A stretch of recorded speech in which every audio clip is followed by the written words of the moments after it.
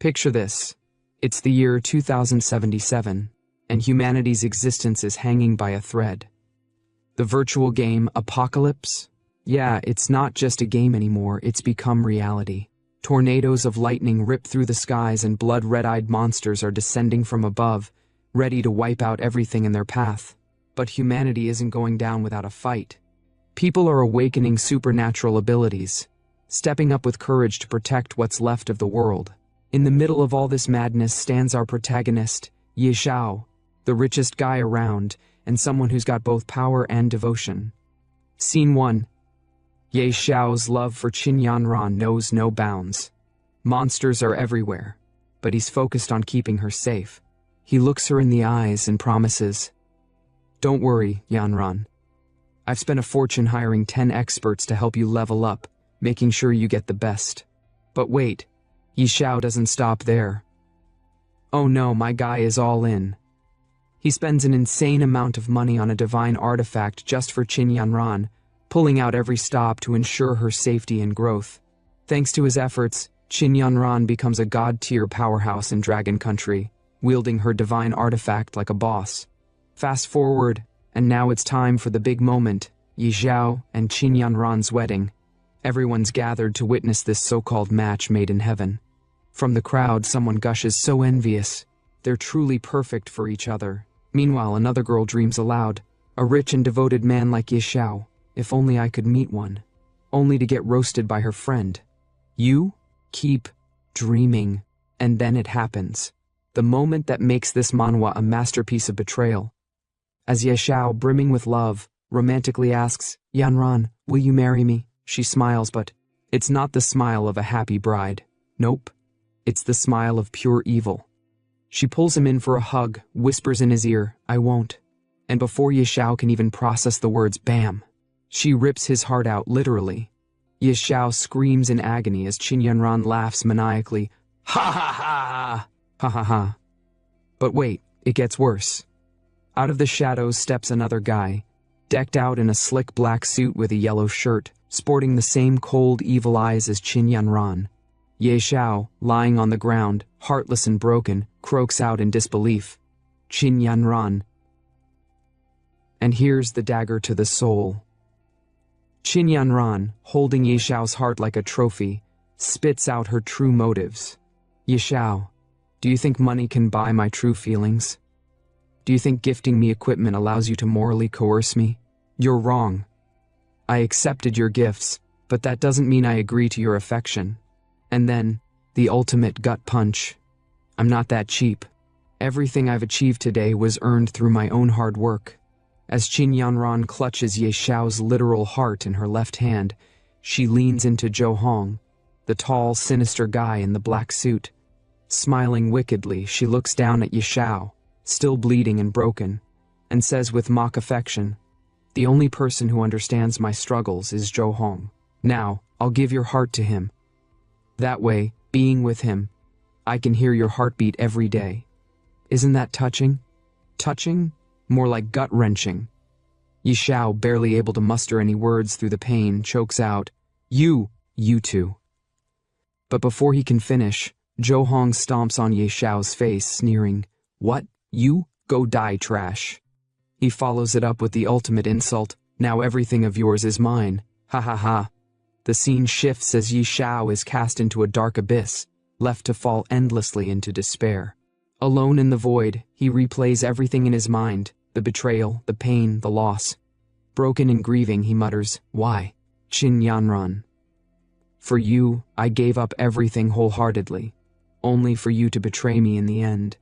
But even as he wallows in sorrow, a spark of rage ignites. Grinding his teeth, he growls, "No, I no longer have a heart, but I won't let it end like this. No way." That's when the transformation begins.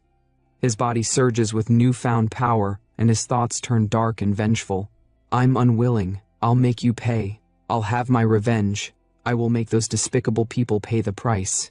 And just like that, the scene flips. Suddenly, Ye Xiao wakes up. Back in time, it's a week before the game Apocalypse begins. He's no longer a victim. He's been given a second chance to rewrite his destiny. Looking around, he realizes the timeline and mutters, Is this reincarnation? I remember now. It's a week before the game starts. There's 200,000 yuan on this card. Qin Yanran's monthly allowance. His expression hardens and a sly smirk creeps across his face. I really have been reborn. Right on cue, Qin Yanran shows up, but this time her venomous words don't faze him. She scoffs. Yi Xiao, are you deaf? Didn't you hear me? Do you think I need your little bit of money? Accepting your money was just me saving your pride and face. Got it? And if that wasn't enough, she delivers the final slap in the face. If you keep clinging to me, don't ever come and find me again. But this isn't the same Yi Xiao. No longer broken, no longer blinded by love, he looks at her with calm, calculated confidence. Qin Yanran notices his demeanor shift and sneers. What? Regretting it already? After her arrogant tirade, Yi Xiao cuts her off with a sharp, biting tone. For my good? How about I go to hell instead? Qin Yanran freezes, completely caught off guard. Nervously, she stammers. What? But Yi Xiao doesn't let up, his voice calm yet laced with cold sarcasm. That must have been so hard for you.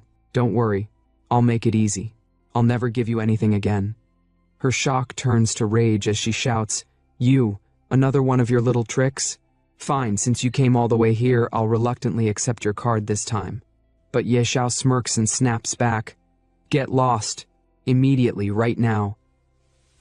Her face twists with fury and she screams, Ye Xiao, how dare you talk to me like this? You'll regret it.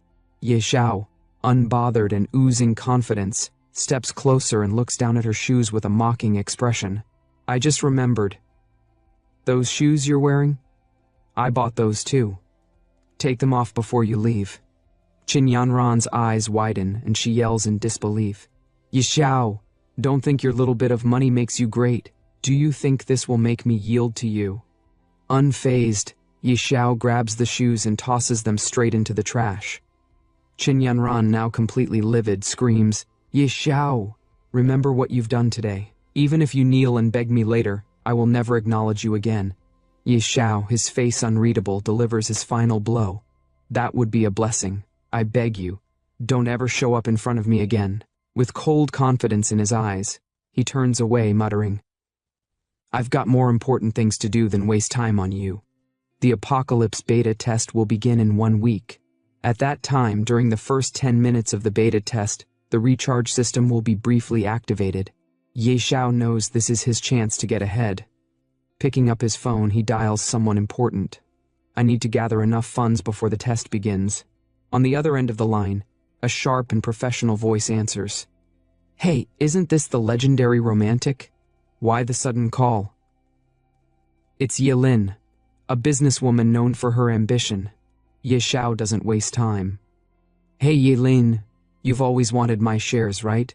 20 billion all at once. Do you want them? Yilin, stunned by the offer, nearly drops the phone. What?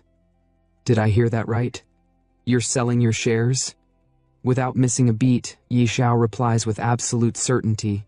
20 billion, not a cent less. Complete all the paperwork within 5 days and transfer the money to my account. With your skills, Miss Lin, that shouldn't be a problem, right? Yilin, ecstatic with her victory, smugly says, Finally, Yi Corporation is mine, haha. But Yi Xiao shuts her down without emotion. Cut the crap. Call me when it's ready. Hanging up the phone, Yi Xiao smirks to himself, the confidence in his voice unmistakable. Next, I'll wait for the Apocalypse beta to arrive. This life, I'll climb the throne alone. A week later, the screen flashes with a dramatic intro. Welcome to the game. This version of the game is in beta. Congratulations on gaining beta access. This test will last for 3 days. The public version will be launched soon. Ye Xiao, now fully immersed in the game, lands in a lush jungle teeming with danger. The wind rustles through the trees as he takes in his surroundings, a smirk forming on his face. That familiar feeling. This is it, the starting point of the Apocalypse game. The words on the screen boldly declare, Apocalypse game begins. As Ye Xiao navigates the starting area, he spots a glowing interface in the air. Tapping it, he begins configuring his character, nickname, Night Xiao. As for my class, The scene cuts to a massive, majestic dragon breathing fire, scorching the battlefield. Beside it, a warrior wielding a divine artifact releases flames just as fierce. Ye Xiao watches with determination in his eyes. He recalls his past experiences and mutters, "Last time a guild was wiped out by a god-tier beast tamer leading a dark abyss dragon." Grinning confidently, he makes his decision. "This time I'm not lacking money or resources. Let's go with beast tamer." The screen flashes as Ye Xiao finalizes his choice. His expression shifts to one of absolute determination, and he clenches his fist with newfound resolve. "Ha ha!" he laughs, the fire in his eyes unmistakable. Now comes the most important moment. With a swift tap, Ye Xiao pulls up the recharge menu. The screen lights up with top-up options, and without hesitation, he selects the highest tier. Let's see who dares to stand in my way this time. The stage is set, and Ye Xiao's rise to domination in the apocalypse game has officially begun. The screen flashes a congratulatory message. "Congratulations, your recharge was successful. 20 billion gold coins have been credited." As the coins and cash rain down around him, Ye Xiao's face lights up with excitement. "Haha, amazing. 20 billion in, and within 3 days. The value of these coins will multiply tenfold." But just as he's soaking in the glory of his newfound wealth, another message appears on the screen. "Congratulations, you're the first player to recharge over 1 billion. The system has unlocked a unique hidden profession reward." A new message pops up. "Hidden profession identified, automatically merging." Ye Xiao's excitement turns to confusion as he watches the screen. Huh? A dark figure with glowing red eyes appears before him. The screen flashes again. "Congratulations. You've obtained a second profession. Wealth." Ye Xiao stares at the message in disbelief. He then looks at his left hand, which is glowing with divine energy, and mutters, "What's this? A hidden profession unlocked by spending too much money? A hidden class? God of Wealth?" Suddenly, a giant red frog materializes before him, causing Ye Xiao to freeze in shock. The frog in a booming voice says to itself, "I didn't expect that it would be a young brat to unlock me." Ye Xiao, nervous and puzzled, looks around. Where did this frog jump out from, he thinks. The frog glares at him and barks, "Insolent! I'm Ebisu, your wealth mentor. You're the 709th god of wealth under my training." Ye Xiao's mind races as he tries to process the absurdity of the situation. Ye Xiao stares at the red frog, his eyes sharp with disbelief. He mutters under his breath, "A toad as a wealth mentor? Do you think you're selling financial products?" The frog responds with a booming voice, "Beat, I'll show you what real wealth is." As the frog speaks, a series of messages pop up on the screen, each detailing Ye Xiao's new abilities. Innate talent. Wealth. Rolling in LV1. The most basic ability of the wealth god is to generate wealth. Gold coins you carry increase by 1% daily. Innate talent penny pincher. LV1. As a wealth god, you reject all losses. Upon death, your gold coins and items will not drop. Innate talent. Extraordinary luck. LV1. They say money brings good fortune. You possess immense wealth and excellent luck. Innate talent, unmatched charm. LV1. Even the ugliest person becomes handsome with generosity. You are incredibly charming. Charm plus. Innate talent power of the wealth god. LV1. As a god you possess divine power. For every 1,000,000 gold coins spent on a random attribute point, up to 100 points daily. Ye Xiao is completely stunned by the overwhelming abilities. His eyes widen, and he exclaims, "What the heck?" After taking in the immense power he now holds, Ye Xiao begins to process everything. No wonder it's a hidden class, so many innate talents, but none of them seem offensive. The frog responds, "You just don't get it. Any one of these wealth god talents can bring immense riches." Ye Xiao ponders this as he looks at one of his abilities. Innate talent, wealth rolling in LV1. The most basic ability of the wealth god is to generate wealth. Gold coins you carry increase by 1% daily. Wealth rolling in? Gold coins. That means with my current wealth of 2.2 billion, I'd earn an extra 22 million daily. The frog adds, "And with the power of the wealth god, You could earn 22 free attribute points daily. Do you realize what that means? The screen pops up again with another message. Innate talent, power of the wealth god. You possess divine power. For every 1,000,000 gold coins spent, plus own random attribute point, up to 100 points daily.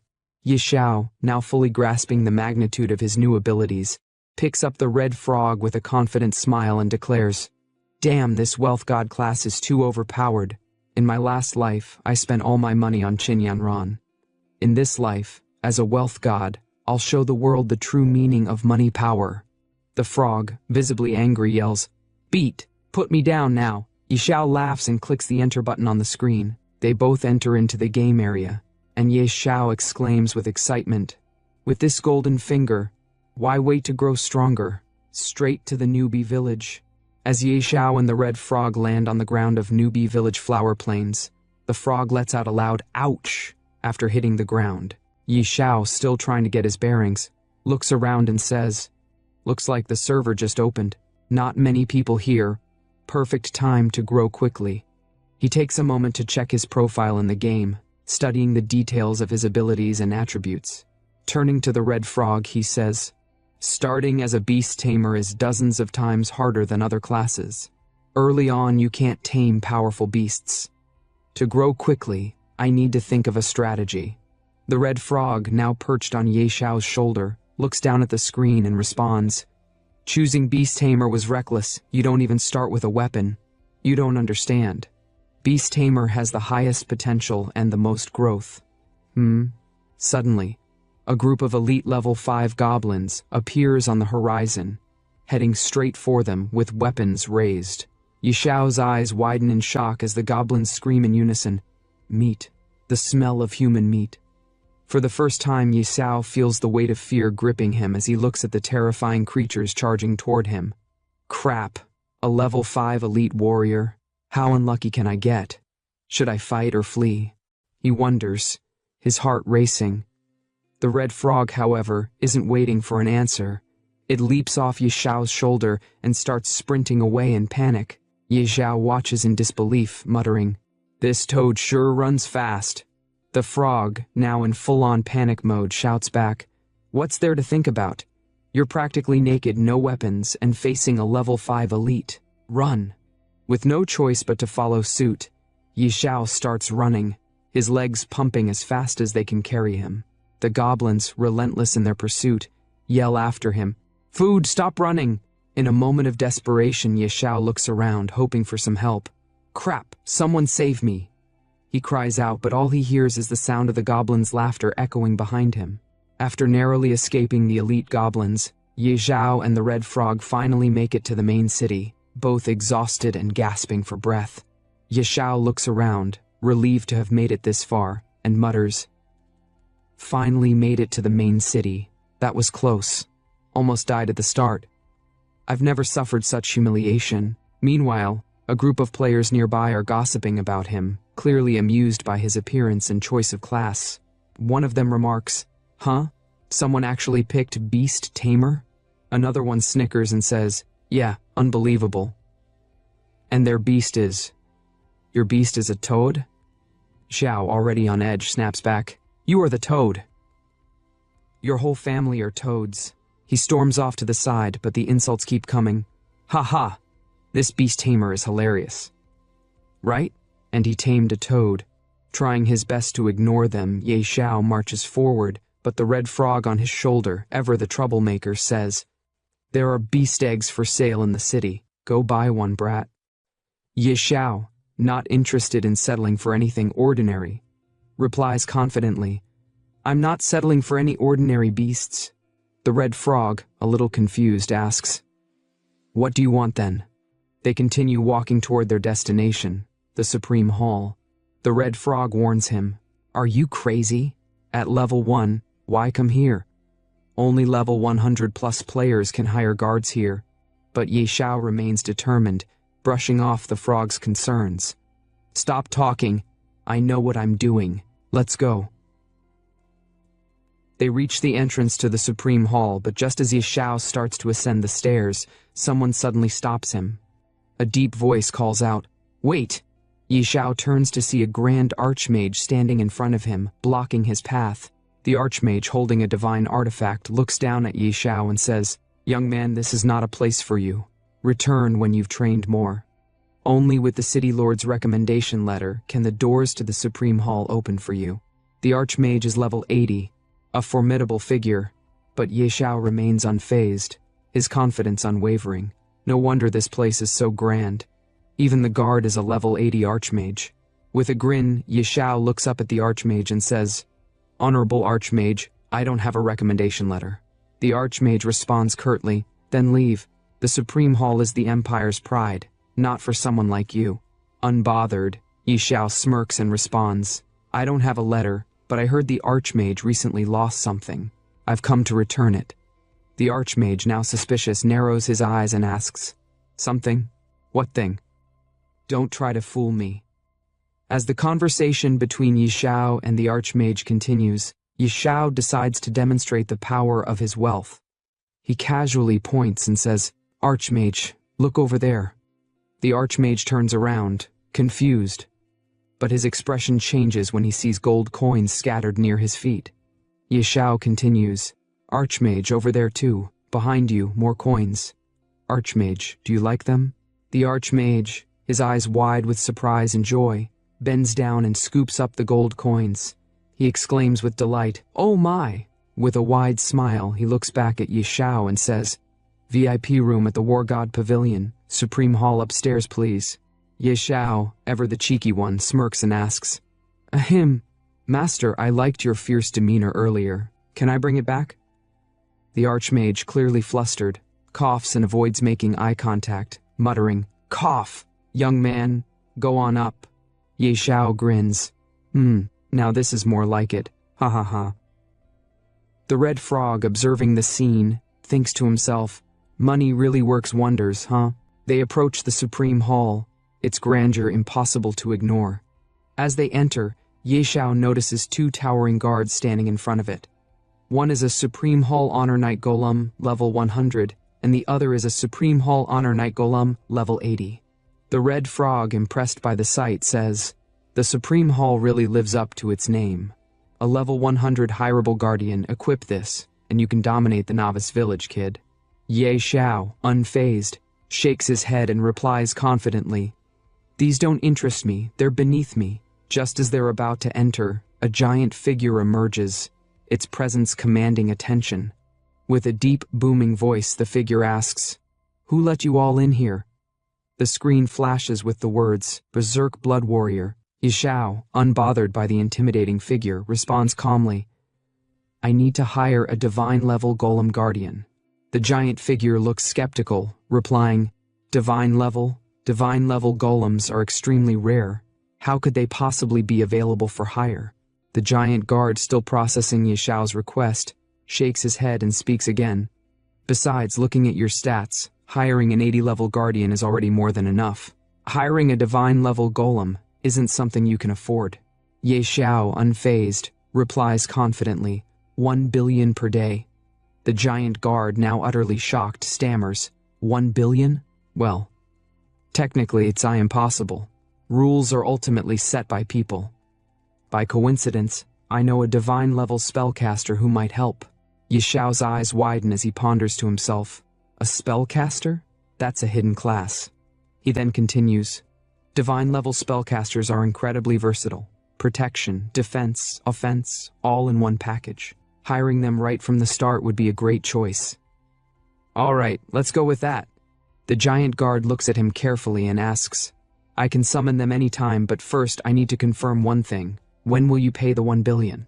Yi Xiao, with a confident smile, responds, "Let's sign the contract now, and I'll pay whenever needed." The giant warrior nods. "Then there's no issue. Once the contract is signed, I'll summon them right away." After signing the contract, Yi Xiao exclaims, "Perfect, the sooner the better. I'm on a tight schedule." Moments later, a beautiful woman in a red dress, holding a divine artifact, materializes before them. Her presence is awe-inspiring, and she exudes a powerful aura. She introduces herself with a smirk. "Oh, it's a handsome young man. I'm Dolores, a divine-level spellcaster." According to the contract, I'll follow your orders for the next 24 hours. Ye Xiao, visibly stunned by her sudden appearance, thinks to himself, her level's too high. I can't view her details at all. He then looks at her, trying to regain his composure, but his nerves show as he speaks. Nice to meet you, Senior. I've hired you mainly to tackle a very difficult. Dolores, amused by his nervousness, giggles and interrupts. Difficult? What hard dungeons could there be in the novice village? Goblin King, or maybe his entire family. All of them are a wave of my hand away from defeat. Ye Xiao, now slightly embarrassed but determined, says, Let's not waste time, I'll leave this to you, Senior. Dolores smiles. Easy. Lead the way. The scene then shifts to a demonstration of Dolores's immense power. She effortlessly dispatches wave after wave of goblins, casting powerful fireballs that incinerate them with ease. As the goblins fall, a bystander watches in awe, thinking to himself, Whoa, are those damage values? Did someone just beat their enemies into revealing phone numbers? Another character, witnessing the destruction, screams, Destroy them! Take out all these goblins! They nearly killed me earlier. As Ye Xiao and the Red Frog make their way through the scene, the chatter around them intensifies. 3 characters stand nearby, discussing the unexpected sight they've just witnessed. One of them exclaims, Am I seeing this right? That guy's partnered with a spellcaster? These damage numbers are insane. Another one, looking puzzled, asks, Doesn't seem like a spellcaster. They don't display a level. Is it a hack? The third character responds with certainty, There's no such thing as hacks. Must be a high-level NPC hireling. That spellcaster. Meanwhile, the system announces Ye Xiao's progress with a series of level-up notifications. Ding! Congratulations. Your level has successfully risen to level 10. You've earned 10 attribute points for free allocation. Ding! Congratulations. You are the first player in Novice Village 9527 to reach level 10. You've earned an additional 10 attribute points. Ding! Congratulations. You are the first player worldwide to reach level 10. You've earned 50 bonus attribute points and the title Spend Ascender. The Red Frog, surprised, remarks, Kid, you've hit level 10 already? The highest among other players isn't even beyond level 5. The screen shifts to another system announcement. Ding. World announcement. Players successfully reached level 10, unlocking the level leaderboard. Night Sorrow has. Ding. World announcement. Player Night Sorrow. In the distance, characters watching the announcement react with astonishment. One of them exclaims, What the heck? It hasn't even been a full day, and someone's already level 10? Who is this Night Sorrow? Another player says, Seems like it's that person.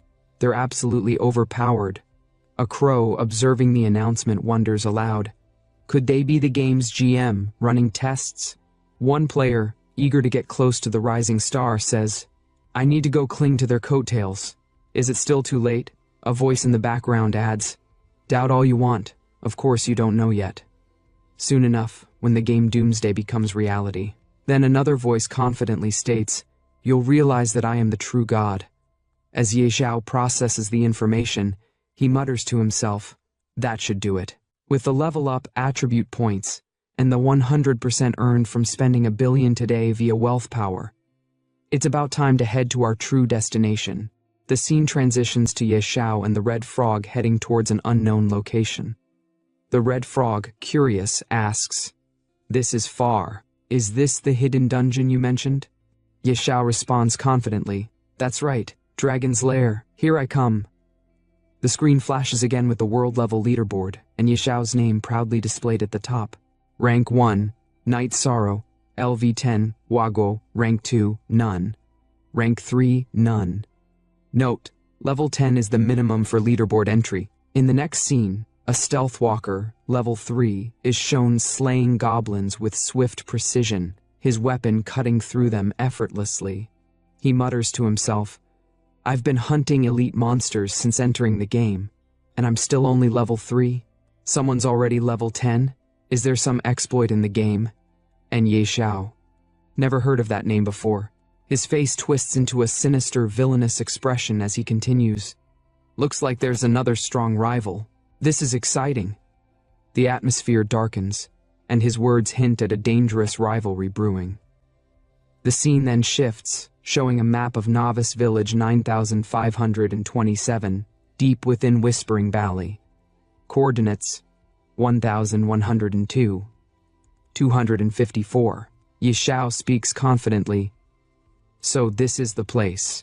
He approaches a stone, his hand glowing with divine power, and with a surge of energy, he shatters it. As the stone crumbles, the screen reveals a magnificent dragon kingdom. A warning appears. Ding! This area is extremely dangerous. Leave immediately. The divine spellcaster Dolores observes the scene with a mix of awe and concern. How is this possible? Such an overpowering aura. How could a dragon reside here? There's actually a hidden dungeon. Kid, how did you even find it? She pauses, clearly uneasy. If it's a dragon, I'm not confident I can handle it alone. Ye Xiao reassures her, his confidence unwavering. I'm not dumb enough to fight a dragon. Let's go in and take a look first. As they enter the dungeon, Ye Xiao begins explaining the history of a past adventurer. Years ago, a level 100 berserker accidentally triggered a hidden quest to explore the dragon's lair. He discovered the dungeon entrance was actually hidden in Novice Village. At the time, no one believed him. Everyone thought it was impossible for a high-level dungeon to exist in Novice Village, so he had to venture in alone. He never returned. The Red Frog, intrigued, asks, "So how did you know?" Ye Xiao grins. "I bought his battle footage at a high price, and discovered there's a rare dragon egg inside this dungeon." The spellcaster grows nervous, her eyes widening in disbelief. Stealing a dragon egg? That's harder than slaying a dragon. Kid, are you messing with me? The frog echoes her concern. What? A dragon egg? Don't tell me you're actually planning to steal it. Despite their doubts, Ye Xiao remains as confident as ever. Sister Tao, you're a god-tier sorceress. Don't be so modest. He gives his explanation. Look, it's just a dragon. Sister Tao, the great god-tier sorceress, could take it down in seconds. The screen flashes with a new skill. Holy Judgment Radiant Dragon Tier. The party gazes in awe at the sight before them, a massive dragon, lying atop a mound of gold coins, its eyes glimmering with power. The atmosphere is thick with tension, but Ye Xiao's determination remains unshaken as they prepare for what's to come. The scene intensifies as the spellcaster, visibly terrified, gazes at the radiant dragon and says with a quiver in her voice, "A tier 5 dragon. Good thing I brought a teleport scroll." The Red Frog, equally anxious, quickly chimes in, "You go in first. I'll wait outside the cave." Ye Xiao, ever the confident hero, looks to the spellcaster and asks, "Sister Tao, do you think we can manage?" She looks back at him with concern, shaking her head. A tier 3 dragon alone could destroy an entire guild. This radiant dragon is one of the top-tier dragons.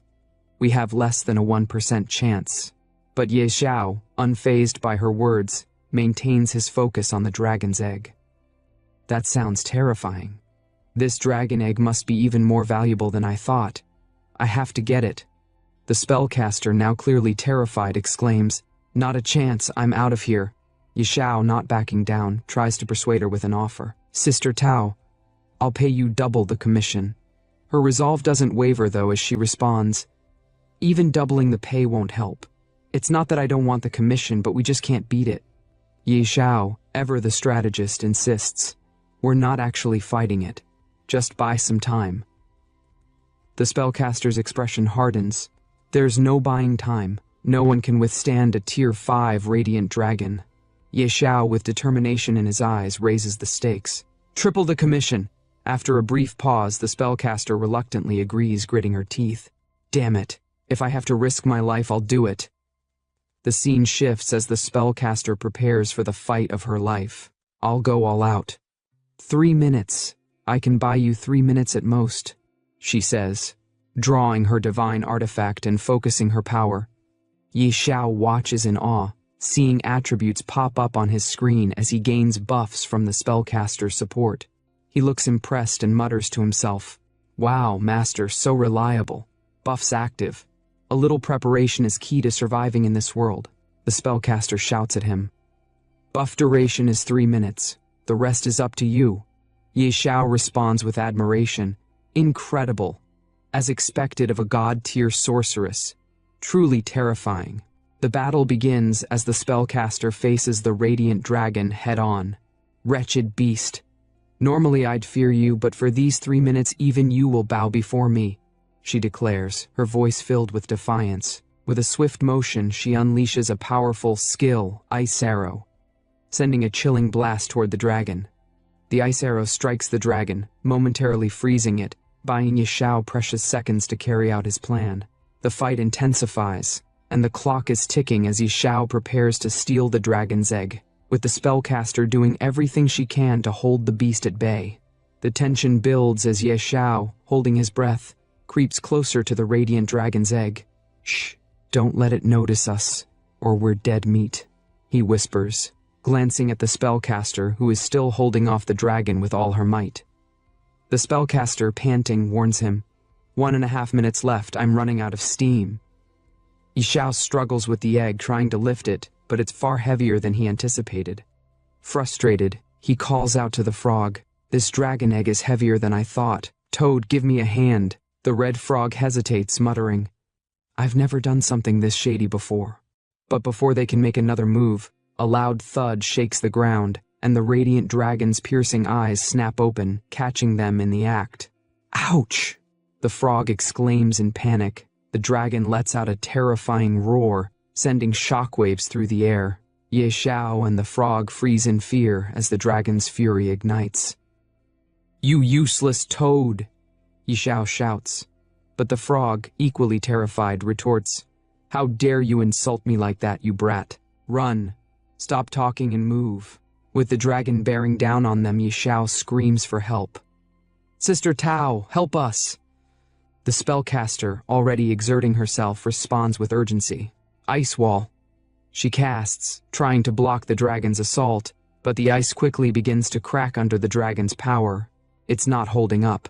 Then, with a flash of divine energy, she casts a more powerful spell. Skill. Dragon King's Breath.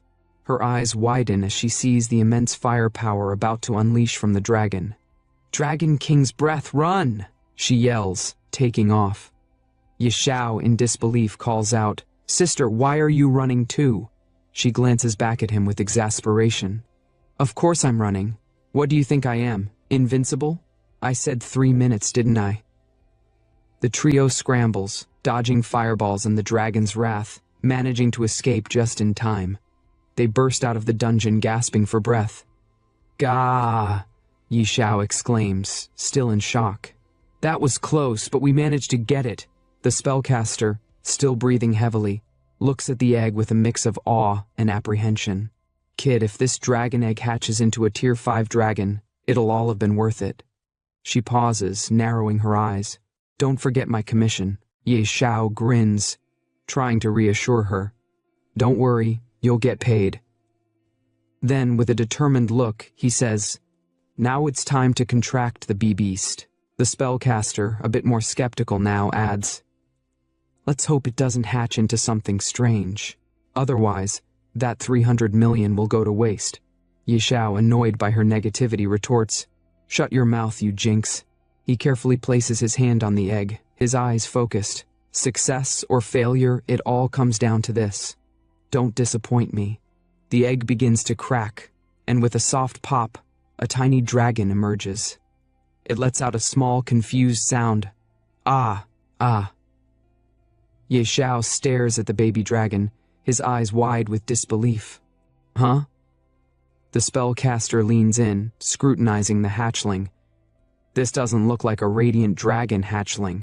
Ye Xiao frowns. Why does the color seem off? The baby dragon, now fully out of its shell, blinks up at them. It scales a strange mix of colors that don't quite match the radiant dragon they expected. Ye Xiao and the spellcaster exchange uncertain glances, unsure of what they've just unleashed. Here's part 2 of the Manhwa breakdown you've been waiting for.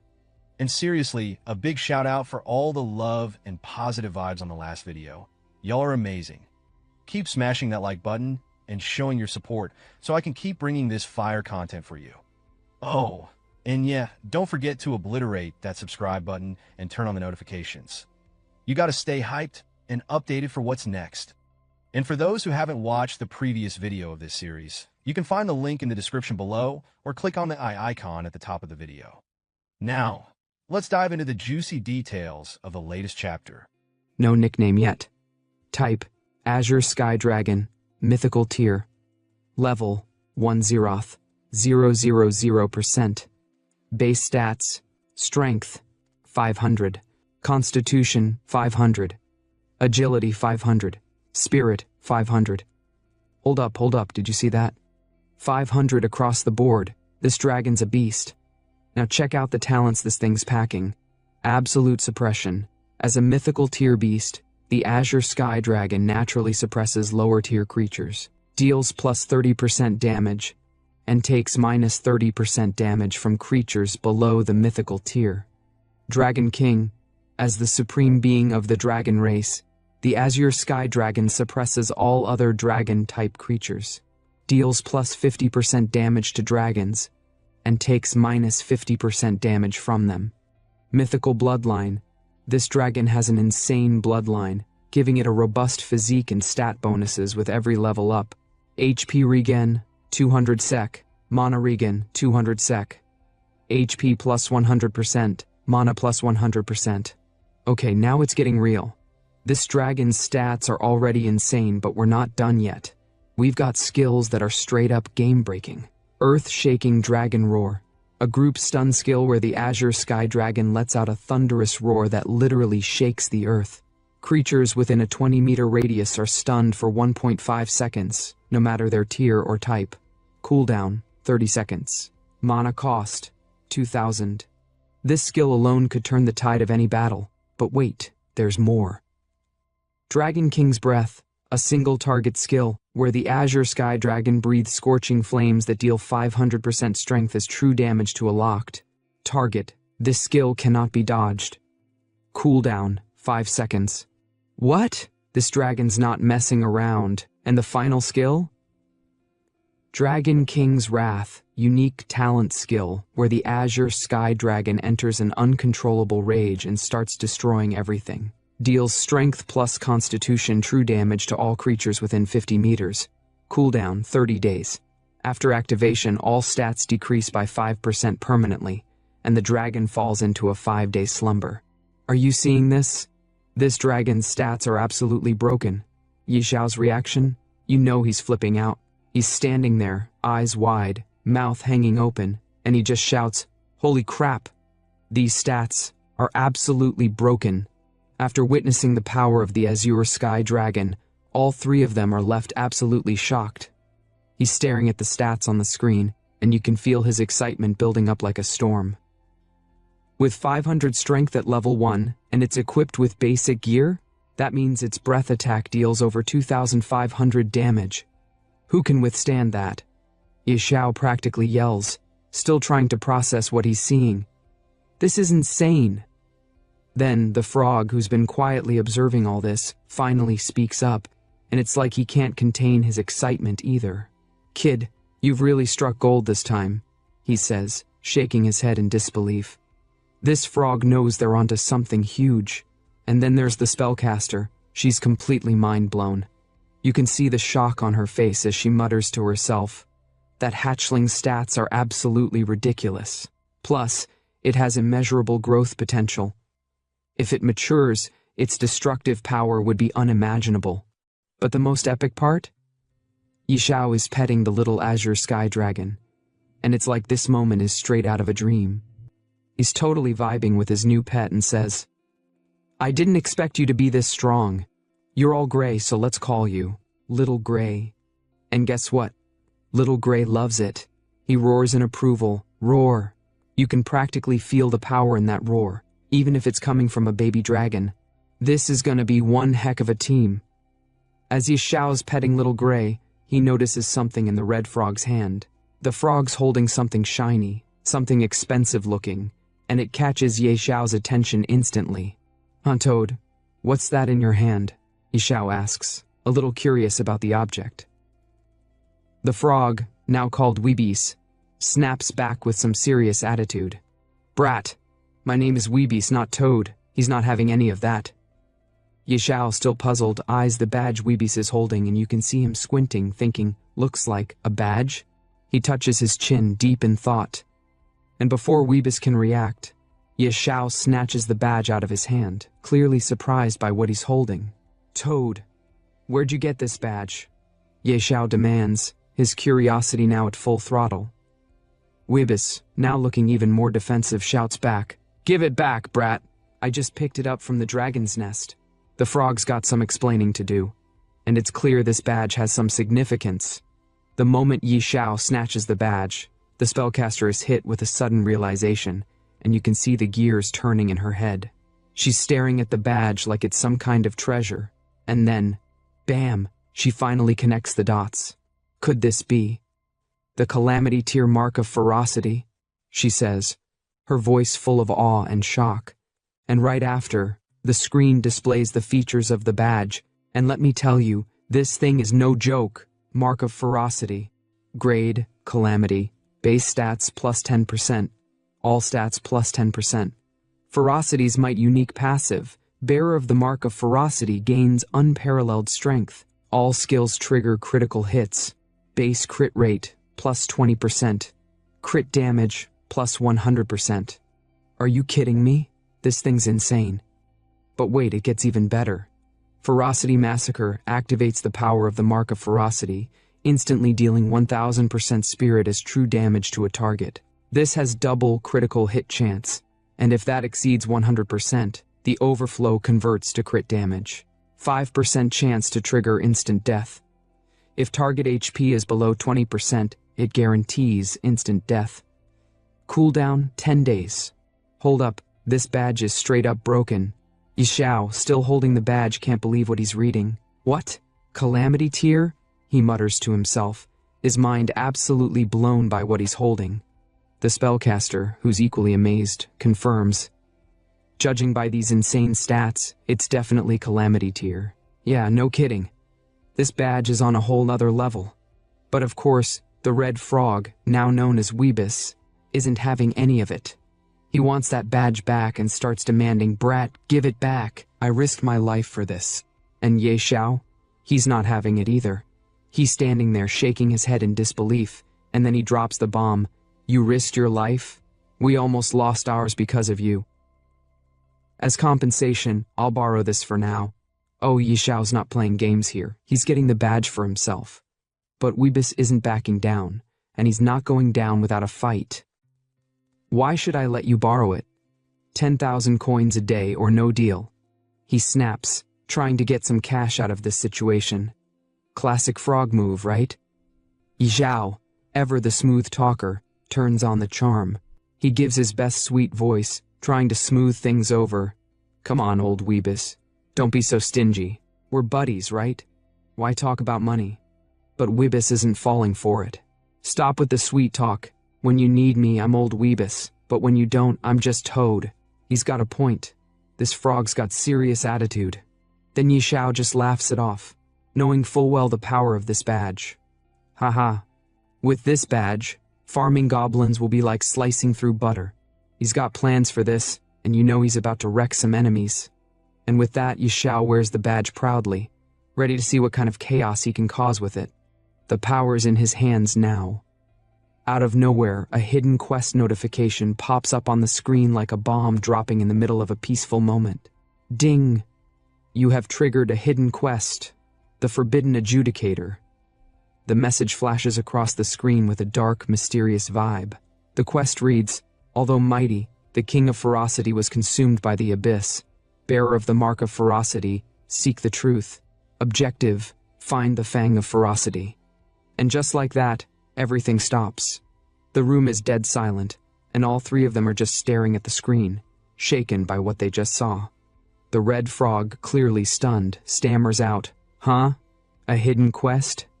He's as surprised as anyone. Yishao, still processing everything, rubs his chin and mutters, Seems like it. Find the Fang of Ferocity? What's that? He's lost, but his curiosity is piqued. That's when the spellcaster, the walking encyclopedia, steps in to explain the mystery. What? You don't know the Fang of Ferocity?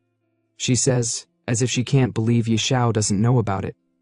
It's a god-tier assassin dagger, forged from the fangs of the abyssal beast. It's one of the most explosive weapons ever made. Looks like there's some connection between the mark of ferocity and the fang. As she's talking, the screen flashes a picture of a warrior holding the dagger. It's massive, gleaming with power, and there's a huge dragon looming in the background. This is some serious gear. Then, just as things are about to get intense, a new message pops up on Ye Xiao's screen, and it completely changes the mood. Ding, player, Ye Xiao. Your daily game time has reached its limit. You will be forcibly logged out in minutes. Ye Xiao's face falls. He's not ready to log out yet, but the game's got its rules. Ugh, my time's up. Guess I'll have to log out, he mutters, clearly frustrated that he can't keep going. But the spellcaster, ever the professional, just shrugs it off. With a flick of her magic, she opens up a portal to exit. Who knew a hidden dungeon in a starter village would take this long? Well, Peachy sister, I'm off. Hit me up if anything comes up, be sure to prep your coins. Ye Xiao, smiling as always, gives a quick nod. All right, brother Yi, later. And just like that, the portal closes with a flicker of light. Now it's Ye Xiao's turn to log out, and before he does, he's deep in thought. The Doomsday game is still in beta, and hasn't fully merged with reality yet. Better rest up. Don't want my body breaking down. You can tell he's thinking about the balance between the game and reality, knowing that he needs to be ready for whatever comes next. The next day at Ye Xiao's home, it's a whole new world. The gaming community is on fire, with chaos everywhere. The game is taken over, and people can't stop talking about it. Virtual game Doomsday has taken over the gaming community, topping discussion charts. The buzz is crazy, and it's like the world's been turned upside down. But not everyone's loving the game. Some are seriously frustrated. One player screams, WTF? This game is so hard. I played all day, my hands are killing me, and I'm only level 2. I died 3 times, and if I keep dying, my stats will reset. They're furious, and you can feel the frustration in their voice. Another player, absolutely angry about the difficulty, rants. Damn devs made it this tough. Who can even play this?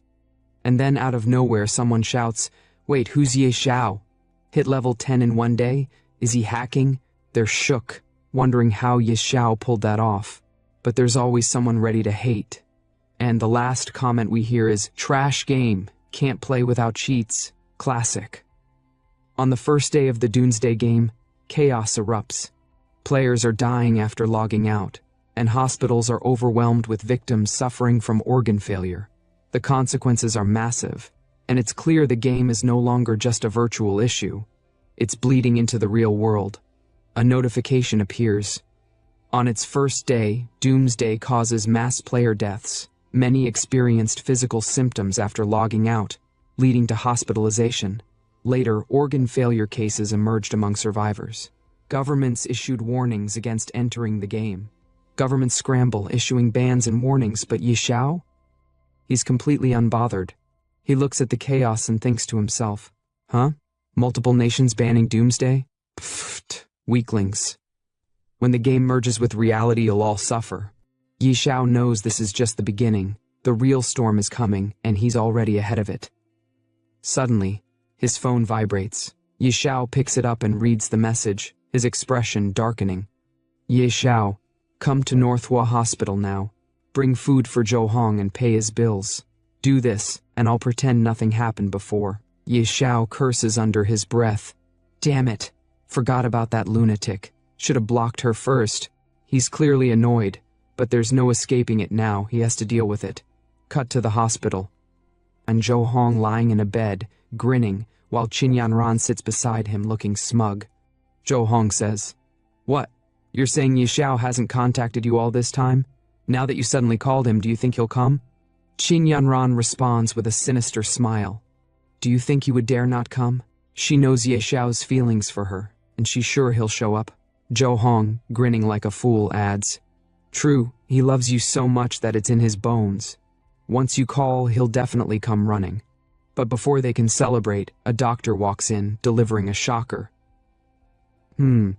Patient in room 17, you can be discharged early. Please settle the bill first. Chin Yanran and Zhou Hong are shocked. Why the early discharge, they ask. The doctor answers. Our hospital is now overwhelmed with patients suffering from organ failure, just like you, caused by playing a game called Doomsday. We're currently short on beds.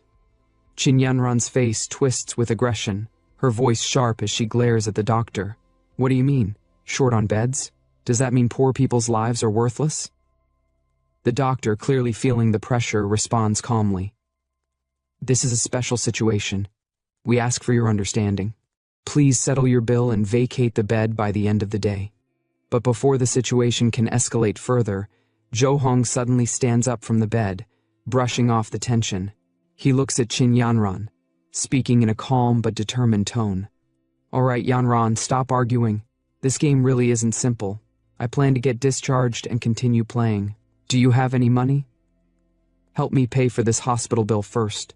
Chin Yanran's expression shifts to something sad, but her voice is calm as she responds. I don't have money.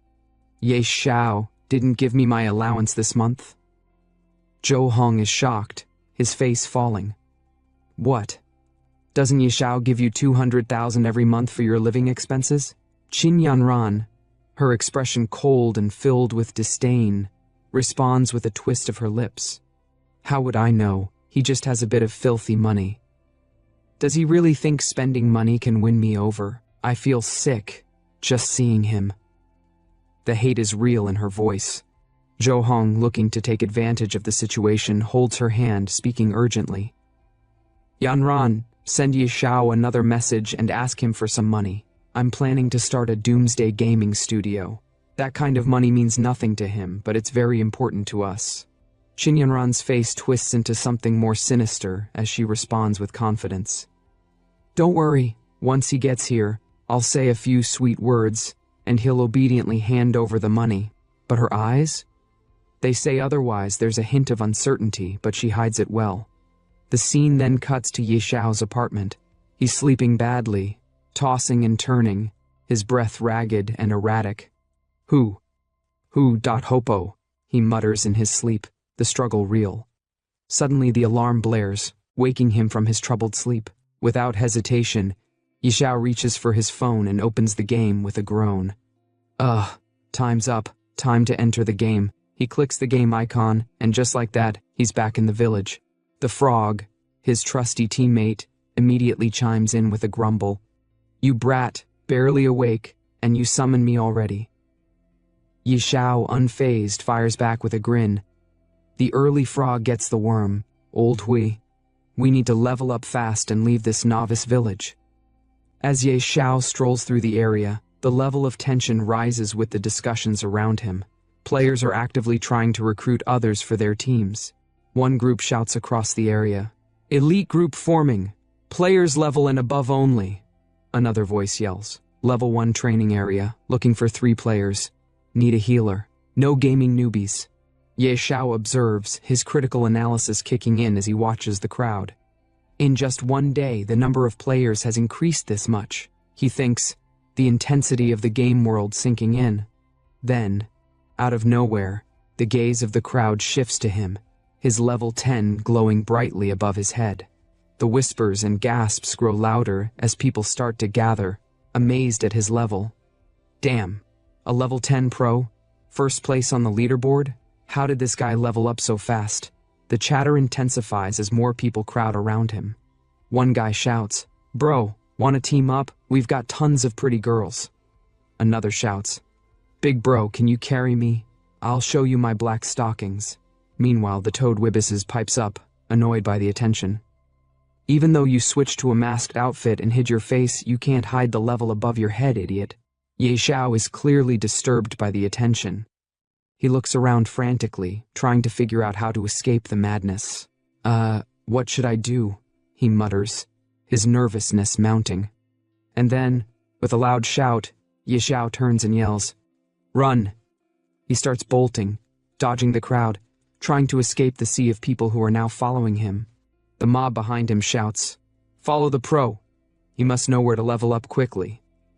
"Yeah, let's stick close to him. The chaos grows as Ye Xiao sprints, desperate to find some peace and escape the horde of eager followers. As Ye Xiao sprints ahead, desperately trying to shake off the growing crowd of players trailing him, Wibis calls out to him with urgent annoyance. "Don't slow down. Move faster, or they'll catch us." I didn't think this many people would be running. The tension mounts as Ye Xiao pushes forward, the sound of his feet pounding against the ground growing louder. Suddenly, they reach a high-level training area, specifically designed for players level and above. The chasing crowd halts, eyes wide with fear at the dangerous monsters ahead. One player, his voice trembling, says, "We can't keep chasing behind him." Up ahead is a level 10 trial zone. "The monsters there will destroy us." Another player quickly agrees. "Yeah, it's too risky. We can't go in." Then another voice scoffs and says, "What? Is the great Ye Xiao going to take on the trial alone?" Someone else chimes in, disbelief in their voice. "Alone? No way, that's suicide." Meanwhile, Ye Xiao and Wibis manage to escape the crowds, finally reaching a safe zone surrounded by monstrous walls. Wibis, his voice filled with relief, says, "Finally, we lost them." Ye Xiao, still focused, replies with confidence, "They're not stupid. They wouldn't dare come here." The trial zone is now in front of them. With an opening guarded by a warrior holding a massive sword, Ye Xiao approaches and surveys the area, speaking to himself. "All right, this is the spot." The guard, eyeing Ye Xiao with skepticism, grunts.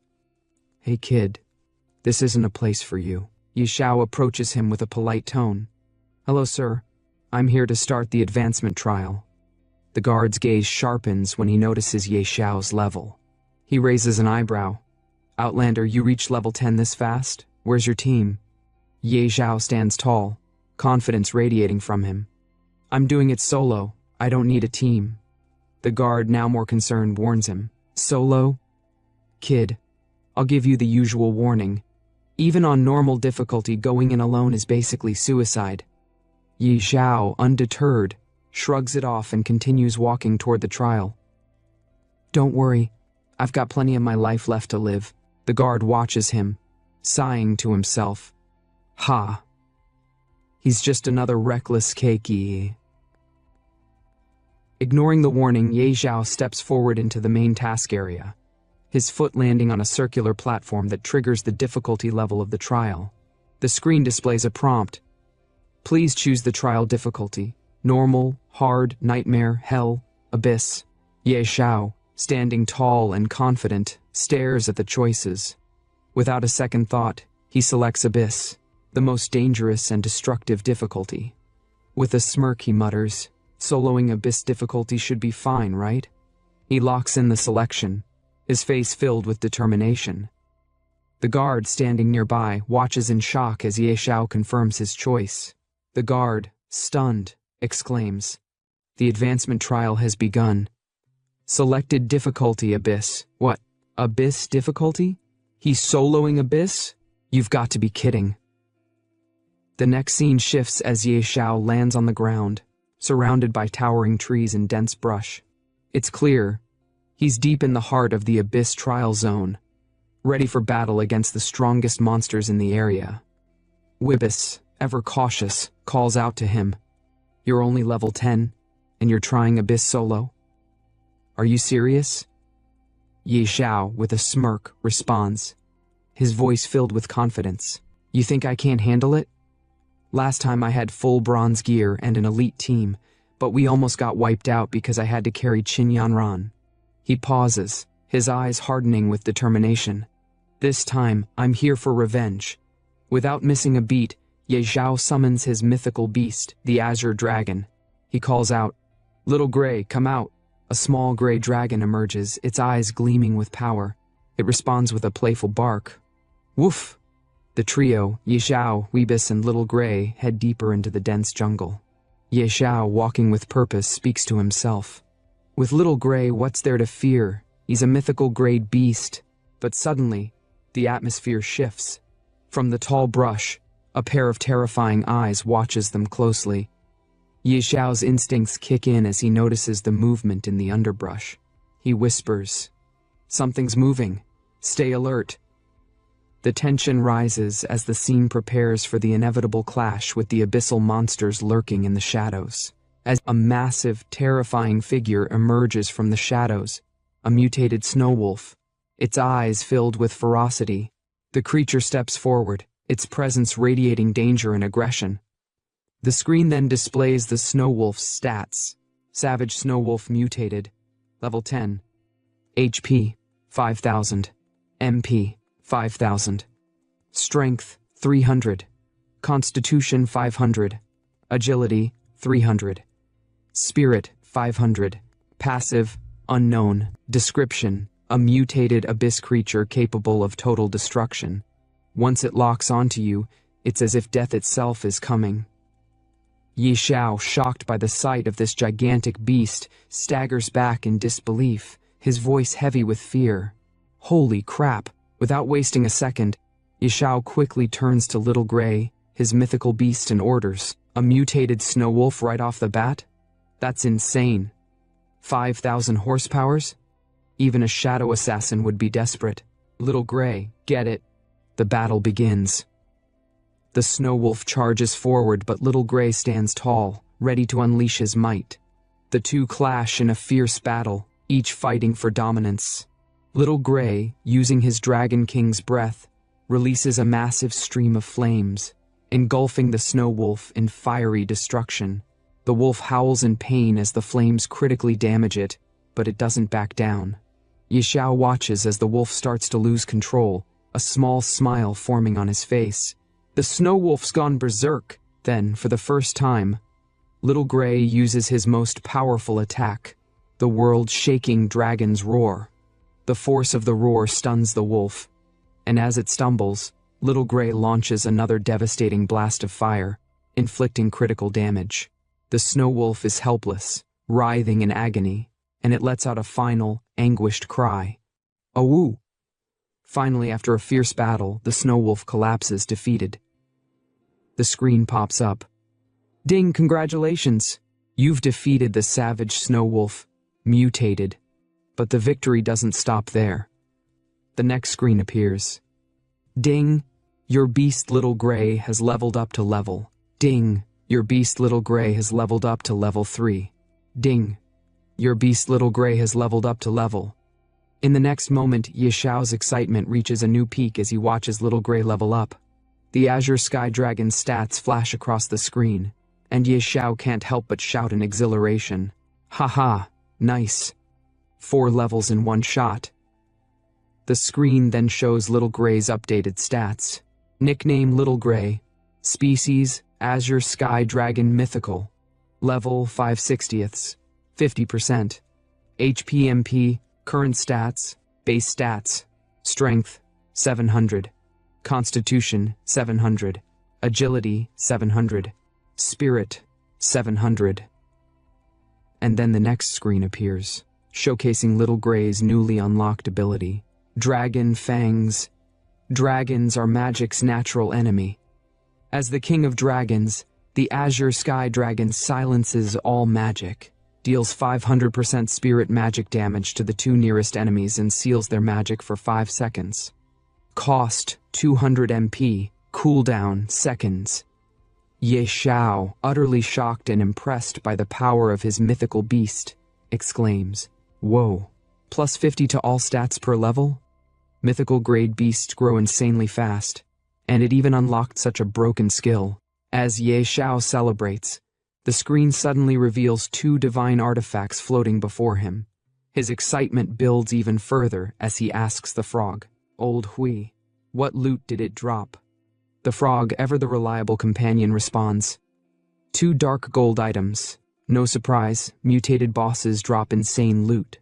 The artifacts displayed are Snow Wolf Bow, grade, dark gold, effect unidentified, and Blood Wolf Fang Dagger, grade, dark gold, effect unidentified. Ye Xiao eagerly grabs the weapons, his happiness apparent as he touches them. "Ahaha, this is amazing. This is so much better than my last life. Ha ha ha." But just as he revels in his victory, a dark figure watches them from the shadows, its presence ominous. Suddenly, A huge black tiger emerges from the darkness with a terrifying roar. The screen displays its stats. Abyssal Tiger Demonized. Level 10, HP 8000, Strength 400, Constitution 800, Agility 300, Spirit 500. Passive Unknown. Skill Unknown. Description: a twisted creature born from the abyss. Its power is overwhelming. If it targets you, death is close behind. Ye Xiao, once again shocked by the appearance of another terrifying foe, mutters, "Huh, is that a demonized monster?" The abyssal tiger locks its gaze on them, and Ye Xiao immediately commands Little Gray. "Little Gray, go." And with that, the final battle begins, as the two ferocious creatures charge toward each other in an epic clash. Ding! Congratulations! You have completed the Abyss trial. Congratulations! After an intense 1-hour battle, Yi Xiao slumped to the ground, completely out of breath.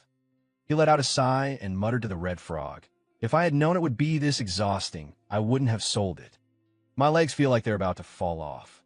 Hearing that, the red frog chuckled and replied, "Well, I've already picked up several pieces of equipment. Once I return to the city, I should be able to make a decent amount of gold." In front of them, a shield and a sword lay on the ground, glinting under the dim light. Yi Xiao stroked his chin, thinking for a moment, then smirked. "Who said we're heading back? Up ahead is where we can challenge the trial boss. I came here to take it down." The red frog's eyes widened in shock. "You're not joking, right? Even after all the monsters we've defeated, Xiao Hui is only level 7. Are you sure it can handle the boss?"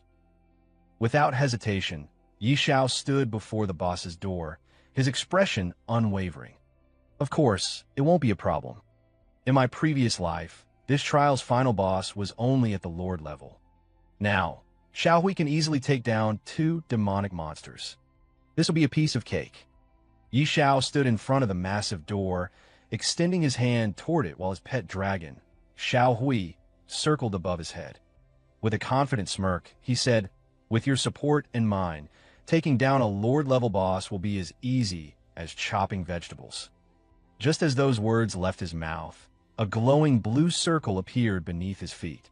In an instant, time blurred, and when he came to, he was already inside the boss room, walking up a long flight of stairs.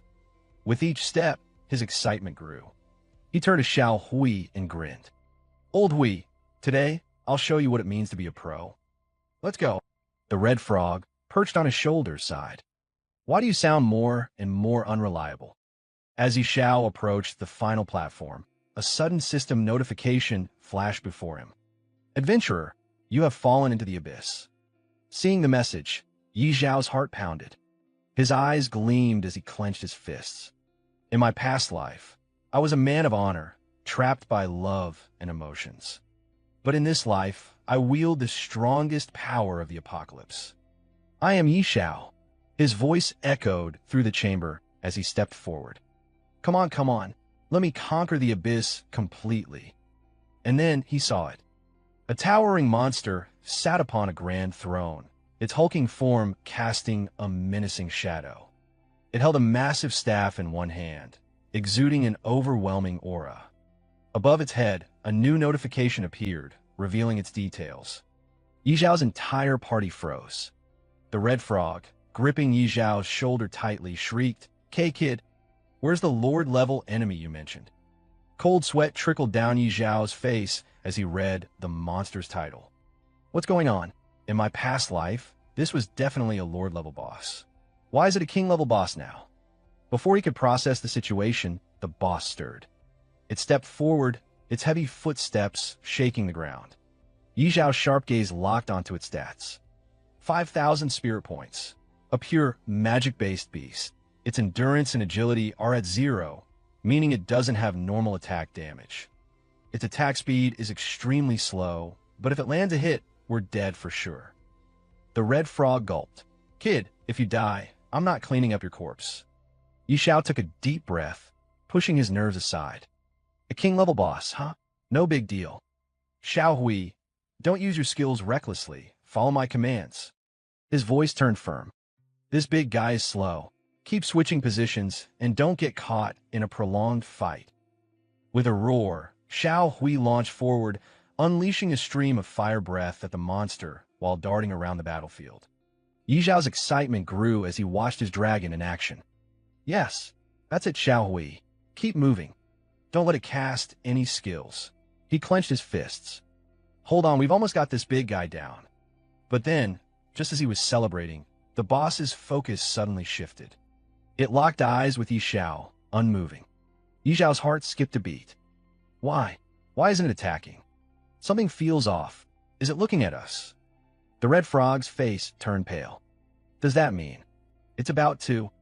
Before they could finish the thought, the boss roared and began preparing a devastating attack. Dodge quickly, the red frog screamed. Do you even need to say that? Yi Xiao shouted back, already leaping away. Boom! A massive explosion engulfed the spot where he had been standing just moments ago. Yi Xiao barely had time to react before another attack came flying past him, shaking the entire chamber. His face was drenched in sweat. Why is this thing only targeting me? Desperate, he shouted at Xiao Hui, hurry up and save me. The boss didn't let up, relentlessly pursuing him. As Yi Xiao dodged attack after attack, he gasped, I can't hold on much longer. Then, in the nick of time, Xiao Hui reappeared in front of the boss and unleashed another fire breath attack. The impact sent the monstrous creature crashing against the chamber walls with a deafening boom. Yi Xiao slumped to the ground, panting. If this thing doesn't die soon, I'm the one who's going to collapse from exhaustion. The red frog, still trembling, groaned. Next time you want to challenge a place this dangerous, can you not drag me along? As Yi Xiao caught his breath, a familiar chime echoed through the room. A new notification appeared before him. Ding! Congratulations! You have completed the Abyss trial. Congratulations! Your beast, Xiao Hui, has reached level 10. Congratulations! As the first adventurer to complete the Abyss trial, you have received a reward, +5 to all attributes. Yi Xiao, still drenched in sweat, stared at the panel before glancing at the red frog. With a teasing smirk, he said, Old Hui, I didn't expect you to be such a coward. The red frog scoffed. And you're not afraid of dying? Then why were you running so fast? Ignoring the jab, Yi Xiao approached the fallen boss's body and grinned. Finally done. Now let's see what loot we got. At the same time, outside the dungeon, a world announcement echoed across the game. System announcement. Player Yi Xiao from Xian Nation has completed the Abyss trial, becoming the first adventurer in history to pass it. He has obtained the legendary title Abyss Envoy. This is hereby announced to all players. The sudden announcement sent shockwaves through the gaming world. Players all over the world reacted in confusion and disbelief. Abyss trial? What kind of dungeon is that? One player muttered. Wait, someone actually cleared the Abyss trial? Isn't that supposed to be impossible? Another exclaimed. No way. This is a global first clear announcement. Someone else shouted in astonishment. Meanwhile, in a small village, a crowd of players gathered in front of the world ranking board, their eyes glued to the newly updated rankings. A young man stared at the board before turning to his companion. A globally top-ranked player from our Xian Nation. Beside him, a sharp-eyed boy, Xiao Qi, squinted at the leaderboard, then looked at his partner. And he's the only name listed here. This guy is no ordinary player. The first boy nodded. Xiao Qi, investigate him. Xiao Qi immediately responded, got it. Player for Beginner Village 9527. Based on analysis, he's likely from Jiang City. Hearing that, the boy's expression turned serious. Jiang City? Send someone immediately to investigate. A blonde-haired man standing behind them saluted. On it. At the same time, in front of another ranking board, a young couple stared at the leaderboard in shock. Someone's already level 10. And it's only the second day, the girl murmured. Her boyfriend scoffed. Not just that, he's from the same beginner village as us. That couple was none other than Yan Ran, Yi Zhao's ex-girlfriend, and her new boyfriend. The boy's eyes gleamed with ambition as he turned to Yan Ran. Yan Ran, if we can connect with this pro player and form a team, we'll definitely rise to fame. By then, even rich second-generation kids like Yi Xiao will only be able to look up to us. Yin Ran folded her arms, unimpressed. Do you really think being good at a game will help you reach the pinnacle of life?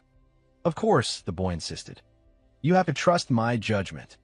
His expression turned slightly panicked as he inched closer to her. By the way, didn't I ask you to invite Yi Xiao to join the game and help us level up? He's rich and a gaming expert. We'd skyrocket in no time. Yin Ran rolled her eyes and turned away. I'm not contacting him. If you want to go ahead. I'm not that shameless.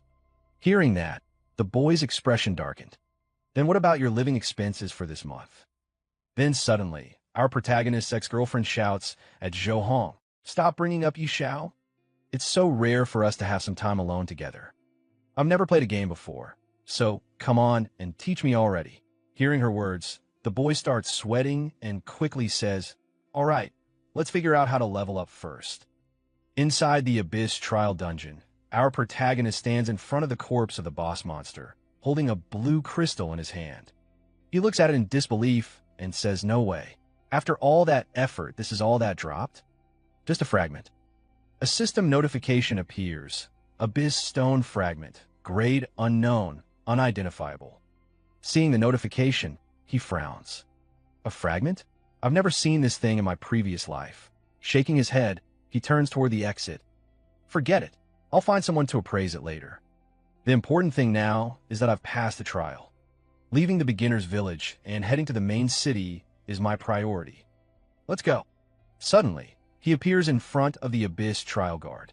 The moment the guard sees him stepping out of the portal, his eyes widen in shock. Impossible. Absolutely impossible.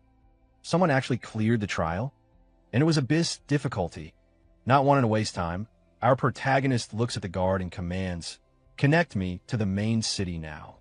I need to leave this beginner's village. The guard, still in disbelief, quickly summons a door in front of him and says, Got it. Then, looking at him with admiration, he continues, Respected warrior, congratulations on passing the trial. You are now granted a guide token, allowing you to freely enter and leave the main city. Hearing the guard's words, our protagonist responds respectfully, Thank you. Much appreciated. The guard then hands him a box and adds, Additionally, since you clear the Abyss level advancement trial, you are entitled to an epic item, Badge of Valor. Looking at the box, our protagonist's eyes gleam with excitement. Not bad. A commemorative item. He picks up the badge inside the box and examines it. All attributes enhanced. Not bad at all. A notification pops up. Badge of Valor.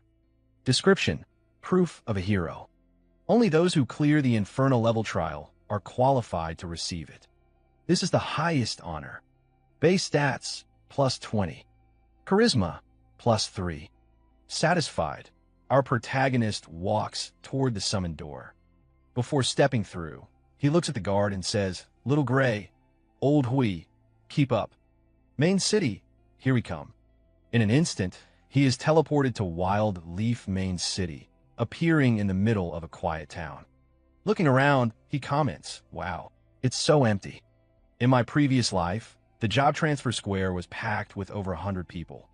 Coming early really makes a difference. At the same time, the red frog beside him speaks. So this is Wild Leaf Main City. Without wasting time, our protagonist starts walking and says, Let's go. We need to find Beast Master Gyudol. Hearing that, the red frog looks confused. Beast Master? You already have a beta, so why look for him? Our protagonist laughs. You'll find out soon enough. He wanders through the city, eventually arriving at his destination. In front of a small house, a man sits on a chair. Looking at him, our protagonist smirks. Here it is. Approaching the man, he respectfully says, Respected mentor, I would like to transfer my job. Without even looking at him, the man scoffs. If you want a job transfer, find someone else. Don't bother me. Undeterred, our protagonist insists, I want to transfer to the hidden class, Beast Whisperer. No one else can handle it. Hearing that, the man finally looks at him with a serious expression. Do you think just anyone can become a Beast Whisperer? Prove your strength first. Go to the outskirts and bring me 100 eyes from those demon wolf cubs. A system notification appears. Ding, Gyudol has issued you the quest. Eyes of Demon Wolves. Head to the outskirts, defeat 100 elite demon wolves, and bring their eyes back to Gyutol. Seeing the notification, the red frog turns to our protagonist. How did you even know about this hidden class quest? With an arrogant smirk, our protagonist replies, "No way am I wasting my time killing 100 elite monsters." Hearing that, Gyutol scoffs. What a useless fool. If you can't even handle it, get lost and stop wasting my time. But our protagonist smirks and confidently replies, "You've misunderstood. I don't think I need to kill any demon wolves. These items should be enough to prove my strength." Then our protagonist shows the man the badge he got from the trial guard. Seeing this, the man's eyes widen in shock. Is that an epic badge of valor? With one hand in his pocket and the other holding the badge, our protagonist smirks. That's right, a badge of valor. The man, now visibly excited and shocked, exclaims, "I can't believe it. Someone so young has already cleared the Inferno-level advancement trial." But our protagonist corrects him with a smirk.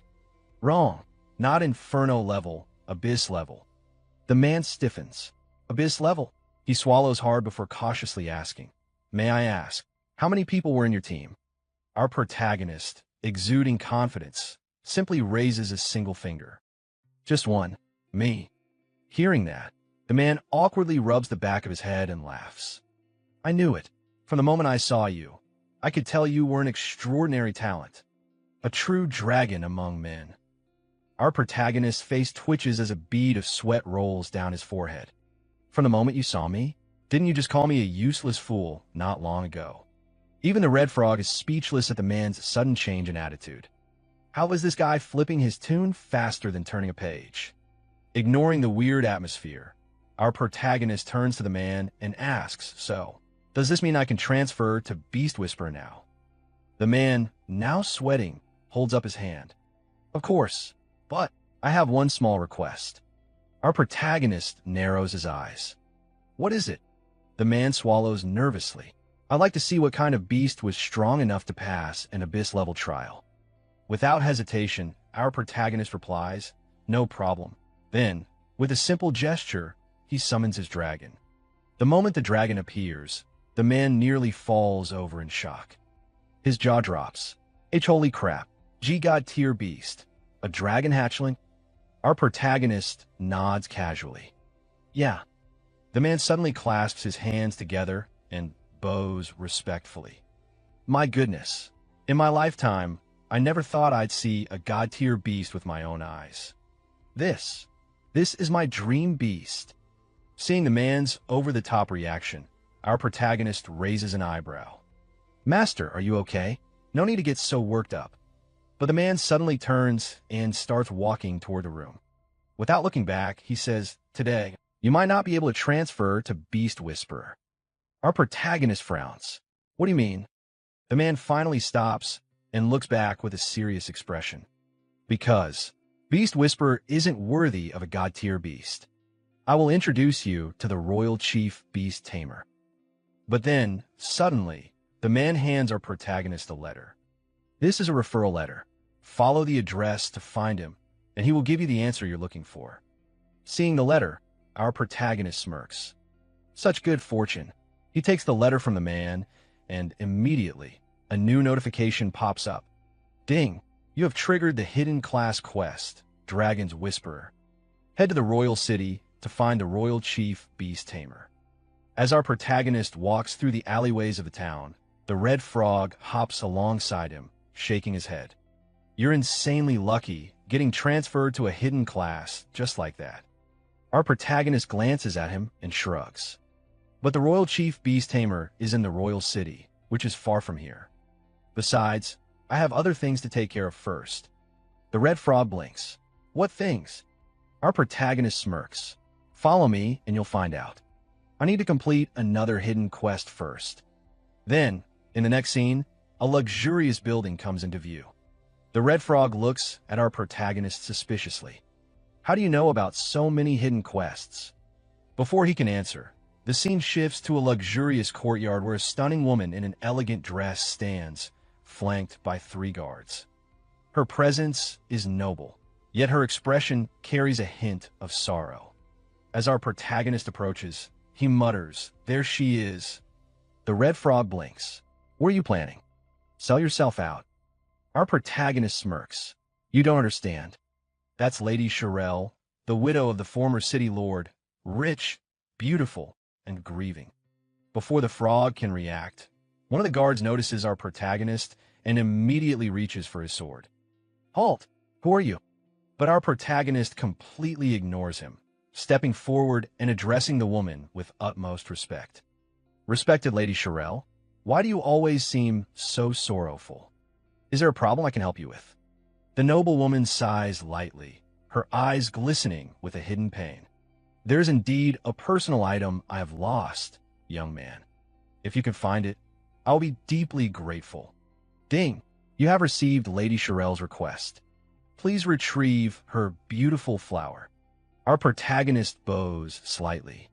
"Rest assured, my lady, I will take care of this for you." The red frog's eyes widen. "Another hidden quest? What kind of cheat code are you running?" The red frog hops beside our protagonist as they walk through the city. But the flower Lady Shirelle is looking for should be in a garden or outside the city. "Why are we wandering around town?" Our protagonist smirks. "What do you know?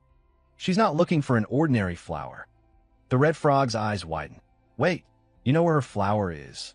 Stopping in front of a small shop, our protagonist nods. "Of course, it's right here."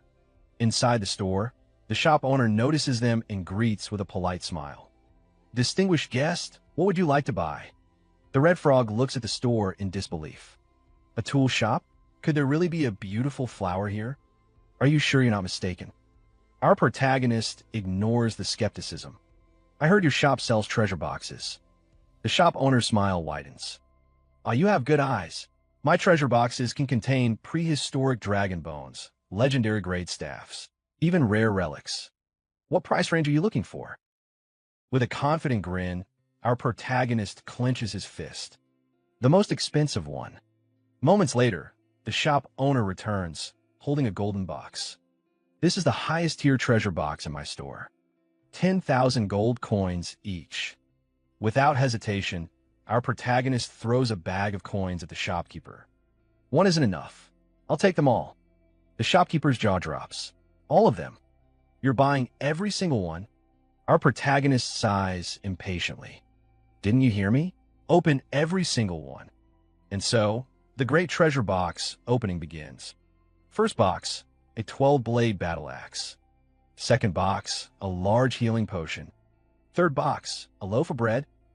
1 hour later, the store is in chaos. Open boxes are scattered everywhere. The shopkeeper, sweating, holds up the last unopened box. "Honorable guest, out of 100 treasure boxes, only one remains." Without hesitation, our protagonist gestures. "Open it." The box lid creaks open, revealing a crystal rose. Ding! You have obtained beautiful flower. Our protagonist wipes the sweat off his forehead. Finally, it really is a beautiful flower. Grabbing the rose, he turns to his companion. "Laowi, let's go." Scene transition, a majestic bathroom. A luxurious bathtub, filled with scented water, reflects the glow of chandeliers. A stunning woman relaxes inside, rubbing her arm as steam rises around her. "Do you think someone will actually find that flower for me?" "Wait, what am I seeing here? My eyes. Don't stare too hard, or they might pop out." Ahem, back to the story. A maid stands nearby, holding a silk towel. "Of course, my lady. With your charm, luck is always on your side." Just then, another maid rushes into the room, panting, excitement mixed with disbelief. "Madam, a young man is outside asking for an audience. He says he's brought the flower you requested." The noblewoman gasps. "What?" Suddenly, she stands up from the bath, everything on full display. And I won't lie, this scene is a blessing. Her voice trembles. "Someone actually found it for me." Scene transition, outside Lady Shirelle's mansion. Our protagonist waits, arms crossed. The guards return and bow to the noblewoman. "Madam, this is the young man who possesses what you were looking for." Lady Shirelle's gaze lands on him. eyes filled with curiosity. Young man, you really found what I wanted. With a confident smirk, our protagonist presents a golden box. Genuine and authentic, my lady. Please take a look. She carefully opens the box. Upon seeing the crystal rose, her lips curl into a delighted smile, and a faint blush spreads across her cheeks. Wow, it truly is the beautiful flower. I've searched for it for so long, and today I finally... She suddenly looks back at our protagonist, warmth in her expression. Pardon my rudeness, I was simply overwhelmed. Young man, you have helped me greatly. What reward would you like? Money? A rare artifact? Our protagonist, keeping his composure, replies in a calm voice. Beautiful lady, I'm not interested in money or artifacts.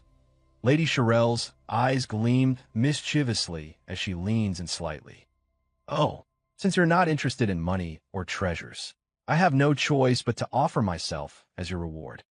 Error. System overload. Our protagonist's face turns red in an instant. What? In broad daylight. Is she serious? This is too much. Who could handle this? Before things escalate, he quickly raises a hand. Madam, you misunderstand. I only need you to help me obtain a citizen status. Lady Shirel chuckles, resting her hand lightly on her cheek as she gazes at our protagonist. You little rascal. So, all you wanted was citizenship? That's too easy. At the same time, a notification pops up. Ding. Due to your noble actions and outstanding charm, Lady Shirel's favorability plus 20. With a satisfied smile, Lady Shirel turns to one of her maids. Elisa, prepare the paperwork and bring my seal. The maid nods respectfully. Yes, madam. Our protagonist watches with anticipation, then speaks up. I have another request. I'd like to purchase property in Windleaf City and settle down. He hands Lady Shirel a map, and she raises a curious eyebrow. Oh, buying property? So you don't want to wander around anymore? That's a stable choice. She studies the map, her eyes narrowing slightly as she spots the marked location. Wait, the West District? You must be joking. That's not exactly a bustling area. Are you sure you want to buy here? With unwavering confidence, our protagonist responds respectfully. Esteemed lady, I am certain of my decision. I hope you can assist me in making the connections. I'd be very grateful. Lady Shirel sighs, shaking her head. All right, I will arrange for someone to contact a real estate agent in the West District. Our protagonist bows slightly. Many thanks, Lady Shirel. From his shoulder, the red frog snickers.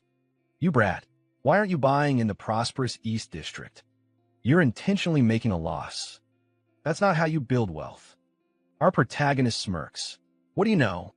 He then leans in slightly, explaining in detail. Of course, you wouldn't understand. Soon, Windleaf City will be attacked by strange creatures. Under the assault of powerful beings, even the current city lord will fall in battle. The East District, being the wealthiest and most densely populated, will take the heaviest damage. But the West District, sparsely populated and overlooked, will suffer the least. After the chaos, it will become the most functional and valuable area in the entire city. The red frog blinks in shock. What kind of monster plans their real estate investments based on future destruction? Our protagonist just smirks. How could I ever make a losing investment? The scene shifts to a grand room where a man sits across from our protagonist. Lady Shirel stands gracefully beside him, watching with amusement. The man looks at our protagonist and says, Lord Nightsia, the real estate contract for your purchase has been finalized. You have acquired 340 residential units and 184 commercial properties, totaling 1.2 billion gold coins. When would you like to make the payment? Our protagonist casually replies, I got all that for just 1 billion? I can pay right now. The man waves his hand with a satisfied smile. Pleasure doing business with you. He then walks away, leaving Lady Shirel to hand over another set of documents. She smiles.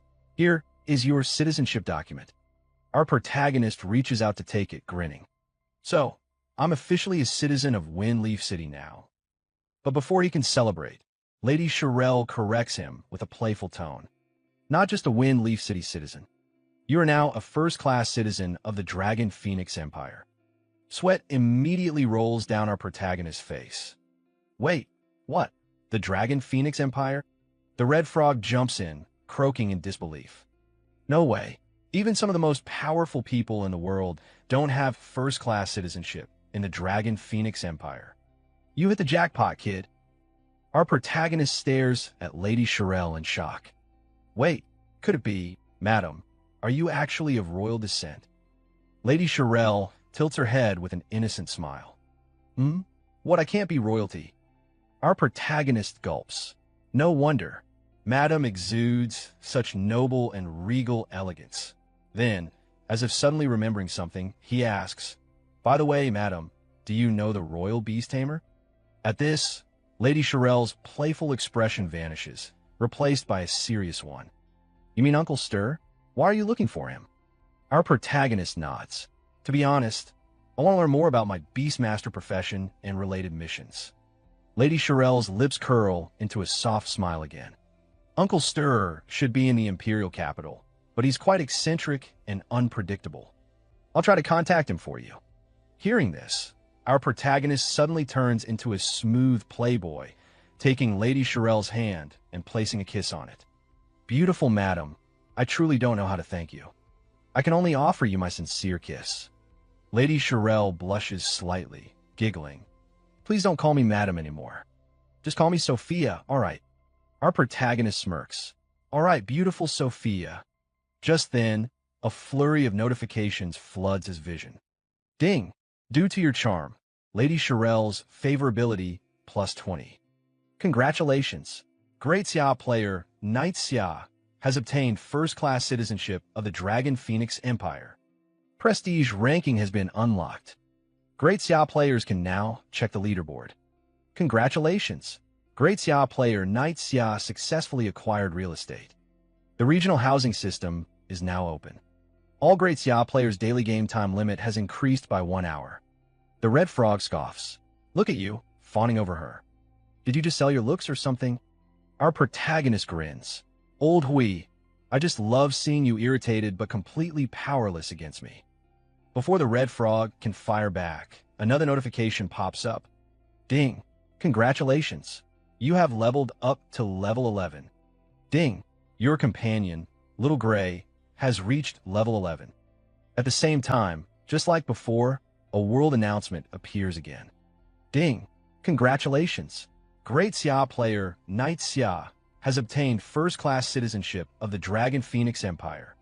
Prestige leaderboard has been unlocked. Great Xia players can now check the rankings. Congratulations! Great Xia player Knight Xia successfully purchased real estate. The Great Xia regional housing system is now active. All Great Xia players' daily game time limit has increased by 1 hour. As always, players explode with excitement. What the hell? First-class citizenship? A housing system? Is this game even real? Another player jumps in. Wait, all Great Xia players just got an extra hour of game time? That's insane. From another group, someone shouts, Damn, what is this first-class citizen thing? What rank are we then? Third class. A frustrated teammate groans. Being a nobody in real life is bad enough. And now I'm a nobody in the game too. What were the devs even thinking? Someone else snaps back. Stop complaining. Does anyone even know who the developers are? Meanwhile, the scene shifts to our protagonist's ex-girlfriend's group. A male teammate turns to her in disbelief. Oh my god, Knight Xia is already level 11 and even a first-class citizen. That's insane. She crosses her arms. Yeah, pretty impressive. But his name is kind of weird. Then suddenly, she sighs and slumps to the ground, muttering, if we had a top player like him leading us, we'd probably be level 4 or 5 by now. She looks at her struggling team and adds, unlike now, where we can't even kill a single slime. But before she can continue, a green-haired girl glares at her and scoffs. From your tone, are you unhappy with our team? A white-haired girl joins in, rolling her eyes. You've done nothing but still gained levels just by tagging along, and you're still not satisfied? Then a black-haired man snorts, yeah, if you don't like it, you can leave.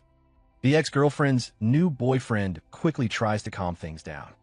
Everyone, it's a misunderstanding. My friend didn't mean it that way. Sorry about that. But she's already angry. Fine. I'll leave. Who cares? She stands up and storms off, dragging her boyfriend with her. Johan, we're leaving. Her boyfriend stares at her, confused. Yenra, what are you doing? As the couple walks away, someone from their ex-team sneers. You think just because you're a little pretty, you can act like a princess now? The boyfriend sighs, looking at his girlfriend. Great, now it's just the two of us. How are we supposed to level up? But Yinran glares at him. You said you'd help me level up, but when they all insulted me, you didn't defend me. Do you even care about me? The boyfriend massages her shoulders, trying to smooth things over. All right, I was wrong.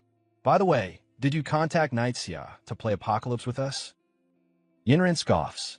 Why should I contact him first? But her boyfriend clasps his hands together, pleading. All right, you have your pride. But just this once, do it for me. Reach out to Nightsia and ask him to help us level up. She crosses her arms, smirking. Since you're begging me, I'll consider it. She checks the time. It's getting late anyway. I'll message him after I log off. Her boyfriend grins, waving at her. Great. Yinran, I'll be waiting for good news. As Yinran logs out, she turns back with a smug smile. See you tomorrow. I'm logging off. Inside her real-life bedroom, Yinran stretches and smirks to herself. Even though Night Xia's way of throwing money around is a bit crude, I can't completely blame him. She picks up her phone, lying on her bed. All right, I'll take the initiative one more time. She quickly types out a message to our protagonist. Night Xia, I'm playing a game called Apocalypse.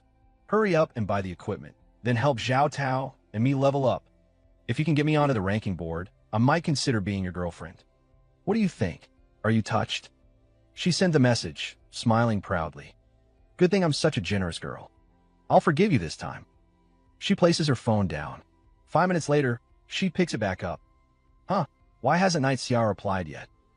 Checking her messages, her eyes widen in shock.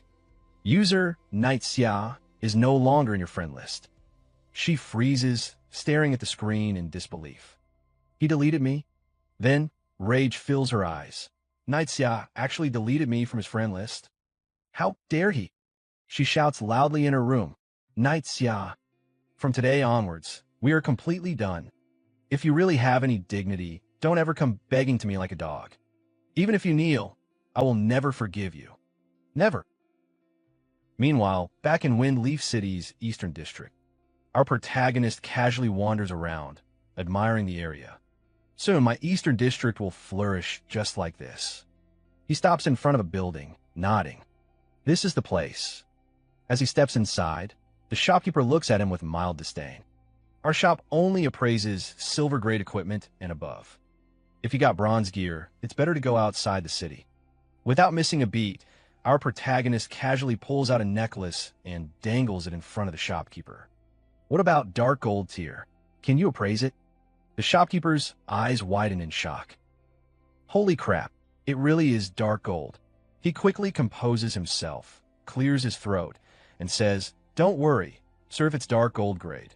The shop owner himself will handle it to ensure success. Our protagonist raises an eyebrow. Cut the nonsense. What's the success rate? The shopkeeper adjusts his collar, suddenly speaking more politely. I'm a gold tier appraiser, highly skilled, with over an 80% success rate. However, gold grade appraisals cost 100 gold coins each. Without hesitation, our protagonist tosses a gold coin pouch onto the counter. No problem. Start appraising. I've got several other gold pieces too. Appraise them all. The shopkeeper's jaw drops as he stares at the pile of high-tier equipment. Damn, this guy is loaded. Our protagonist smirks confidently. Hurry up, I'm in a rush. The shopkeeper snaps to attention. Got it. Sometime later. The shopkeeper appraises the pendant, and a notification pops up. Spirit plus 40. Strength plus 40. Dark attribute damage minus 20%. The shopkeeper wipes sweat off his forehead, staring at the stats in awe. These stats are absolutely insane. Our protagonist grins, inspecting the pendant. Not bad. Continue. That's it for today's video. Yeah, I know it's short, but hey, this manhwa is fresh off the press, and I need your thoughts. What do you think about it? Want to see the next part? Drop your opinions in the comments. And if you're new here, smash that subscribe button right now. I'll keep bringing you the most exciting manhwa out there. Hey, my little manhwa population family. We're picking up right where we left off in the last video, so without wasting any time, let's jump straight into it. In the last chapter, we saw the store owner completely shocked by Yi Zhao's insane loot. Unable to hold back, he muttered, "Damn, this guy is loaded." Just then, a calm voice called out, "Hurry up, I'm in a rush." Hearing that, the store owner quickly got to work, appraising each staff one by one. Sometime later, after finishing the appraisal, he looked at Yi Zhao in disbelief and said, "These stats are insane." Yi Zhao glanced at the items and replied casually, "Not bad. Keep going." After wrapping things up, Yi Zhao stepped out of the store and checked his status. With a satisfied look, he muttered, "My stats have improved a lot." Meanwhile, the red frog sitting on his shoulder smirked and said, "With your strength now, you can fight on your own. What's next?" But Yi Zhao, looking ahead, simply responded, "Sophia hasn't sent any news yet. Let's go level up in the valley." Sometime later, Yi Zhao arrived in a desolate mountain range, surrounded by jagged, tooth-like peaks. The red frog glanced around warily and said, "Wait, isn't this a level 20 monster area?" Yi Zhao nodded. "That's right." Just as he confirmed it, a monster suddenly appeared in front of him, and at the same time, a new notification popped up. Gray Hyena, level 21. Level difference too large. Unable to view stats. Description: a hyena corrupted by the gray mist. Already violated by nature, it has become even more bloodthirsty, attacking anything and everything in sight. It loves to target weak spots. Reminder: protect your weak spots. Seeing the group of hyenas appear, Yi Zhao's face twisted in disgust. Why are there so many of them at once? That's disgusting. Without hesitation, he summoned his pet dragon. Xiao Hui attacked. The dragon wasted no time, launching a devastating dragon breath attack. In an instant, the hyenas were obliterated. As Yi Zhao collected the experience points, he casually sat on a crate, picked up a cup from who knows where, and took a sip, completely unbothered by the dangerous surroundings. The monsters here are high level and rush at us automatically. We can stay here and farm. The red frog, watching this ridiculous scene, couldn't hold back. "You little brat, you really know how to enjoy yourself, huh?" Meanwhile, Xiao Hui continued wiping out monsters as Yi Zhao sipped in peace, leaning back with a smirk. "Of course, thinking back on my old days of struggling. My life is finally good." Just then, 2 notifications popped up. Ding! Congratulations! You have leveled up to level 12. Ding! Your beast pet, Xiao Hui, has leveled up to level 12. Seeing the notification, Yi Zhao clenched his fist. Finally leveled up, he walked over the corpses of the fallen monsters and muttered, "At this rate, reaching level 20 will only take a few days." But suddenly, something on a rock caught his attention. "Huh, what's that?" Picking it up, he examined it closely, and a new notification appeared. Beginner scroll, Fireball. His eyes lit up with excitement. A fireball spell? Seeing Yi Zhao so thrilled, the red frog looked at him with sheer disappointment. A beast tamer using fireball? Won't that look ridiculous? Yi Zhao activated the scroll in his hand, his confidence unwavering. What do you know? More skills never hurt. I'll learn it fast. A new notification appeared in front of him. Ding! You have successfully learned Fireball. Fireball proficiency, 0. Effect: condenses a fireball using mana. Deals 150% spirit-based magic damage to the target. Cast time, 1 second. Mana cost, 50. Cooldown, 5 seconds. Just as luck would have it, another hyena monster appeared right in front of him, perfect for testing his new spell. Excited, Yi Xiao launched his fireball attack. "Let me show you my fireball." But to his surprise, the attack barely did 31 damage to the monster. His excitement immediately turned to disappointment. "No way, this damage is humiliatingly low." The red frog, unable to hold back, burst into laughter and pointed at the monster. "Ha ha, your fireball does less damage than Xiao Hui's fart." Even Yi Xiao had to admit, the frog had a point. Glancing at his system panel, Yi Xiao checked the time and muttered, "It's getting late. Time to log off. In 2 more hours, it'll be the 3rd day since Apocalypse launched," which means, clenching his fist, he declared with confidence, "The open beta begins." By then, everyone in the Xia Empire over the age of 16 would be forcibly pulled into this dangerous game. The world was about to change drastically. Suddenly, lightning cracked through the sky, and a system notification appeared before every citizen over the age of 16. Panic spread through the crowd. "What's happening? Is this an earthquake?" someone shouted. Another person looked at the screen in horror. "Entering the game? What the hell does that mean? Is this some kind of midnight prank?" one asked, only for someone else to shake their head. "No, this doesn't seem like a joke." One by one, people across the real world were forcibly transported into Apocalypse. "What the hell? I was just soaking a bathhouse and now I'm here," one man yelled in disbelief. Another man, still processing what had happened, groaned. "A game? Damn it, I was eating skewers. Where are my skewers?" Someone else clutched their head. "Holy crap, did I just get transported to another world? I knew it. I'm a chosen one." Amidst the chaos, a man suddenly recognized someone familiar. "Oldly, you're here too." Oldly turned around, equally shocked. "Old Wong, weren't you out dancing in the square?"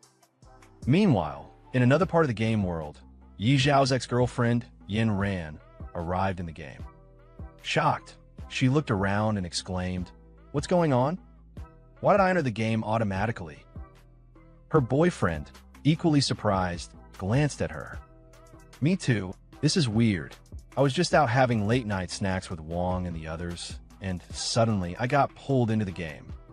Looking at each other, he sighed. "It looks like we're not the only ones forced into the game. Apocalypse really is changing the world." Then, turning to Yin Ran, he asked, "By the way, did you contact Yi Xiao? Ask him to help us level up?" The moment she heard Yi Xiao's name, Yin Ran's expression darkened. "Yi Xiao? He could go to hell. Even if he begged me, I wouldn't care about him anymore."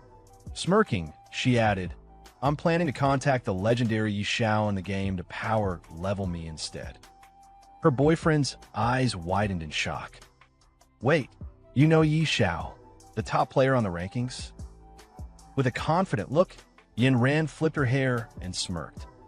"Not yet, but with my beauty, no man has ever been able to resist me." Just then, a world announcement flashed across the skies.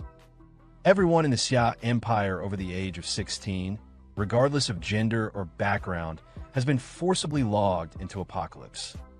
The logout option has been permanently disabled. Players can no longer leave on their own. Spawn locations are based on real-world proximity.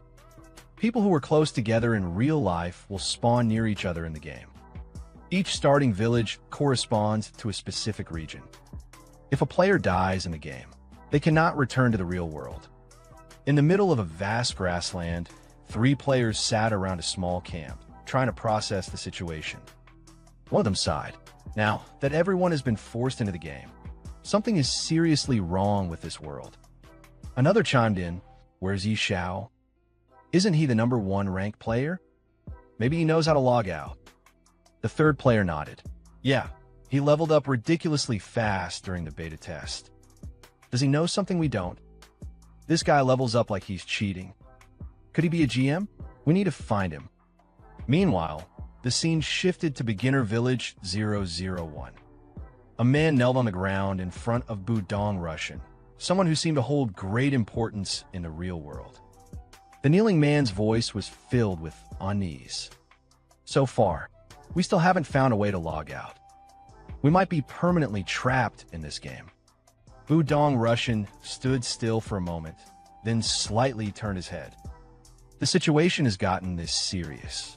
Where is Yishao? Any news on him? The kneeling man hesitated before replying. No contact. He's already level 12 and has left the beginner village. No one else has managed to leave yet. Budong Russian's eyes narrowed. What about Chen Kuang? Can he do anything? Lumen sighed. Chen Kuang? He's only level 4. Budong Russian's expression darkened. Wasn't he a beta tester? Why is he only level 4? The kneeling man quickly explained. He's been leading a team and grinding levels, but Apocalypse is way too difficult. Most players are still stuck at level 2. Hearing this, Budong Russian turned around, his gaze sharp. To think that Jiang City has someone like Yishao. He's definitely not ordinary. His voice was firm as he issued his command. Spread the word. We must find him at all costs. The kneeling man bowed. Yes, sir. Meanwhile, our legendary protagonist Yishao received a new system notification. Curious, he clicked on it. The message read, Yishao, come to the Duke's mansion. We have news on what you were investigating. Seeing the message, Yishao muttered to himself, got it. I'm on my way. As he approached the same grand cathedral-like building we saw earlier, he smirked. I didn't expect news about the royal beast tamer to come this quickly. This is exciting. Entering the building, our protagonist meets the noble lady from earlier, the one searching for the rose. She's wearing an absolutely stunning dress, and I won't lie, she looks amazing. Honestly, she seems way more suited to be our protagonist's girlfriend. She smiles and says, You're here. I missed you. Seeing her in that dress, even our protagonist gets a little flustered. His face turns slightly red as he responds, I am here. In his mind, he's thinking, wow, she's so attractive. Who could possibly resist this? He rubs his head awkwardly and then clears his throat. Beautiful Sophia, do you have any news about the royal beast tamer?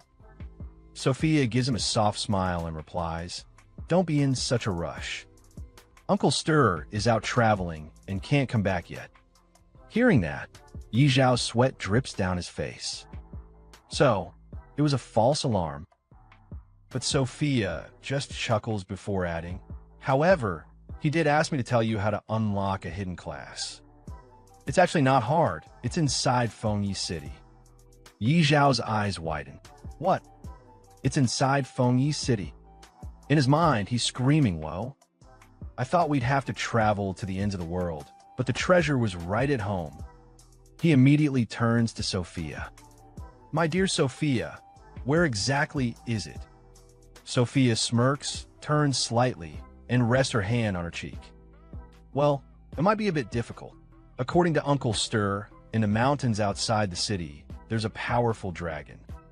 Beneath its lair, there's something hidden deep inside. Yi Zhao's excitement spikes. Are you talking about the cave maze? Sophia raises an eyebrow. You know the name of that dungeon? Yi Zhao rubs the back of his head awkwardly. I just happened to hear about it. But in his mind, he's thinking, of course I know it. In my past life, I farmed that dungeon so many times. He frowned slightly, but I remember the only boss there being a creepy level 80 demonized boss. Since when was there a dragon? Sophia looks at him seriously. Uncle Stir is certain that a dragon guards that place. Yi Zhao's mind starts racing. In my past life, it was a demonized boss. Did they change it to a dragon this time? But then he shrugs it off. Doesn't matter. I'll go check it out myself. Sophia immediately stops him. You're going alone? That's a level 80 area. Even elite players from the city never come back alive. And you're just... Yi Zhao simply gives her a confident smile. Don't worry, dear Sophia. I have my ways. At that moment, a new notification pops up. Ding. Uncle Stir has provided new information. Go to the unknown dungeon and retrieve the item inside. Even the red frog sitting on Yi Zhao's shoulder snickers. That's true. You even stole a dragon egg before.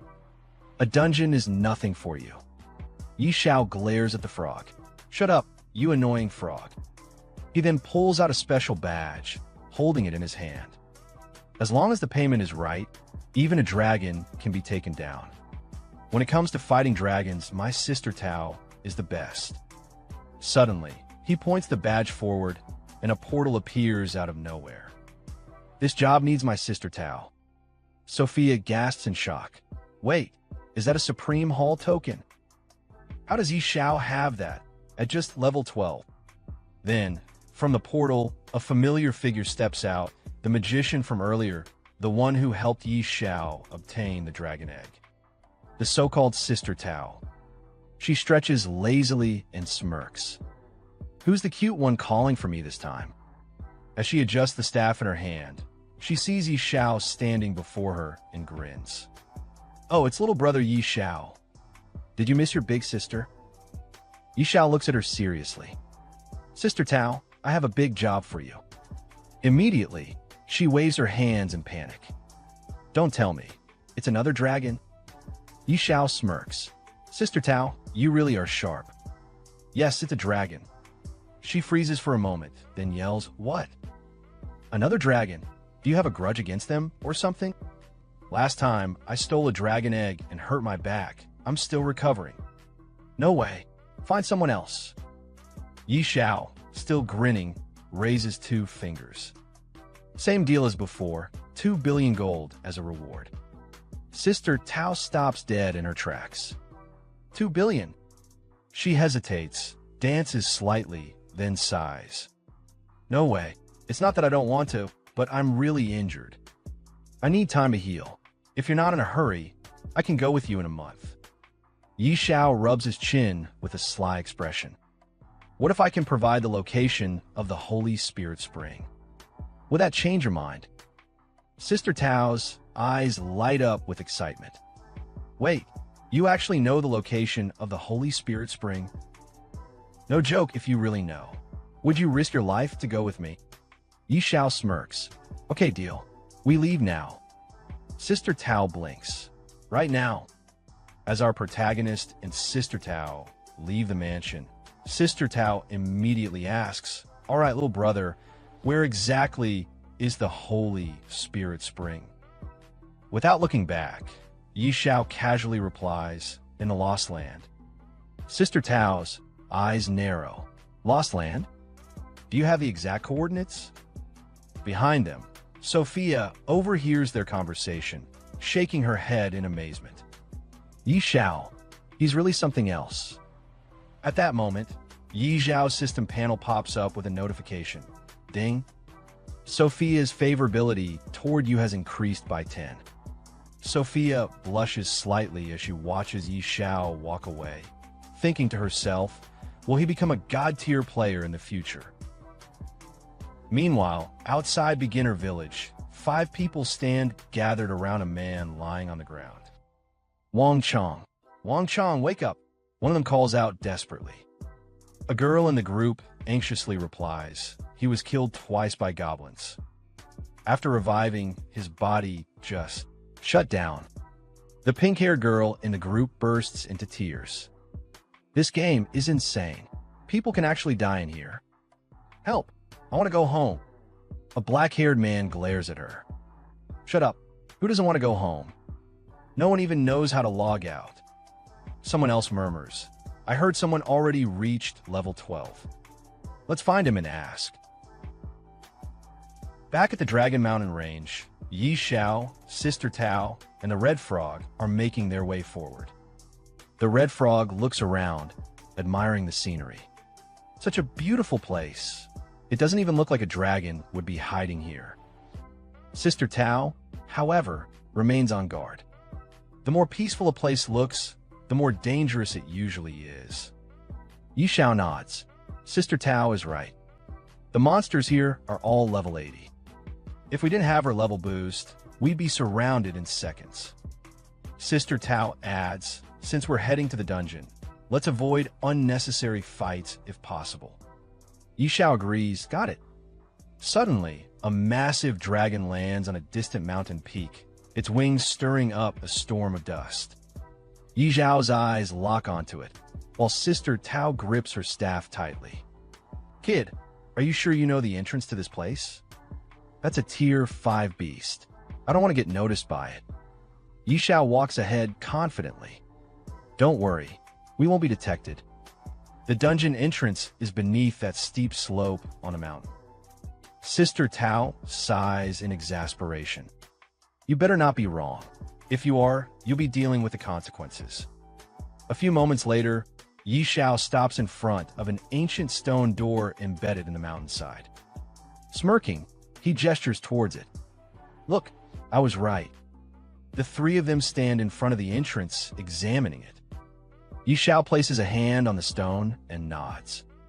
This is the place. Sister Tao steps forward, pressing her palm against the entrance. Now we have a problem. This teleportation formation is incredibly well crafted, but there's no trace of mana. I don't think I can activate it. Yi Xiao steps up confidently. Let me handle it. Taking out a knife, he slices his palm slightly and presses his bloodied hand against the stone. Immediately, a crimson circle appears, glowing with power. Sister Tao's eyes widen in shock. Little brother, how do you know how to open this? Before he can respond, the massive stone doors creak open, revealing a dark passageway. Sister Tao watches Yi Xiao step forward, glancing back at her with a smirk. I have my ways. Hurry up and follow me. As he walks ahead, Sister Tao mutters to herself, so mysterious. Just how many secrets does this kid have? As soon as they step inside, Yi Xiao's system panel lights up with multiple notifications. Ding!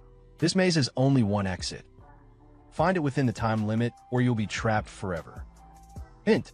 This maze is occupied by eerie creatures. Proceed with caution. The red frog on Yi Xiao's shoulder immediately panics. Kid, can't you take me somewhere safe for once? Behind them, Sister Tao frowns. An eerie zone, and only 3 hours. Yi Xiao thinks to himself, last time, the time limit was 3 days. Something's definitely off. Sister Tao crosses her arms. As expected, something's different this time. Yi Xiao, I have to warn you, this mission is even more dangerous than facing a tier 5 dragon. Are you sure you still want to go after this item? Yi Xiao smirks. Sister Tao, you're a god-tier sorcerer. Are you scared? A bead of sweat forms on Sister Tao's forehead. She hesitates for a moment, thinking, this brat actually thinks I'd be scared? Then, she straightens up and scoffs.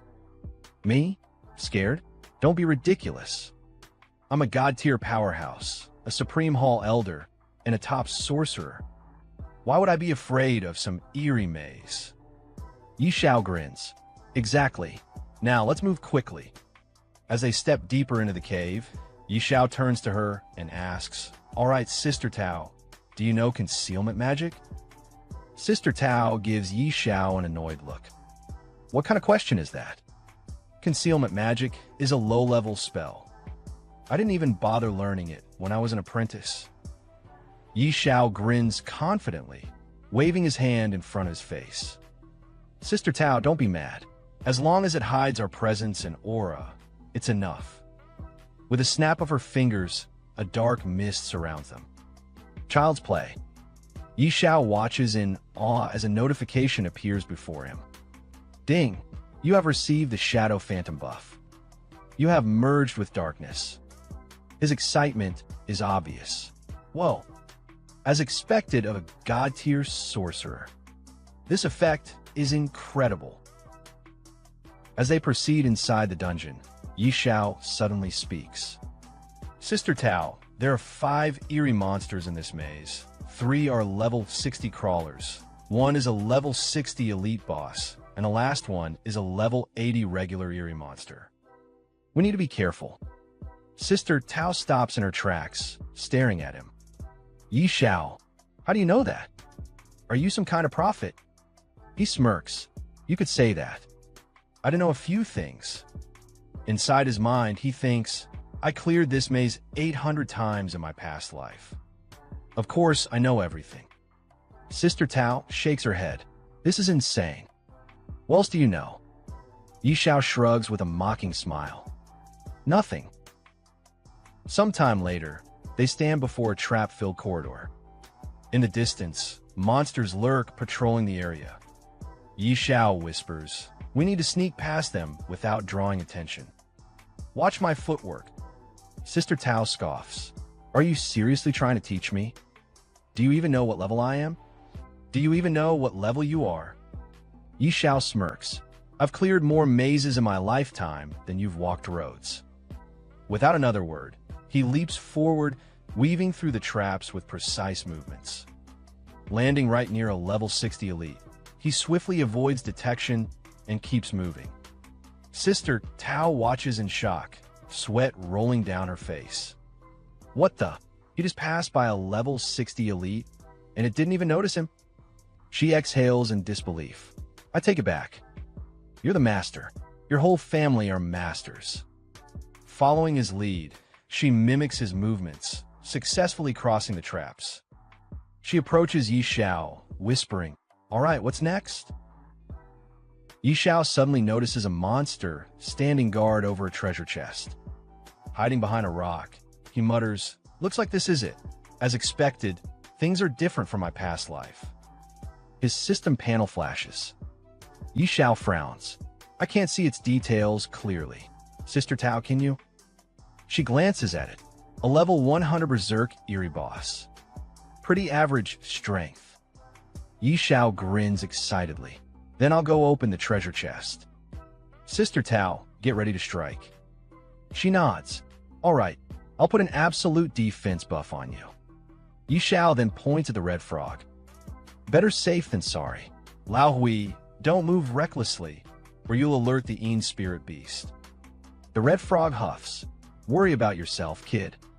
Slowly approaching the treasure chest, Yishao whispers to himself, the hidden class scroll. It's almost mine. Opening the chest, he sees a blue diamond and an unfamiliar scroll inside. His eyes widen. What the? Even the treasure inside is different.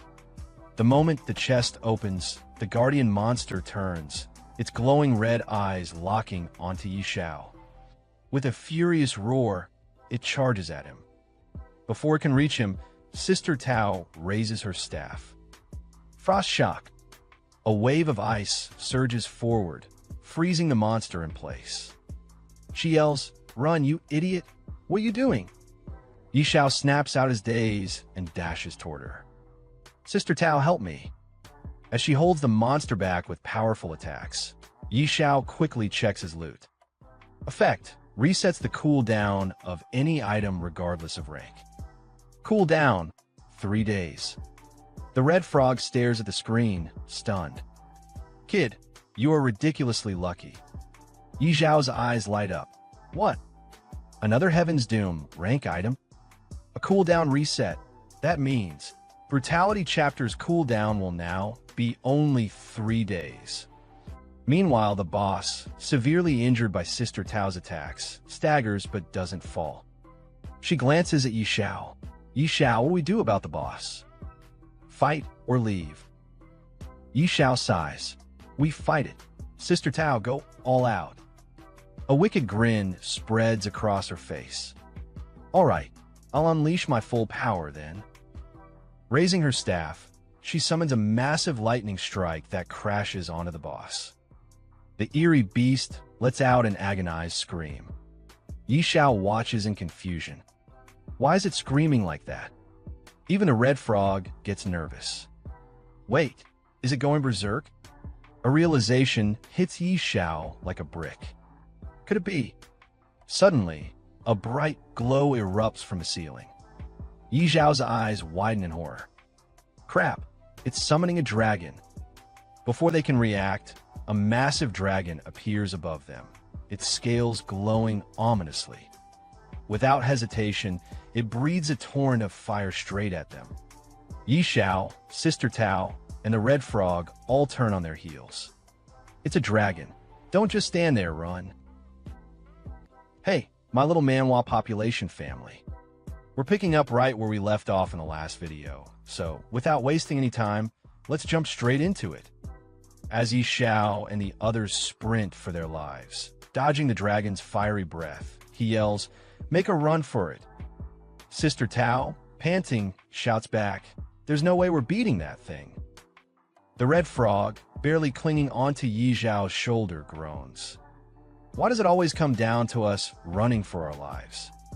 Just when things couldn't get any worse, the dungeon boss, the Een spirit beast, burst through the cavern, still chasing them. Sister Tao's eyes widen in disbelief.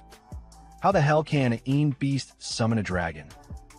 Yi Xiao, still running, shrugs. Maybe they're just neighbors. The Red Frog, gasping for breath, snaps, "Shut up. It's catching up. Why don't you ask it yourself?"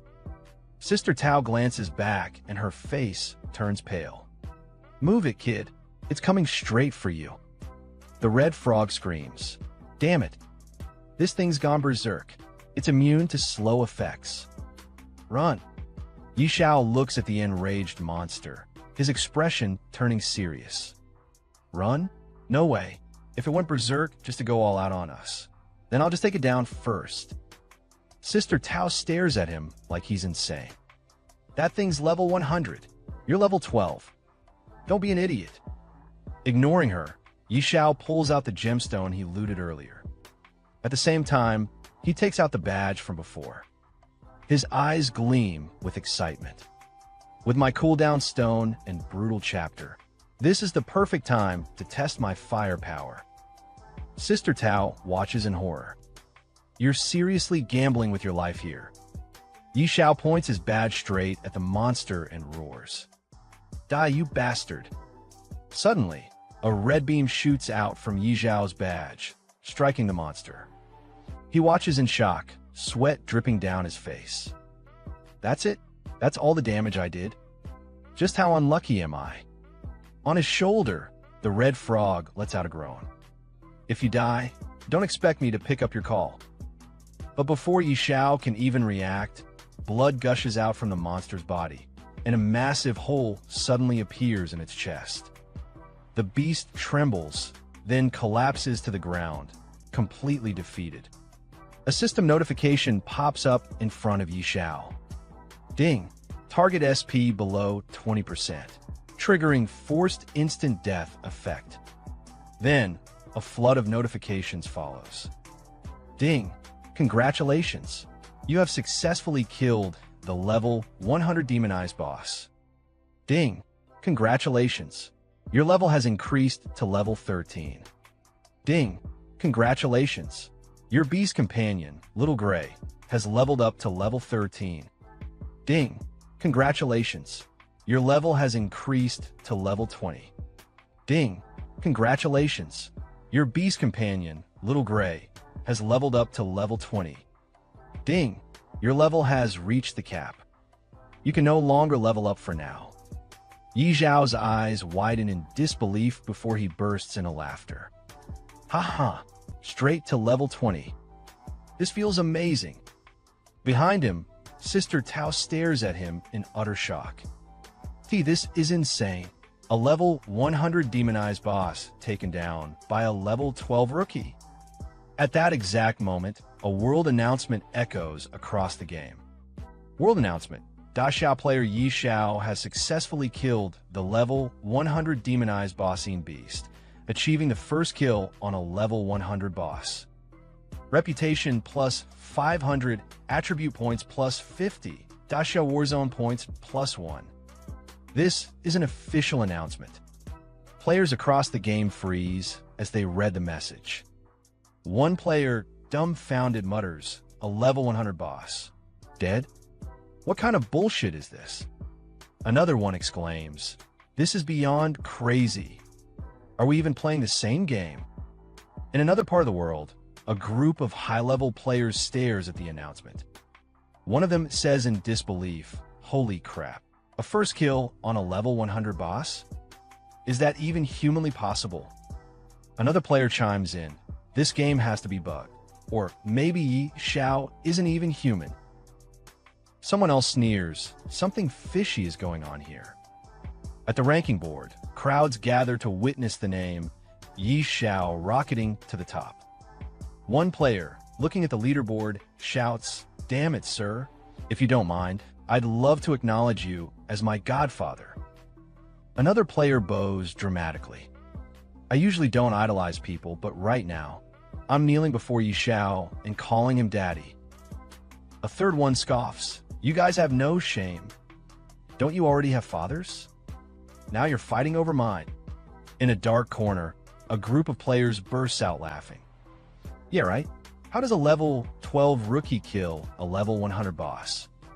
This has to be a hack. Another one nods. No way, this is legit. This has to be cheating. But then, someone excitedly shouts, "Who cares if it's a cheat? As long as Daxia gets the rewards, I'm all for it." Meanwhile, an old man, staring at the ranking board, narrows his eyes. Unbelievable. We thought we had completely surpassed Daxia, yet they produced a player like this. Could the hidden forces behind Doomsday be involved with this Yi Xiao? Yi Xiao barely escapes the collapsing dungeon, stumbling out just in time. As he hesitates to leave, Sister Tao grabs him by the arm, her voice sharp. "This is bad. The boss is dead, the dragon is pissed, and the cave is about to collapse. Are you just going to stand there and die?" Yi Xiao glances at the crumbling ruins, his expression torn. "But I haven't grabbed the loot yet." Sister Tao groans and waves her hand, opening a portal with her power. "I open a portal. If you don't leave now, you won't make it. Forget the loot. Do you want to die here?" Yi Xiao wipes the sweat off his face. "All right, fine. Survival first."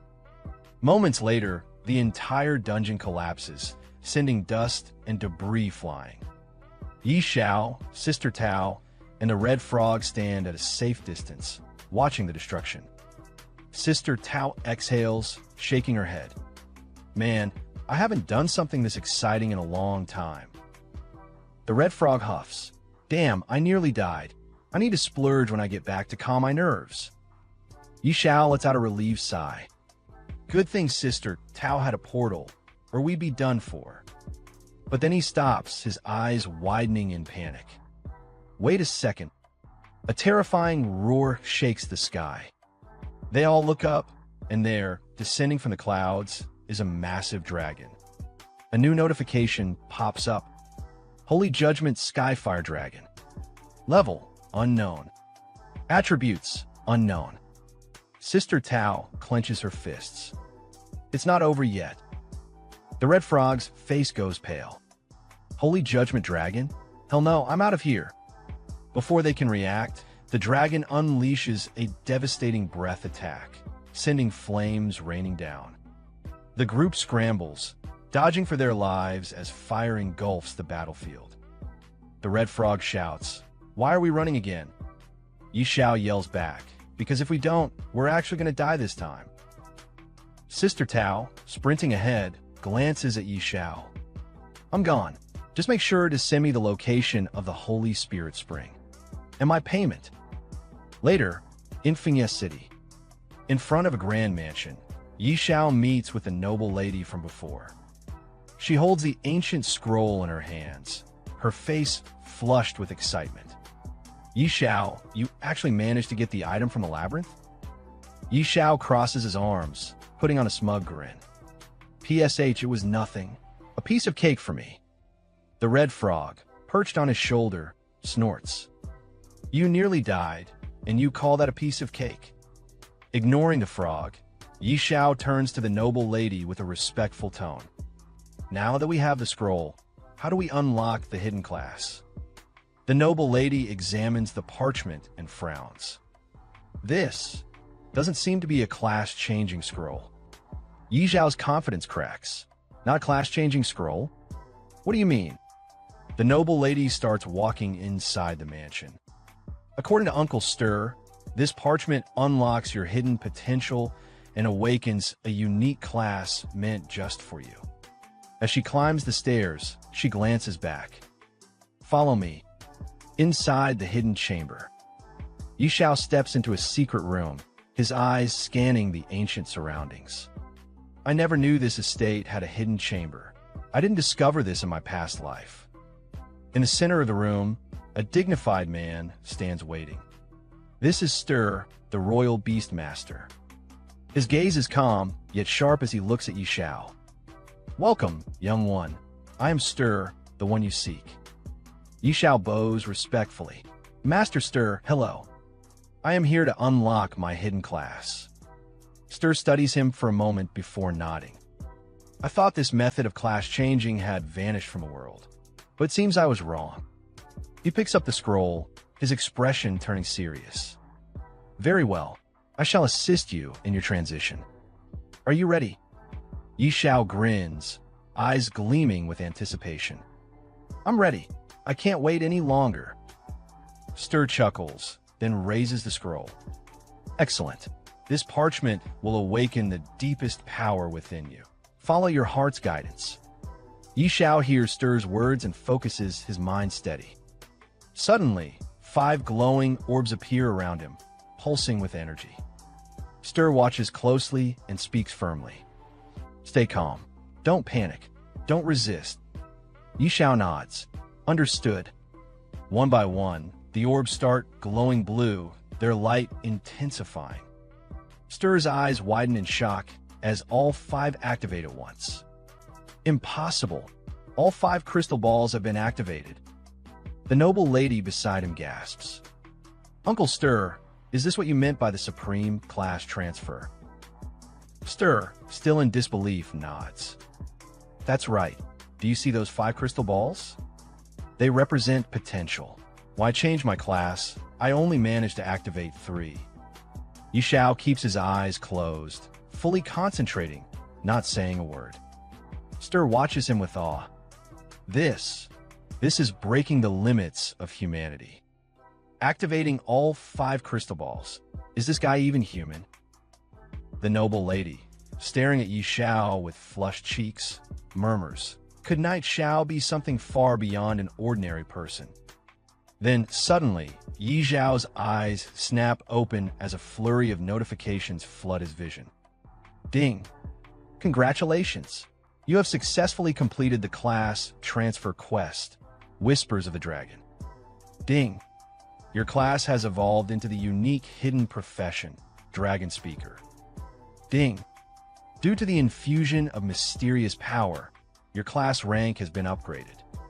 Ding! You have surpassed the class rank limit and successfully advanced to the unique God-tier hidden profession, Beast God Master. Yi Xiao looks at the glowing orbs around his body and clenches his fists, feeling a surge of overwhelming power. As expected of a hidden profession, my body feels incredible. Another wave of notifications appears, detailing the insane talents and bonuses of his new class. Yi Xiao smirks confidently. Beast God Master. These stats are absolutely insane. Stir, still stunned, mutters unbelievable. Someone actually unlocked the legendary Beast God Master class. That means mastering the supreme power of the Beast God and gaining 40 attribute points per level. Yi Xiao examines the scroll in his hands and nods. These stat boosts are crazy, and the God's Guardian set event even comes with a crafting blueprint. Interesting. Another notification pops up. Ding. New blueprint acquired. Beast God Claw rank. Epic. Yi Xiao raises an eyebrow. Equipment that grows in power, and it starts at epic rank. He scrolls through the materials list and sighs. Figures. All the crafting materials are rare. Looks like I'll need to go monster hunting. He turns to Stir and bows slightly. Master Stir, the class transfer is finally complete. Thank you. From behind him, the noble lady speaks, her cheeks flushed. Knight Xiao, you are truly astonishing. Stir places a firm hand on Yi Xiao's shoulder. Young man, you've already stepped into the divine realm. Your potential is limitless. The red frog, sitting on Yi Zhao's shoulder, lets out a deep sigh. KH, you really are something else. Yi Zhao, brimming with confidence, grins. Haha, looks like I'm destined to reach the peak in this lifetime. But first, I need to craft the Beast God Claw. Scene shift, the Abyss Trial.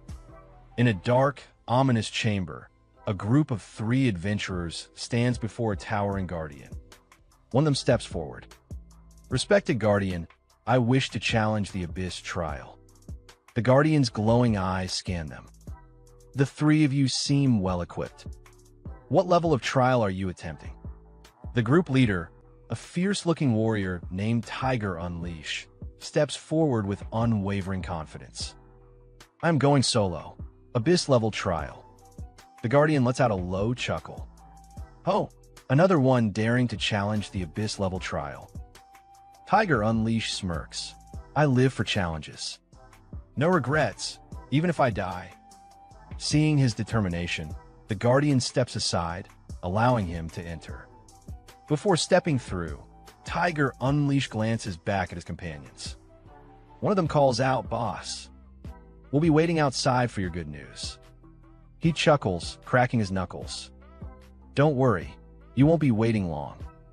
As he enters the trial grounds, the Guardian watches him disappear into the darkness and mutters.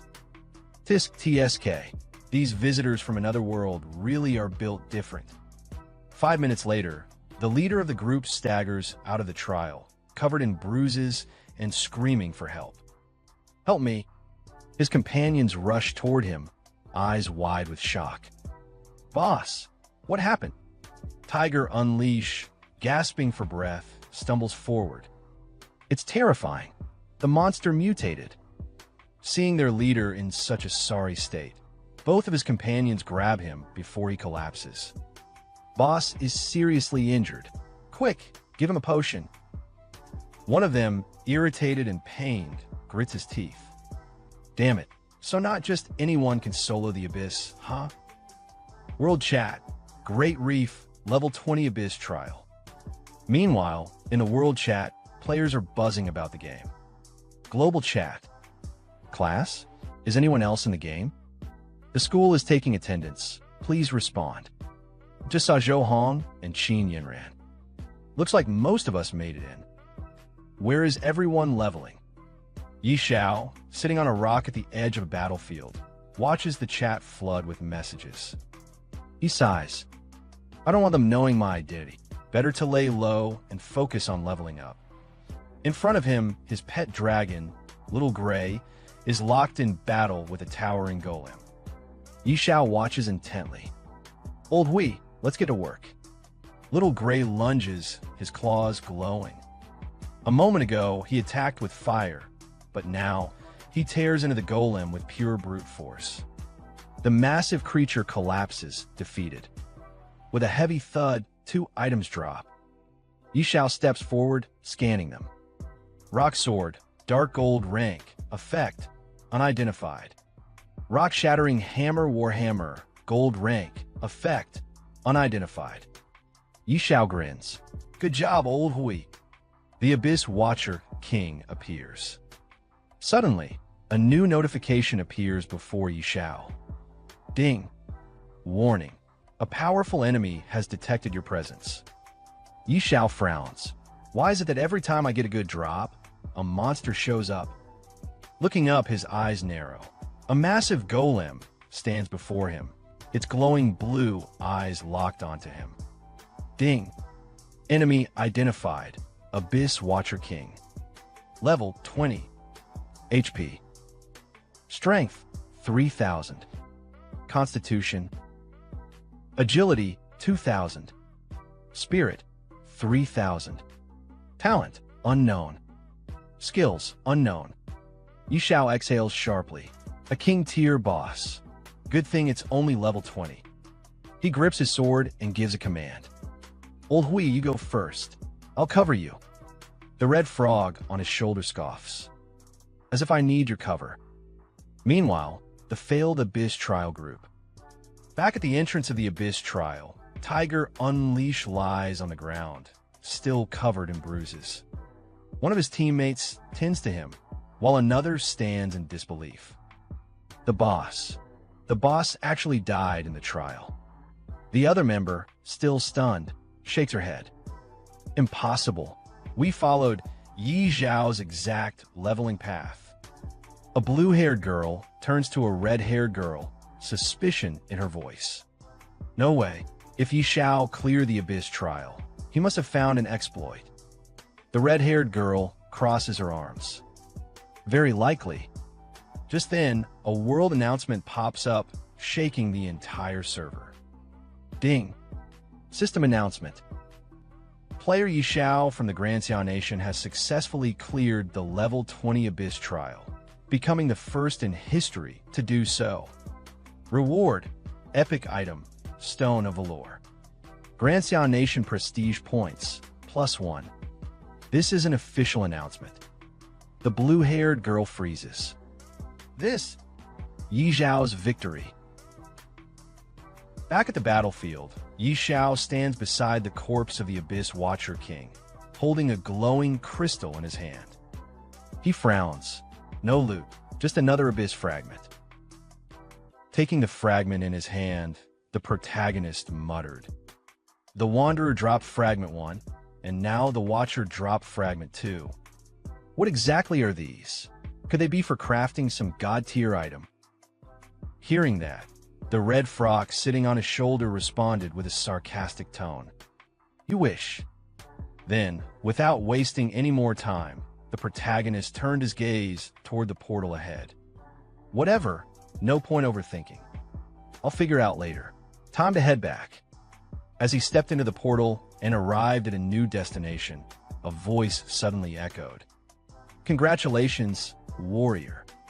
Standing before him were 3 guards staring straight at him. One of them spoke firmly. You've cleared the trial. Here's your reward. The protagonist reached out and took the box from them. Instantly, a notification sound popped up. Stone of Valor. Grade: Epic. Description: holds immense power and can be used to enhance the Emblem of Valor. Looking at the stone in his hand, the protagonist's eyes widened in surprise. Whoa, it's for upgrading the Emblem of Valor. Without wasting a second, he shouted with excitement. Then what are we waiting for? Let's do it. Right at that moment, another notification appeared. Emblem of Valor. Description: a symbol of true warriors. Only those who conquer the Hell Level trial can obtain it. Effect: increasing strength by 10% and spirit by 10% for 5 minutes. Seeing this, the protagonist couldn't hold back his joy. He laughed out loud. Ha, success! A legendary emblem. Looking over at his dragon companion, he grinned. With this, I will be unstoppable in the level 30 zone. Turning to the red frock, he shouted, Old Hui, let's go. But just as they were about to move, another notification suddenly popped up right in front of him. System maintenance. Logging out of the game soon. Looking at the message in confusion, the protagonist blinked. What's going on? Are we finally logging out and returning to reality? But it wasn't just him. This notification appeared in front of every player across the entire world. Everyone saw it. One player, staring at the message, shouted, System maintenance? Now of all times. Another one exclaimed in shock. So we can finally leave the game? Someone else almost cried out, I want to go home. I miss my mom. And another player cheered in excitement. This is amazing. We're finally getting back to the real world. And just like that, all the players from the old world started logging out, disappearing from the game one after another at the very same time. And our protagonist in his house watching the TV, and the news reporters say after Dacia, the United States has also fallen into doomsday. Experts predict that this supernatural game phenomenon will gradually spread worldwide. Falling asleep now means entering the game. Doomsday has become reality for all of humanity. What comes next? Player Ferocious Tiger Unleashed dies in the Abyss trial. Just how terrifying is the Abyss level trial? And what does this mean for ordinary players? Today, we have the privilege of speaking with high-level player Qingfeng Suju, who will share the latest updates on Doomsday and strategies for leveling up quickly. Player Qingfeng Suju recently led a team to clear the hard-level advancement trial. In today's livestream, he'll reveal whether dying in the game affects reality. And seeing the TVs with an annoying tone, our protagonist say Qingfeng Suju? Never heard of that name before. Interesting. Let's see what he's got. In the TV, the news say again Qingfeng Suju as the first to clear a hard-level advancement trial and the second to pass an advancement trial after Night Xiao. What are your thoughts? Honestly, I was just lucky. And to clarify, I didn't do it alone. My team barely made it through. What do you think about the fact that players are automatically logged into Doomsday when they fall asleep? Even the officials can't explain Doomsday's existence. But surviving inside the game is far from simple. Also, we've learned that Night Xiao is a fellow Da Xiao player. Not only has he cleared the Abyss trial, but he's done it twice. As a top player yourself, what's your opinion on this? Night Xiao is on a completely different level. Even if you combined all the top-ranked players, they still wouldn't stand a chance against him. Then somewhere on a grand villa, a man, looking towards the TV, he say even all the top players combined wouldn't be enough? If I had someone like him in my ranks, I'd have absolute control over the Doomsday world. Then he looked towards his butler, and he say again, Fu Bo, use every resource available to dig up everything on this Night Xiao. And the butler respectfully lower his head towards him and say, yes, young master. I'll get on it right away. And as for our protagonist, he also looking at the news, he say the game suddenly went into system maintenance and forcibly logged everyone out. So players can only enter by falling asleep now? Looks like the real-world invasion of Doomsday is happening slower than in my past life. But then our protagonist looked towards his computer again, and he think for a moment, and he say to himself, but this is the perfect chance for me to power level. For Beast Tamers, level 30 is a crucial milestone. That's when I unlock an extra pet slot. No point thinking too much. Let's just focus on reaching level 30 first. Then sometimes later in the level 30 zone, Gray Mist Valley. Our protagonist fighting with Ada Golem, he say look towards his dragon, Old Hui. Use Stunning Shock Attack, and hearing our protagonist word that dragon uses Stunning Shock Attack. And from that attack, both Golem and get stunned, yes. That's it. Old Hui, you're getting stronger. Huh. And after that our protagonist dragon uses Fire Breath Attack and defeating the golden monster and seeing get our protagonist with excitement. He's saying nice work. And at the same time, a new notification appear in front of our protagonist, and it says your beast Old Hui has leveled up to level 24. Congratulations, you have leveled up to level 24, and seeing that our protagonist with excitement, he say, haha, another level. Then in the bustling city, right in front of the towering world ranking board, a huge crowd had already gathered. Everyone's eyes were locked onto the screen, staring in disbelief. And right at that moment, someone shouted while pointing at the top of the rankings. Damn, he just shot up in levels again. He's now twice as far ahead as the second-ranked player. The world rankings were displayed brightly for everyone to see. World rankings. 1 Xiao. 2. Qingfeng Suiju Honda. Seeing this ridiculous gap, another player shouted from the crowd, if he's not hacking, I refuse to believe it. And right there, standing in the middle of the crowd, was the boy from the news earlier. His eyes were glued to the ranking board, his expression stiff as he muttered, I thought leveling would slow down at higher levels so others could catch up. But instead, the gap just keeps growing. On the top, Zhao's name shined like a king standing above the world, while right below him sat the second-ranked player, Qingfeng Suju Honda, at only level 10.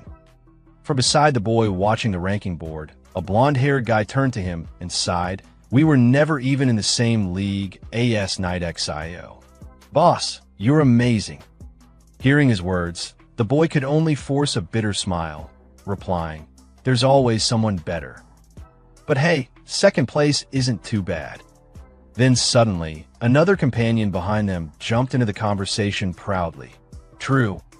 And we still control ranks 3, 4, 5, and 6. Meanwhile, far away in Novice Village now, 9527, Dragon's Nest, atop a rugged mountain, two colossal dragons stood facing each other. But these weren't ordinary dragons. They were holy judgment radiant dragons. The red dragon glared at the other and scolded, "That egg's been missing for days, and yet you're still just sleeping in this dark corner?" But the dragon he spoke to wasn't ordinary either. He was the dragon prophet. Calmly, the dragon prophet replied, "As the dragon prophet, you carry the fate of our race." Hearing those words, the red dragon narrowed his eyes coldly. "Can't you sense that, human?" His presence disgusts us. Shocked, the dragon prophet stared back. "Are you talking about those wretched gods?" "No, impossible. A mere human worm couldn't possibly wield that kind of power." But with an annoyed snarl, the red dragon growled, "I am the dragon prophet. I see more than you do, and I am willing to entrust our race's future to this mortal." The other dragon's eyes widened in disbelief. "No, that's reckless." Then both of them spread their wings wide and soared into the sky, leaving behind the battlefield in an instant. The fierce winds howled in their wake as they shot through the clouds like crimson and black streaks, tearing across the heavens. While flying at high speed, the red dragon turned its head slightly, looking at the other dragon with a deep, serious tone. "There's no time left." High above the clouds, a red dragon sliced through the wind, his massive wings beating with rhythmic power. Beside him flew his companion, a black dragon, silent and watchful. The red dragon turned his head slightly, his voice booming like distant thunder. "Darkness will transcend space and time," he declared. "It will devour everything. This mortal is our last hope." With a powerful surge, he veered ahead. "Follow me," he roared. "I said this is our last hope." The black dragon hesitated for only a moment, his golden eyes narrowing as he kept pace. His voice came low and grim, carried by the wind. "Are we truly entrusting the fate of the dragon race to a mortal?" Far below, nestled in a vast valley surrounded by ancient trees, the city of Windleaf shimmered beneath the clouds. In the heart of the city, 3 travelers stood at the gates, weary from a long and perilous journey. The leader of the group stepped forward, his voice filled with equal parts relief and pride. "Finally," he said, "it wasn't easy, but we've made it. Windleaf, the heart of the realm." The boy with glasses grinned at his companions, adjusting his frames. "Yeah, besides Night Shao, we got to be the first players to reach Windleaf main city."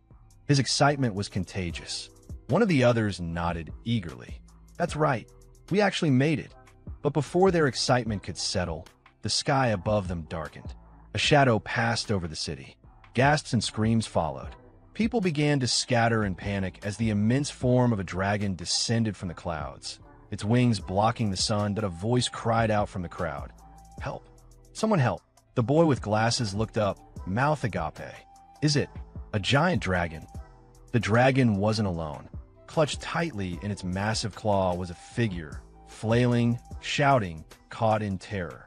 "Someone save me!" the captive screamed. "The judgment dragon is capturing people." That voice, it was unmistakable. Their eyes widened. It was him.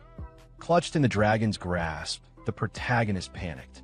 His voice cracked as he yelled again, but a second, smaller voice snapped at him. "Stop yelling!" croaked a red frog perched awkwardly near him. "Do you think anyone's strong enough to save you?" Despite the brave words, the frog was trembling even more than the boy. Together, the 2 dragons, one red and one black, swept away from the city, disappearing into the clouds with terrifying speed. Down below, the group stared upward, dumbfounded. "I've never seen such a huge dragon before," one whispered. Then the boy with yellow hair squinted, jaw dropping. Is that Night Xiao? That's impossible. Their leader stepped forward, voice tense with confusion. And the dragon seems to be carrying someone. He began to walk ahead, eyes still fixed on the sky. Even if you reach level 100, there's no way you'd be involved with a dragon of this caliber. The yellow-haired boy turned, visibly shaken. Boss, what should we do? Do we follow it? The leader didn't miss a beat. Follow what? That's the Judgment Dragon. One sneeze from it and we're all gone. Later, in the game's global chat, messages exploded across the screen. Breaking news, a dragon boss has appeared outside Windleaf City. An unlucky player was captured. Shocking. Top player Ching Feng Suiju hints the capture player might be Night God. Discussion thread. What does being caught by a dragon mean? Here's what ordinary players, leaderboard veterans, and top-ranked guilds are saying. Back in Windleaf, on a busy street corner, a man nearly dropped his drink. Did you hear? Night Xiao was caught by 2 dragons. Another man choked on his food. What? Really? I haven't even seen a dragon yet. A third piped in from the next table over. So, Night God's already dealing with dragons? No wonder his level's so high. The dragons are power leveling him. That's some crazy grinding speed. And from a few steps away, another voice added bitterly, I'm so jealous. If I had that kind of treatment, I'd be level 30 by now too. One more player leaned in, sounding bewildered. How can Night Xiao already be interacting with such high-level creatures? Elsewhere, far from the city, deep in the mist-shrouded mountains, a solemn wind whispered through an ancient, crumbling dragon cemetery. Towering stones, each etched with runes of old, circled a glowing platform at the center. There, the captured protagonist now stood, placed at the heart of a glowing summoning circle. Before him, the 2 dragons loomed like gods, silent and unreadable. The mountains held their breath. Something was about to begin. The protagonist looked at the 2 dragons in front of him, his brows furrowing as unease crept in. Why do these 2 dragons look so familiar? He asked aloud. From the side, the red frog tilted his head with a smirk. Duh, did you forget the good deeds you've done? He said, clearly enjoying himself. I told you not to mess with dragons. A bead of sweat slid down the protagonist's face. He turned to the dragons again, eyes widening as memories hit him like a brick. We're done for, he thought. One had its eggs stolen by me, and the other had its home looted. Things aren't looking good. Just then, the black dragon stepped forward, towering and calm, his deep voice resonating through the chamber. Mortal, he said, are you not afraid?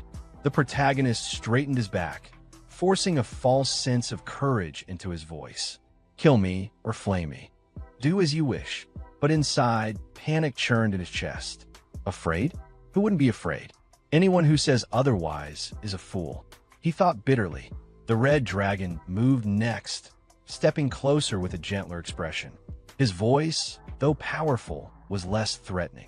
Mortal, you need not fear, he said. The dragon egg you took is the last hope of our race. Bringing you here is to bestow upon you a great opportunity. The protagonist blinked in surprise, confused. You mean, Little Gray? At those words, the black dragon's eyes flared. Little Gray? Outrageous, he roared.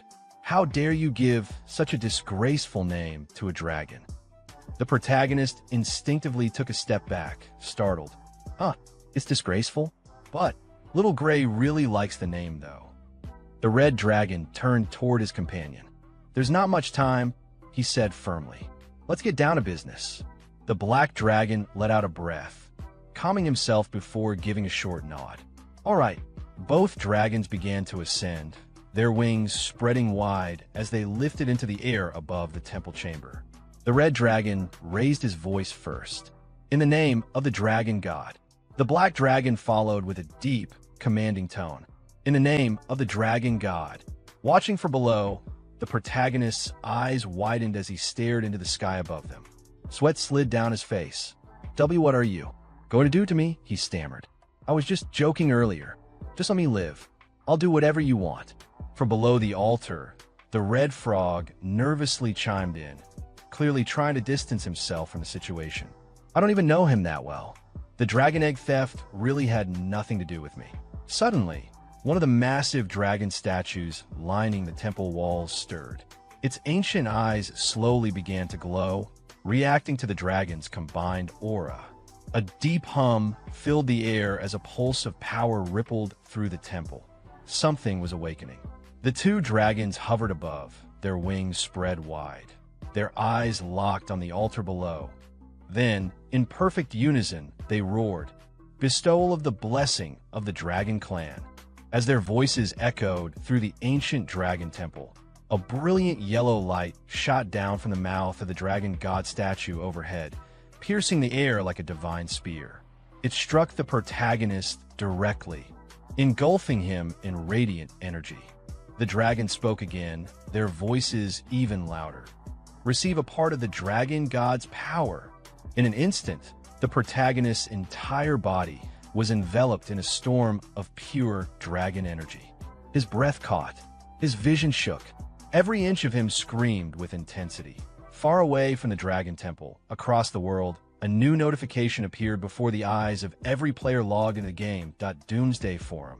System in today's news. Daxia Nation continues to dominate, occupying the top 100 of the level rankings. Storm brews again. The second spot on the leaderboard has changed. Jihai Yeshing's show-stopping assassin skills skyrocketed them to level 14, replacing Mingwe Ruyue and widening the gap. God on the decline, Night Xiao remains at the top, but hasn't leveled up in 3 days. Has the new god fallen? Shocking development. Since being taken by dragons, Night Xiao has reached level 30 from hidden story progression. What is this? In the middle of a crowded city square, players stared at their system messages wide-eyed. Does anyone know what's going on? Someone asked aloud. What really happened to Night God? No idea, another replied. That guy's always elusive, like a dragon. Someone else muttered thoughtfully, but judging from his usual pace. Something unexpected probably happened. From within a nearby group, one voice broke the tension with a half-joke, half-curiosity. Damn, getting taken by a dragon. Is this some sort of extreme plot? Do dragons swing that way?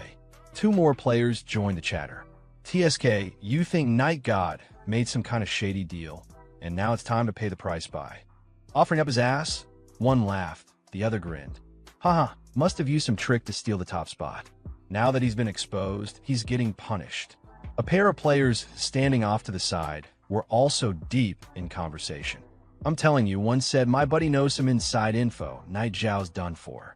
He's not coming back in 3 days. Not even 30. Your buddy knows inside info? The other raised a brow. Who's your buddy? Even top players like Mingwe Ruyue said they don't know anything. Where's your buddy getting this from? Meanwhile, far from the buzz of world chat and speculation, the protagonist lay flat on the cold ground, alone, silent. The lingering hum of the dragon god's power still faint in the air. Two glowing notifications hovered in front of him. I can't explain it to someone like you. You are too small-minded. Ever heard of hidden experts among commoners? Those top-tier players? Nothing but crap. Look at the gap. Then came another ding. Congratulations, you've received the blessing of the dragon god. Become stronger. The protagonist groaned and clutched his head. Ugh, my head hurts. As the golden glow from the dragon god's blessing faded, silence returned to the ancient mountaintop. The wind rustled through the grass, carrying with it the scent of something old and powerful. The protagonist, the red frog clinging to his shoulder, and Little Gray, the small dragon he once borrowed, all stood still, gazing at the distant mountain range cloaked in mist. Wiping sweat from his brow, the protagonist took a shaky breath. Where? Is this place? He asked, eyes scanning the unfamiliar terrain. This looks like a level 40 area. The red frog gave a small sigh. Those 2 dragons are gone. Before the protagonist could reply, a sudden wave of system notifications burst into view in front of him, crowding his vision. Class, God of Fortune, innate talent. Endless Fortune, LV1 innate talent. Stingy beyond compare, LV1 innate talent. Great Fortune, LV1 innate talent. Unmatched Charm, LV1 innate talent. Power of the God of Fortune LV1 staring at the flashy new titles, the protagonist muttered as he tapped through the panels. The Dragon God's Blessing. After all that trouble, I don't feel much of a change in my attributes. He narrowed his eyes. Maybe it's in the skills? Doesn't seem like much change either. But then, something on the screen caught his eye. Wait a sec, he shouted. Looks like I got a new skill. Money Shield? Skill. Money Shield 100 gold coins can be converted to 1 shield point. Current balance.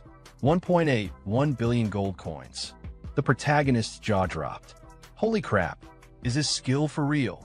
At that exact moment, the red frog leapt into the air and landed on his shoulder, peeking over at the panel with an unimpressed look. Meanwhile, the protagonist grinned wide, eyes sparkling. And no cooldown. This is insane, he cried, nearly shaking from excitement. The red frog rolled his eyes. Talk about dumb luck. Little Gray flew slowly in circles above their heads, curiously glancing at the panel, but clearly not understanding a single thing. Still scanning the interface, the protagonist blinked in realization. Huh, since the God of Fortune class got new talent skills. Then what about Beast God Controller? Once again, new notifications cascaded down before him. Class, Beast God Controller innate talent. Divine Power LV1 innate talent. Source of Magic LV1 innate talent. Divine Beast Set LV1 innate talent. Beast God Aura LV1 innate talent. Command of the Beast God LV1 innate talent. Infinite Beast Mastery LV1 as the Beast God Controller. You have grasped the true essence of beast taming. There is no limit to your number of beasts. The protagonist's eyes widened in disbelief. Holy, infinite beast taming? No limit on the number of beasts. He slowly lifted a hand, staring at it, feeling the pulse of new power flowing through his veins. A grin crept across his face, full of confidence and awe. Even royal beastmasters only get 3 core pets, he muttered. And this punk has no limits. The red frog, still on his shoulder, let out a long, defeated sigh. Damn, the protagonist glanced at him, still smiling like a man who just hit the jackpot. Is all this real? He whispered. Am I dreaming? Kneeling on the grassy hilltop, the protagonist pressed his palms together, his voice full of reverence and barely restrained excitement.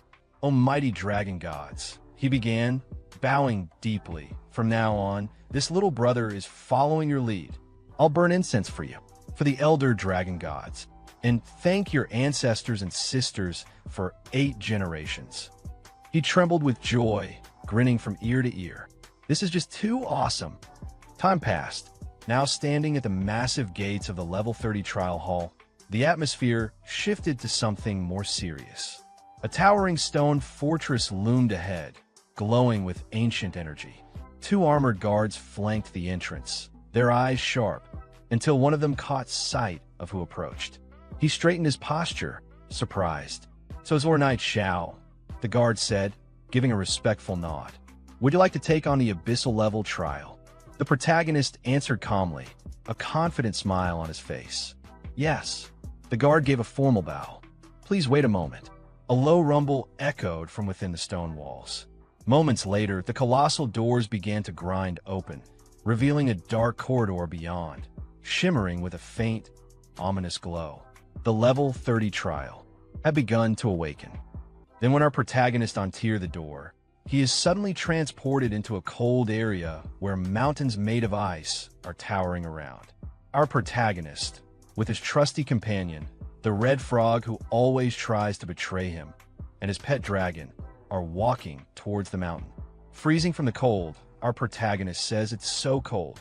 If I had known it'd be this freezing, I would have worn more layers. But then, our protagonist suddenly notices a big snowball coming from behind him. He quickly avoids the snowball from crashing into him and says, "Ah, that was close." The red frog, sitting casually on the snow, looks at him and says, "Why are you dodging it? Why don't you use your shield?" Our protagonist looks at the red frog and says, "Oh, right, I do have a shield." Suddenly, right in front of our protagonist, the air becomes heavy and a giant snow-white monster starts running towards him, shouting. Seeing the monster, our protagonist gets shocked. Without wasting a second, he orders his pet dragon to attack, shouting, "Old Hui, show them how fierce you are." The dragon, with his fiery breath, attacks the monster and instantly defeats it. Then, a new notification pops up in front of our protagonist, saying, "Ding, congratulations, you have successfully slain White Fjord Mutant Yeti," looking at the defeated monster and sweating from his face. Our protagonist says to the red frog, "One bite and it's over?" "Lao Hui, did you see that clearly?" Hearing our protagonist, the red frog casually says back, "Nope." Then suddenly, right in front of our protagonist, some notifications appear.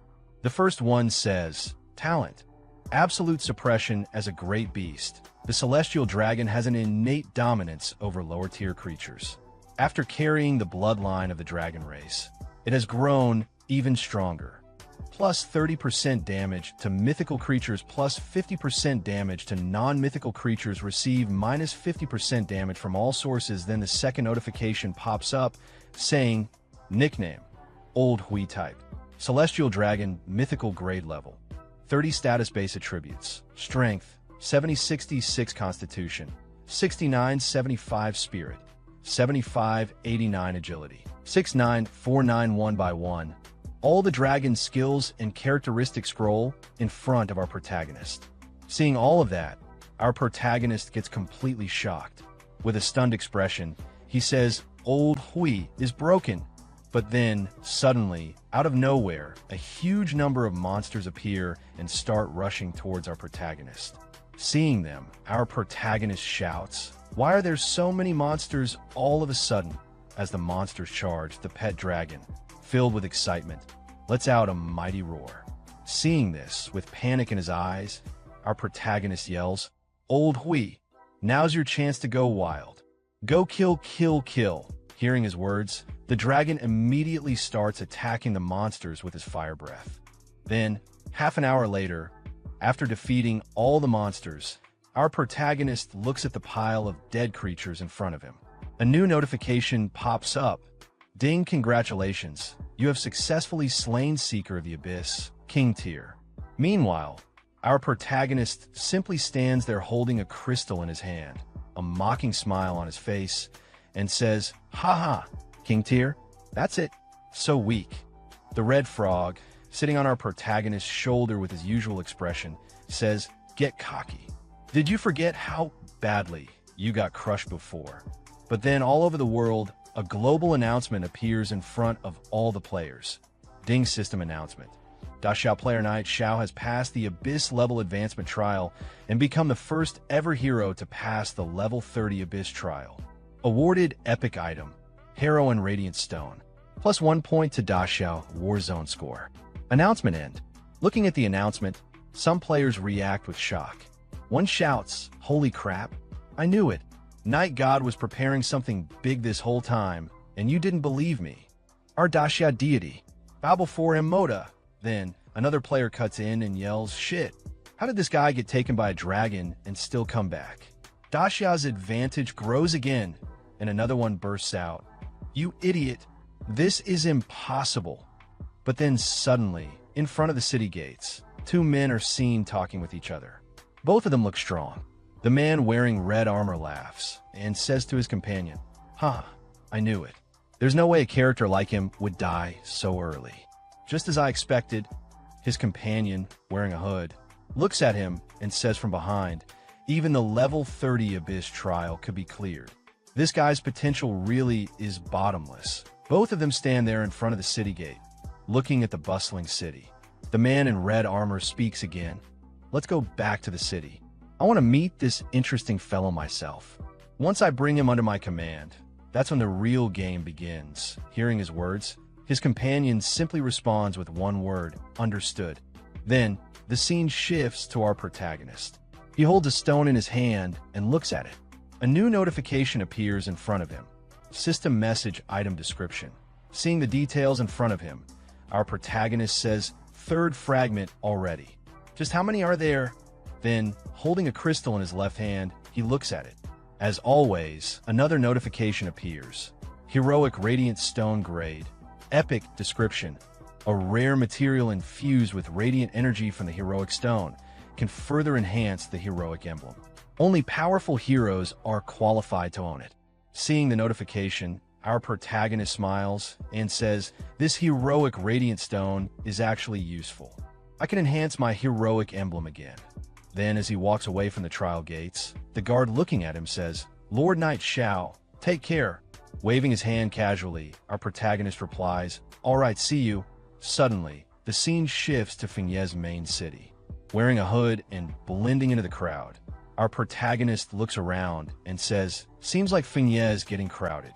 Hearing that, the red frog sitting on his shoulder responds with a mocking tone, "Well, you were missing for several days." Then, our protagonist notices a huge crowd gathered in front of a shop. Seeing the scene, he says, "Come on, let's get this gear appraised." The red frog, still perched on his shoulder, adds, "Why are there so many people?" But then, our protagonist notices an old man appraising items. Seeing that, he confidently steps forward and says, "Boss, appraise this gear." Above his head, his first-class citizenship sign is shining brightly. However, the old man doesn't notice at first and, without even looking, grumbles at him, "Get in line. Don't bug me." But then the old man catches a glimpse of our protagonist's first-class citizenship and immediately gets shocked. In an instant, the old man's attitude completely changes. Showing full respect, he gestures inside and says, "Well, look who it is. It's the god of fortune. Come right in." All the players lining up for appraisal look irritated, glaring at our protagonist. One of them mutters, "Who is this guy?" Another one quickly butts in, saying, "A first-class VIP." Someone at the front of the line grumbles, "Just cause he's first class, he gets to cut the line." Then, our protagonist calmly shows a badge to the old man. Seeing the badge, the old man starts sweating a little and says, slightly panicked, "Wait, is that the heroic emblem?" Hearing the old man's words, our protagonist casually says, "Help me enhance this first." The old man quickly gets to work, mumbling nervously, all right. Enhancing now. This thing's so valuable. Tighten up. I'm ruined." Outside the shop, the crowd peeks in, watching the scene unfold. One person says, "What a good item." Another one scoffs, "Doesn't look like much. Just a shabby emblem." Ignoring all the background chatter, the old man focuses entirely on enhancing the item. Then suddenly, a bright yellow light bursts out from the item, and a notification appears. Heroic emblem. Legendary grade description. Proof of a hero. Only those who pass the hell level trial are worthy. Ultimate honor of the Empire. After 2 equipment merges, it becomes even more powerful. Plus 100 base attributes, plus 5% all attribute resistance, plus 3 charisma, heroine power passive. Triggers when HP drops below 30%, granting plus 10% strength and plus 10% spirit. Seeing all that, the people inside the store are stunned. One of them gasps, "That's legendary grade equipment?" Everyone starts covering their eyes from the blinding light and shouts, "My eyes! Too bright." Meanwhile, our protagonist, holding the badge in his hand, looks unimpressed and mutters, "Another legendary item." Doesn't seem like a big upgrade, though. From outside the door, some people notice him and whisper, "The guy. Could he be the famous Knight Shao?" Another one quickly adds, "It must be. No wonder he could do an abyss-level trial." Then suddenly, the entire crowd waiting outside the store rushes in one by one, shouting, "Lord Knight Shao, can I add you as a friend?" "Boss, carry me please. Fan for life. Super hot, like a school beauty tier. I can hook you 2 up. Name your price." "Big bro, I'm your long-lost brother-in-law. My sister's wearing black stockings today. Add me, and I'll send you pics. If you don't like it, I'll wear them myself." The old man, panicking, tries to calm the chaos, shouting, "Everyone calm down. Don't disrupt the store's business." Meanwhile, our protagonist, holding a red dagger he picked up from the shop, sighs and says, "Staying low-key is so hard." Then he turns to the old man and says, "Boss, help me appraise these other items too." Hearing that, the old man looks at him and quickly responds, "Sure thing.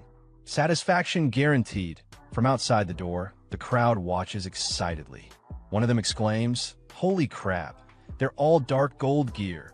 Another one says, "My poor heart can't take this." Someone else, full of excitement, adds, "Boss, you probably won't use all that, right? Want to sell a few pieces?" Another man, practically begging, says, "Master, my dad owns 3 publicly traded companies. Money's no issue. Just sell me 1 or 2 pieces, I beg you." At that moment, the world chat exploded. Damn it, the great Yi Xiao has appeared in Finesse City. Everything he just identified was dark gold rank. Every single piece. Everyone get over here. Worship the Grandmaster. Bring offerings. Offer your younger sisters if you have to. Is that info reliable, bro? Last time you said Yi Xiao showed up, I rushed over like a mad dog, and it turned out to be a fake. I nearly had a stroke from the rage. More real than pure gold. Look at these photos. Someone took them right on site at the appraisal shop east of the city. Coordinates are here. And there they were, several photos showing Yi Xiao in action, standing calmly as stunned players held glowing, newly identified dark gold items in their hands. Damn it, I'm heading there now. I'm turning around. I'm going back to the city. Inside Finesse City, the streets were chaos. Players sprinted across alleyways, burst out of buildings, and flooded into every corner of the marketplace like a tidal wave. Where is the great Yi Xiao today? I must beg him to take me as a disciple. Disciple? Please. If anyone's going to be his disciple, it's me. Who do you think you are? God Yi, here I come. I want to have children with you. The world paused, and I really hope that one came from a pretty girl. Otherwise, we might be looking at the start of another catastrophe. Sometime later, Yi Xiao was seen crouching in the shadows behind a cluster of old merchant stalls, hood pulled low over his head. From his hiding spot, he peeked out cautiously at the chaotic city streets still buzzing with activity. "Ugh, looks like no one followed me," he muttered, letting out a long sigh. What now? Being the center of attention all the time is exhausting. But just as he was about to relax, a voice spoke behind him. "Are you Yi Xiao?" Yi Xiao froze. Slowly, without lifting his hood, he turned his head slightly, eyeing the stranger from beneath the brim. "And what do you want?" The man wasn't alone. Behind him stood a group, well-dressed, confident, and clearly used to getting what they wanted. The air around them was thick with self-importance. "Don't get the wrong idea," the man said, hands raised casually. "We don't mean any harm. We just came to talk business with you." Yi Xiao stepped forward slowly, his presence shifting in an instant. He looked the man dead in the eyes, a sly smirk curling on his lips. "A deal," he said, voice laced with mocking confidence. "You want to buy dark gold rank gear?" The man smiled back, clearly unfazed. "Yeah, something like that. Trust me, I can make you an offer you can't refuse." Yi Xiao laughed, low at first, then louder, until it echoed off the alley walls. "Haha, if you can pay hundreds of billions of gold coins for that dark gold gear, then I truly wouldn't be able to refuse." Hearing Yi Xiao's words, the man raised an eyebrow and let out a low chuckle, his expression dripping with mockery. "Hundreds of billions of gold coins?" he sneered. "Looks like your vision is still stuck inside the game." Yi Xiao's eyes narrowed slightly under his hood as he studied the man. His thoughts churned. And this guy, suddenly showing off more than I do? He didn't exist in my previous life, but that assassin behind him, he feels familiar. That tone, that presence. One of the top assassins for back then. Never joined any faction, always acted alone. He tilted his head, eyes sharp now. "So what are you trying to say?" The man smirked, stepping forward slightly as if addressing an equal or a potential subordinate. "To be honest, seeing you dominate the rankings like that, I think you've got real potential. You're not ordinary. I'm sure you'll achieve big things." He paused, gaze steady. "But it seems you still haven't realized the real value your in-game abilities can bring in real life." Yi Xiao gave him a cool glance, nodding slightly. "Keep talking. Let's see how far your little performance goes." He thought to himself, silently amused. The man smiled, wider now, his confidence turning to arrogance. "I'm not here to sell you dreams. Money, status, women, whatever it is you want, I can give it to you." He stepped right in front of Yi Xiao now, his group flanking him like a wall of silent pressure. His tone was smooth but soaked in challenge. "So, make your choice. I hope you'll join us." Yi Xiao slowly placed a hand on the man's shoulder, his expression suddenly calm and friendly. "Brother, the fact that you came to me for cooperation means you acknowledge my skills, and I appreciate that." The man's smug smile returned, clearly pleased. "Glad you understand." Then, but before he could finish, Yi Xiao cut him off. A sudden whoosh echoed through the alleyway as flames burst to life in Yi Xiao's palm. Heat shimmered in the air, distorting the smugness off the man's face. But, Yi Xiao said coldly, "For someone so young, that cocky attitude of yours? I don't like it." He leaned in slightly, fire curling up his arm. "So I'll give you a manual respawn, just to calm you down a bit." The man's eyes widened. "What? You dare attack me?" One of his underlings stammered from behind. "Careful. If you do anything here, this is the main city." Too late. Yi Xiao moved like lightning. With a flick of his arm, the flames surged forward, engulfing the man in an instant. Screams were cut short as the fire consumed him, and a burst of golden light marked his forced logout. Silence followed. "Idiot," Yi Xiao muttered, brushing off his hand. "You talk too much." Gasps erupted from nearby players who had been watching from a distance. Word was already spreading. Did he really kill the young master? Is he crazy? That guy had a whole group with him. But before chaos could explode, one figure stepped forward from the crowd, the assassin who'd been lurking behind the group this whole time. Calm, dangerous, his eyes scanned the area with sharp precision. "Don't move," the assassin said firmly, raising a hand. "This is the main city. Killing is forbidden here. If this escalates, we won't be able to take responsibility for what happens next." The tension in the air grew thick. No one moved. All eyes were on Yi Xiao. And Yi Xiao, he just stood there, half smirking beneath his hood, flames still flickering faintly in his hand, utterly unfazed. Yi Xiao slid his hand into his pocket and turned away, walking off without sparing them another glance. "The money and gear on the ground," he said coolly. "Consider it your compensation." His steps echoed as he walked further, leaving stunned silence behind. And with a last flat voice, "Don't follow him anymore. He has no future." The group stood frozen. One of them finally spoke, eyes locked on Yi Xiao's retreating back. "It's terrifying, killing someone in the main city. He's insane." But before anyone could respond, a sharp voice rang out behind them. "Who's fighting here? How shameless!" Everyone turned. One of the gang members paled. Sirens. It's the main city guard. From every street and rooftop, guards poured in, weapons drawn, armor gleaming. In moments, Yi Xiao and the group were completely surrounded. A burly guard at the front stepped forward, voice booming through the plaza. "Who dares to kill in the main city? Are you out of your mind?" But our protagonist, without avoiding any questions, he simply replied to the guard, "It was me." Then another voice roared out, deep, gruff, and brimming with authority. The guard leader stepped forward, eyes locking onto Yi Xiao with a scowl. "You kill someone, and still stay this calm," he shouted. "You've got some serious guts." The guard leader stared hard at Yi Xiao. Then his expression twisted, not in anger, but in shock. His voice dropped into a sharp, almost panicked tone.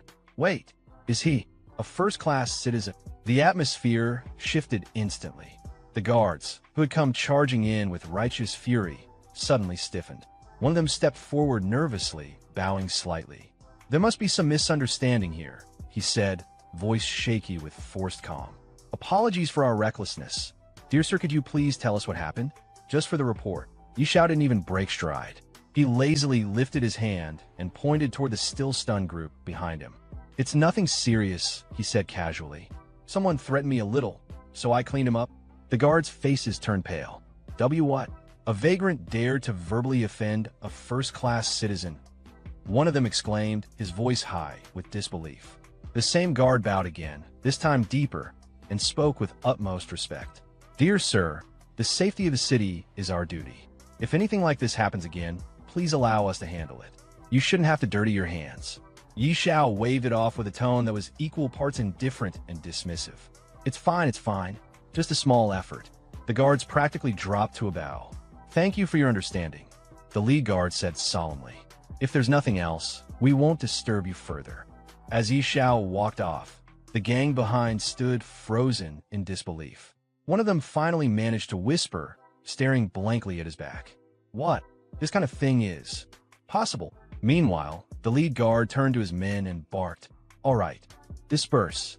Situation resolved. Return to your posts." Later, as the guards moved out, one of the younger ones leaned over to his captain, voice filled with confusion. "Boss, what happened? Why didn't we arrest him?" The leader didn't even look back. He just grunted and snapped. "You idiot. How many times have I told you? His eyes narrowed as he watched Yi Xiao vanish into the crowd. We guards need to pay attention to the details. The details. The guard captain leaned in close to his subordinate, voice low and urgent. Didn't you see? That guy's a first-class citizen, and not just any. He's the very same young man the Duchess has been looking for. The younger guard blinked in confusion. The Duchess? Yes, the captain hissed. She's been losing sleep, try to find him.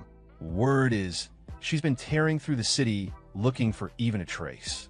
Do you seriously think someone like him is the same as other first-class citizens? He straightened, his eyes gleaming with ambition. If we report this properly, we'll be promoted on the spot. Got it. The younger guard finally caught on and nodded, eyes wide. I see. No wonder you're the boss. Meanwhile, inside the Duke's mansion, in a richly decorated office lined with velvet drapes and polished wood, a noblewoman sat behind a large desk, her fingers tapping impatiently on the surface. Her eyes, sharp yet faintly anxious, stared at the empty space in front of her. Good heavens, she murmured, brows furrowing. Are you mocking me? Her face flushed slightly, frustration showing through the composure. Her voice dropped into something almost vulnerable. Why? Why are there still no updates on Yi Xiao? Just then, the door burst open. Madam, madam. A maid came sprinting into the room, breathless. We have news about Lord Yi Xiao. The noblewoman instantly stood up, her chair scraping against the polished floor. Really? She said, eyes lighting up with barely contained joy. Where is he now? Cut to Resurrection Point. East District. 4 figures stood gathered beneath the dull glow of the respawn crystal. 2 of them were the same group who had previously approached Yi Xiao with their offer. I still can't believe it, one muttered. He killed someone in the main city. And we just stood there. The group's leader crossed his arms, face grim but composed. It was I who lost composure, he admitted. He's already level 30. Naturally, none of you could stand against him. He glanced down, then smirked slightly. I gave him the illusion that he could stand on equal footing with me. Let him have that moment. But soon, he looked up, eyes hardening. I'll make him realize how foolish it was to challenge me. Turning to the assassin, he asked coldly, You have stealth, don't you? Go back to the city. Retrieve the gear I dropped. The assassin gave a respectful nod. Yes, young master. But just as he turned to leave, a voice echoed from above. No need. Everyone froze. They looked up. Yi Xiao stood atop a nearby rooftop, arms crossed, cloak fluttering in the wind. His eyes gleamed coldly as he looked down on them. I didn't take your gear, he said flatly. But from the look of it, it seems you won't be needing it anymore. All eyes turned upward. Yi Xiao stood atop the building, a staff in his hand blazing with faint embers. The wind fluttered his cloak as his gaze bored down coldly at the group below. The group leader looked up, gritting his teeth. This is the respawn zone, Yi Xiao. Surveillance here is tighter than even the main city. What do you think you're doing? Are you insane? Yi Xiao ignored him. With a flick of his wrist, the staff ignited in his hand, flames licking the air. He narrowed his eyes and said, voice low and mocking, if you don't remove the root. The grass grows back with a spring breeze. Before the group could react, whoosh. A torrent of fire engulfed the group leader. Gaia! The man didn't even get a scream fully before his body burned to ash. One of the group members staggered back in horror, his hand reaching instinctively for his sword. You bastard! But before he could draw it, Yi Xiao's cold voice rang out. I suggest you don't move, or he won't be the only one to die. The man froze. Then Yi Xiao's flames surged again. His eyes glinted as he smiled. Killing one or many makes no difference to me. The group leader's body reappeared at the respawn crystal, gasping from the respawn shock. But there was no relief in his eyes. His face twisted in panic, and he shouted at Yi Xiao, What is the meaning of this? I'm warning you, don't take things too far. If something happens to me, not only you but your family, your friends, they'll all pay the price. Yi Xiao's response? Another wave of fire. Boom! You're about to die again, and still you boast? That kind of threat means nothing to me. The man burned once more, his form vanishing into light. Crowds began to gather. Gasps and whispers spread like wildfire. Look, it's Yi Xiao. Is he? He's killing someone at the respawn point. Killing in the respawn zone. He's lost it. He's insane. One of the gang members backed away, trembling. He stared at his leader's scorched remains and muttered, Why, young master? Didn't respawn. He was forced to log out. Then, boom, a new group of city guards arrived, their armor darker, bearing a crest of black flame. At their head stood a tall, broad-shouldered man with a cloak trimmed in gold and crimson. His voice thundered across the plaza. Who dares cause bloodshed the respawn point? The crowd fell silent. The assassin among the group narrowed his eyes and looked between Yi Xiao and the new guards. He muttered under his breath, "The black-robed judge. Even Yi Xiao won't escape his judgment. Now, he's really in trouble." Yi Xiao narrowed his eyes, scanning the black-robed commander and the elite guards behind him. He could feel the difference in aura, sharp, overwhelming. TCH. So he even alerted him. With my current level, fighting that guy head-on would be a massive loss. With a controlled breath, Yi Xiao lowered his staff. He calmly stepped down from the rooftop, landing silently before the stunned crowd. Hands raised in a surrendering gesture, he spoke coolly. "I was the one who killed him. I'll go with you." The guard captain stared at him, suspicious at first, then surprised by the composure. "Humph. At least you're reasonable," the captain muttered. He turned to his squad. "Take him away." In the real world, within a grand estate, an elderly butler sat beside a young man lying unconscious on a luxurious bed. Young master, wake up," the butler said softly, worry in his eyes. Just then, the door slammed open. A stern-looking man in an ornate robe strode in. It was the young man's father. "What's going on?" he barked. "What happened to my boa?" The butler lowered his head, voice solemn. "Sir, the young master has been killed." The father froze for a moment, as if the words had struck him physically. Then rage overtook him. "What? Who? Who killed my boa? I want his entire family buried with him." Meanwhile, in the game world, inside the Dragon Phoenix Empire's prestigious court in Fengye City, Yi Xiao stood calmly in the center. The judge sat high upon the bench, peering down at him with an unreadable gaze. "Yi Xiao, first-class citizen of the Dragon Phoenix Empire," the judge began, "why did you break the laws of Fengye City by committing murder in the respawn zone?"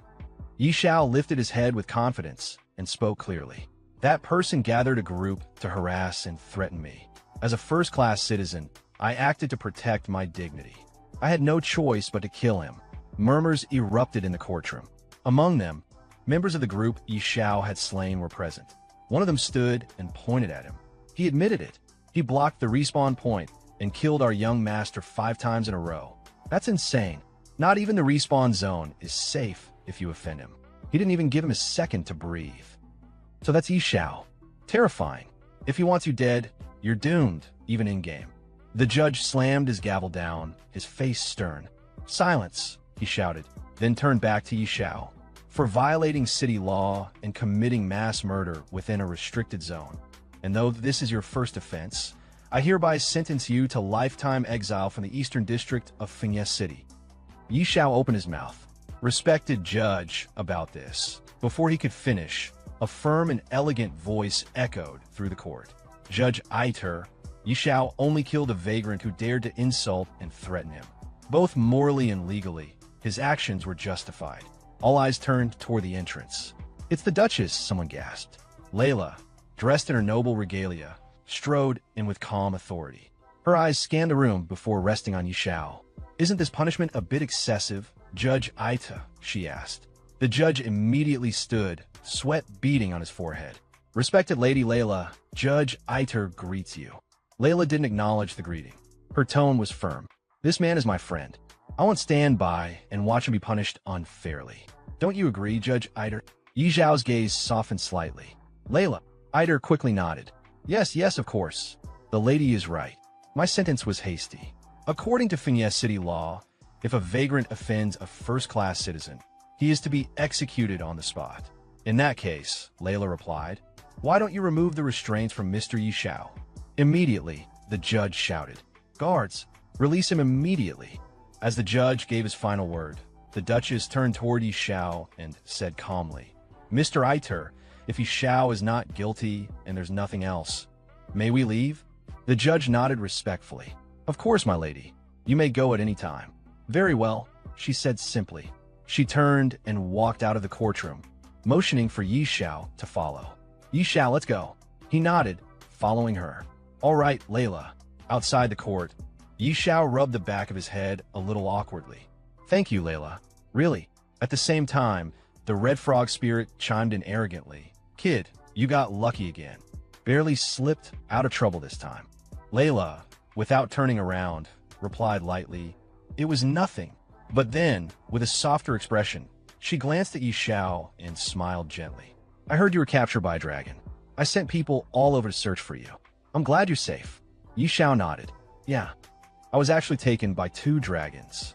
But it turned out okay. I even gained some valuable items. Then, without warning, he took her hand and kissed it respectfully. Layla's face turned a little red, but she smiled. Really? Then you have to come home with me and tell me everything. Yi Xiao smiled back. Sure, Layla. It's been a while. I've got a lot to share with you too. Layla's eyes lit up and she started to say something excitedly. This is seriously, but Yi Xiao interrupted her with a chuckle. Totally true. By the way, is Mr. Stir still at the manor? I wanted to ask him about the second-class mission. Second-class mission? Layla blinked, a bit surprised. You're already level 30? That's fast. Sometime later, in the main hall of the Duke's mansion, Yi Xiao and the esteemed lady stood before Mr. Stir.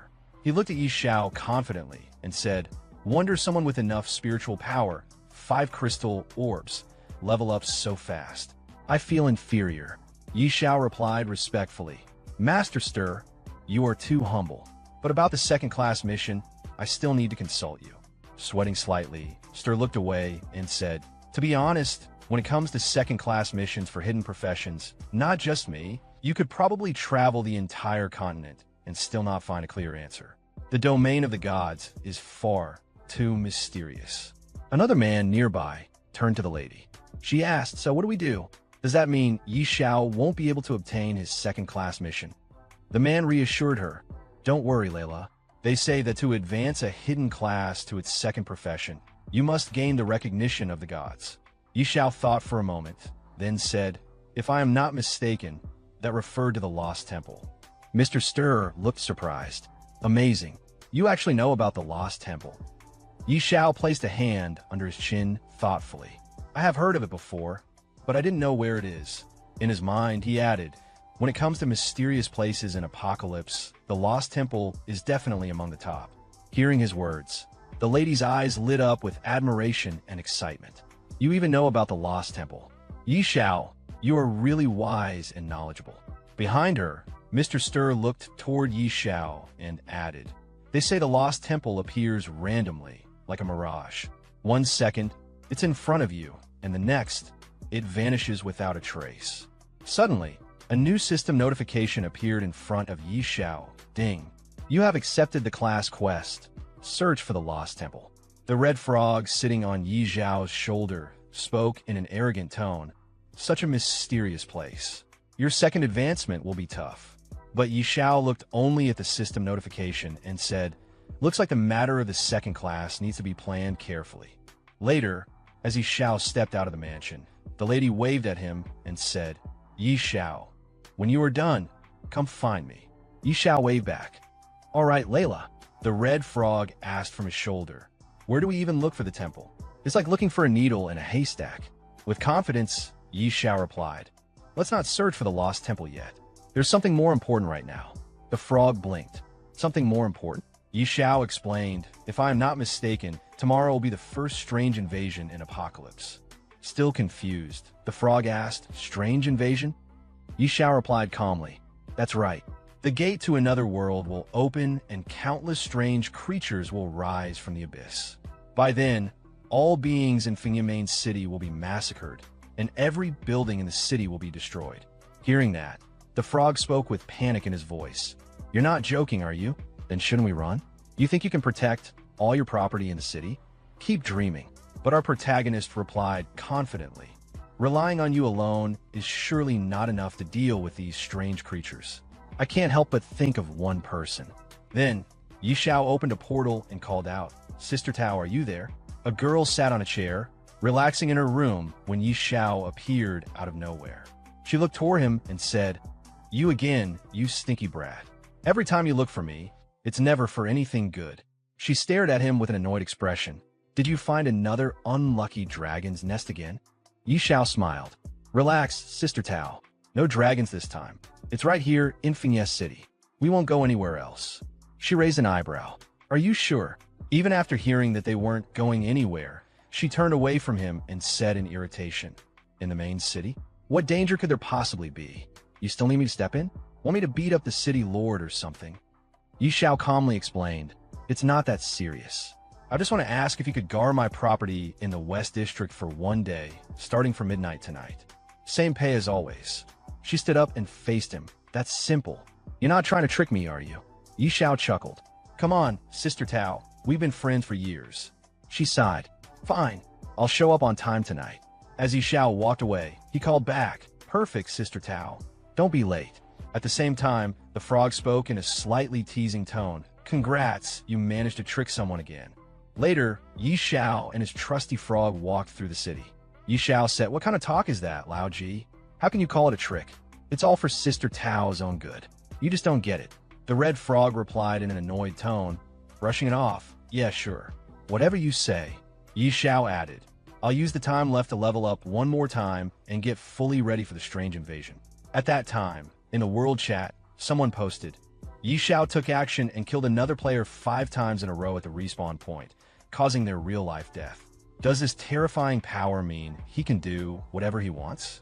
Then another message appeared. A powerful unknown blatantly violates the law.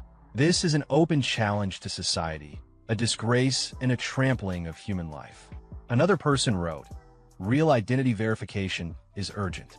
Apocalypse must not be a place where players do whatever they please. Followed by someone else.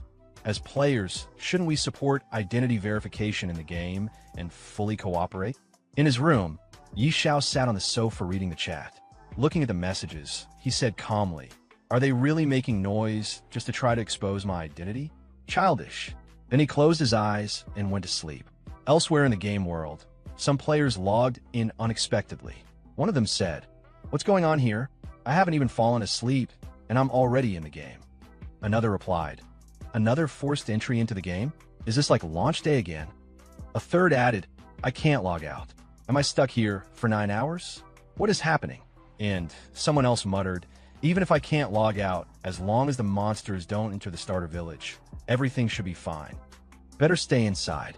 Meanwhile, Yi Xiao was sitting outside on a chair, and beside him, Sister Tao stood, yawning. He said to her, Sister Tao, as punctual as ever. She looked around the quiet city and replied, don't tell me you called me just to chat. Or are you just rolling in money? Yi Xiao checked his watch and said without looking at her, don't be impatient, Sister Tao. Soon, all my shops in the West District will be in your hands. She smiled gently and answered, relax. As long as I'm here, not a single stone or tile will be lost. With confidence, Yi Xiao smiled mysteriously. With Sister Tao here, I'm already at ease. Suddenly, lightning struck from the sky. Both of them became alert and looked up. Yi Xiao stayed calm and said, Sister Tao, cast a buff. She didn't answer right away. Instead, she kept staring at the sky. What's this? Above, a crack opened in the sky. From it, a swarm of monsters began pouring into the world. Yi Xiao explained, it's the strange invasion. The creatures looked like demonic beasts. Elsewhere in the city, panic broke out among the guards. Invasion. There's an invasion. The whole city is under level 1 alert. No one is allowed to leave. Mages to the walls. Evacuate the people. Monsters charged into the city, smashing buildings and attacking civilians. People ran in every direction trying to escape. Back with Yi Xiao, he stood calmly behind his trusted ally. Sister Tao looked at him and asked, how did you predict this strange invasion? The current level of these creatures doesn't worry me, but if it rises... Yi Xiao replied with excitement, Sister Tao, you have to believe in yourself. You are a divine-level sorceress. Right after he spoke, a powerful boss monster appeared in the sky. Sister Tao's eyes widened. That's a level 100 boss. Lord Class, I fell into your trap again. She looked at him in frustration. Every time you look for me, it's never for something easy. Yi Xiao responded playfully, Sister Tao, you said you'd protect every brick and tile of my West District. She answered by launching 5 heavenly lightnings at the boss monster. It collapsed instantly. Yi Xiao said with awe, wow. Sister Tao took out a Lord Class boss with just 1 strike. She scowled and said with annoyance, Do you think I'm some kind of toy? Suddenly, another Lord-class boss appeared in the distance. Sister Tao looked toward Yi Xiao and said with a bit of panic, "You brat, stop staring and help out." Yi Xiao smiled confidently. "Of course, Sister Tao." Then he summoned his dragon. "Xiao Hui, it's your turn. Let's go." Some distance away from Yi Xiao, chaos erupted along Fungi City's defense walls. A monstrous creature, its hulking form dwarfing the stone barriers, slammed clawed fists against the fortifications with a thunderous roar. Soldiers scrambled while magicians chanted spells, their attacks barely scratching the beast's hide. The city gods stood ready on the battlements, weapons drawn, as a nearby mage shouted urgent orders. "Adi, don't let them get close." Another defender, muscles straining, cried out in desperation, "I can't hold on anymore." The scene shattered as a shadow blotted out the sun. Xiao Hui descended like a wrathful comet. The dragon's fiery breath engulfed the monster in an inferno, reducing it to charred flesh before its massive corpse toppled onto a nearby shop, crushing the structure completely. As system notifications congratulated Yi Xiao on slaying the elite boss, he scowled at his draconic companion. "Xiao Hui, be more careful. Another shop just got destroyed." The dragon rumbled what might have been an apology. No sooner had the words left his mouth than the ground trembled with approaching footsteps. An entire wave of monsters surged toward the walls. Yi Xiao's eyes gleamed with predatory anticipation. TCH, a whole wave coming. Xiao Hui, strike first. The dragon became a blur of scales and flame, reducing monsters to ash with each sweep of its claws. Notification after notification flashed before Yi Xiao's eyes as experience poured in. Flexing his hand, he grinned. "Just as I thought. Killing bosses is the fastest way to level up." From his perch on a rooftop, Yi Xiao called out to Sister Tao amidst the battle below. "Sister Tao, I'm counting on you to defend the West District. Xiao Hui and I are going to hunt more bosses." The woman spun toward him, face contorted in exasperation as she bisected a monster mid-turn. "You brat, do you think I have 3 heads and 6 arms? I don't care. You better pay me more." Yi Xiao's chuckle carried over the din of battle. "No problem." Some distance away, Yi Xiao and his dragon continued their boss hunt across the war-torn battlefield. As another monster fell to Xiao Hui's flames, a gleaming item dropped at Yi Xiao's feet. He picked it up, turning the ring in his fingers as a system notification popped up. A satisfied grin spread across his face. "Not bad at all," he murmured, pocketing the rare loot. With a casual wave toward the smoking battlefield ahead, he called out, "Xiao Hui, let's go find more bosses." The dragon let out an eager roar, its wings beating powerfully as it soared toward the next cluster of monsters, leaving scorched earth in its wake. Beyond the city walls, pandemonium reigned as civilians fled through monster-infested streets. "Run! Oh no, I don't want to die!" screamed one man as claws tore through his companions. A young girl collapsed, prompting a bloodied swordsman to turn back in horror. "Little sister, wake up! How am I supposed to live without you?" Nearby, another survivor raised his weapon with desperate resolve. "Damn monsters! If I have to, I'll take you down with me." A shield-bearing warrior intercepted a killing blow meant for the group, the impact rattling his bones. "Boss, I can't hold on any longer." At the rear, a bespectacled man scanned their surroundings frantically. "Look for a way to escape. Those bosses are too strong. We're no match." The shield-bearer glanced back at his trembling comrades, voice raw with urgency. "Boss, go. Hurry up. Take Xiaoyu and the others. I can only distract it for 5 seconds." The monster's next strike sent him flying, but even as he tumbled across the dirt, his final shout followed his fleeing friends. "Bosco, don't worry about me." The glass-wearing man and his team stood frozen, watching in horror as their comrade Storm crumpled to the ground. "Storm, are you okay? Storm, wake up!" they cried out, their voices cracking with panic. The bespectacled leader stared at the advancing monster with widening eyes, his breath coming in short gasps. His remaining friends scrambled to drag their fallen defender to safety, but the creature was already upon them, its maw gaping wide for the killing strike. "There's no hope," the leader whispered, his glasses reflecting the monster's glistening fangs. One of his teammates grabbed his arm desperately. "Are we all going to die here?" Then, like divine intervention, a torrent of flames engulfed the beast, reducing it to smoldering bones before their eyes. The sudden heat made them stagger back as the monster's corpse collapsed at their feet. The bespectacled man stared dumbfounded at the charred remains. Wow! The boss was defeated in a single strike.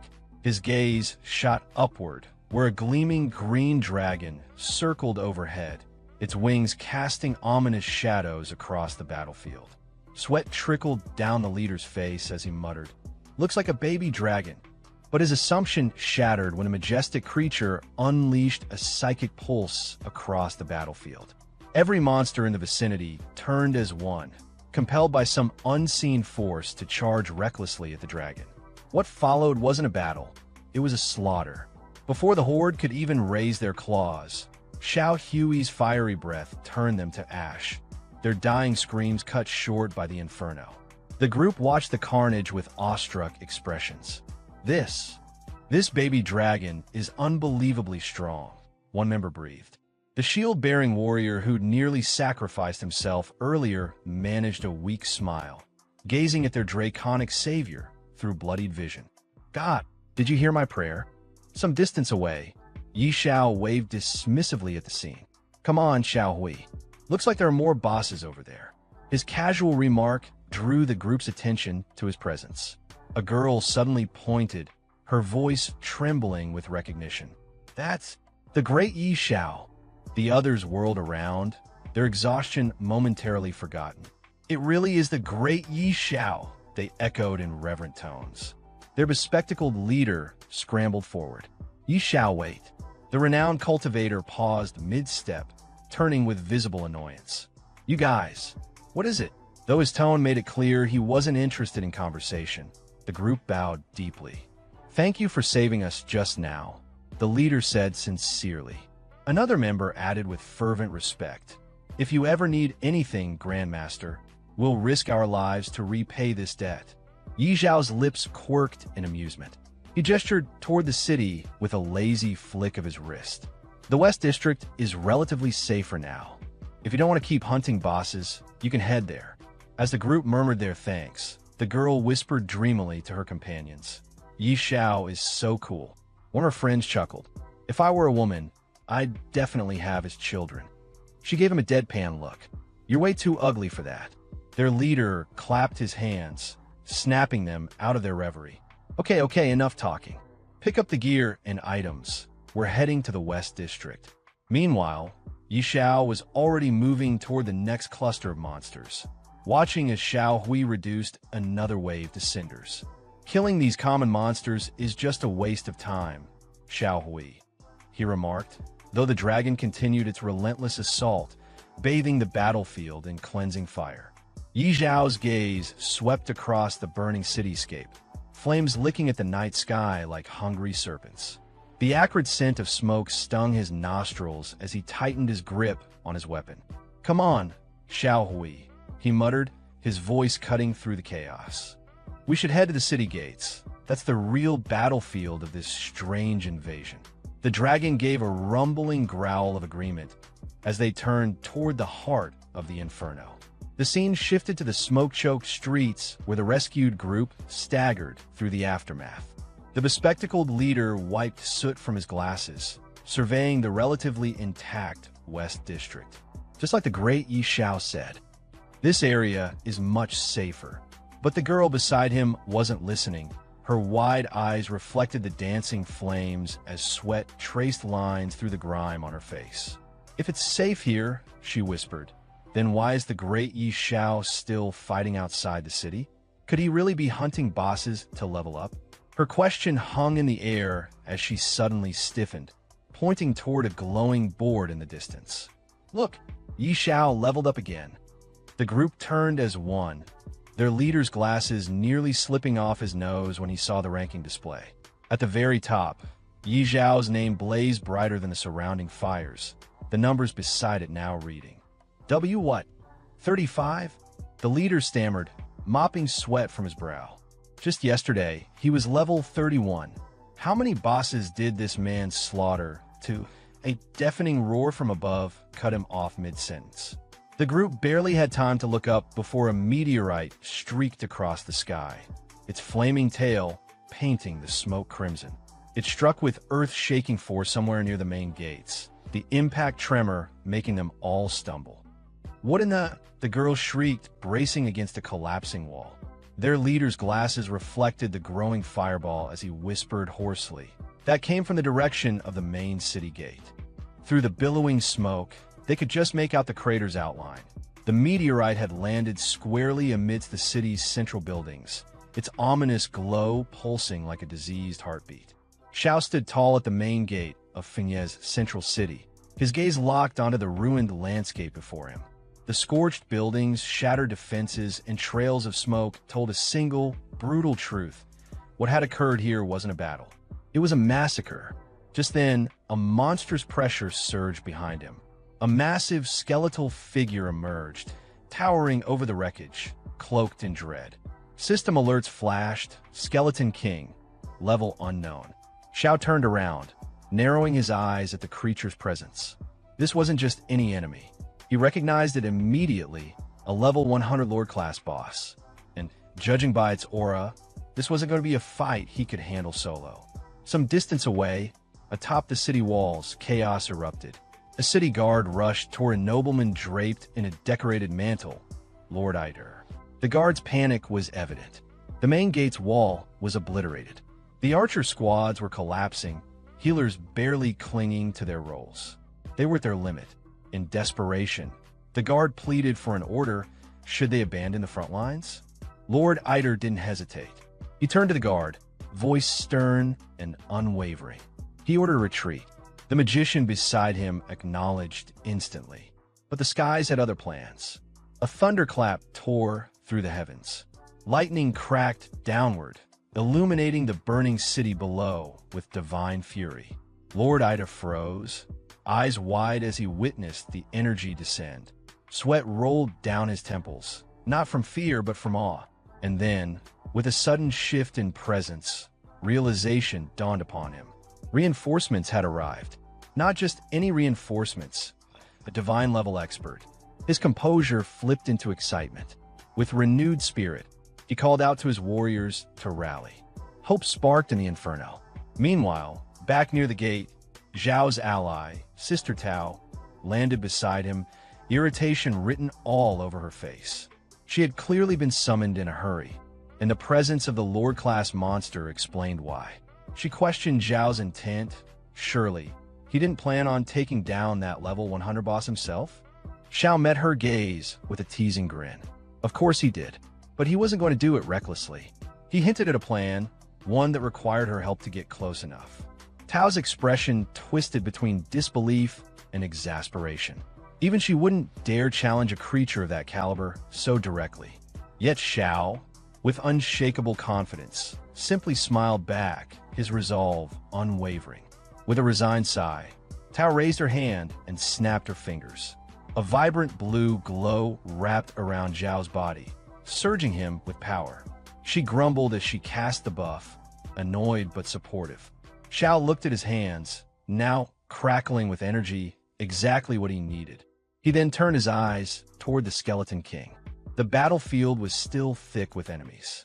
It wouldn't matter how strong he was if he couldn't reach the boss. He glanced back at Tao with a challenging look. Wasn't it her job as a divine sorceress to clear the way? Tao didn't even flinch. She lifted her staff and stepped forward. If he had the guts to fight a Lord-class monster head-on, she'd return the favor by blasting the path wide open. With a swift gesture, Sister Tao raised her staff high, and once again, lightning tore down from the heavens. She continued channeling the energy, eyes locked on the towering undead figure as the storm above intensified. Still holding the lightning in place, she turned her head slightly, signaling Xiao to move in. Without hesitation, Xiao launched forward, darting toward the Lord-class monster with determination burning in his eyes. As he dashed through the scorched battlefield, he glanced back for a brief moment, flashing a confident grin. Her support, as always, was unmatched. Suddenly, Lord Eider emerged before Sister Tao, eyes filled with a rare mix of admiration and hope. He acknowledged her contribution with formal gratitude, knowing full well that her intervention had shifted the tide. But she didn't have time for praise. With an irritated expression, she sharply dismissed the pleasantries and barked out orders. He was to lead his forces to defend the north, while she and Xiao handled the front. Lord Eider wasted no time. He accepted her command and immediately turned back to his men, rallying them toward the northern sector. Behind him, one of the city guards pointed urgently toward Xiao, confused and skeptical about the sight of a low-level tamer charging straight toward a boss of this magnitude. Yet the city lord, unfazed, told his troops to focus on the bigger threat. He trusted Lady Dorothy completely, and that meant trusting whoever she chose to fight beside her. With that, he barked out the retreat order, and his men obeyed. A short while later, amidst the burning remnants of the city, Xiao and Sister Tao stood side by side. The monstrous skeleton king loomed before them, unfazed by the earlier strike. Tao turned toward her young partner, voice sharp, reminding him that the next moment would decide everything. Even the small red frog perched on Zhao's shoulder wasn't holding back its usual sarcasm. The creature gave him a mocking nudge, warning him not to get killed and leave it behind. But Xiao, undeterred, reassured them both. He wasn't planning to die today. This was his moment. With a deep breath, Xiao stepped forward. The Skeleton King raised its massive axe, both hands gripping the weapon as it prepared to obliterate everything in front of it. In response, Sister Tao raised a shimmering shield, her magic forming a barrier just in time to absorb the blow. Sparks and light clashed violently as the weapon struck the magical defense, but she held firm, shouting in frustration at Xiao to move already. Xiao calmly reached into his inventory and pulled out an epic badge, the gleam of power reflecting in his eyes. With unwavering confidence, he raised it up. He was done waiting. As the badge activated, Xiao unleashed its hidden command, Brutal Massacre. A blinding red beam erupted from the badge, slicing through the air like a divine lance. It struck the Skeleton King dead center, and in an instant, the colossal monster was frozen in place. A system notification flashed across Zhao's view, Brutal Execution, Instant Death. The massive creature began to tremble. Its skeletal frame cracked, joints loosening, and then, one by one, its bones began collapsing to the ground. It wasn't just defeated, it was annihilated. Xiao stood there, stunned and exhilarated, staring at the crumbling remains of the once invincible boss. A surge of satisfaction filled his chest. He had done it. Even the red frog perched on Zhao's shoulder froze in disbelief. It stared at the crumbling remains of the Skeleton King, utterly stunned. A moment ago, this had been a towering, indomitable Lord-class boss. Now its bones lay scattered like ashes. The frog's expression twisted in shock. Xiao had really taken it down with a single strike. Then came the global tremor. A world announcement echoed across every server and screen. World announcement. Chinese player Yi Xiao has successfully slain a level 100 Lord-class boss. First Lord boss kill achieved. Plus 1,000 reputation, plus 200 tribute points. China War Zone, plus 1 ding. Congratulations to player Yi Xiao for reaching level 40. The virtual world erupted. From cities to dungeons, from battlefields to taverns, players everywhere were abuzz with shock and excitement. Confused voices rang out, trying to confirm the impossible. Players demanded to know where the boss had been, how it had been defeated, and, most importantly, who had the power to one-shot a Lord-class enemy. Elsewhere, a group of players, including a young man in glasses whom Xiao had saved earlier, stared at the notification with wide eyes. The realization hit him. Yi Xiao had just left the city moments ago. And now this? His teammates began to murmur excitedly. One was already in awe, calling Xiao a grandmaster and wondering if he accepted disciples. Another, frustrated at the gap in power, half-joked that the game was rigged. Yet another declared boldly that he would start a fan club and be the first member fully committed to worshipping the great Yi Shao. Back at the battlefield, the rewards began to drop from the fallen Skeleton King. Glowing items littered the area around its corpse. Shao knelt down and picked one up, eyes lighting up as he examined the glowing text. Divine Protection Shield grade. Not yet identified. Freezing Stone grade. Not yet identified. Effect. Not yet identified. He smiled to himself. This was exactly what he'd expected. A boss of this level didn't drop ordinary loot. The rewards were on a completely different scale from anything he'd encountered before. He turned toward the red frog still sitting on his shoulder and asked if it had spotted anything valuable. The frog was already staring at a horn-shaped item buried among the drops. It recognized it immediately, an artifact. Shao reached down, picked it up, and gave the frog a smirk. That sharp eye of its had paid off again. This item was definitely something special. He stood up, satisfied. These rewards weren't just good. They were beyond even what a legendary quest would offer. The invasion had turned into the greatest opportunity he'd ever seized. Just then, the battlefield changed again. All around them, the remaining monsters began retreating, slipping back into the swirling portals from where they came. Townspeople across Fengya shouted in relief and celebration. They had survived. The strange invasion was over. Their city stood. Cries of joy echoed through the streets. The monsters are retreating. We survived. It's over. We won. Victory. Within the governor's mansion, a soldier watched as the city's leader began to stir. As the governor opened his eyes, the soldier rushed to his side, helping him sit up. The governor, still groggy, tried to stand. He was adamant. They couldn't allow those strange creatures to breach Fengya's defenses. But the soldier gently informed him that he was too late. The invasion had ended over an hour ago. The governor froze in disbelief. He had been unconscious all this time. How could it be over so quickly? The soldier explained everything. While the governor lay unconscious, Lord Yi Shao and Lady Dorothy had intervened, repelling the invasion and saving the city. Repairs were already underway. A look of amazement crossed the governor's face. He hadn't expected such a hero to rise, someone beyond even the already legendary Lady Dorothy. At the city's darkest moment, Yi Shao had emerged and turned the tide. Without hesitation, he ordered the soldier to make arrangements. He wanted to meet Yi Shao in person, to thank him face to face for saving Fengya City. The soldier saluted, acknowledged the command, and left the room to carry it out immediately. The next day, our protagonist Yi Shao arrived at the city lord's mansion, accompanied by his sister Tao. They were warmly greeted by the city lord and the noble lady, Lady Layla. The city lord politely invited Yi Shao inside. In response, Yi Shao respectfully thanked him and stepped in. The city lord then extended his hand and, with genuine emotion, expressed his gratitude. He told Yi Shao that if not for his brave efforts, Fengya City might not have survived the recent disaster.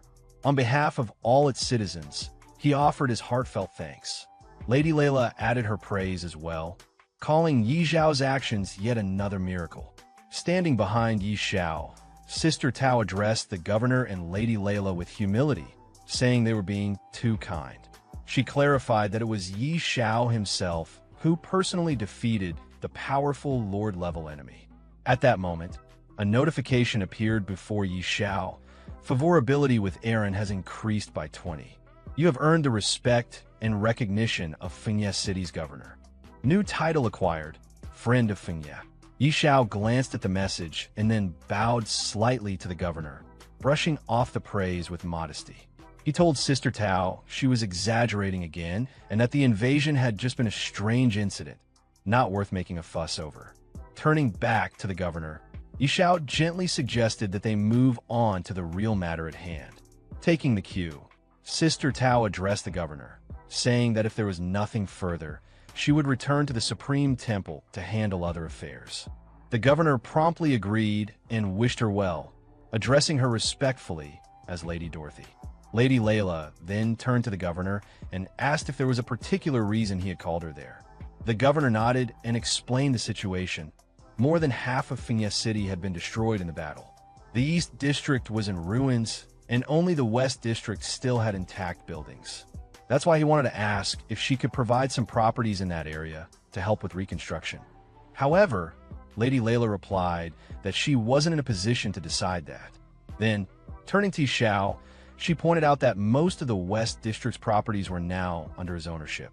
The governor, a bit surprised and disappointed, said he didn't realize Yi Xiao owned the entire West District, but asked if he might consider transferring some of the property to aid the city.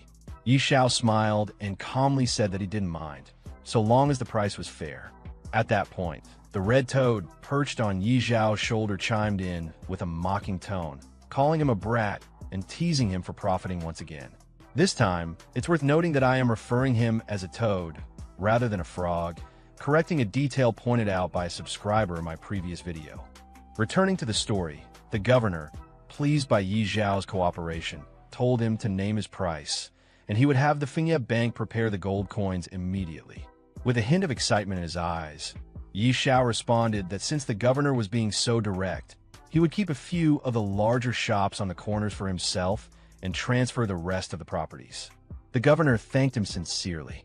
Just then, Lady Layla stepped forward from behind and addressed the governor. She said there was one more thing she needed his support with. He encouraged her to speak. She explained that the incident in Fingya City had already been reported to the royal family, and Yi Xiao's contributions were witnessed by all the citizens. With that, she gestured toward Yi Xiao and declared her intention to request that the royal family grant him a noble title. Yi Xiao was stunned. In his mind, he thought, another piece of good news? The red toad on his shoulder gave him a side glance and quipped with a smug expression, "Title plate, you're really lucky, huh?" After hearing Lady Layla's suggestion, the governor turned to her and said he had no objections. He fully supported the idea. Layla's eyes lit up with excitement, and she turned to Yi Xiao, asking what he thought of the decision. Meanwhile, the governor quietly observed her expression. Looking at Layla and then at Yi Xiao, a fleeting thought crossed his mind. Who would have thought? The noble duchess seems to admire this young man. Could there be something more between them? But he didn't finish the thought aloud. In response, Yi Xiao gently took Lady Layla's hand and kissed it with sincere respect. He thanked her, and the governor, genuinely moved. Layla, blushing slightly as she looked at him, softly replied that he had saved Fingya City. This honor was only what he deserved. Watching the two of them, the governor smiled warmly. He remarked that, in truth, it was he who should be thanking Yi Xiao on behalf of all of Fingya City. Sometime later, in the real world, inside an apartment belonging to Yanran, an emotional outburst shattered the quiet. Yanran screamed out, tears in her voice. "Zhou Hong, answer me. Stop joking." She sat on her sofa, eyes locked on her phone screen. Her hands trembled, and her expression was on the verge of breaking. Again, she cried, "If you keep this up, I'm really going to get mad." On the screen was an image showing her current boyfriend, Zhou Hong, along with other players, lying dead in-game. Tears streamed down her cheeks as she shouted, heartbroken and furious, "Zhou Hong, you're useless. I gave you the gear I bought with my entire savings, and you still couldn't defeat one strange monster." Her voice cracked. "What am I supposed to do now?" A wave of panic surged through her. Sweat began to roll down her face. She rubbed her cheeks with trembling fingers, trying to snap herself out of it. Her eyes sharpened with a mix of desperation and clarity. "That's it. I can still look for Yi Xiao," she exclaimed. Gritting her teeth, she continued, "That useless Zhou Hong. I was wrong to trust him. He's the one who led me astray. If it weren't for him, Yi Xiao and I wouldn't be like this now." She finally realized it. "Now I understand. Yi Xiao is the one who's treated me the best in this world. Yes, I can still find him." She stood up from the sofa, her mind set, and began walking briskly. Her voice, firm but emotional, echoed in the apartment. "Yi Xiao loves me deeply. If I just sincerely apologize, I'm sure we can go back to how things were." Her footsteps quickened. "This time, no matter what he wants, I'll give it to him. As long as I lower my head, he's sure to forgive me." Alone and full of urgent longing, she made her way toward Yi Xiao's apartment. "Yi Xiao, I'm coming to you," she whispered to herself. "Wait for me." Sometime later, inside the game world, A large number of players had gathered in the middle of the city, clearly discussing their next move. One of them loudly declared that starting tomorrow, he would find a way to transfer his character to Fingye City. He believed the other regions had become far too dangerous, and only Yishao could ensure their safety now. Another player quickly agreed and asked if anyone wanted to form a party for the journey, believing it would be safer to travel together. Others were offering to buy city transfer scrolls, even willing to pay high prices, open to negotiation, just to reach Fingye City. Excitement surged through the crowd as more players ran around, scrambling to buy property in the city. Shouts filled the air, with players bidding higher and higher amounts for available houses, offering thousands, even tens of thousands of gold coins. Amid the chaos, Yishao stood quietly, observing the commotion. He couldn't help but wonder why so many people were suddenly flocking to Fingye City. It puzzled him, but instead of dwelling on it, he decided it wasn't the right time to take on new challenges. He figured he should focus on forging equipment first. With that thought, Yishao made his way back to the blacksmith he had met earlier. Upon seeing Yishao, the blacksmith respectfully asked what brought him back this time. Yishao explained that he needed to forge and identify some equipment. However, the blacksmith regretfully pointed out that his shop had been destroyed and he didn't have the means to help at the moment. Yishao then thought for a moment and told him not to worry. He could lend the blacksmith a forge and an identification device. This surprised the blacksmith, but he followed Yishao without hesitation. When they arrived at a well-kept shop in the West District, Yishao gestured for him to go inside. The blacksmith was stunned and tried to ask about the place, but Yishao simply encouraged him to step in and see for himself. Once inside, the blacksmith was amazed. The forge was top-tier, clean, modern, and fully equipped with high-grade tools and even identification equipment. He commented on how luxurious it was and asked who the owner might be. Yishao calmly explained that the shop belonged to him. He offered to let the blacksmith take over the place under the same profit-sharing arrangement the blacksmith used to have before. Since the shop had been sitting unused and the blacksmith was clearly skilled, it made sense. The blacksmith was overjoyed, deeply moved by Yishao's generosity. Especially in a time when many in his profession had been left unemployed, he expressed his heartfelt gratitude, promising to give it his all in return for the opportunity. After settling the blacksmith into the new forge, Yishao pulled out a mysterious item and held it out toward him. He told the blacksmith there was no need for thanks. The important thing now was the work. He then asked if the item could be identified, clearly interested in testing its properties. The blacksmith examined it carefully. He seemed surprised, asking if this was truly an artifact meant for identification. As he took it into his hands, his expression grew more serious and slightly disheartened. Without even looking up, he admitted that even with the most advanced identification tools currently available, he couldn't guarantee a successful result. Yishao, unfazed, simply encouraged him to try anyway. Motivated by Yishao's trust, the blacksmith immediately began working on the process. He was determined to give it his all, doing everything he could to identify the mysterious artifact. However, after some time, the results were disappointing. The blacksmith lowered his head and admitted he had failed. He couldn't even maintain the identification spell. Just as he had feared, the artifact was far too advanced. Yishao asked whether it was really that difficult. The blacksmith responded honestly, explaining that no one had ever successfully identified an artifact of this nature before. He apologized, clearly feeling he had let Yishao down. But Yishao didn't seem bothered at all. With a calm expression, he pulled out a few more items, 3 epic-grade ones, and handed them over. He acknowledged the artifact was probably too complex, so it was better to start with something more manageable. The blacksmith immediately shifted back into work mode, replying that identifying epic-grade equipment wouldn't be a problem. Meanwhile, elsewhere in the city, a man was trying to enter the governor's mansion, but the guards stopped him firmly. They told him the governor was far too busy to meet visitors and insisted that he leave immediately. Moments later, Yishao arrived at the mansion and approached the same guards. When he asked if the governor was available, their tone changed instantly. Recognizing him with respect, they informed him that the governor was in his office and invited Yi Xiao to go right in. Yi Xiao nodded in acknowledgement and proceeded inside without hesitation. When Yi Xiao entered the governor's mansion and stepped into his office, the governor turned toward him, visibly surprised. He hadn't expected this visit. Curious, he asked Yi Xiao if something urgent had brought him here. Without hesitation, Yi Xiao replied with a serious and determined tone. He got straight to the point. He wanted to search for the long-lost race. The governor raised his eyebrows at that.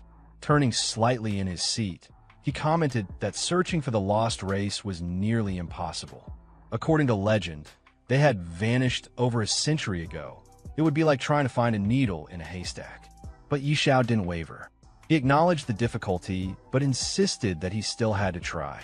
Impressed by his resolve, the governor asked what kind of support Yi Xiao needed from him. Yi Xiao then proposed something bold. He wanted the governor to issue a bounty.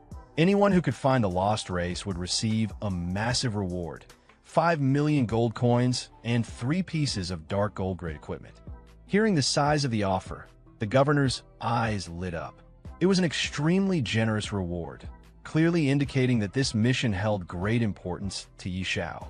He assured Yi Xiao that he would have the bounty posted right away.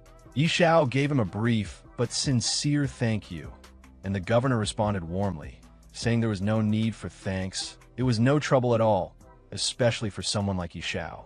The following day, an in-game global announcement was broadcasted to all players. As the notice appeared, it created immediate buzz among the players. One player excitedly shouted for everyone to take a look. Yi Xiao had leveled up again. Another chimed in, stunned that Yi Xiao was back to grinding levels. As more players read the update, they became increasingly shocked. News spread quickly that Yi Xiao had managed to pass the incredibly difficult level 40 Abyss trial. One player couldn't help but marvel at the feat, while another tried to rationalize it, saying that now that Yi Xiao had hit level 40, his pace of leveling would probably slow down. At least, they hoped so. Meanwhile, deep inside the level 40 Abyss trial ground, Yi Xiao was engaged in a fierce battle against a powerful monster known as the Abyssal Guide. The creature let out a deafening roar and lunged at him with deadly force. But Yi Xiao held firm, raising a glowing golden shield just in time to block the incoming blow. High above the battleground, his loyal dragon companion, Xiao Hui, circled in the air. Without any command, the dragon unleashed a searing blast of flame, engulfing the monster and burning it to ash in moments. The Abyssal Guide let out one final cry before collapsing lifelessly to the ground.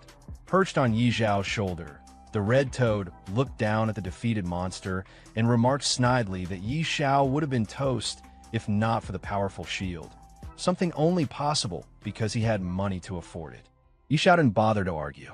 Instead, he replied with calm confidence, pointing out that ever since Xiao Hui had received the blessing of the dragon god, the dragon's stats had skyrocketed, making it much more powerful than before. Still airborne, Xiao Hui continued to glide above the battlefield while Yi Xiao bent down and picked up the item dropped by the fallen monster. Examining it, he immediately recognized what it was, another fragment, the fourth one so far. He muttered to himself, wondering just how many of these pieces were needed to complete whatever they were meant for. Just then, a message flashed before his eyes. It was from Aaron, Lord Yihan, asking Yi Xiao to come to his residence immediately. There was news about the lost race. The words hit Yi Xiao like a bolt. He was stunned. Could it really be true? Had there already been a discovery so soon after the bounty was issued? Far away in a distant region of the game world, 3 adventurers sprinted toward a nearby city in a frenzy of excitement. One of them swore that the small figure they had spotted, short in stature, stocky, and with unique facial features, looked exactly like a dwarf. They were convinced they had stumbled across a member of the lost race. The second adventurer practically screamed with joy, realizing what this discovery could mean. If this really was one of the lost race, then the rewards offered by Yi Xiao would change their lives forever. But the third wasn't about to lose the chance. He shouted at the others to back off, insisting he had seen the dwarf first. They all sprinted faster, each trying to be the first to report to Yi Xiao and claim the bounty of gold and dark gold equipment. Meanwhile, back in Fengye City, Yi Xiao rushed to the governor's mansion. Entering the governor's office, he wasted no time. His expression was serious as he asked if the rumors were true. Had there really been news about the lost race? The governor turned to a heavily armored knight standing nearby and gave a simple instruction. He told him to go ahead and explain everything to Yi Xiao. Sometime later, just outside the governor's mansion, Yi Xiao was seen speaking with the armored knight who had been tasked with delivering the report. The knight greeted him respectfully, addressing him as Lord Yi Xiao, and explained that in the forest just outside Fengye City, he had spotted a group of strange, short-statured individuals. Their proportions and features didn't match any common race. They strongly resembled dwarves, likely remnants of the lost race Yi Xiao was searching for. Yi Xiao raised his hand slightly, gesturing as if to clarify something, then asked the knight if he was absolutely certain that such a group had appeared so close to the city. The idea that the lost race could be hiding right outside Fengye City was almost too convenient. The knight responded with full confidence. He swore he had seen them with his own eyes while hiding in the woods during the recent strange invasion. If not for Yi Xiao's intervention that ended the event, he admitted he might not have survived long enough to bring this news back. Yi Xiao cut him off mid-sentence, not out of rudeness but from urgency. He didn't need flattery. What he needed was action. He ordered the knight to take him to the forest immediately. The two of them quickly made their way outside the city gates, moving at a brisk pace. As they walked, the knight offered to summon additional soldiers to accompany them, concerned about possible danger. But Yi Xiao declined without hesitation, asserting that he could handle it alone. Meanwhile, deeper in the forest, a group of short, stocky individuals moved cautiously between the trees. Their faces were lined with weariness, and they carried hammers and crude gear. Anyone observing them closely would instantly recognize that they didn't belong to any common player race. They were something different, possibly something ancient. From behind the foliage, two players were crouched and spying on the group. One of them whispered eagerly that he needed to capture one of the dwarves alive. If he could bring one back, the reward from Yi Xiao would be massive. His companion quickly proposed they work together. He would claim the gold, and the first player could have the dark gold equipment. But the first player scoffed at the suggestion, teasing his partner to keep dreaming. Greed gleamed in both their eyes. Before they could make a move, however, one of the dwarves noticed them. With alarming speed, the dwarf hurled a hammer through the air. It smashed into a tree behind the players, narrowly missing them but hitting hard enough to send splinters flying and shaving a chunk of HP off both intruders. One of the players laughed arrogantly, remarking that the hammer only dealt about 80 points of damage, barely enough to bother him. He bragged that he could tank that kind of hit all day. But before he could finish his sentence, a second hammer came flying, this one crackling with electricity. It struck both players simultaneously. The impact was instant and brutal. Over 7,000 damage was dealt to each of them in a single blow. They collapsed to the ground in stunned silence, completely overwhelmed. Amidst the chaos unfolding in the forest, another group of players hid cautiously behind a tree, watching the destruction with wide eyes. One of them gasped in disbelief, his voice trembling as he processed what he just saw. Over 87,000 damage dealt in a single hit. It was absurd. His companion, equally shaken, muttered that the dwarves weren't just strong, they were downright broken. Their power didn't seem remotely human. Meanwhile, the dwarves themselves had taken notice of this new group. Their expressions hardened, and a muscular one among them, clearly annoyed, growled about how humans were always troublemakers. Just seeing them, he said, made his blood boil. He turned toward another dwarf, blaming him for choosing a path that crossed through human lands. It was a mistake, he claimed, and he was ready to unleash destruction on them all. Another dwarf, his voice gentler and more reserved, urged the angry one, Dulin, to calm down. But Dulin wasn't finished. His tone grew more aggressive as he declared he had no intention of being treated like a spectacle for human entertainment. If not for the safety of their tribe, he would have already smashed the entire group to pieces.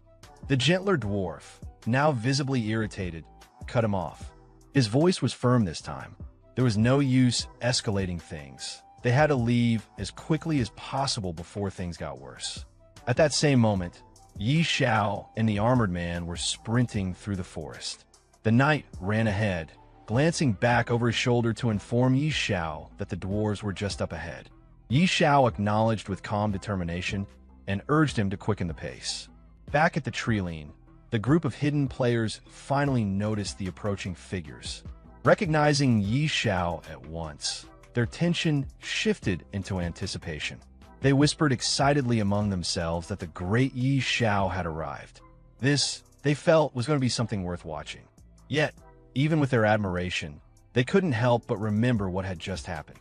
One of them muttered with unease that Yi Xiao might be strong, but those dwarves? They were monsters. A short while later, Yi Xiao's group slowed their advance. The armored man pointed into the dense woods ahead and reported that the dwarves were just inside. Yi Xiao, completely unshaken by the earlier reports or the dangerous aura ahead, gave a confident nod and declared that they'd go straight in. He wanted to see their strength for himself, up close. As they drew closer to the dwarven group, the armored man beside Yi Xiao glanced nervously at the stout figures ahead. His voice, though calm, carried a warning laced with genuine concern. The dwarves, he explained, were known for their volatile tempers, and worse, their damage output was beyond terrifying. Yi Xiao, however, remained unbothered. His eyes were sharp with confidence, and without hesitation, he told the knight that he knew exactly what he was doing. Then, shifting his gaze forward, he made it clear the knight's job was done. Everything from this point on would be his responsibility. The red toad, still perched arrogantly on Yi Xiao's shoulder, scoffed at his calm approach. He couldn't believe Yi Xiao was seriously planning to walk straight into the dwarf's path without any backup. But Yi Xiao's expression didn't change. The armored man, understanding the command, gave a respectful nod and stepped back, fully trusting Yi Xiao's judgment. Up ahead, the dwarves had already noticed Yi Xiao's approach. One of them growled furiously at the sight, his fists clenching with rage. A human daring to walk this close? He was ready to crush him on the spot. But just before he could act, another dwarf squinted at Yi Xiao with a curious expression. Something about this human felt different, unusual, not unpleasant. Even the first dwarf, still seething moments ago, paused. The more he looked, the more his rage seemed to dissolve. His desire to fight melted into a strange feeling of intrigue. Yi Xiao walked toward them calmly, his hand casually tucked into his pocket. The red toad on his shoulder remained, glancing around with a wary but amused look. One of the dwarves, clearly more sensitive than the rest, stepped forward and closed his eyes as if sensing something beyond sight. His expression slowly shifted into awe. He could smell something powerful, something divine. It wasn't just one artifact, either. There were multiple. The scent was overwhelming. Another dwarf, catching the same scent, gasped softly. It was unmistakable. Several divine artifacts were emanating from Yi Xiao's presence. The energy was rich, ancient, and unbelievably strong. But then, as they focused further, their expressions twisted into something more intense. Beneath the divine aura, there was something else, another presence. One they hadn't felt in what seemed like ages. Familiar, yet distant. Ancient beyond belief. Beads of sweat formed on the dwarves' foreheads as they stared at Yi Xiao, eyes wide with recognition. Then it hit them. One of the dwarves whispered in awe, barely believing the truth he was sensing, the faint, unmistakable scent of a god. A true deity. It wasn't just magical residue. It was divine essence itself. The kind only the most ancient races could recognize. The second dwarf, after a moment of silence, nodded slowly. Now that it was mentioned, he could feel it too. That aura. It belonged to no artifact. It was the aura of a god, something not seen or felt for a very long time. One of the dwarves pulled out a scope and examined Yi Xiao closely. He noticed that Yi Xiao was only level 40, which was relatively low. However, as he scanned further, something unexpected caught his eye. Yi Zhao's mental strength was exceptionally high. It was unusual enough that he called out to another dwarf to come look. Taking the scope from his companion, the second dwarf also analyzed Yi Zhao and was taken aback. He was surprised by how extraordinary Yi Zhao's mental attributes were. To him, it wasn't just a matter of raw stats. It almost seemed like Yi Zhao had been directly guided or blessed by divine power. As Yi Zhao reached the group and stood calmly in front of them, none of the dwarves made any hostile moves. This shocked the nearby players, who had been watching the scene unfold. Many whispered among themselves, wondering why Yi Zhao wasn't being attacked. It was especially strange considering that other players had been assaulted just for getting close. The general feeling was disbelief, while others triggered aggression. Yi Zhao had simply walked in, completely unchallenged. One of the onlookers even commented sarcastically about how impressive it was to witness such privilege in action. Nearby, a group of players had started recording the event, treating it like breaking news.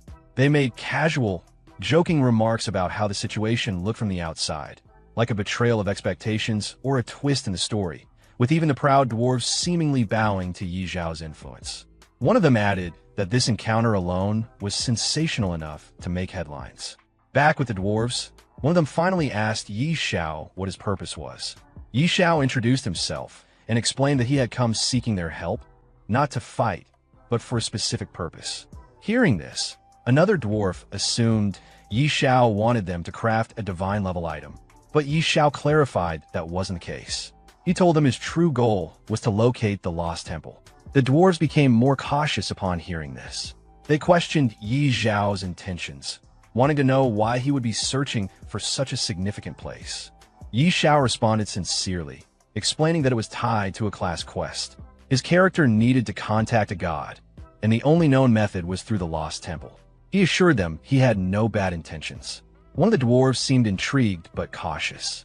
He told Yi Zhao that information about the lost temple wasn't something they could share freely. If Yi Zhao wanted their trust, he would need to prove himself as someone honorable and sincere. Yi Zhao accepted this calmly, even with a bit of amusement. He asked what sort of proof they expected from him. The red toad, sitting on his shoulder, made a snide remark, implying that such a test of character wouldn't be easy. Instead of pushing the issue, Yi Zhao smoothly changed the subject. He mentioned that he had a divine artifact with him and asked if the dwarves could appraise it. This caught their interest immediately. They eagerly asked to see the item. Yi Zhao handed it over and explained that his usual blacksmith had failed to identify it. He wanted to know if the dwarves could do better. The dwarves responded with confidence. They dismissed other forgers as amateurs, proudly stating that their own skills were on a much higher level. One of the dwarves took the artifact and studied it carefully. After a moment, he commented that the item didn't appear to be a typical divine artifact forged by normal means. Yi Zhao, curious about this unexpected assessment, asked the dwarf what he meant by that. One of the dwarves picked up the divine artifact and examined it carefully. He remarked that the item showed no signs of being forged. It had no hammering marks or artificial refinements. Instead, he explained that the artifact had likely formed naturally into its divine state after coming into contact with a certain rare element, due to its already high-grade nature. Another dwarf took the artifact to inspect it as well. After a moment of study, he concluded that it appeared to be the horn of the god of destruction. He speculated that it was either severed or had fallen off naturally at some point. Curious and cautious, the dwarves asked Yi Zhao how he had come to possess such a rare divine object. Yi Zhao casually replied that he had obtained it by defeating the boss during the recent bizarre invasion. That revelation shocked the dwarves. The idea that someone had managed to kill a Lord rank boss from the bizarre invasion seemed unbelievable to them. Some even questioned whether Yi Zhao had actually ventured into the divine realm itself. Yi Zhao, however, didn't elaborate further. Instead, he refocused the conversation and asked whether or not the artifact could be appraised properly. The dwarves affirmed that they were capable of appraising it, though they warned him that the cost would be very high. There was uncertainty in their tone, as if they doubted whether Yi Zhao could afford it. Unfazed, Yi Zhao responded with confidence, while the red toad, sitting on his shoulder, asked them directly for the appraisal fee. The dwarf held up 5 fingers, intending to suggest a number. At first, Yi Zhao misunderstood and thought the dwarf meant power, but then the dwarf clarified he meant 500 gold coins. Both Yi Xiao and the toad were stunned by the steep price. To them, it felt outrageous. One of the dwarves, seeing their reaction, tried to bargain a bit. He insisted that even 300 gold coins was the absolute minimum they'd accept, and if Yi Xiao couldn't pay that, he would have to think of alternative solutions. But Yi Xiao wasn't interested in haggling. He simply stated that if the appraisal was successful, he would reward them with 1 million gold coins. That left all the dwarves stunned and speechless. The thought of that much gold seemed unreal to them, an amount that could feed a tribe for generations. To prove he was serious, Yi Xiao threw a bag of 1,000 gold coins down as a deposit. He promised to send even more supplies and food later. The dwarves were overwhelmed. Their excitement bubbled over as they hurried to begin the appraisal immediately. One of them became so eager, he shouted out that they should start at once. Not long after, the appraisal was complete. The lead dwarf proudly announced that they had succeeded. Yi Xiao took the artifact back and studied its new stats with great interest. The results clearly confirmed that the dwarves' appraisal skills were top tier. The artifact's properties were extraordinary, so powerful that even Yi Xiao began to suspect a deeper connection between this artifact and the gods. When the dwarves asked if they could now collect their payment, Yi Xiao reassured them he would honor his promise. He instructed them to pack up and follow him to Windleaf, the human main city, where he would personally make sure they were paid in full. That suggestion surprised the dwarves. None of them had ever set foot in a human capital before. They were visibly excited, even honored. Yi Xiao promised them a feast and mentioned that he had more divine artifacts he would like them to examine or forge. The dwarves, thrilled by the offer, began preparing right away. The idea of entering a grand human city and attending a feast was too enticing to resist. Sometime later, as Yi Xiao and the dwarves walked into Windleaf City, onlookers stopped in their tracks. Players and NPCs alike stared, shocked to see dwarves walking side by side with a human, not as captives or enemies, but as honored guests. The murmurs among the crowd ranged from disbelief to envy. Some joked about how these kinds of powerful connections seemed completely out of reach for ordinary people. Soon, the scene shifted to a lavish dining hall. The dwarves were seated at a long table, enjoying a grand feast. They were deeply impressed by the quality of human food. Many admitted they'd never eaten anything so delicious in their lives. A nearby soldier assured them they could eat as much as they liked and that Yi Xiao would cover all expenses. With the atmosphere now relaxed, Yi Xiao finally brought up his main concern. He turned to Thor, one of the dwarves, and asked if he could now share information about the lost temple. Thor nodded and pulled out a strange device. He explained that it was a temple detector passed down from the dwarf ancestors. The device could sense when they were close to the fire temple, and it would react accordingly. With it, tracking down the temple would be much easier. However, Thor hesitated. He advised Yi Xiao not to pursue it recklessly. When Yi Xiao asked why, Thor gave a serious warning. There was a terrifyingly powerful creature residing near the temple. After learning about the dangers surrounding the fire temple, Yi Xiao asks the dwarf what kind of creature resides inside. Surprisingly, the dwarf admits that no one from their race has ever actually seen it. He explains that a long time ago, their ancestors were guided by the fire god to abandon the temple after a terrifying creature emerged. To trap it, the fire god created an extremely hot area that was impossible for regular people to survive in. Since then, the dwarf race has avoided the fire temple, following ancestral warnings passed down for generations. Yi Xiao listens and reflects seriously. Despite the danger, he says he still has to go. The fire temple is directly linked to his class change, and turning back isn't an option. Hearing Yi Xiao's determination, the dwarf admires his bravery.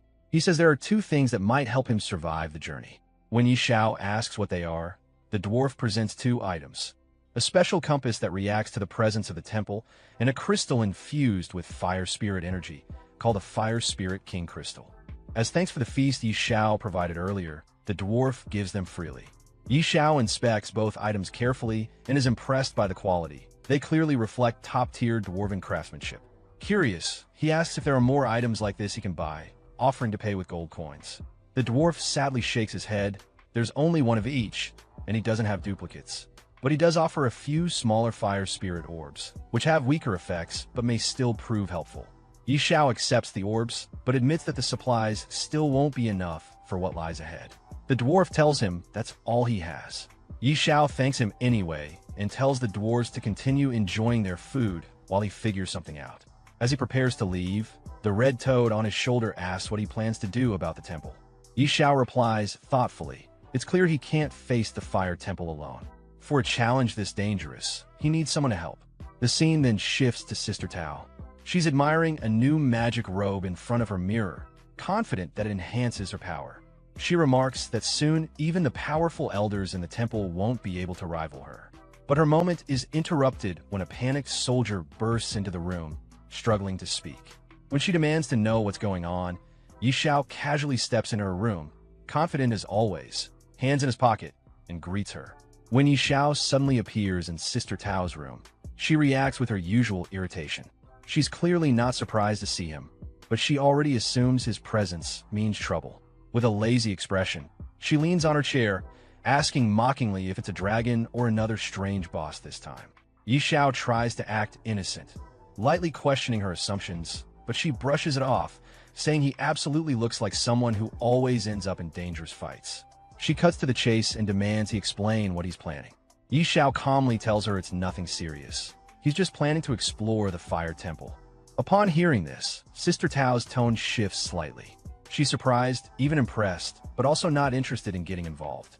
She warns him that messing with gods is risky and sarcastically wishes him luck, clearly not planning to join.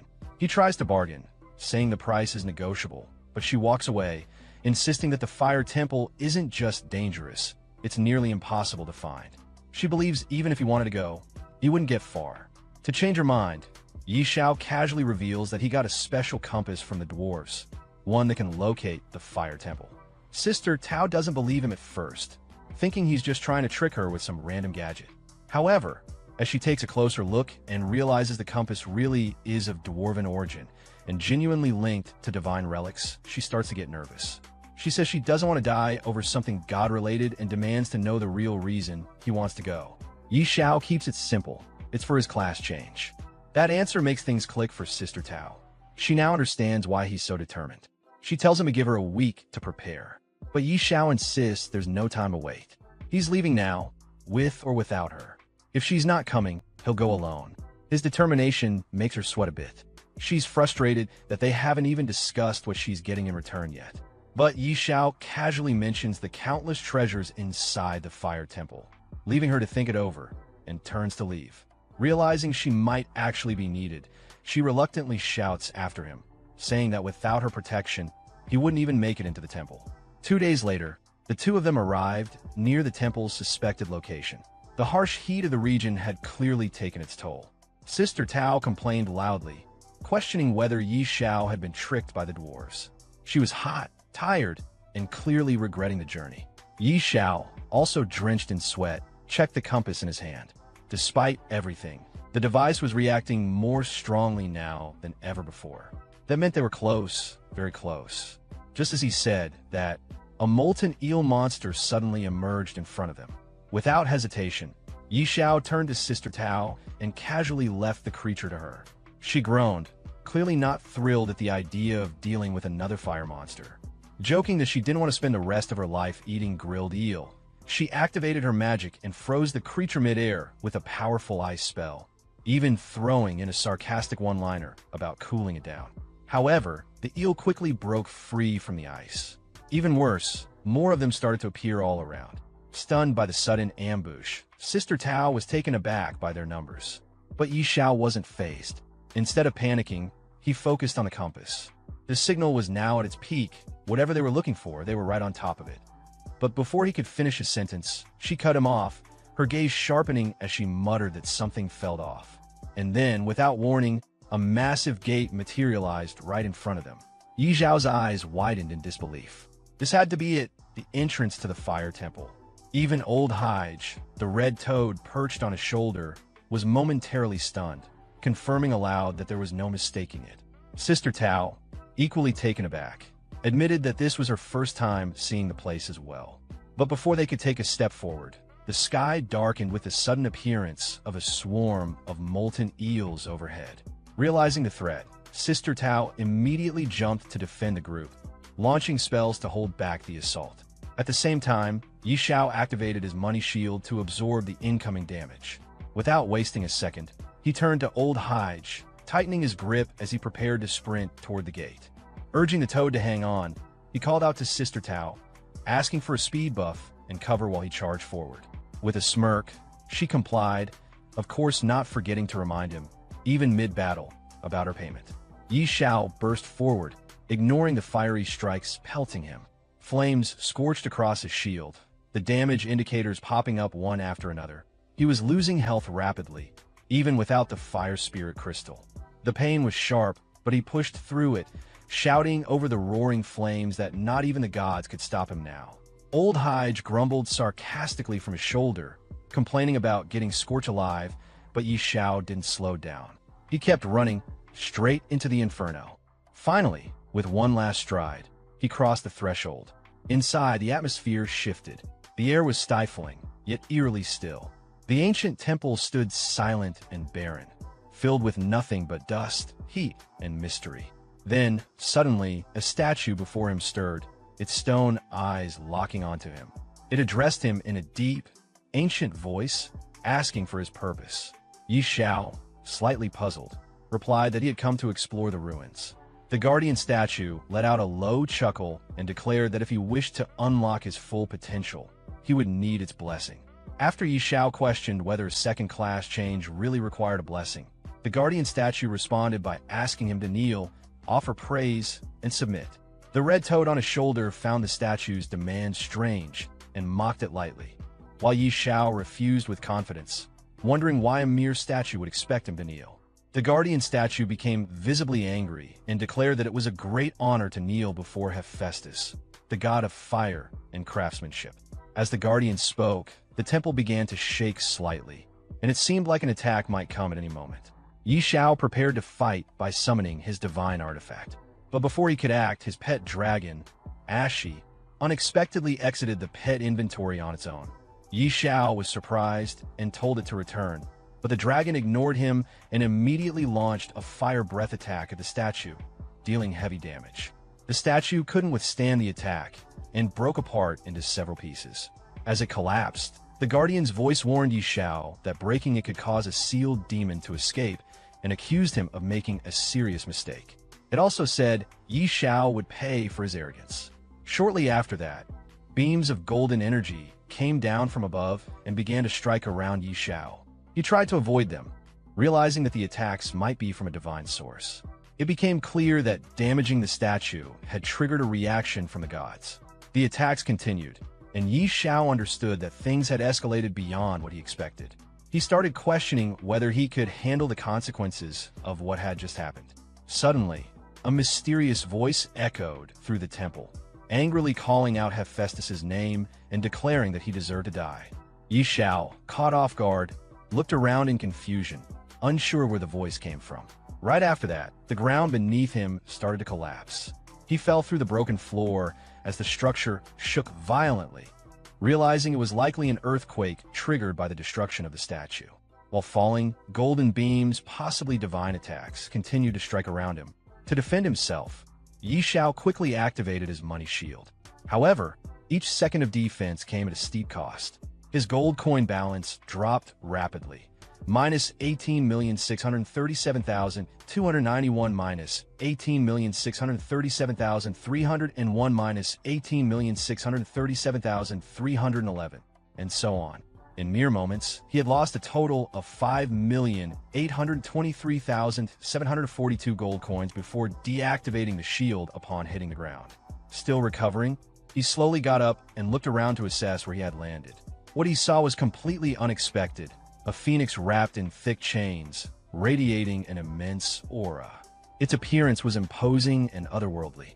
Unlike usual enemies or beasts, all its stats, grade, level, and attribute were unknown, which instantly alerted Yi Xiao to the danger. Recalling what Thor had mentioned earlier about a sealed demon, Yi Xiao realized this phoenix might be the very creature the fire god had imprisoned long ago.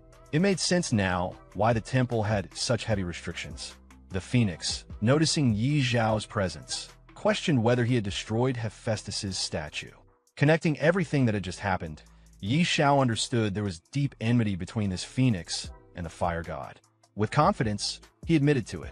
In response, the phoenix warned him to leave as soon as possible. If Hephaestus arrived, things would become much worse. Upon hearing the phoenix's words, Zhao's expression shifted in shock. He couldn't believe what he had just heard. Was that figure truly returning? The phoenix didn't hesitate. With a proud and powerful tone, it confirmed Zhao's suspicions. The statue had been broken, its power awakened once more, and soon it would shatter the last of its restraints.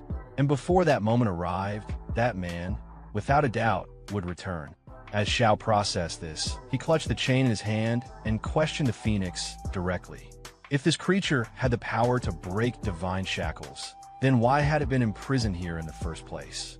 The phoenix responded almost immediately, flustered and furious. It shouted about a vile conspiracy, an ambush carried out by Hephaestus, a false god.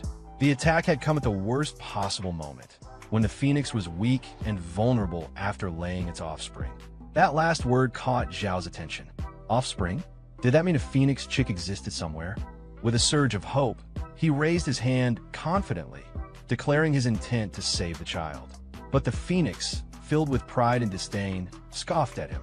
It reminded Zhao of his status, calling him a mere human and insisting that no one of his kind could ever tame a creature bearing such a noble bloodline.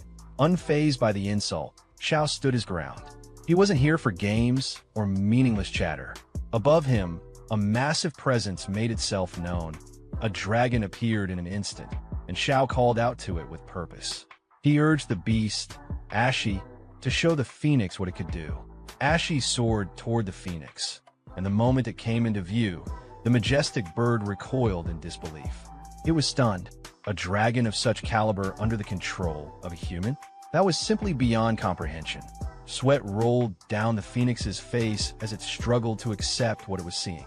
The idea that the dragon god, an ancient, revered being, would grant his blessing to a human seemed utterly absurd. But Zhao didn't flinch. He summoned his divine artifact without hesitation, eyes locked on the phoenix, demanding once more to know where its offspring was hidden. Seeing Zhao's resolve and the divine power at his disposal, the phoenix finally relented. It seemed to accept that this moment was perhaps dictated by fate itself. With a heavy but calm voice, it told Zhao to go and find the chick. Then, as if guided by destiny, it released one of its feathers, letting it float gently toward Zhao. Catching the feather, Zhao's eyes lit up with excitement. The thought that another mythical ranked pet was within his reach had him grinning wide. But just then, the red toad nearby snapped him back to reality with a warning. This wouldn't be easy. Zhao wasn't just stepping into danger. He was walking into a literal sea of fire. Looking ahead, Zhao caught sight of the blazing terrain. Panic flashed across his face for a moment as he realized it wasn't just fire, it was magma. Still, determination returned almost instantly. A mythical ranked pet was worth any risk. Even if it meant diving straight into a pool of flames, he was all in. Gripping the feather tightly in front of him, Zhao began his walk into the fire. Beads of sweat poured from his face as the heat intensified. Thankfully, the Fire Spirit King crystal he possessed granted him a 95% resistance to fire. Without it, he admitted to himself, he'd be roasted like a pig by now. He pressed forward, pushing through the searing heat. But he couldn't take it much longer. He called out, desperate to reach the end of this blazing trial before he collapsed. As he moved further in, the feather in his hand began reacting more violently. He knew then he was getting close. With each step, the aura grew stronger. Then finally, just ahead, something caught his eye. There was a large yellow egg, glowing faintly amidst the magma. Zhao's breath caught in his throat as realization dawned. It wasn't just any egg. It was a phoenix egg, and he had finally found it. With the large yellow egg now in front of him, Zhao reached out and tried to lift it with both hands.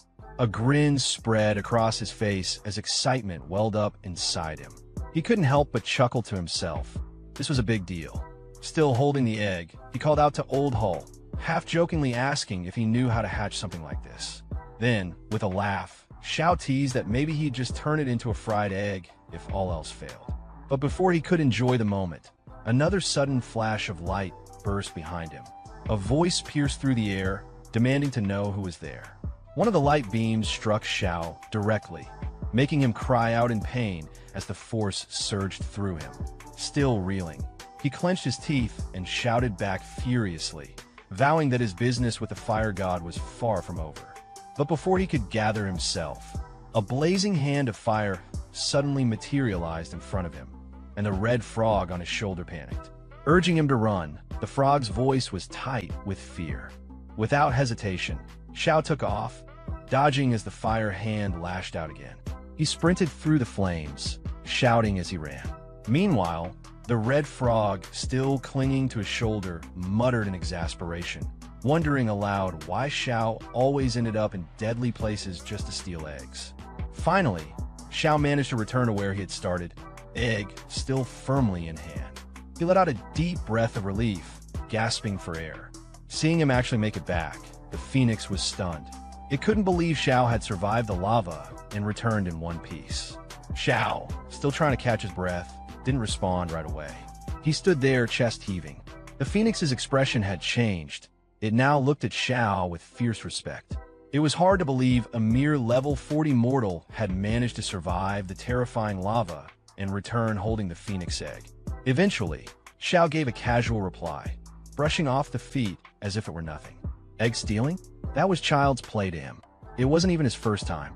But before the phoenix could respond, another beam of divine light descended from the sky and struck the ground in front of Xiao. A booming voice filled the air, filled with fury and disdain. The divine figure accused Xiao of destroying a sacred statue and touching the forbidden egg, crimes that couldn't be forgiven. It declared that it would personally tear Xiao apart and make him suffer the wrath of a god. Hearing that declaration, the phoenix turned urgently to Xiao. There was no more time. Hephaestus was almost upon them, and once he arrived, there would be no escape. The phoenix pleaded with Xiao to leave immediately. He was to take the phoenix's offspring and run as far as he could. When the chick had grown strong enough, he was to return and make those responsible for all of this pay. Sweating from both heat and tension, Zhao's thoughts raced. Sister Tao wasn't here to back him up. If the fire god showed up, even with his money shield, the cost of surviving would be astronomical. In a quiet voice, almost to himself, Xiao asked the phoenix if there was truly no way to help it break the seal that kept it bound. The phoenix paused, then admitted there was a way, but Xiao was far too weak. Even the strongest of humanity might not be capable of doing what was required. But Xiao wasn't discouraged. Reaching into his pocket with confidence, he encouraged the phoenix to share the details. What if he did have a way? The phoenix finally gestured toward two faint, black aura-filled markings nearby. They shimmered with power and mystery. It explained that these two marks were divine seals. The only way to undo them was to break them at the exact same time.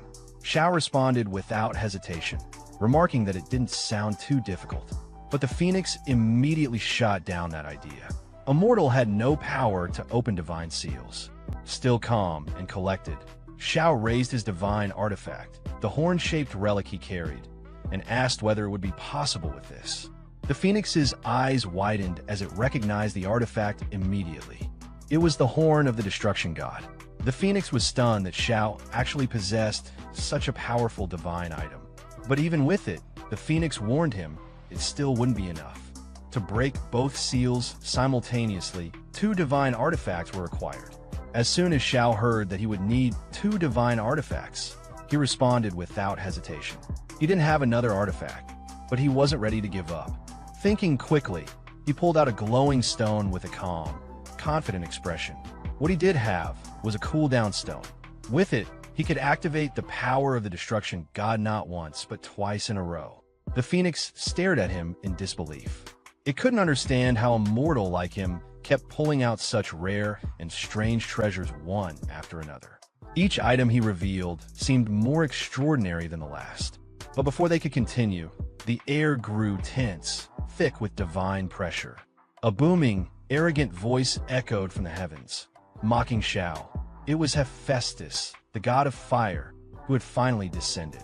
His tone was dripping with scorn as he proclaimed that Xiao should feel honored. To be torn apart by his divine hand would be the greatest moment of any mortal's life. He declared that both Zhao's divine energy and the beast beside him were destined to become his nourishment. Xiao looked up at the sky, determination replacing fear. There was no turning back. He clenched his fists and muttered to himself, if he didn't act now, there'd be no stopping this old geezer from succeeding. Without waiting another second, Xiao launched himself toward the ancient seal, landing before the ancient mark glowing with black aura. He raised his artifact and focused his energy. His eyes were full of resolve. Then, with a powerful swing, he shouted out for the divine energy to taste the might of the horn of the destruction god, slamming it directly into the mark. But he wasn't done yet. He immediately brought out the cooldown stone, using it to activate the artifact once more. With another swing, he struck the seal again. A powerful rumble followed. The black aura that had once marked the seal began to vanish, its presence breaking apart under the dual blasts of divine power. Xiao stood tall and proud, defiant as ever. He shouted into the chaos with fiery confidence, proclaiming that he didn't care what kind of god he was facing. It was time to shatter. The phoenix, watching from behind, was wide-eyed with shock. This mortal had actually succeeded in breaking the seal. But just as things seemed to be turning, an enormous shadow loomed behind Xiao. A towering figure with a massive hammer stepped forward, none other than Hephaestus himself. He stared down at Xiao, his voice thunderous as he ordered the human to surrender his life. Xiao looked up, sweat beading on his forehead. The sheer size of the god stunned him. He couldn't stop himself from muttering in disbelief. This guy was way too big. Hephaestus continued, speaking with arrogant confidence. He proclaimed that the mighty god of fire had arrived, and Xiao should kneel in submission. But before Hephaestus could make another move, the air around them shifted. The chains that had bound the phoenix shattered, freed by Zhao's destruction of the divine seal. The majestic creature rose into the sky and flew directly in front of the fire god, cutting him off. Facing Hephaestus head-on, the phoenix shouted with a fierce, righteous fury. It declared that the false god had come at the perfect time. Hephaestus staggered in shock. He couldn't believe what he was seeing. The seal was supposed to be unbreakable. How could the phoenix possibly be free? But the phoenix didn't give him time to process.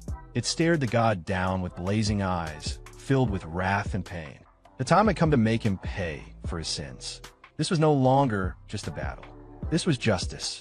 The phoenix spread her wings wide, and in a sudden burst, a radiant golden light erupted from her body, flooding the sky with divine brilliance. Xiao, now hiding behind a crumbling stone pillar, peeked out just long enough to catch the intensity of the clash. His eyes widened as he watched the divine powers collide. Cold sweat ran down his face. This fight wasn't one he had any business being part of. Without hesitation, he turned to Old Hull and whispered urgently. This was way above their pay grade. They needed to hide. Now, despite the phoenix's fearsome presence, the god didn't back down. He raised his massive hammer high into the air and stared the phoenix down with cold arrogance. His voice thundered as he reminded her that she had been sealed away for years, her origin drained. He doubted she had much power left in her, but the phoenix wasn't fazed. With her wings spread and flames surging, she charged straight at him, shouting that he'd pay in blood for his despicable crimes. As Hephaestus swung his hammer down in a devastating blow, the phoenix swiftly dodged it. The attack missed her, but the impact alone was enough to send Xiao flying backward through the air. Spinning uncontrollably, Xiao yelled out in shock. The sheer force had overwhelmed him. This god's strength was on another level. Still, he managed to steady himself mid-air. With a deep breath, he quickly activated his money shield, desperate to protect himself from another blow. Meanwhile, the phoenix launched her own attack. Her strike landed squarely against the god's arm. The moment her flames clashed with his hammer, it shattered instantly.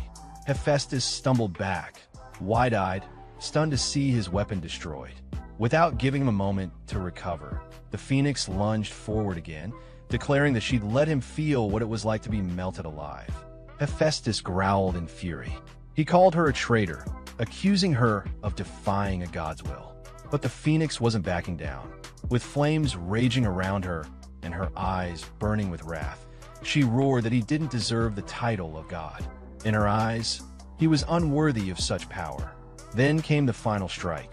With one swift, blinding attack, she pierced through him. The god let out a pained scream as his body was torn apart in midair. As he collapsed to the ground, broken and defeated, his last words were filled with disbelief. He couldn't accept what had just happened. Xiao, still hiding behind a pillar and watching the entire battle unfold, was drenched in sweat. His voice trembled with shock and awe.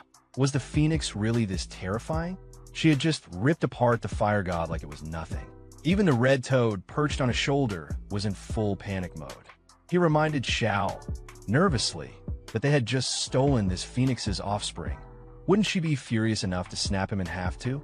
Hovering above the lifeless body of Hephaestus, the phoenix spread her wings wide.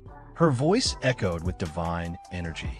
With the blood of God, she would now be reborn from the flames. Xiao, still shaken, gently placed the egg on the ground. He raised both hands, slowly and nervously addressed the phoenix. He tried to explain that this was all a misunderstanding and that he was perfectly willing to return the egg. The phoenix turned to him, confused at first. A misunderstanding? What was he talking about? She laughed softly and told him that he had nothing to worry about. Instead of anger, she owed him thanks. Then, without warning, she extended her hand and handed Xiao 2 glowing drops of divine blood. He stared at the droplets in amazement. What was this? As he took them into his hands and examined them closely, a system notification materialized in front of him. Blood of a divine spirit. Grade, unknown. Description: the powerful god of craftsmanship and fire, Hephaestus, has existed on the lost continent for tens of thousands of years. His blood flows with divinity. But who could possibly obtain the blood of a god? Zhao's hands trembled slightly as he held the divine liquid. His eyes gleamed with excitement. The blood of a god? A huge grin spread across his face. Laughing to himself, he turned to the red toad and cracked a joke, showing absolutely no shame about keeping the treasure. The toad, looking thoroughly annoyed, snapped back at him, saying he really was shameless. But the phoenix quickly brought the focus back. She explained that the divine blood wasn't just a reward, it was necessary. It would help Xiao hatch her offspring. Xiao pointed at himself in surprise. Wait, he was supposed to hatch the egg? The phoenix nodded firmly. Her chick had yet to emerge from its shell, and now it was up to Xiao to find a way to bring it into the world. As Night Xiao held the blood drop in his hand, a notification appeared describing the item, blood of a divine spirit. It was the blood of Hephaestus, the powerful god of craftsmanship and fire, said to have existed on the lost continent for tens of thousands of years. The description hinted at its overwhelming divinity, raising the question of how anyone could possess a god's blood. Xiao, noticing this, responded with a light-hearted grin, clearly impressed and amused by the unexpected find. Just then, the red toad, standing nearby, reacted with a mocking expression, clearly unimpressed by Zhao's excitement. Before their exchange could continue, the phoenix suddenly interjected. She clarified that the divine blood wasn't just a treasure, it had a purpose. It was meant to help hatch her offspring. Xiao looked puzzled. He pointed to himself, questioning why he was the one chosen for such a task. The phoenix explained further. Her child, still unhatched, needed a way to awaken, and Xiao had to find a method. The situation triggered a change in his class. Now, he had become someone capable of taming divine beasts. As she flew upward, the phoenix expressed her gratitude for his help in breaking the seal. But time was short. She warned that the place was collapsing, and word of Hephaestus's fall would soon spread. Before leaving, she reminded him once more of his responsibility toward her child. She then told him they had to leave immediately. Xiao, still dazed, protested he hadn't collected the loot yet. But the temple had already begun to crumble, stones falling from the ceiling. The phoenix brushed off his concern, calling the remnants nothing but broken junk. Despite her dismissal, Zhao's attention locked onto a particular artifact. To him, this was no ordinary debris, it was a drop from the fire god. Leaving it behind felt wasteful. He reached out and picked it up. Another notification appeared. It was Hephaestus's divine staff, damaged but still powerful. The stats showed a significant boost to spirit and fire-based skills, though many of its abilities were currently inaccessible due to the damage. Xiao smiled as he examined the staff. Even in its broken state, it was epic grade. With full repairs, it might even reach divine artifact level. Just then, the Phoenix activated a magic circle in front of him, insisting once more that they needed to escape. The entire structure was coming down fast. Xiao, glancing nervously at the collapsing temple and the activated circle, quickly agreed. He muttered to himself about losing only a clone and hurried toward the portal. Far above, in the heavenly realm, lightning danced across the sky. Statues of gods stood tall, radiating presence as if they were alive. One of them commented quietly about a clone and the loss associated with it. Another responded, reminding Hephaestus not to make such a fuss. It was only a clone, after all. Hephaestus looked down at his hand after hearing the others.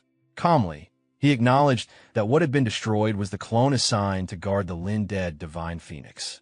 From what he could sense, that world had already collapsed. One of the other god statues responded with concern. The Lin-dead divine phoenix was crucial to their plans.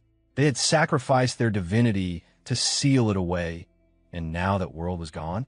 Another god joined in, pressing Hephaestus for an explanation. His tone was sharper, impatient. Then another statue, clearly angrier than the rest, accused Hephaestus of incompetence and even called for his death. The tension built until one of the god statues finally stepped in to stop the argument. He reminded the group that after so many years of extracting origin power, they had gathered enough. Now, the focus should be on identifying the root of the problem. The rest of the statues fell silent and nodded in understanding. Meanwhile, outside the fire temple, Sister Tao stood by the entrance, waiting. Beads of sweat rolled down her face as she glanced at the crumbling structure in front of her. She began to wonder if that brat had died inside. Then suddenly, Xiao appeared in the sky alongside the phoenix. She was startled to see him, shocked that he was still alive. As Xiao descended and landed in front of her, she couldn't help but blurt out her disbelief. Xiao, full of energy, responded teasingly, asking why she sounded so eager for him to be dead. Before she could answer, her attention shifted to the phoenix beside him. She was stunned. It wasn't just any creature, it was a high-level divine being. Her expression turned even more serious as she realized what Xiao had gotten involved with. At that moment, the phoenix spread its wings and released a warm aura across the area. It then took off into the sky, leaving behind a parting message to Xiao, telling him to take care of her offspring and that they would meet again. Xiao acknowledged the message casually. Sister Tao, still overwhelmed, tried to take it all in. She pointed out that not only had he survived, but he had also come out carrying a phoenix egg. She guessed aloud that he must be blessed with unbelievable ancestral luck. Xiao replied confidently, saying that maybe one of his biggest strengths was simply being hard to kill. Without wasting time, Sister Tao pressed him about what else he had picked up. She wanted to see more of the treasures he'd brought out. Xiao happily revealed a drop of divine blood, holding it up proudly. The moment Sister Tao laid eyes on it, her expression changed again. She immediately recognized it for what it was, blood of a god, and was stunned. Xiao, examining the blood, realized something incredible. It held real divinity, and both of his classes had advanced because of it. Above them, the red toad hovered in the air, congratulating Xiao. Since Xiao's god of fortune class had advanced, the red toad, his companion, had also been upgraded. As Xiao checked the notification in front of him, he noted how powerful the class skills had become. One particular skill, Rolling in Riches, granted him a 2% daily increase in gold. He joked to himself that even someone like Warren Buffet would be jealous of that. The red toad couldn't contain himself after reading the skill details. He shouted about how overpowered it was. Xiao then brought up another talent, Infinite Beast Taming. With it, even a Lord rank beast could evolve into a mythical rank once it hit peak cultivation. It was clear he was proud of his newly strengthened potential. Sister Tao, watching all this, admitted that hidden classes really were frighteningly powerful. She even confessed a bit of envy. Soon after, Xiao placed the phoenix egg onto the magma surface. As he watched closely, the egg seemed to twitch slightly. He questioned whether he had imagined it, but it looked like the phoenix inside was beginning to hatch. He gently placed a hand on the egg. For what he could tell, it would hatch in 72 hours. He figured the enhanced divinity from his class advancement was what triggered the change in the egg. With that, he decided to wait. It was time to head home. Sister Tao looked over at him and asked if he was leaving already. She wondered if he wanted to explore the area more. Xiao didn't hesitate. He had no plans of returning to this place. Sister Tao, slightly disappointed, brought up her commission. Xiao reassured her without hesitation. That was a small matter, and he'd take care of it. Later, in Windleaf Main City, inside a building, someone suddenly shouted, telling others to leave and threatening violence if they returned. As the protagonist entered the building, he paused, raising an eyebrow at the noise. He looked toward the source of the commotion and, to his surprise, recognized the man shouting. It was none other than the city lord himself. At the same time, Sister Tao glanced at the person being scolded and recognized him too, Aaron. The city lord noticed the protagonist and greeted him casually, acknowledging his return. Still confused, the protagonist scratched his head and looked at the city lord's unusual outfit, asking what exactly he was wearing and what was going on. Before the city lord could respond, a soldier nearby stepped in, clearly nervous and sweating. He motioned the protagonist over and began explaining the situation. According to him, ever since the dwarves had settled in the city lord had been doing everything possible to get them involved in rebuilding the main city. However, the dwarves had proven extremely difficult to communicate with and completely ignored all attempts made by the city lord. Still puzzled, the protagonist asked how that connected to the strange clothes the city lord was wearing. The soldier explained that, out of desperation, the city lord tried to appeal to the dwarves' preferences. After hearing they had a particular fondness for rice, the city lord decided to dress up accordingly, hoping it would gain their favor. The protagonist, stunned by the logic, could barely process what he was hearing. Holding his face in disbelief, he questioned how anyone could come to such a bizarre conclusion. After a moment, he calmly turned to the soldier and instructed him to tell the city lord to change his outfit. He would personally handle the situation with the dwarves. Relieved, the soldier quickly agreed and left to deliver the message. As the protagonist walked toward the dwarves' location, he muttered about how stubborn they were. Suddenly, one of the dwarves, gripping someone by the collar, shouted in frustration, warning him not to come back or else face a beating, even if he was a friend of Yishao. Hearing this, the protagonist called out from behind, calmly revealing his identity. The dwarf, Thor, turned around in surprise. Seeing Yi Xiao back so soon, he immediately asked if the fire temple had been found. The protagonist confidently replied that not only had he found it, but he had also entered it. Thor's expression lit up, and he eagerly asked if they could return to the temple together. However, the protagonist shook his head and explained that returning wasn't an option. When Thor asked why, the protagonist pulled out the divine artifact he had retrieved and showed it to him, revealing the fire god's divine staff. The temple had collapsed, and this was all that remained. Thor was visibly shaken. Seeing the staff, he immediately recognized its significance. The other dwarves, upon witnessing it, fell to their knees. To them, the one holding the staff was the chosen emissary of the fire god.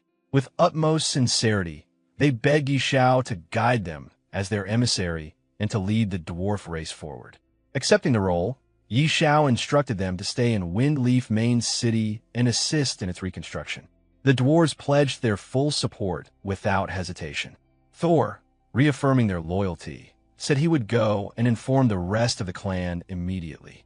Before he left, Yi Xiao turned to him with a final request. He had a few more pieces of equipment that needed forging. After hearing the emissary's reassurance, the dwarf responded confidently, saying that any number of pieces would be fine. The emissary simply chuckled and reminded him not to joke about the gods, even if jokes were otherwise acceptable. With that, he gave the signal to proceed. The scene then shifted to Windleaf City, where the city lord stood in front of a mirror admiring his reflection. He had dressed himself in an outfit styled to resemble a flatbread, wondering aloud if this unusual appearance might help him win favor with the dwarves. Just then, A soldier rushed in behind him and urgently announced that the dwarf Thor had already departed with Lord Yishao. Shocked, the city lord immediately asked where they had gone.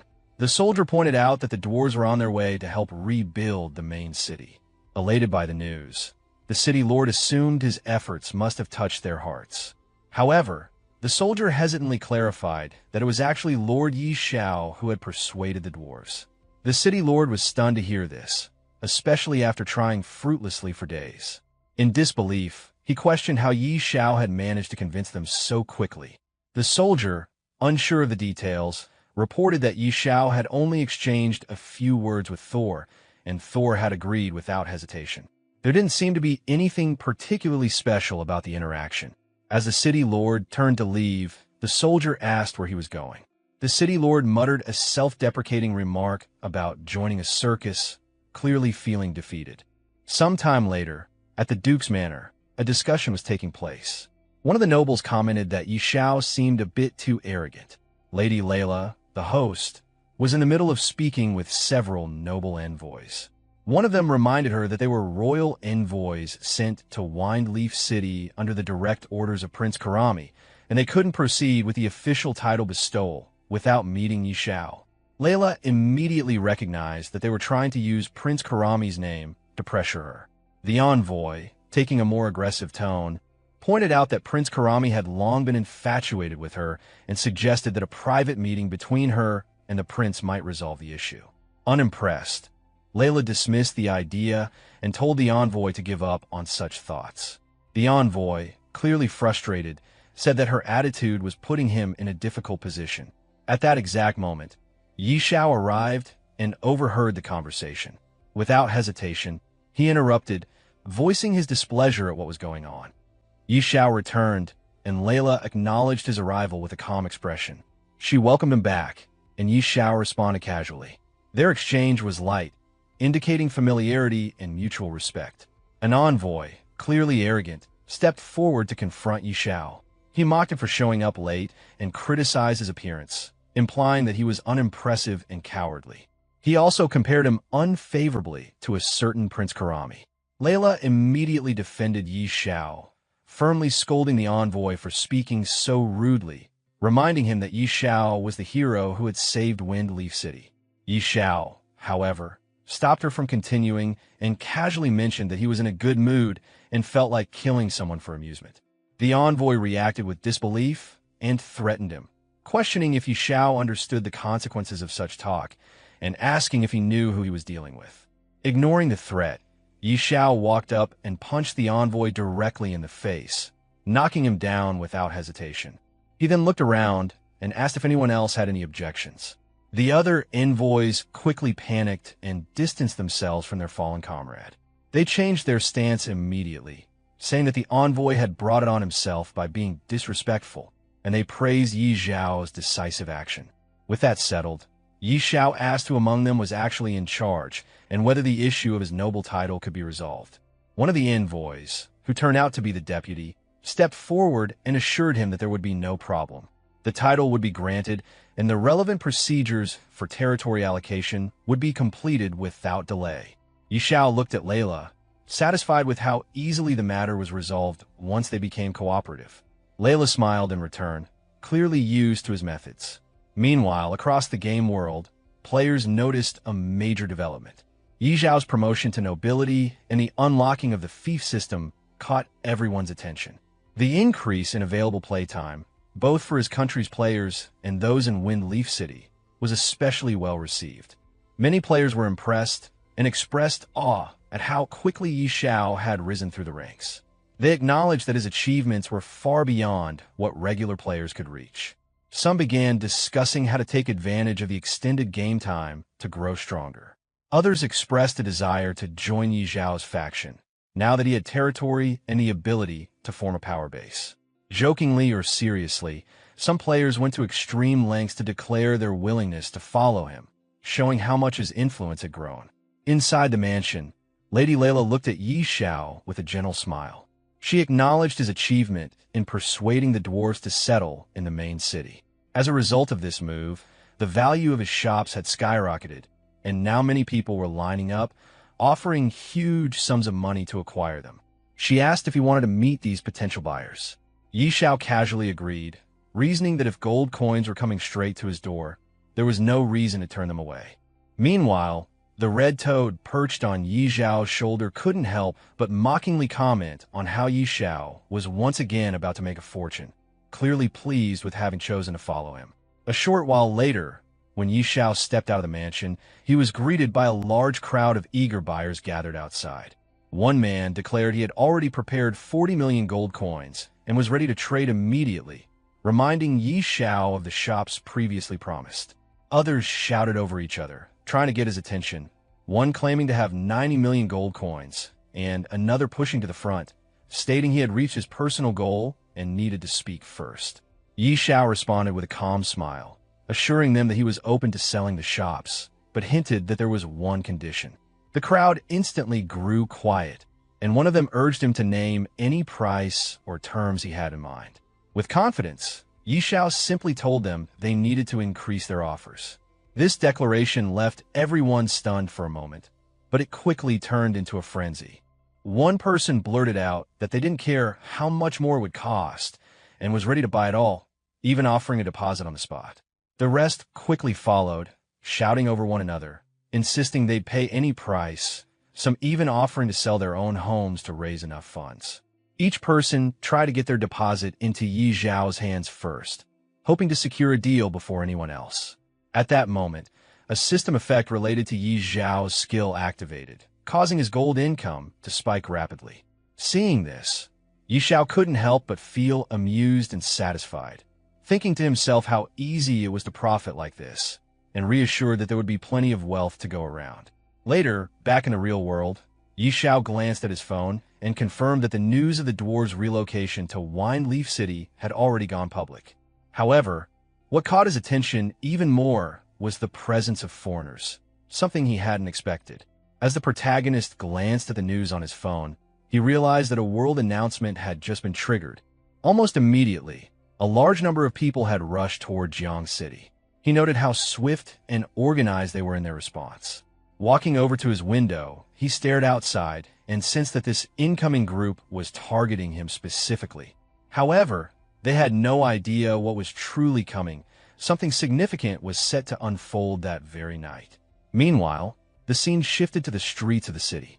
Chaos had erupted among the townspeople. Many were in a state of confusion and panic. Some had just been fighting monsters moments ago and were suddenly forced out of the game. Others felt an unfamiliar power coursing through them, unsure of what was happening.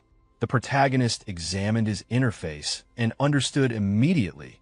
This was the moment when the virtual world and reality were beginning to merge. A new option appeared, giving him the ability to extract a skill. Without hesitation, he chose to extract Money Shield. The energy from the skill surged through him, and he felt its effects physically.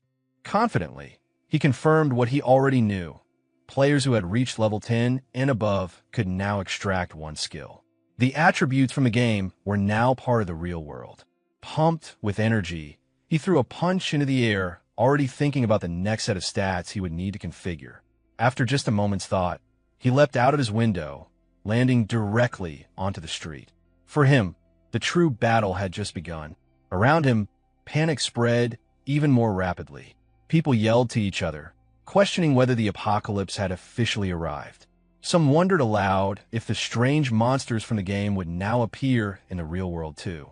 Amidst the confusion, a man declared that he had lived long enough and that he didn't care if the world was destroyed. He laughed as he thought about choosing a sneaky skill and taking revenge on his boss at work the next day. Another person was feeling a sudden rush of strength through his muscles.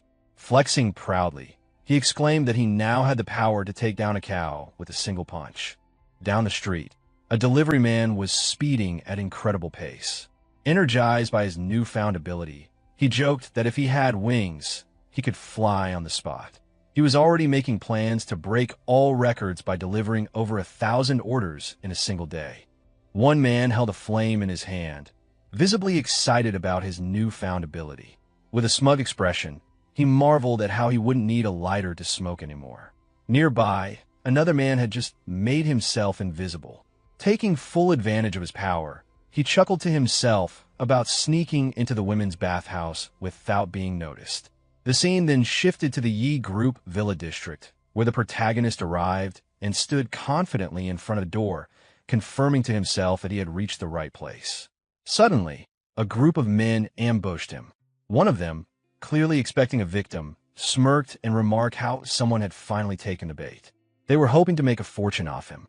Another member of the group, wielding a knife, stepped forward arrogantly and demanded that the protagonist hand over all his valuables. He threatened violence, making it clear that he would break the protagonist's legs if he refused.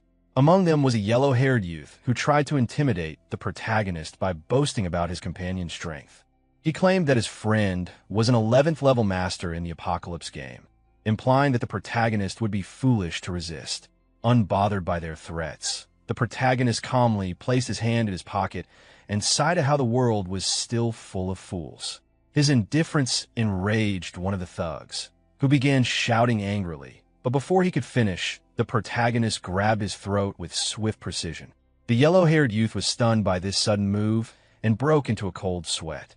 In a panic, he lashed out, cursing the protagonist and trying to attack.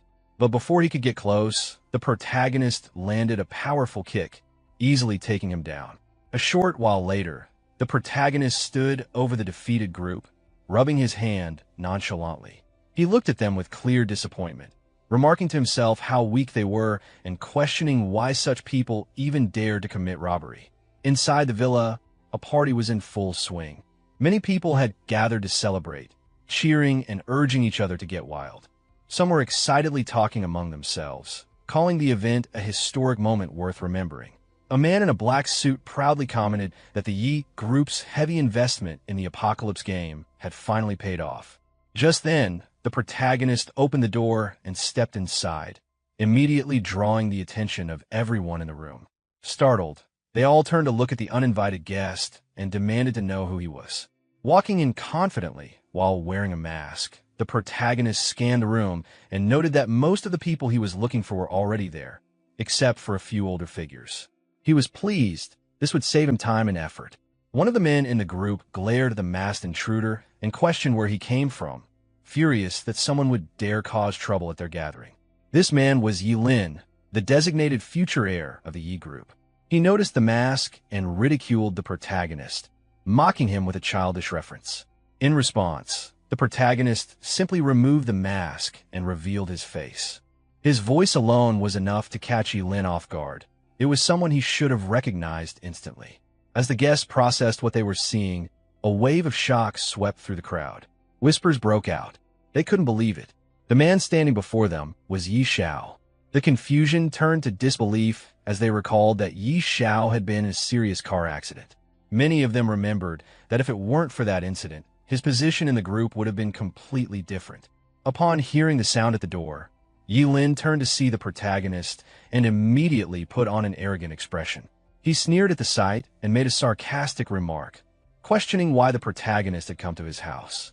He assumed the protagonist, who had once been associated with Liu, was now penniless and had come seeking charity, offering to give him a little money like a benevolent older brother. Unfazed, the protagonist maintained a calm, straight-faced demeanor and firmly stated that he had come to clarify a matter. He asked Yi Lin directly whether the car accident that had killed his parents 10 years ago had any connection to him. Yi Lin, still smirking, responded mockingly. He ridiculed the protagonist for waiting so long to ask such a question. But then, as if deciding to indulge him, he began to admit something. Just then, one of Yi Lin's subordinates stepped forward in a panic, trying to stop him from speaking any further. The man warned Yi Lin that he was drunk and shouldn't say anything reckless. Without hesitation, the protagonist struck the subordinate directly in the head. The blow was so powerful that the man died instantly. The room fell silent as the protagonist coldly turned his gaze back to Yi Lin, warning him not to interrupt while he was speaking. He then glanced down at the body on the ground and casually brushed off his hand, turning back to Yi Lin with a chilling glare.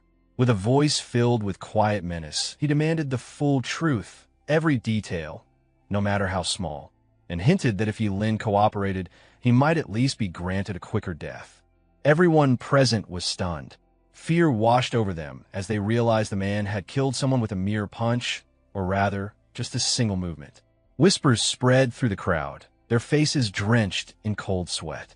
One of the onlookers, barely able to speak from shock, wondered if the man standing before them could truly be Yi Xiao, the fearsome figure from the apocalypse. The protagonist heard the whisper and looked toward the speaker, acknowledging the thought with a sharp glance. He remarked that the man wasn't entirely foolish for recognizing him, but Yi Lin remained defiant. He laughed mockingly, scoffing at the idea that the protagonist could be the Yi Xiao. He dismissed the possibility outright, claiming that just because someone shared the name didn't mean they were the same person.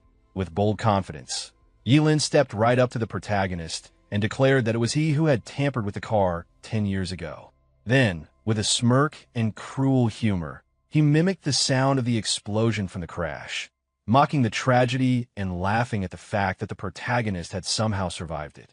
His taunts were filled with contempt and amusement. In response, the protagonist's eyes began to glow red with fury as he glared at Yi Lin. He called him a true monster, consumed by cruelty. Yi Lin only laughed harder, brushing off the insult and asking what of it.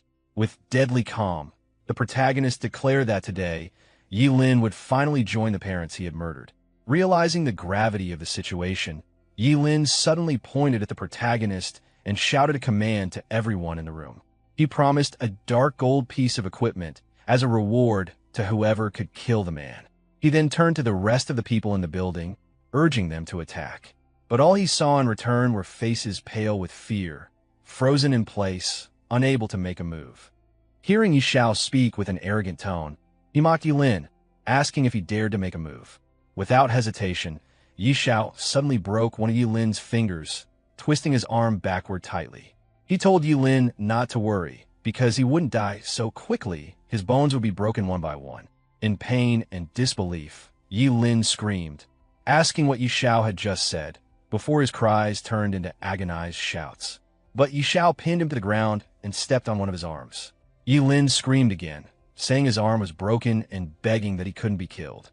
Yi Xiao, however, declared that this was far from enough. He called Yi Lin a beast and demanded that he go down and apologize to them himself. Terrified, Yi Lin looked at him and stammered, saying that Yi Xiao couldn't possibly mean it. But before he could say more, Yi Xiao suddenly smashed Yi Lin's head. The sight left everyone inside the mansion in shock. They exclaimed that it was too terrifying and wondered aloud if the future of the Yi group was gone just like that. Some shouted that it was a good kill, calling Yi Lin an animal worse than a pig or dog. Others recalled how Uncle Yi was such a good person, yet had been killed by this beast. Many admitted that they had disliked Yi Lin for a long time and would have been the first to avenge Uncle and Annie had they known the truth back then. Their voices rose together, condemning him as deranged, someone who repaid kindness with enmity, and swearing that they had been wrong about him all along. But Yi Xiao turned toward them with anger and shouted for them to stop pretending. He declared that none of them would escape. As he attacked the people inside, he roared that all of them would die. Panic spread instantly. The crowd screamed that it had nothing to do with them, insisting Yi Lin was the one behind everything. They begged him not to kill them, crying out that Yi Lin was already dead and asking what more he wanted. Their screams for help filled the mansion, mixed with cries of murder and pain. Sometime later, when Yi Xiao had finished his vengeance, he walked out of the blood-soaked mansion, his body drenched in the blood of those he had killed. Speaking to himself, he declared that the vengeance for what had happened 10 years ago, spanning 2 lifetimes, had finally been achieved. The scene then shifted to another place, where a boy examined his new power. Looking at his hand, he laughed excitedly, saying that the power was incredible and that he was beginning to love the apocalypse. Another man beside him joined in, turning to their boss and saying that with their current stats, they could easily take on an entire armed company. Their boss, however, remained cautious. With confidence, but also warning in his tone, he told them not to celebrate too soon. Yi Xiao was already level 40, and he was very strong as well. Hearing this, the yellow-haired boy testing his power dismissed the concern. He asked what there was to be afraid of, saying that since there were 5 of them against just Yi Xiao, defeating him would be a piece of cake. Another one in the group supported the yellow-haired boy, agreeing with him and declaring that he would beat Yi Xiao until he knelt down and begged for mercy. But suddenly, a loud explosion shook the place as the wall burst apart, and Yi Xiao appeared. With confidence, he told them there was no need to wait, because he was already there. The boss, shocked at his sudden appearance, cried out in disbelief, calling Yi Xiao's name and demanding to know how he had found them. Yi Xiao wasted no time. Activating his power, he launched himself toward them, scoffing at the thought of just a few of them trying to backstab him in the real world. As he attacked, his words cut through the chaos, telling them that if they had any questions, they should go ask the King of Hell. Screams of pain and panic echoed as his assault tore through them. Moments later, another massive explosion erupted from the building, and Yi Xiao walked out, the structure crumbling behind him with a loud boom and rumble. As he continued through the town, he witnessed chaos everywhere, people fighting, some robbing, while others ran away shouting that the police had arrived. Suddenly, a large number of army soldiers appeared. In response, one defiant person screamed to kill them, boldly declaring that he wasn't afraid even if the army came. But as the soldiers moved closer, Yi Xiao noticed them approaching him. Narrowing his eyes, he asked who they were. From among the troops, a man in a suit stepped forward and introduced himself. He greeted Yi Xiao and revealed that he was Li Huan, the governor of Jiang City. He said he had come to ask for a favor and requested Yi Xiao to step aside for a word. Yi Xiao, not one to waste time, asked him directly what it was and told him to just say it. Pleased by his straightforwardness, the governor responded with a delighted, wonderful. He then explained the situation, pointing out that Jiang City was currently in a state of chaos. He expressed his hope that Yi Xiao could help re-establish order in the city and asked what he thought of the request. Yi Xiao, replying with confidence, stated that it wasn't impossible, but that he had his conditions. The governor, showing no hesitation, told him to feel free to state them. Sometime later, news broke out on the Apocalypse forum. The headline read that Big Shot Yi Han was finally making an appearance, with even the officials verifying the account. Excited users commented that a big shot was truly a big shot for a reason, and with someone like him watching over them, they doubted anyone else would dare act recklessly again. As people read the news on their phones, they remarked that the Great Xia would now become much more stable, saying this piece of news was extremely important. At the same time, Yi Xiao's ex-girlfriend sat on her sofa, staring at the news. She muttered to herself in disbelief, questioning if it was really Yi Xiao. She blamed Zhou Hong, saying that if he hadn't been bad-mouthing Yi Xiao, she would have treated Jiang Han properly. Frustration turned to self-justification as she complained that Yi Xiao, as a grown man, should not have been so petty as to disappear just because of her slightly bad attitude. Walking toward the window, she looked outside and declared that she would definitely find him, insisting that he would come back to her. Meanwhile, inside the game world, players were talking among themselves about the recent events. One said no one could imagine how chaotic things had been, but thankfully, Great God Yi Xiao had stepped up to stabilize the situation. Another chimed in, calling him a total hero. A third added that if it hadn't been for him, Jiang City would have descended into complete chaos. At that moment, Yi Xiao himself was seen walking through the middle of the city, whispering to himself that he was finally back.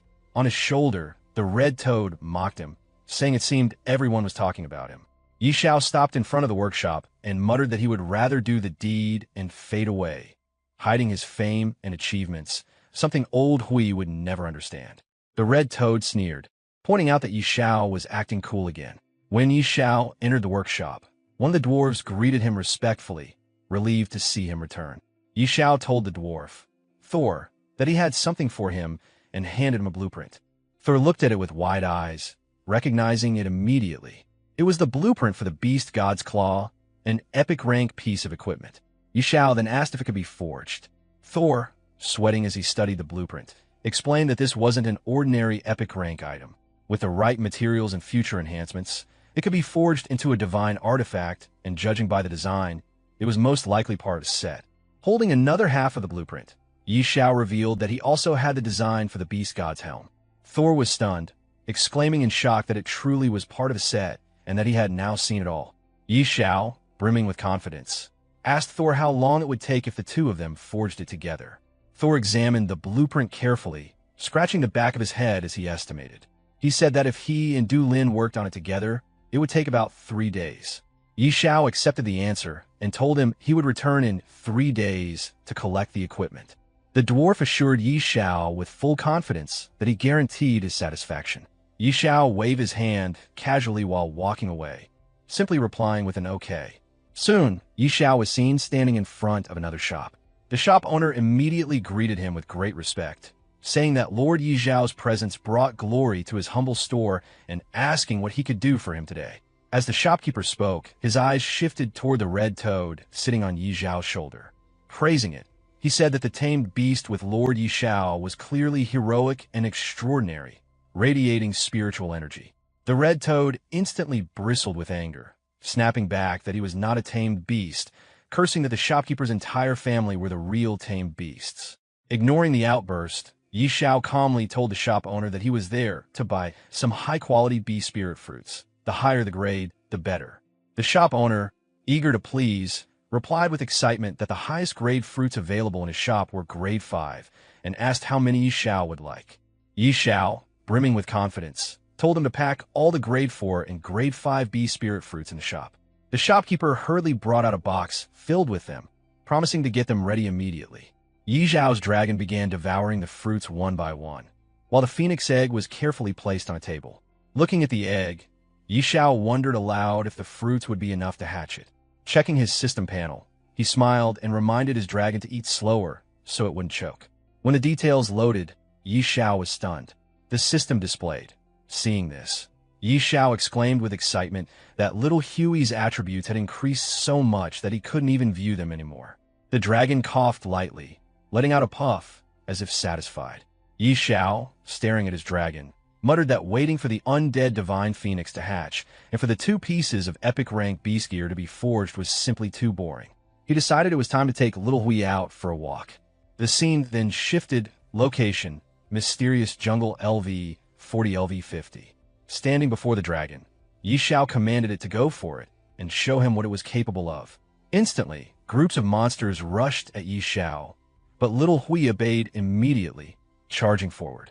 In an instant, the system was flooded with notifications. Yi Xiao grinned with confidence, praising his dragon for leveling up again. However, he also noted with some frustration that after reaching level 40, the amount of experience needed to progress further was ridiculous. Filled with excitement, he encouraged little Hui again, telling him they should go deeper into the jungle, pull more mobs, and kill them together. Back in the city, the World Ranking Announcement Board updated. It displayed World Rankings first place, Yi Xiao, LV41. A crowd quickly gathered in front of the board. People pointed at the update, remarking that great god Yi Xiao's leveling speed had finally slowed down, laughing as they noted he was now leveling up once every 2 days. In front of the ranking board, a crowd gathered, their faces filled with disbelief. Many were shocked at the difficulty curve, realizing that even top players were struggling past level 40. They murmured among themselves, astonished that progress had slowed so drastically, and some even complained that it might take months to gain a single level. To them, reaching level 100 felt like an unreachable dream, something only the strongest could hope to achieve. Meanwhile, the protagonist was finishing off the last monster nearby. Despite the battle, his level had not increased, leaving him slightly frustrated. The red toad perched on his shoulder reminded him that the time for the phoenix egg to hatch was near. Excitement filled his eyes as he pulled out the egg to check on it. The egg trembled in his hands, and he could barely contain his thrill as small cracks began to form on its surface. Moments later, the shell burst apart with a radiant explosion of golden light that streaked from the sky to the ground. A majestic phoenix, wreathed in divine fire, soared into the air. Its cry echoed through the heavens, marking the birth of a creature thought to be impossible to hatch for hundreds of years. The protagonist gazed at it in awe, realizing the magnitude of what had just occurred. The red toad smirked arrogantly from his shoulder, teasing him for his luck. The newly born creature radiated overwhelming power, its flames shimmering like molten gold, the air around it trembling with heat and energy. Before him stood the immortal phoenix, a mythical being of unparalleled might, one that possessed ancient talents of suppression, flame mastery, and rebirth. It was a creature blessed by divine lineage, capable of commanding the fires of heaven and enduring even death itself through its nirvana. The protagonist stood silently beneath the blazing aura, the realization sinking in that this was no ordinary summon. It was a true immortal beast, destined to reshape the balance of power in his world. As the protagonist stared at the magnificent phoenix, he couldn't help but compare it to his other companion, Xiaohui. The fiery bird's power was overwhelming, its burning flames, its comet-like attacks, and its soul-shattering abilities made it seem like the ultimate force of destruction. He felt like luck itself had smiled on him at the perfect moment. When the phoenix landed gracefully in front of him, he reached out and patted its head, thinking about what to name it. Remembering that the phoenix's father had once called it Luo Huang, he decided that name didn't sound quite right and tried calling it Xiaohua instead. The bird seemed unimpressed, so he tried a few other names playfully until he finally settled on Xiao Luo, a name the phoenix appeared content with. Just as he was enjoying the moment, he sensed something strange ahead, a faint, toxic haze spreading through the air. Realizing it was poison gas, he immediately became cautious. Out of the mist emerged a swarm of rats, their bodies twitching with venomous energy. He quickly recognized them as venomous rats, dangerous creatures capable of spitting poison that inflicted lasting damage. Before he could react, the horde rushed toward him. He shouted for Xiao Hui to retreat, realizing that direct combat would be risky. The rats multiplied rapidly, surrounding him from every side. Feeling cornered, he called out for Xiao Luo to attack. The phoenix responded instantly, unleashing waves of blazing fire that engulfed the rats. One after another, the creatures burned to ash as a flurry of notifications appeared before him, indicating his rising experience. The sight filled him with exhilaration. The entire battlefield lit up like fireworks, the explosions of flames reflecting in his eyes as he laughed in disbelief at the sheer power of his new companion. Xiao Luo then took to the skies, releasing another wave of devastating energy. The radiant flames covered the area in golden light, wiping out the remaining rats. More system messages appeared, confirming that both he and his beasts had leveled up multiple times. His excitement peaked as he saw the results. His own level had jumped rapidly, his beasts had grown stronger, and his attribute points had increased significantly. He could hardly contain his excitement, laughing breathlessly as he realized how fast his progress had skyrocketed. At the same time, across the world, players gathered around the ranking board in disbelief. His name, Yi Xiao, had shot straight to the top of the world rankings, surpassing everyone else by multiple levels within minutes. People gawked as they watched the numbers rise in real time, unable to comprehend how anyone could advance so quickly. Soon, the news spread across forums and media posts, with comments flooding in from stunned players. Many couldn't believe what they were seeing, calling him a monster of leveling speed. Others joked that they hadn't even finished their daily routines before seeing him gain 5 levels. Some offered exaggerated admiration, while others could only sigh, realizing how impossible it would be to ever catch up to him. Yi Xiao's name now dominated every screen. His rise was nothing short of legendary. After finishing off the poisonous rats, the protagonist reflected on his progress. Clearing out every rat within a mile radius had only increased his level by 5. From this, he confirmed that monsters living in groups gave much less experience. As he observed the area, his 2 loyal companions flew above him. Grateful for their effort, he acknowledged their hard work before pressing onward. With determination, he set his sights deeper into the area, aiming to reach level 50. Not long after, another swarm of rats suddenly appeared before him, catching him off guard. Reacting quickly, he ordered Xiao Luo into action, and the phoenix immediately launched forward, tearing into the horde with powerful attacks. The battle ended in their favor, and the protagonist's strength increased further. His companions also grew stronger from the fight, and he found himself reaching level 48, just 2 levels away from his target. While reviewing his progress, he became aware of a new development. A message reached him from Fengyue main city, stating that the Beast God suit had been completed. Deciding it was time to check on this, he turned to his companions and prepared to leave the battlefield. Together, they set out for the city. Upon arrival in Fengyue main city, the protagonist encountered a dwarf craftsman holding a gauntlet. The dwarf confirmed that the beast god suit was finished and explained that, during the process of creating it, he had discovered that the equipment possessed hidden functions. Intrigued by this revelation, the protagonist carefully examined the gauntlet, studying the hidden features with keen interest. The protagonist put on the gauntlet, realizing that after wearing the claw of the beast god, the appearance of the equipment could be displayed or hidden at will. The system provided detailed specifications, explaining the gauntlet's grade, its attribute boosts, its increase in attack speed, and even a passive effect that inflicted bleeding damage over time. It also hinted that the equipment could be further strengthened. Excited by these discoveries, the protagonist immediately wanted to test it out. The dwarf craftsman then revealed another piece of equipment, the beast god helmet. The protagonist wore it, and the set attributes were activated. By equipping 2 pieces of the beast god equipment, he gained increased final damage, damage reduction, and resistance across all attributes. Studying the effects carefully, he found the set's power to be overwhelmingly strong.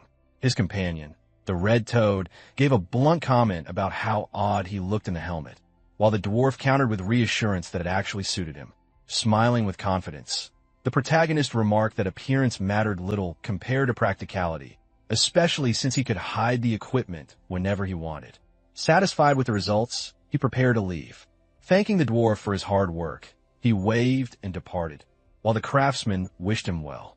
As he walked through the bustling city, he overheard people gossiping. Many were whispering about troubling New Shuiwa City had been invaded.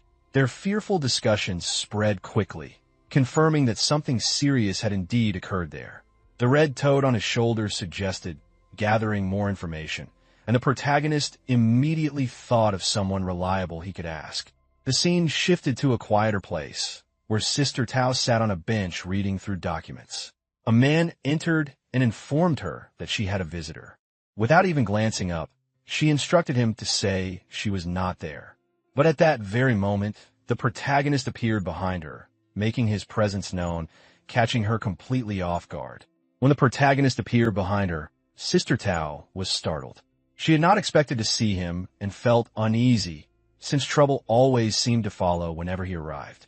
After calming herself, she listened as he asked about the situation in Shuiwa City. She explained that the area around Shuiwa City was now being consumed by gray fog. If the trend continued, the fog would likely engulf the entire city.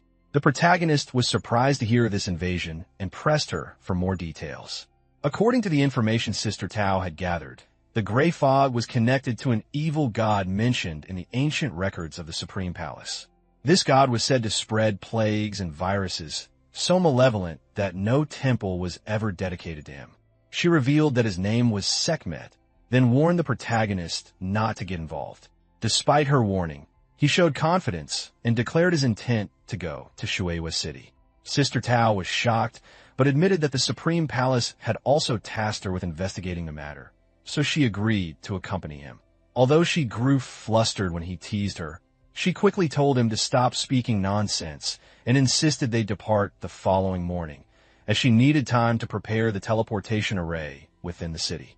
The protagonist accepted this arrangement, and the two reached an agreement.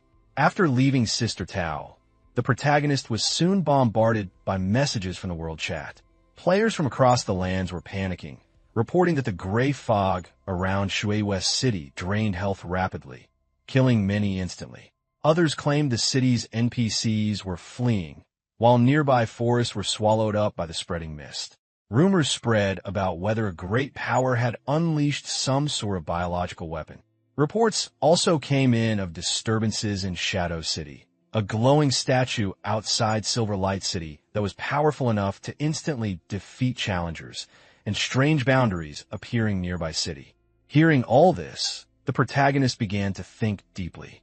The scale of the gray fog invasion was far greater than he had realized, and now it seemed other major cities were also facing problems. Questions filled his mind as he wondered what the evil god Sekhmet truly intended to achieve. The next day, the protagonist met with Sister Tao. She explained that there was still a teleportation array left by the Supreme Palace in Shuiwa City. Through it, they could travel directly to the outskirts of the city.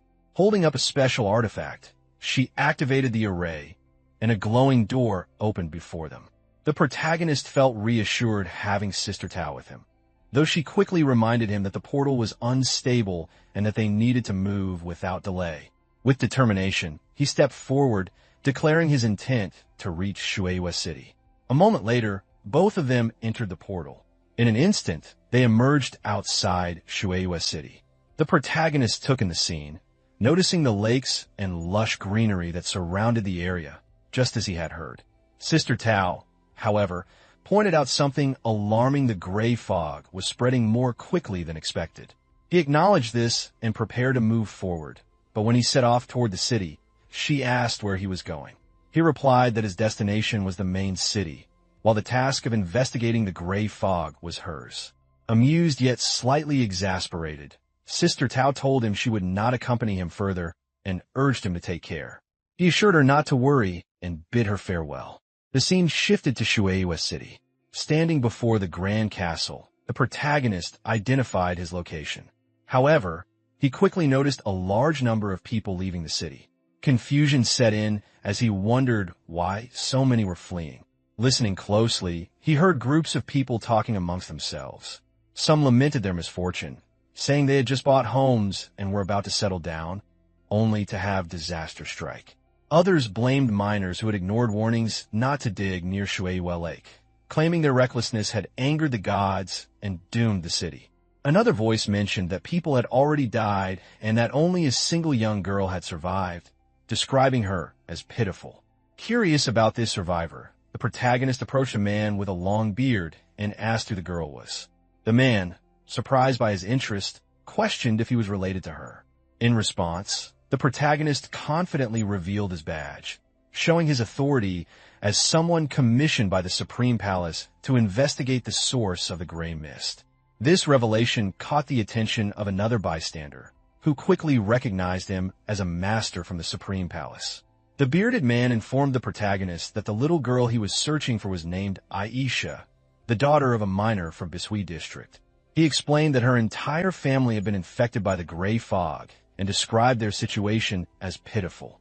When asked about her whereabouts, he revealed that Aisha had been isolated by several adults in the church of Bishui City.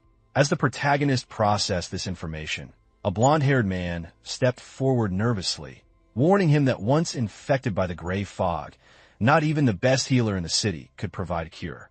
The protagonist acknowledged the warning and expressed his gratitude, prompting the man to wish him well before departing. Upon entering the city, the protagonist fixed his eyes on a particular building and concluded that Aisha must be there, inside the church. However, when he attempted to approach, guards immediately blocked his path. They declared the place extremely dangerous and ordered him to leave, threatening to take action if he did not comply. The protagonist revealed his imperial status as a viscount, explaining that he had come to investigate the source of the gray fog. The guards, recognizing his authority, quickly shifted their attitude and escorted him forward. One of them reported his arrival to a red-haired woman named Lady Xena, informing her that the imperial viscount had come to investigate the matter of the gray fog. Surprised by the title, Lady Xena agreed to meet him. Soon, the protagonist stood before her and respectfully requested permission to examine the condition of Aisha. Lady Xena, after considering his words, agreed and led him to a different room. On the way, she cautioned him that the gray fog was both highly contagious and incurable. She explained that whether or not a shield could withstand the infection depended on the concentration of the fog, and if the density was high, a stronger barrier would be necessary. The protagonist, however, remained calm, knowing inwardly that he carried the protection of the god of wealth's shield, which rendered him unaffected regardless of the fog's intensity. Eventually, he reached a room where a little blonde-haired girl awaited. As he approached her, he confirmed to himself that she was indeed Aisha, the one he had been seeking. When the protagonist approached, the little girl recoiled in fear, worried he would be infected if he came any closer. Yet he moved forward calmly, unaffected, his shield silently protecting him.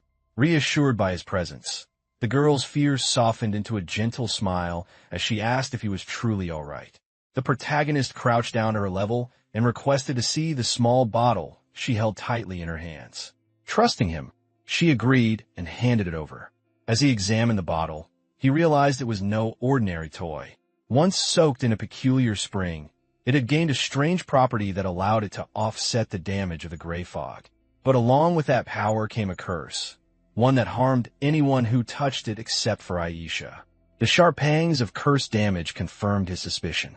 The protagonist concluded that the bottle was unique, bound in some way to the girl alone. Curious about its origin, he asked her where she had found it. After thinking carefully, Aisha recalled a cave by Griffin Lake, west of the city, where she had come across the strange object. Her words confirmed his own thoughts. This was indeed the place he needed to investigate. With a smile, he thanked the girl, acknowledging how much she had helped him. In response, she shyly brought forth a glowing glass orb, holding it out with both hands as a gift to him, her way of expressing gratitude for his visit and reassurance. Our protagonist examined the glass bowl with growing excitement. In that moment, he realized it was something deeply precious to Elsa, an item tied to her childhood fondness for beautiful things and unknown even to her parents. After studying it carefully, he thought that perhaps it might prove useful later on. He then waved goodbye to the little girl, thanking her for the help and promising to return once he had dealt with the gray fog. The girl happily waved back, encouraging him with confidence that he could definitely get rid of it. Outside, a lady approached him, asking if he had found any clues. He replied calmly that he was heading to Griffin Lake. Shocked, the lady reminded him that the area had already been consumed by the gray fog. Still, he simply smiled, assuring her not to worry, explaining that he was only going there to take care of it.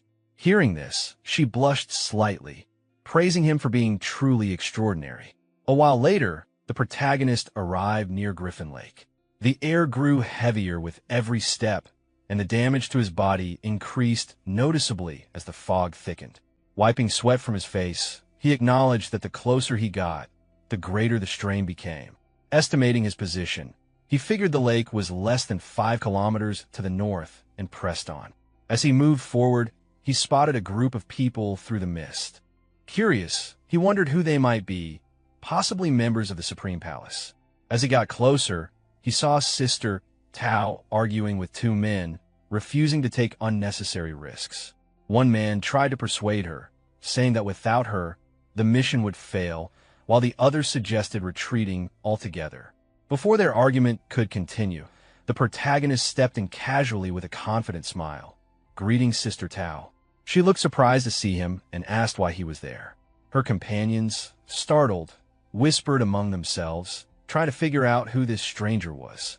When she reminded him he had gone to Shui West City for information, he explained that his investigation had led to some new clues and then asked what she was doing there. She told him they were discussing the source of the gray fog. Without lingering, he waved them off, telling them to continue their work while he went ahead. His calm departure left them stunned, whispering among themselves in disbelief that he had just walked into the fog so casually. Sister Tao frowned in confusion, admitting that it truly was strange. Her companions grew anxious, asking what they should do and if they should follow. Annoyed, she snapped at them, challenging them to go ahead if they wished, but warning she'd only burn incense for them afterward. Meanwhile, the protagonist continued deeper into the gray fog, coughing as his health steadily declined. The closer he got to Griffin Lake, the harsher the damage became, but he pushed on until he finally reached his destination. Surveying the area, he noted the grim scene, dead creatures and signs of corrosion everywhere. It was a complete mess, and he concluded he needed to locate the source of the decay as quickly as possible. Not far ahead, something caught his eye, a faint, unusual glow. Following it, he entered a cave, confirming from the environment that he had found the right place. Inside, rows of purple crystal bottles glimmered faintly. Then a red light from deeper within drew his attention. Moving toward it, he found a hidden basement. There stood another statue of a god, confirming that he truly hadn't come to the wrong place. Sensing a strange presence, he summoned his beast companion, noting that the air felt impure, as if belonging to another deity's domain.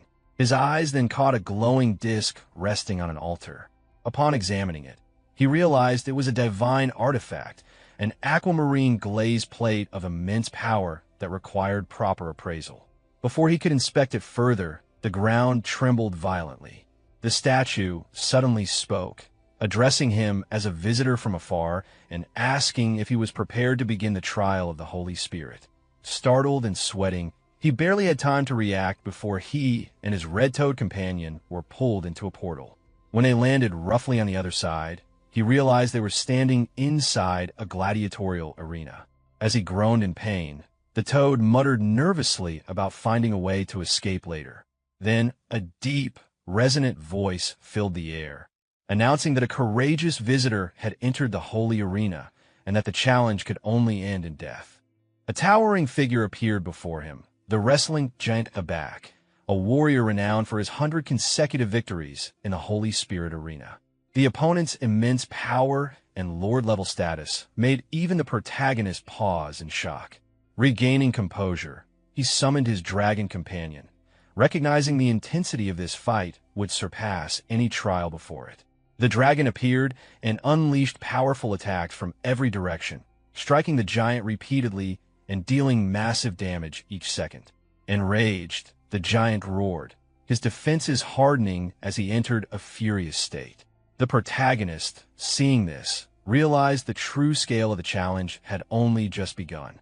The protagonist gestured toward the giant and called Xiao Luo into action. In an instant, the phoenix dove, scorching the battlefield with a concentrated inferno that struck the giant with devastating force. The lord-level warrior collapsed almost immediately, and the field fell silent as the last embers faded. From a fallen foe came several valuable items: an imposing hammer, a sturdy shield, and a piece of dark gold leather armor, evidence that the victory had been significant and rewarding. The protagonist took a quiet moment to appreciate the haul, pleased by the rare finds. Hardly had he finished surveying the spoils than two figures emerged from the shadows of the subterranean chamber, acknowledging his triumph, but warning that the Holy Spirit arena's true cruelty had only just begun. Their words were scarcely finished before the altar itself summoned a new challenger. Alec, a swift and deadly giant famed for an unbroken string of victories. Her arrival raised the stakes instantly. Alec came forward furious, intent on avenging the fallen. With a practiced motion, she attempted to revive her fallen partner, activating an arcane resurrection rite. The arena trembled as the ritual began to take hold. The protagonist reacted without hesitation, ordering his beasts into a coordinated strike to interrupt the resurrection. Xiao Luo and Xiao Hui unleashed everything they had, flames and ferocious assaults that engulfed Alec. The giant fell beneath the combined onslaught, apparently defeated, and the arena stilled once more. For a breathless instant, there was relief. The threat seemed ended. That relief proved premature. From the wreckage, the defeated husband rose again, giant physiology and arena magics granting him a savage, unnatural rebirth. He returned to his feet with fury in his eyes, demanding his warhammer and roaring his intent to fight. The couple's apparent immortality turned the battle into a whirlwind. The resurrected giant charged, the protagonist's companions answered with relentless strikes, and the arena filled with fire and clashing force. Then two new items appeared before the protagonist, followed by two glowing inscriptions showing their names and ranks. He examined them closely and found that one was a swift dagger of epic grade, and the other a dark gold light armor with yet-to-be-identified effects. Excited by the discovery, he picked up the dagger, admiring its gleaming surface and craftsmanship, clearly pleased with his find. Before he could study them further, the statue from earlier re-emerged, declaring that his will and strength had been recognized by the Holy Spirit, and that the road to sainthood would now be opened. As the ground trembled, a new statue emerged before him. He wondered what kind of unique mechanism was behind it, his eyes narrowing in curiosity. A yellow glowing disc appeared again, similar to before. As he lifted it, he noticed something unusual at its top and wondered if it could be a godly weapon. However, the statue suddenly warned him to put it down, saying he was not qualified to touch it. Confusion spread across his face as the gray fog returned, realizing the statue was behind it all. Without warning, his beast companion, the dragon, appeared and launched an attack at the statue. The creature's sudden aggression shocked him, but in an instant, the statue was shattered. As dust settled, he stood sweating and speechless. Soon, the air thickened again, and from the fragments emerged a corrupted divine presence. It was once a holy spirit, but had been contaminated, taking on a dragon's form resembling his own companion. He was shaken to see how similar it looked to Xiao Hui, with identical attributes and aura. The corrupted dragon spread a poisonous mist, draining his health every second. Acting quickly, he ordered his dragon to seal its skills, and the beast cast forbidden magic in response. The statue sneered, declaring that their trump cards were already exposed. Noticing the effects, he realized that even Xiao Hui's magic had been restricted. He then summoned another companion, Xiao Luo, calling it forth to join the fight. As the phoenix appeared, its flames illuminated the battlefield. The enemy, astonished that he had a second beast, staggered. With a confident gesture, he commanded his beasts to attack. The phoenix's flames rained down while the dragon charged headfirst, splitting the corrupted statue apart with a powerful roar. The shattered figure screamed in defiance, warning that mortals would one day face divine retribution before vanishing into dust. The protagonist stared at the remains and muttered dismissively. A calm voice then echoed from the void, thanking him for liberating the Holy Spirit arena from Sekhmet's control and offering him a token as a certificate for the path to sainthood. A faint light gathered before him, forming a mysterious object that pulsed with divine energy. Another inscription appeared, revealing the item as the guidance of the Holy Spirit. An unknown ranked relic said to lead the worthy towards sainthood. He smiled, pleased with the unexpected reward. Immediately after, more notifications appeared, announcing that he had triggered a hidden mission to search for the lost Holy Spirit and completed the Holy Spirit Arena Challenge. Before he could react, a portal opened beneath him, pulling him through. Emerging from the portal, he found himself back near Sister Tao's group, who were observing the gray fog. Her companions noted how dense and frightening it had become.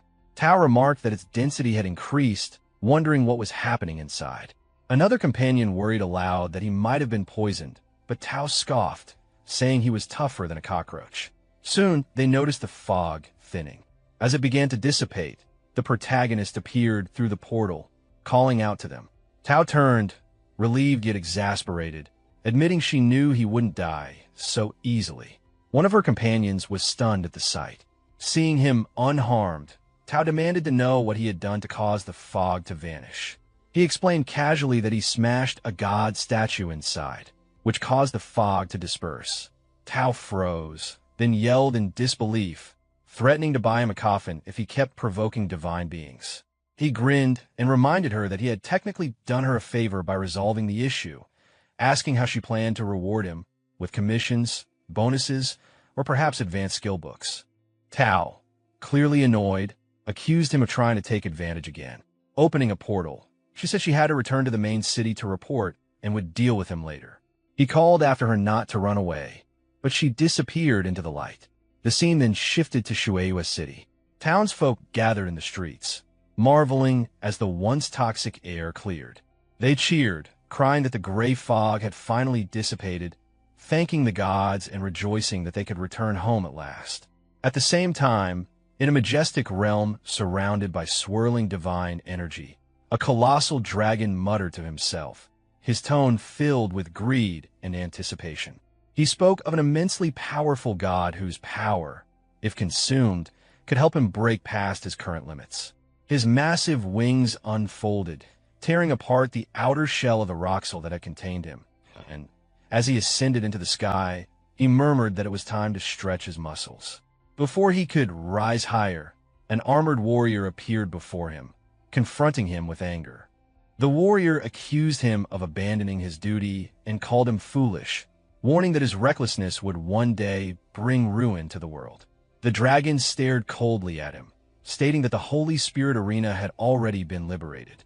This time, he would descend in his true form to restore balance.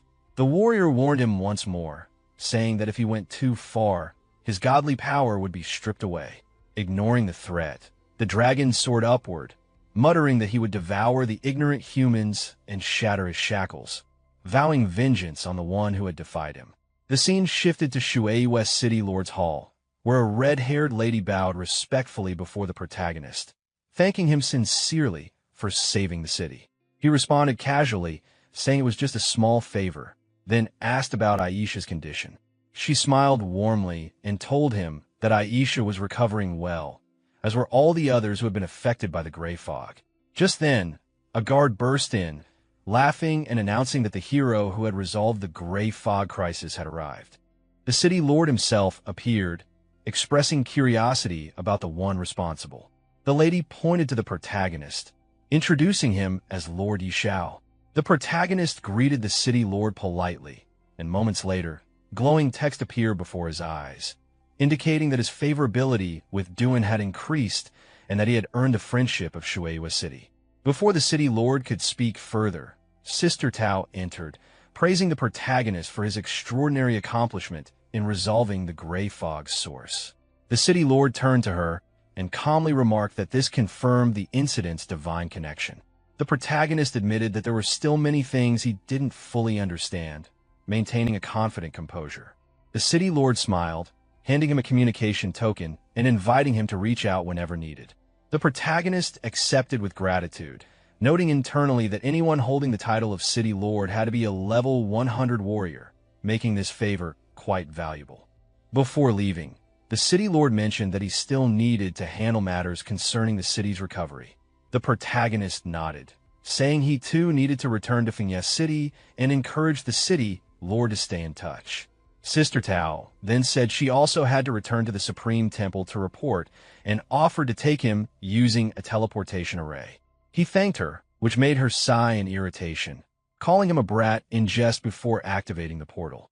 The scene shifted to Fengye Main City, where the protagonist was greeted by the dwarf Thor, who joyfully exclaimed at his return. The protagonist immediately asked for his help in identifying something. Holding up a green disc, Thor examined it curiously and joked that it looked like a plate used by dwarves to eat from. Rolling his eyes, the protagonist urged him to take it seriously, insisting it was a divine artifact. Thor sniffed the item and frowned, saying it carried a scent he despised, a scent that seemed to suppress its own potential. Gripping his hammer, he prepared to strike, declaring he would make it shine again. As he raised the hammer, the protagonist broke into a sweat, warning him to be gentle since it was a god weapon. When the hammer came down, glowing inscriptions appeared on the disc, revealing it to be the Azure Glaze Plate, an artifact crafted from rare azure glaze, said to be indestructible and designed to hold something of immense divine power, something at the holy sentence level. Thor chuckled, saying he had been right about it being a fruit plate. The protagonist, sweating again, wondered if it might truly be meant to hold a holy sentence item. Thinking deeply, he recalled that the holy severance level was several tiers above the heavenly destruction level, a rank spoken of only in myths. Deciding to store it for now, he said he would return once he found a matching artifact for it. He then asked Thor to identify some dark gold equipment later, to which Thor readily agreed. Later, as the protagonist walked through the streets, the red toad perched on his shoulder commented arrogantly that he was nearing level 50 and would soon need to undergo another trial. The protagonist acknowledged this, saying he needed a place where he could level up faster. Smirking, he turned to his beast companion and said it was time to head somewhere nice. They soon arrived at the gravel wasteland, a harsh area crawling with large sand thorn scorpions.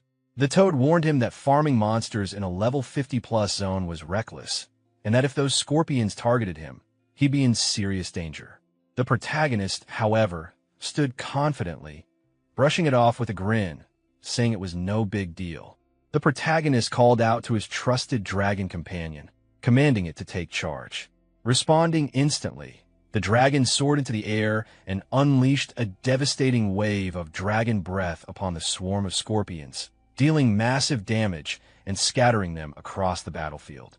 Without wasting a moment, he summoned his phoenix next, entrusting it with a next attack. The phoenix rose high into the sky, its fiery wings glowing brilliantly before raining down blazing energy that wiped out countless scorpions in an instant. Seeing the overwhelming destruction caused by both his beasts, the protagonist felt genuinely impressed by the sheer destructive power of his team. Amidst the chaos, several notifications appeared before him. His level had increased to 50, bringing with it a significant rise in his strength, constitution, spirit, and agility. However, he had now reached the level cap and could no longer gain experience until he completed the special level 50 promotion trial. Two of his classes had also unlocked new talents. As the god of wealth, he had gained the ability to spend gold coins to reveal detailed information about enemies. And as the beast godmaster, he could now enhance all of his beast stats, temporarily granting an even greater boost to 4 of them. His dragon, Xiaohui, had also advanced to level 50, gaining the ability known as the Dragon King Body, which doubled its strength and constitution while granting resistance to nearly all forms of control effects such as stun or imprisonment. Seeing all these new upgrades, the protagonist was thrilled. The Eye of the God of Wealth ability fascinated him, as it allowed him to literally pay for information in battle, while the Beast God Aura and his dragon's new power made his combat potential skyrocket. He could feel that everything was coming together perfectly, and it was finally time to take on the next challenge, the promotion trial. The scene then shifted to Fengyem main city, where the protagonist stood before the city lord's mansion. He reflected that this place held one of the few temples capable of initiating the level 50 trial, and the closest gateway to the imperial city lay here. Inside, he met the city lord, who expressed surprise at his decision to head to the imperial city so soon. After a brief exchange, the city lord explained that the teleportation formation leading there had been destroyed during a mysterious invasion. The news momentarily troubled the protagonist, but the city lord mentioned that a hidden formation still existed, one located within the Duchess Sophia's mansion. Recalling his familiarity with Sophia, the protagonist decided to visit her immediately. The scene then moved to the Duke's palace, where Sophia greeted him warmly, half playfully scolding him for not visiting sooner. He greeted her respectfully, but his tone soon turned serious as he explained his purpose. He needed to reach the imperial city. She quickly understood his request and agreed to help, though she warned him that her teleportation formation hadn't been used in many years. After expressing his gratitude, the two proceeded to her private office. Sophia admitted she was unsure whether she could still activate the formation, given how long it had been since she last used it. At his encouragement, she tried anyway. Pulling a hidden lever on the wall, she successfully triggered the mechanism, and a glowing teleportation circle appeared beneath his feet. Impressed, he praised her skill as she urged him to step in quickly, explaining that the formation was only temporary and would soon fade. He promised her that once his promotion trial was complete, he would return to see her. Sophia smiled and asked him to deliver her regards to the king when he reached the imperial city, before giving him one final, affectionate reminder not to forget to come back to her. Sometime later, the protagonist appeared in front of a gate where guards were stationed. One of them looked at him and asked who he was and why he had suddenly appeared. The protagonist reassured him, explaining that he had come from Fengyem City and that Lady Sophia had opened the teleportation formation for him. He identified himself as Viscount Yi Xiao of Fengyem City. Hearing this, the god acknowledged him politely, recognizing his noble status. Both guards then turned to the protagonist and saluted him. Yi Xiao waved off the formality and asked for the direction to the World Temple. One guard stepped forward, offering to lead him. As they walked inside, the guard asked if he was there for the level 50 advancement trial. Yi Xiao confirmed. The god explained that there was only one passage to the World Temple in the imperial capital, and entering normally required a complicated series of procedures. However, with Yi Xiao's status as a viscount, the process could be expedited. Yi Xiao expressed his gratitude and asked to be taken there as soon as possible. Later, as he looked at the temple, the protagonist admired its majesty. The World Temple lived up to its reputation, with a world tree standing behind it. Climbing to its top would earn recognition from the gods. When he reached the gate, some people standing there seemed to be waiting for him. He wondered if they were addressing him. An old man, a 5th-level deacon named Abosai, stepped forward and asked if he was Lord Yi Xiao. Yi Xiao confirmed. Abosai explained that he had come after hearing the news and invited him to follow. Inside the temple, a bosai asked what level of trial he intended to take this time. Yi Xiao immediately replied, "The Abyss."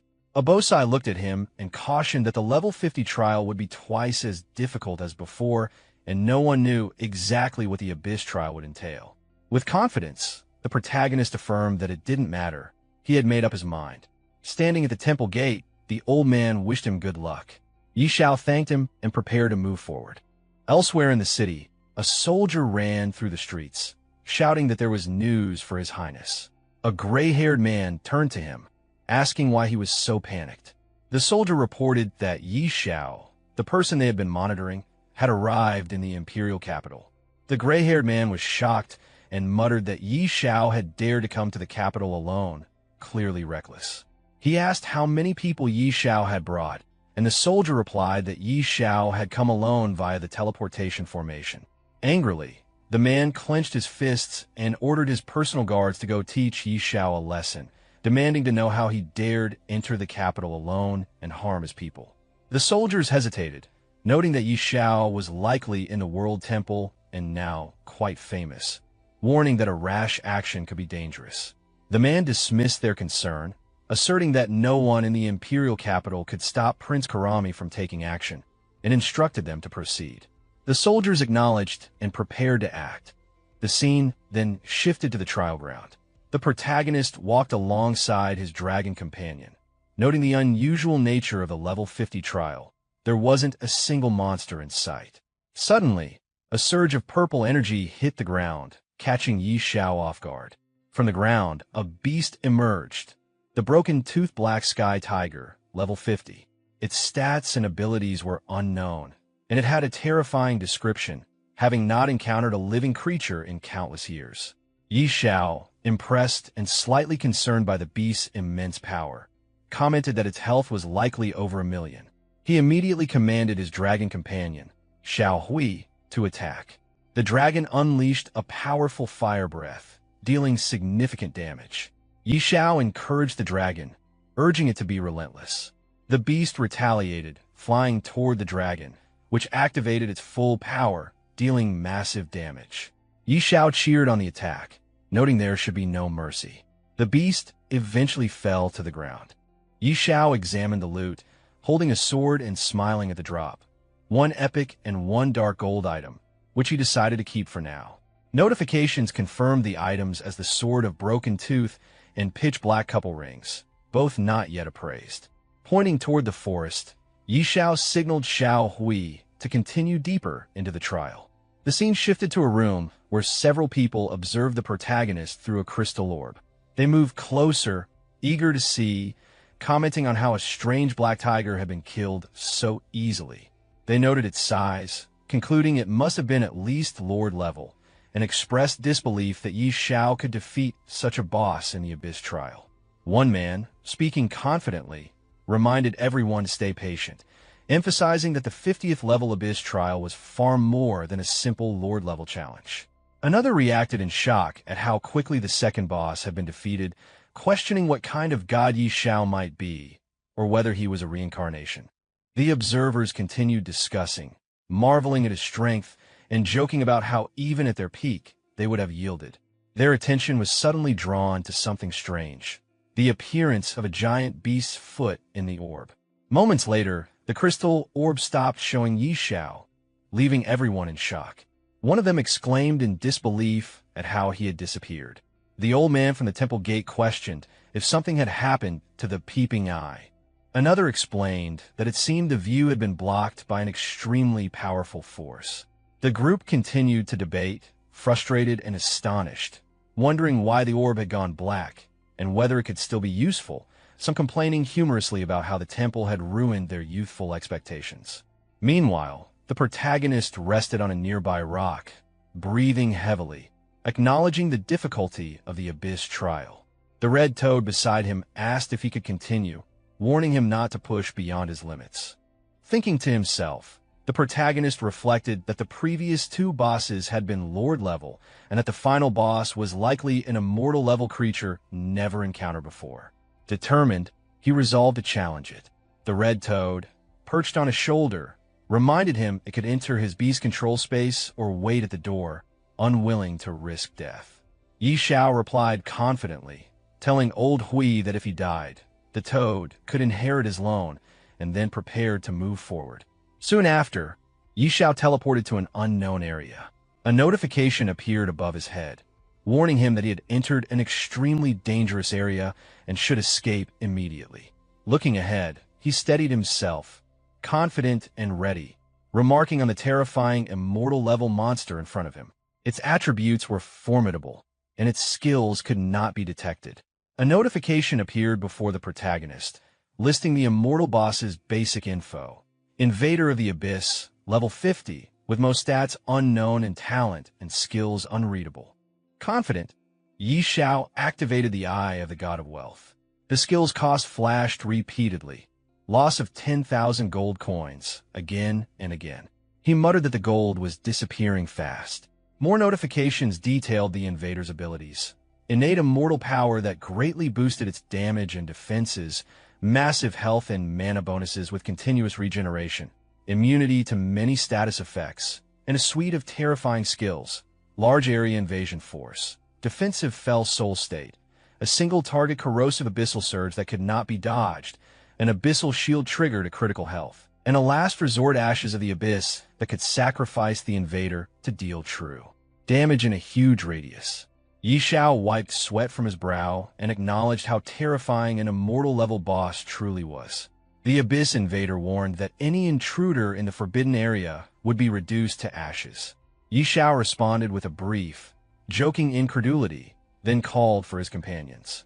Xiao Hui and Xiao Luo appeared and launched an immediate assault, but the invader shifted into a translucent state and seemed unaffected.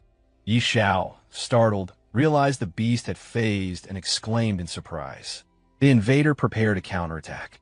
Yi Xiao shouted for Xiao Hui to get out of the way, but the dragon was struck and took massive damage.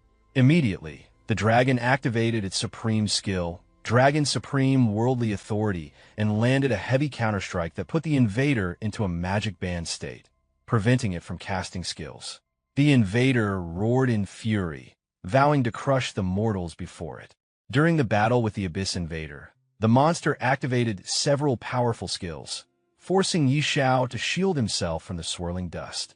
A barrier appeared, trapping his companions, Xiao Hui and Xiao Luo, while the monster prepared a devastating ultimate attack that could deal 100% true damage. Notifications appeared, warning of the raging Horns of the God of Destruction skill. Yi Xiao activated his money shield and struck the barrier, but it held firm, and he bounced back from the impact. The monster then summoned a tornado, further attacking him.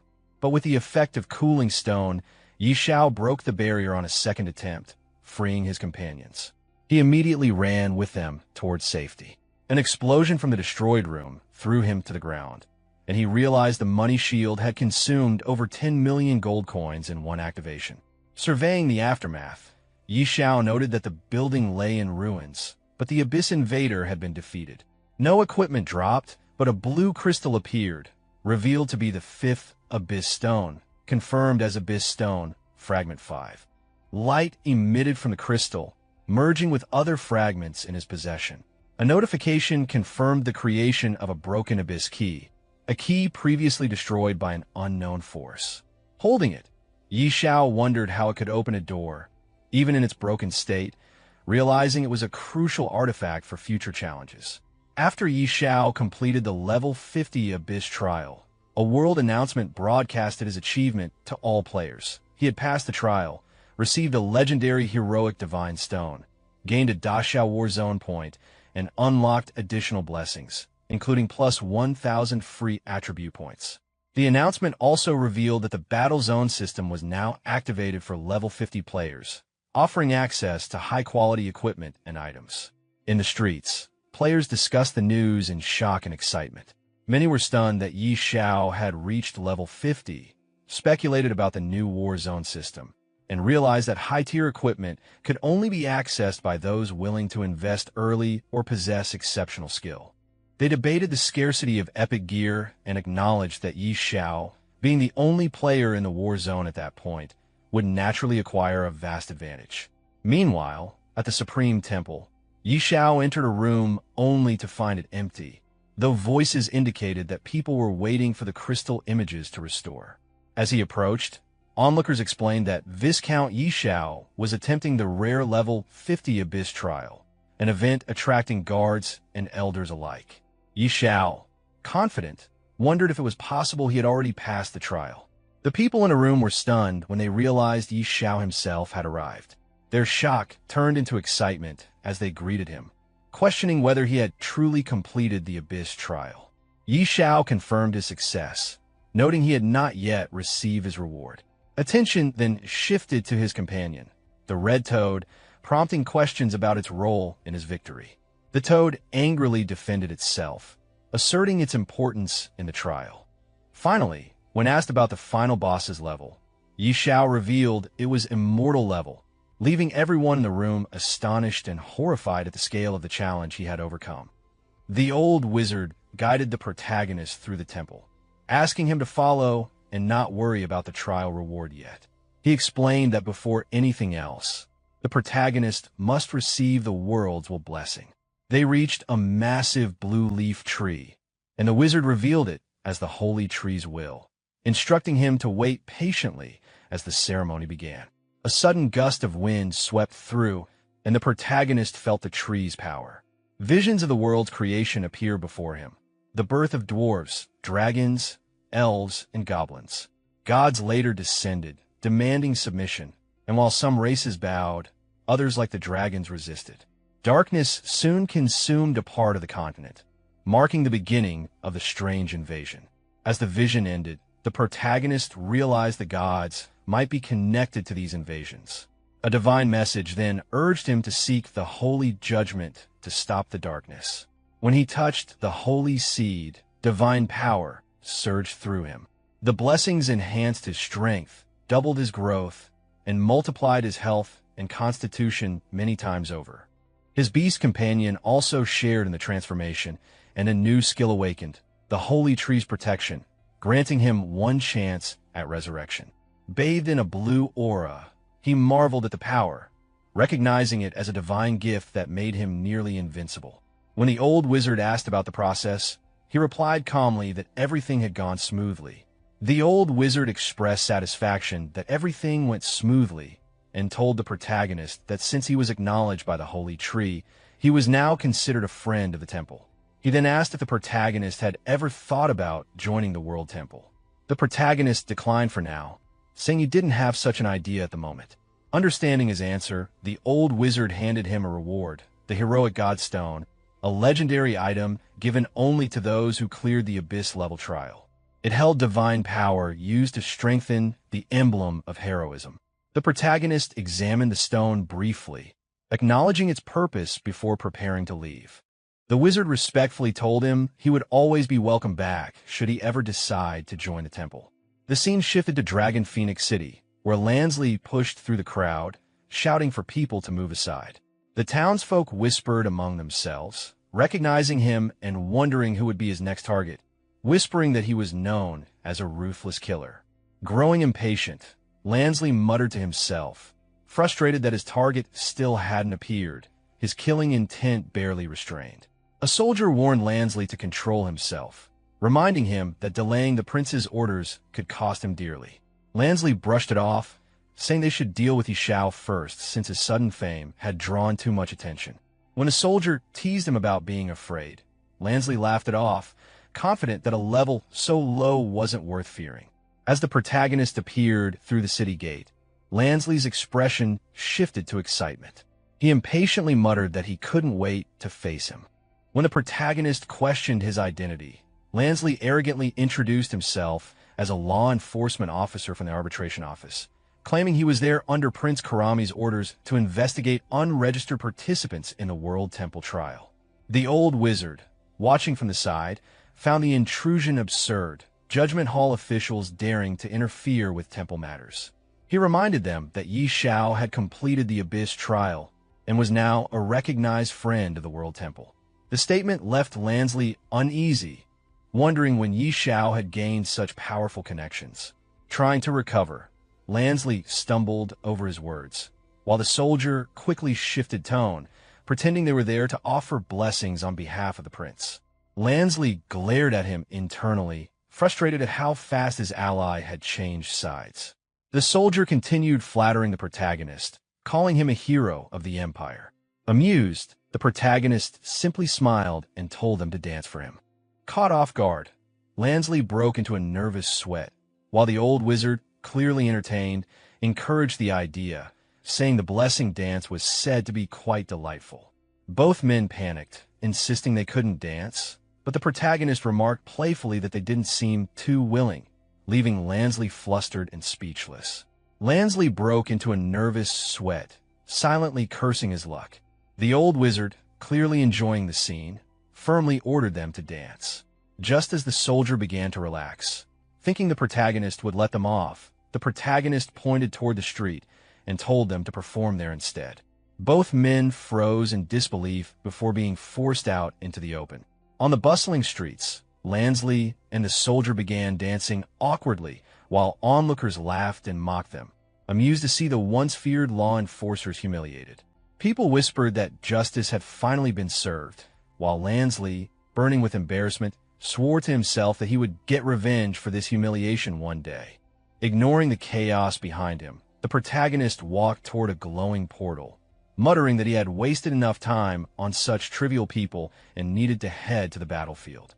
Perched on his shoulder, the red frog protested, warning that the battlefield was a dangerous place and that he wanted no part in it. The protagonist reassured him confidently, promising to pull him out if things got too risky. But the frog grumbled in disbelief, calling him a liar. With a teasing smirk, the protagonist told him to stop dawdling, and they stepped through the portal. On arrival, the scenery shifted. They had entered Realm City, the edge of the battlefield. The protagonist looked around in awe, taking in the war-torn landscape. An armored man approached from behind, noting that he seemed to be alone and asking if he had chosen a legion to join. The protagonist said he hadn't decided yet, so the man enthusiastically suggested joining the city guard, claiming it was the safest option and proudly showing off his level 50 golden armor.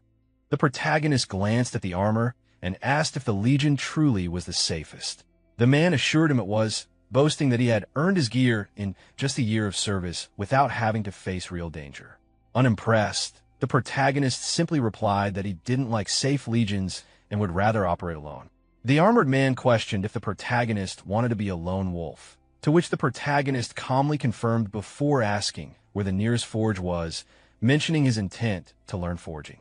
The armored man directed him west of the city wall, where an old blind man known for his swift fighting skills could be found.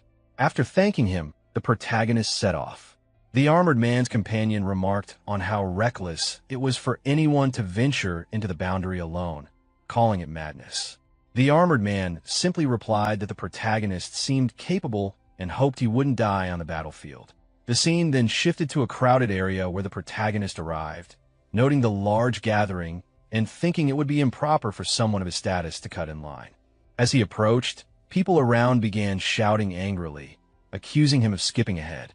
Before things escalated, someone noticed the emblem on his chest and pointed it out.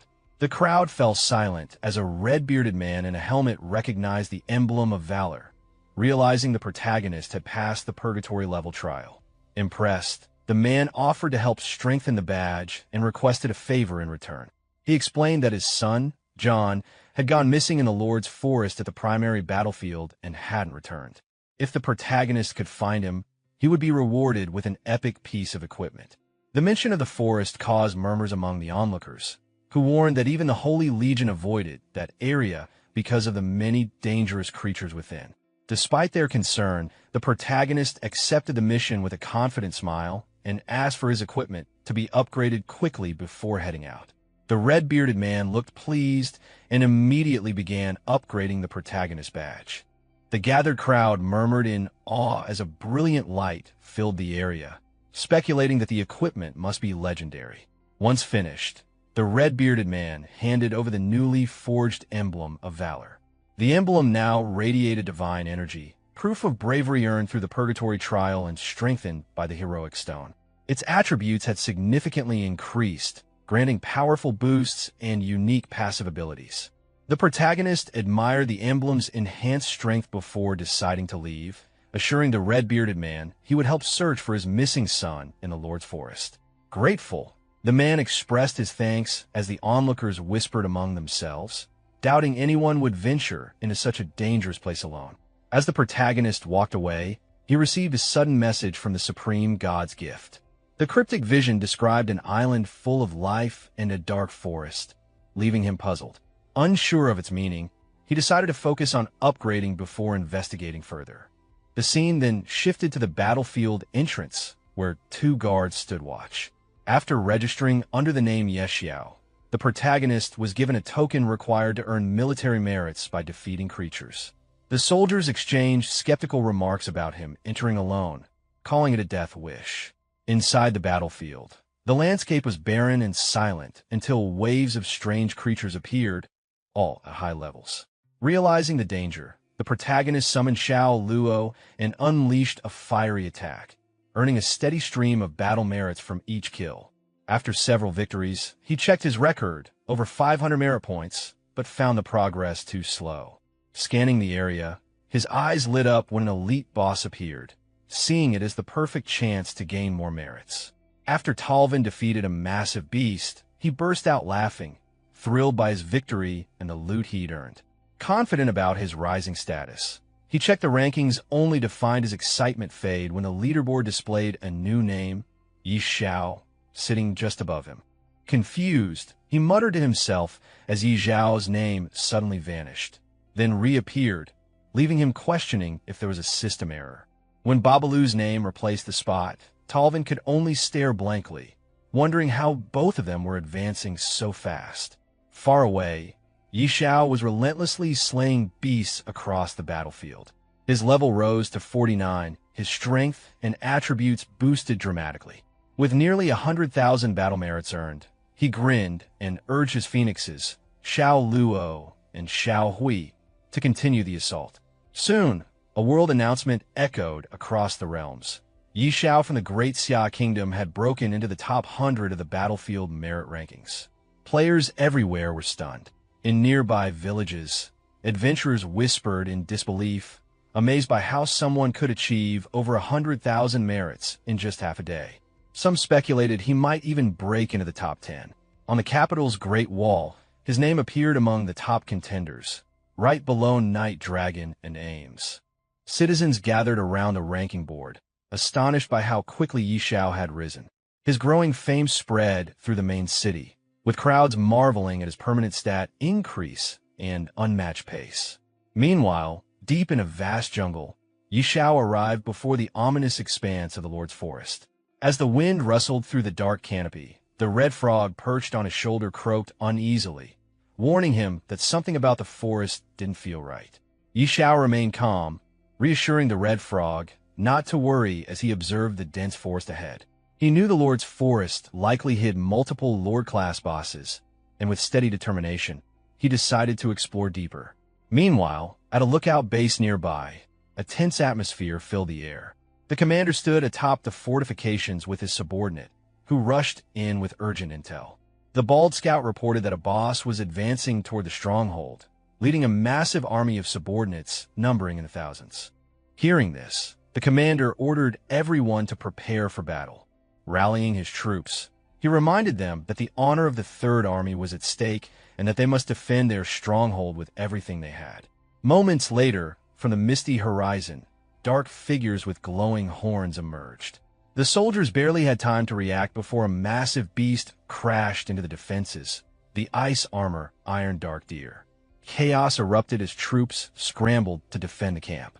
Barking quick commands, the commander ordered Ron to lead the shield guards to taunt and divide the monster's attention, while archers launched volleys from afar. The first waves were pushed back under the commander's direction, and for a brief moment, it looked like victory. Then, the bald scout pointed toward the forest, his voice trembling as an enormous silhouette emerged. The ground shook as the true boss appeared, the ice armor Iron Deer King. The commander's expression hardened, realizing the scale of what they were facing. As the massive creature charged, its roar echoed through the battlefield, The commander shouted for all troops to be on full alert, witnessing the sheer power of the monstrous foe for the first time in his life. A sudden blast of flames descended from above, engulfing the monstrous beasts in a blazing inferno. The battlefield fell silent as the smoke cleared, leaving behind only charred remains. Soldiers froze in disbelief, murmuring among themselves, wondering if the boss had collapsed on its own or if they were hallucinating. Even the commander, stunned by what he witnessed, questioned whether the creature had unleashed a mental illusion to confuse them. The bald subordinate pointed ahead, his voice trembling as he spotted someone standing in the distance. When the commander's gaze followed, his eyes widened. The lone figure was Yi Xiao. Realization struck instantly. The boss had been annihilated in a single strike. The commander immediately ordered his subordinate to approach, eager to identify the mysterious warrior capable of such power. As the troops surrounded Yi Xiao, he glanced around, confused by the sudden crowd. Uninterested in attention or praise, he turned and left, muttering about his priorities, leveling up and completing missions. The soldiers called out after him, shouting for the hero to wait, but he had already vanished into the shadows. The commander, watching him disappear, instructed his men to hold their ground and observe, still processing the impossible strength they had just witnessed. Hidden from sight, Yi Xiao released his phoenix to finish the remaining creatures. The majestic bird soared through the air, flames consuming every enemy in sight. Notification after notification appeared as the system tallied his kills and announced his phoenix's new talent skill, Divine Phoenix Body. Yi Xiao, pleased with the progress, admired the strength of his companion and pressed forward deeper into the battlefield.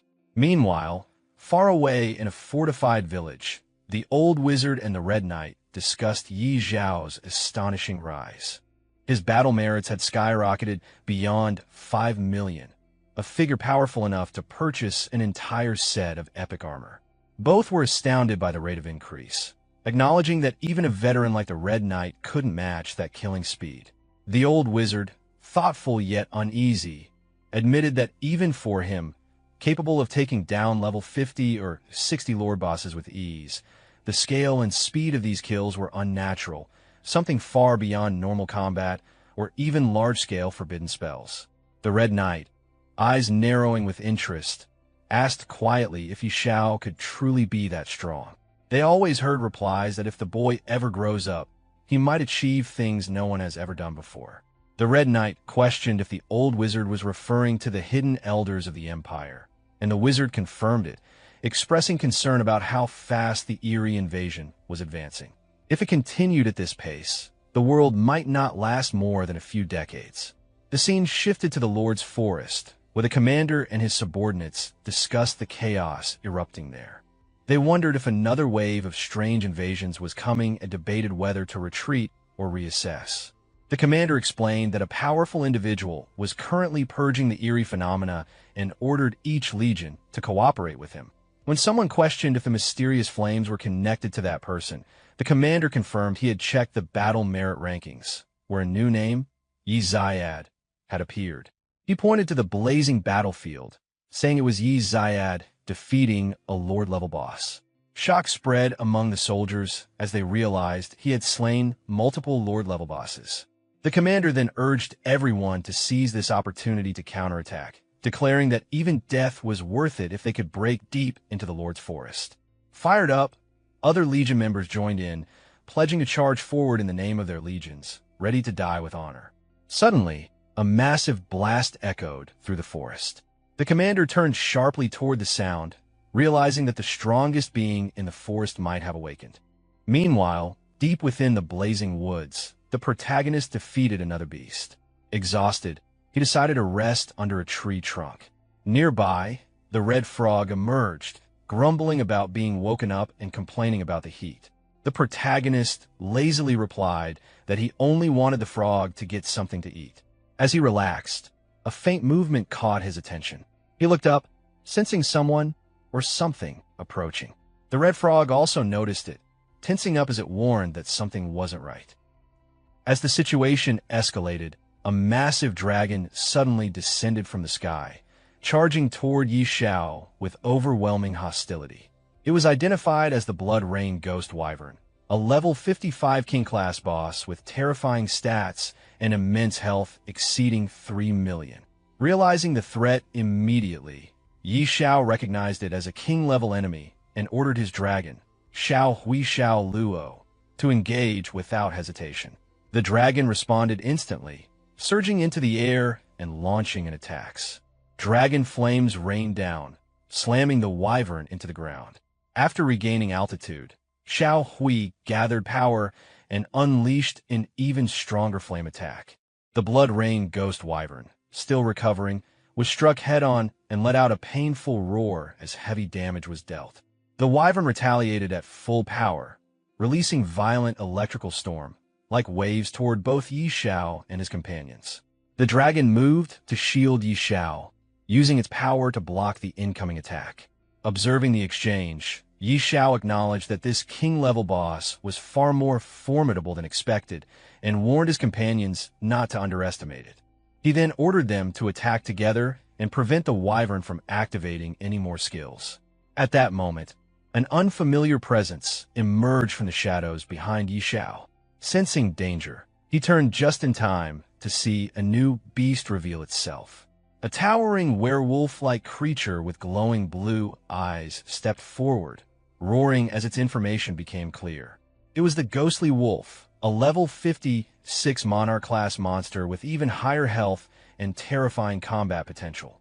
Seeing a second high-ranking enemy appear, Yi Xiao began to tremble, realizing that he was now facing multiple Monarch and King-level threats at the same time. The scene shifted to the village, where players gathered around the ranking display. Yi Xiao's battle merits were climbing at an alarming rate, rising again and again in rapid succession. The sudden surge left everyone stunned, with many struggling to understand what kind of monsters he could possibly be defeating. When his total battle merits crossed 10 million and secured first place, shock quickly turned into disbelief, as it became clear that he was overwhelming the battlefield at an unprecedented pace. Elsewhere, several soldiers stared at the scoreboard in silence, sweat dripping down their faces as tension and jealousy set in. The increase in battle merits had happened in less than a minute, suggesting the defeat of extremely high-level enemies. Even atop the palace rooftop, a knight and a wizard observing the rankings realized that Yi Xiao had already surpassed previous records. From their perspective, it seemed increasingly likely that the level 50 battlefield itself might soon be completely cleared under his presence alone. The scene then returned to the battlefield, where Yi Xiao remained in combat. Another enemy soon appeared, this time a demon bat-like creature descending from the sky. It was revealed to be the Dark Bat, a level 58 King-class monster with massive health and powerful attributes. Without hesitation, Yi Xiao allowed his summoned companions to take the lead once more. Xiao Hui surged forward, unleashing intense flames that slammed the Dark Bat into the ground. Although the monster quickly recovered and retaliated by releasing powerful sonic waves, the attack only reinforced the scale of the threat rather than stopping the advance. In response, Yi Xiao called in Xiao Luo. The phoenix ascended into the sky and released a concentrated, lava-like beam directly into the Dark Bat. The attack pierced through its defenses and detonated from within, causing the monster to explode midair. As blood and remains scattered across the battlefield, it became clear that yet another Monarch-class enemy had been eliminated with overwhelming efficiency. Despite the grotesque aftermath, the outcome was undeniable. Yi Xiao continued to dominate the battlefield, dismantling even the highest-tier enemies with speed and control. When the Dark Bat was destroyed by the Phoenix's attack, its body shattered instead of disappearing. From the fragments, numerous smaller bats burst out and scattered across the sky. Yi Xiao immediately realized that the monster had the ability to split into multiple entities, making the situation more complicated. The smaller bats quickly counterattacked by spitting green liquid from their mouths, revealing that they carried venom. Recognizing the danger, Yi Xiao reacted without delay and ordered Xiao Hui to restrain them. The dragon rose into the air and released sonic waves, disorienting the swarm and forcing the smaller bats into a stunned state. With their movements disrupted, Yi Xiao followed up by having Xiao Luo finish the attack. The phoenix ascended and unleashed blazing flames, burning through the remaining bats until none were left in the sky. With the last of the dark bat's fragments eliminated, the battle finally concluded. Yi Xiao's level increased, and both Xiao Hui and Xiao Luo also grew stronger as a result of the victory. Despite the successful outcome, the remains scattered across the ground were unpleasant to look at, and the lack of equipment drops made the fight feel unrewarding. After assessing the battlefield, Yi Xiao confirmed that all 4 monarch-level enemies had been dealt with. With no reason to remain, he recalled his companions and left the area. The scene then shifted to a forest path, where Yi Xiao noticed a group of soldiers approaching from ahead. The soldiers quickly identified him and treated him with clear respect. Their leader introduced himself as Ager, the commander of the 5th Legion of the Holy Legion, and confirmed that he was responsible for maintaining order in the region. After learning that the 5th Legion controlled the local garrison, Yi Xiao issued a direct request. He instructed the Legion to gather all strange creatures within the Lord's forest and lure them into a single location, signaling that his actions on the battlefield were far from over. The Legion commander reacted with visible confusion when Yi Xiao explained his plan. Drawing all the strange creatures of the Lord's forest into a single location sounded dangerous, even suicidal. If too many monsters gathered at once, the Legion could be overwhelmed instantly, and the soldiers were well aware of that risk. Yi Xiao calmly addressed their concerns by revealing his resources.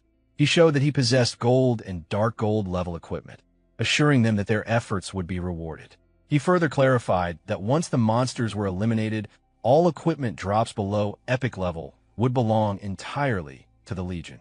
The implication was clear.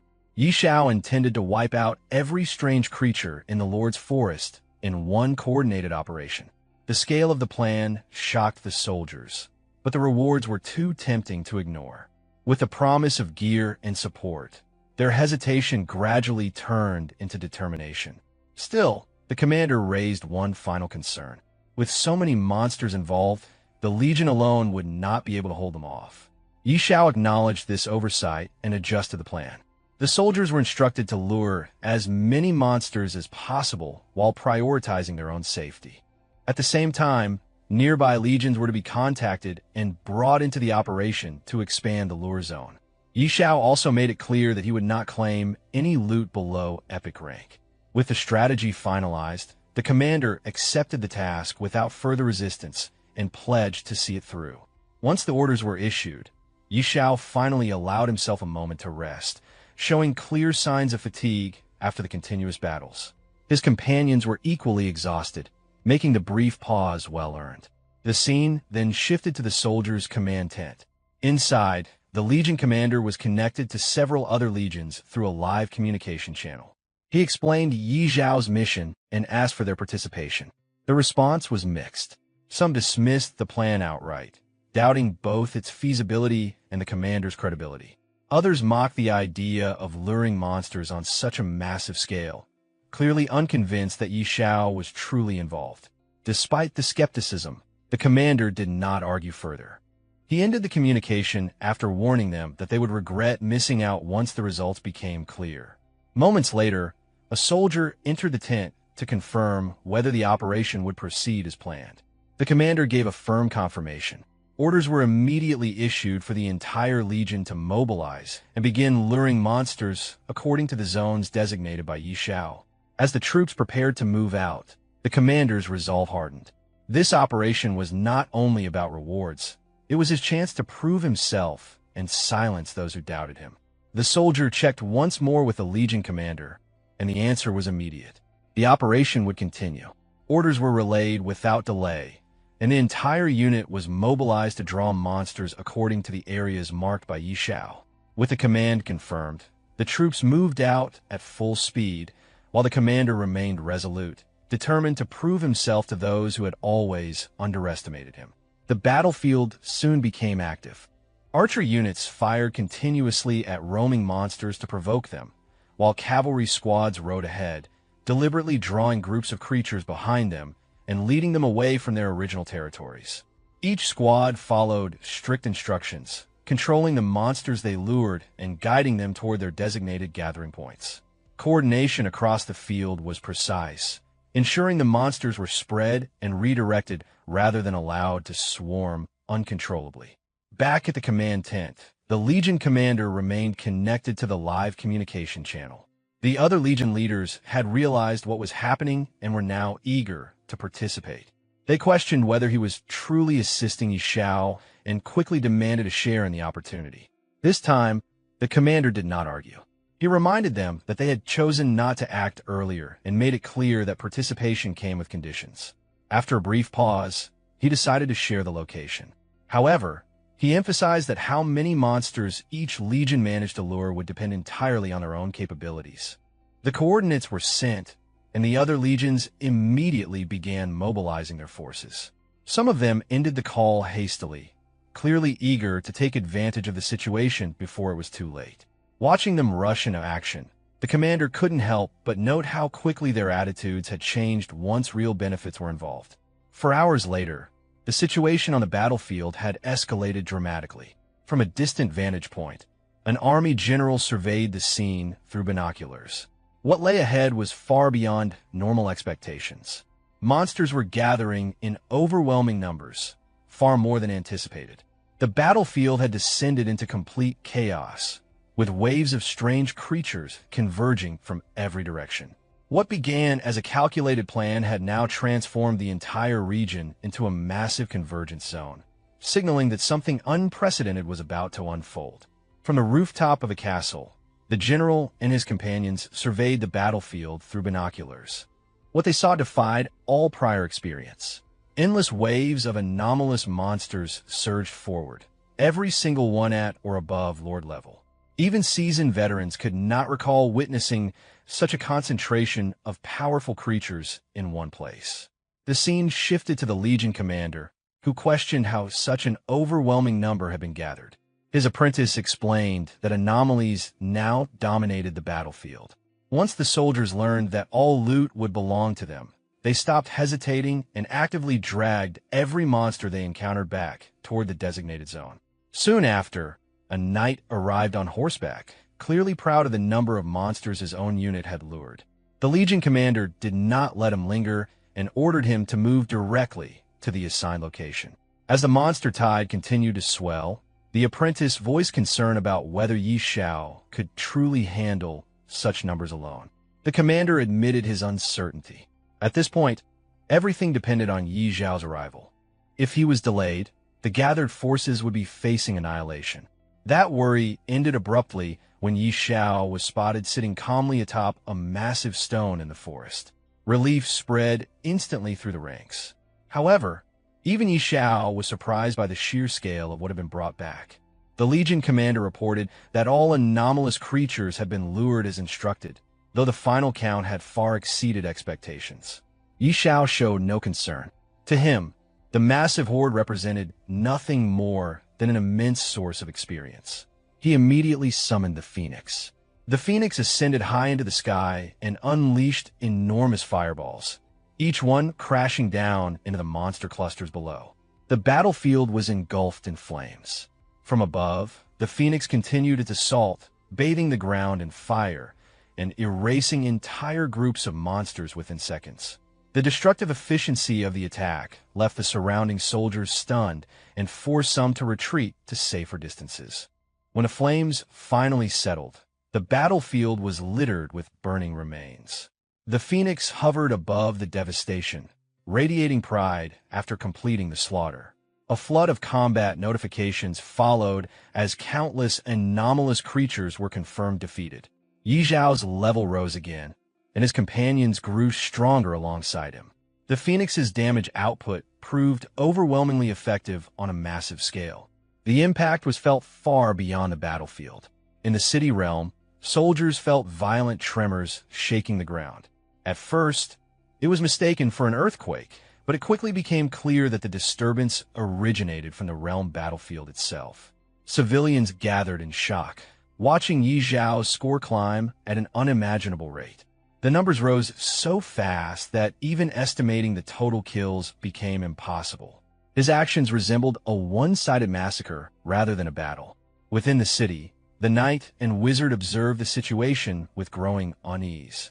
While the immediate pressure from the vanguard anomalies had been reduced, Yi Zhao's growth rate crossed into terrifying territory.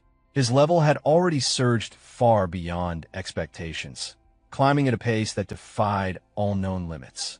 As they continued to observe, both sensed something wrong. The anomalous aura lingering over the battlefield had begun to change. Something unfamiliar and dangerous was stirring beneath the burning remains, signaling that the chaos was not yet over. The battlefield had not yet settled when Yi Zhao turned toward the Legion commander, sensing something was wrong, and asked what had happened. At the same moment, the ground beneath them trembled violently. The commander hesitated, unsure whether what they were feeling was an actual earthquake. The captain nearby felt it as well, but the sensation was different from anything he had experienced before. An eerie, oppressive atmosphere spread across the battlefield, pressing down on everyone present. Then it appeared. From deep within the battlefield, a colossal demonic giant emerged, its presence alone enough to make the air feel heavy. The monster fixed its gaze on Yi Zhao and the surrounding soldiers, releasing a thunderous roar filled with hostility. The captain and his companions stared at the creature in disbelief. Judging by the aura alone, it was unmistakable, an immortal-level boss. The captain could not understand how such a being could exist within a level 50 battlefield. The level of abnormality was beyond reason. The soldiers were thrown into panic. Some struggled to comprehend what they were seeing, while others realized the horrifying truth. Beneath the Lord's forest lay a creature of legendary status. Immortal-level beings were not something they had ever expected to encounter firsthand. The captain hurried to Yi Zhao, urging an immediate retreat. An immortal-level boss was far beyond what ordinary forces could handle. Yi Zhao, however, showed no fear. He questioned whether an immortal-class enemy was truly that impressive. In his mind, he dismissed the monster's arrogance, recalling how he had already slaughtered multiple king-level beings in rapid succession. One immortal-level enemy was not enough to intimidate him. With calm confidence, Yi Zhao summoned his dragon and ordered it to unleash its fury. The dragon charged toward the demonic giant and engulfed it in raging flames. However, the massive size difference became clear immediately. The attack barely scratched the creature. Yi Zhao reinforced his command, urging the dragon to push harder. The dragon slammed into the giant with brute force, but even that failed to cause meaningful damage. Enraged, the demonic giant roared and gathered its power, forming a crackling sphere of magical lightning. It hurled the attack toward the dragon. The dragon barely managed to respond, releasing sonic waves in an attempt to deflect and evade the assault. Seeing his dragon struggle against the overwhelming enemy, Yi Zhao immediately summoned his phoenix as well. Without hesitation, he ordered it to join the fight and unleash its flames. The moment the phoenix entered the battlefield, its fire surged forward, signaling the beginning of a direct confrontation against the immortal-level boss. Following Yi Zhao's command, the phoenix bird unleashed a massive fireball at the demonic giant. At the same time, the dragon attacked in parallel, coordinating its assault as flames and power struck the monster from multiple directions. From a distance, the soldiers watched in stunned silence as Yi Zhao's beast confronted the immortal-level enemy head-on. It was clear to everyone present that either the dragon or the phoenix alone possessed enough strength to wipe out an entire army in a short time. As the giant roared in fury, countless mysterious tentacles burst forth from its massive body. The sight was grotesque, and Yi Zhao reacted with visible disgust. Without hesitation, he ordered the phoenix to intensify its flames. Multiple fireballs rained down, exploding upon impact and tearing through the giant's body. Simultaneously, the dragon launched its own attacks, ripping into the monster with overwhelming force. One by one, the tentacles were severed and collapsed to the ground. As the creature's body burned and fell apart, Yi Zhao covered his nose, irritated by the stench of scorched flesh. Moments later, the giant monster collapsed completely, smashing into the ground and leaving the battlefield fractured beneath its weight. A world announcement followed immediately, confirming that Yi Xiao had slain a level 60 immortal level beast and secured the first kill of its kind. The victory triggered regional rewards, strengthened the Great Xia War Zone, and permanently increased Yi Xiao's base attributes beyond those of ordinary players. The soldiers erupted into excitement upon witnessing the confirmed kill. An immortal level boss had been defeated, something none of them had ever imagined seeing firsthand. Many openly acknowledged that with Yi Xiao present, the level 50 battlefield would become significantly safer. Standing near the corpse, Yi Xiao noticed several items emerging from the remains. Among them were glowing red and blue artifacts, radiating energy. He picked up the red piece, shaped like a fong, and immediately recognized it as legendary equipment. The blue crystals, however, were unfamiliar, so he decided to take them back for further inspection. Soon after, the captain and his troops approached Yi Xiao and asked to organize the collection of the spoils. Yi Xiao agreed, reminding them of their prior arrangement that all equipment below epic rank belonged to them. With his approval, the soldiers quickly moved in to clean the battlefield, eager to secure the valuable gear before anyone else could intervene. The battlefield, once filled with chaos and monsters, finally began to settle under Yi Xiao's command. However, before the cleanup could properly begin, something felt wrong. Yi Xiao suddenly sensed instability beneath his feet. The ground began to crack, spreading rapidly across the battlefield. As the terrain split apart and tremors intensified, it became clear that the realm battlefield itself was starting to collapse. Panic spread among the soldiers. Orders to retreat were issued immediately, and everyone was told to fall back to a safer location. Yi Xiao quickly pointed out a nearby hill, judging it stable enough to serve as temporary shelter. The captain followed his lead, urging everyone to move as fast as possible, knowing that anyone too slow could be buried under the collapsing terrain. As they retreated, Yi Xiao noticed a terrifying phenomenon forming in the sky. A mass of distorted energy gathered and began spinning violently, creating a massive black vortex that pulled debris and fragments of the battlefield toward its center. The power it emitted made it clear that remaining any longer would be extremely dangerous. Recognizing the threat, Yi Xiao ordered everyone to return to the city using the teleportation array. The captain immediately agreed, concluding that with such unstable forces at work, the battlefield was no longer safe. One by one, the surviving soldiers withdrew, escaping just before the collapse worsened. While leaving, Yi Xiao reflected on what had happened. The destruction felt unnatural, likely caused by the elimination of an enormous number of anomalous creatures. It seemed possible that the battlefield had lost some underlying force maintaining its balance, causing it to collapse on its own. The scene then shifted to the realm city. Crowds had gathered, staring at Yi Xiao with disbelief and awe. Many openly speculated that even god-tier powerhouses might not be capable of causing such destruction.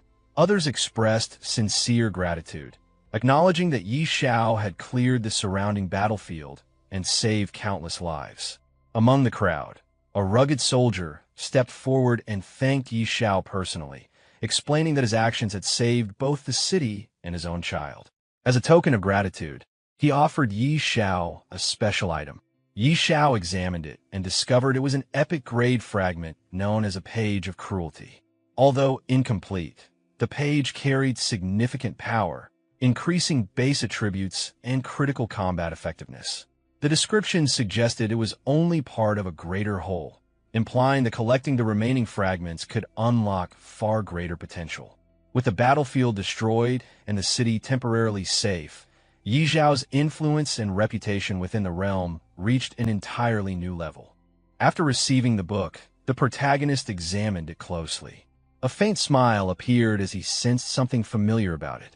He soon took out another artifact from his pocket and compared the two.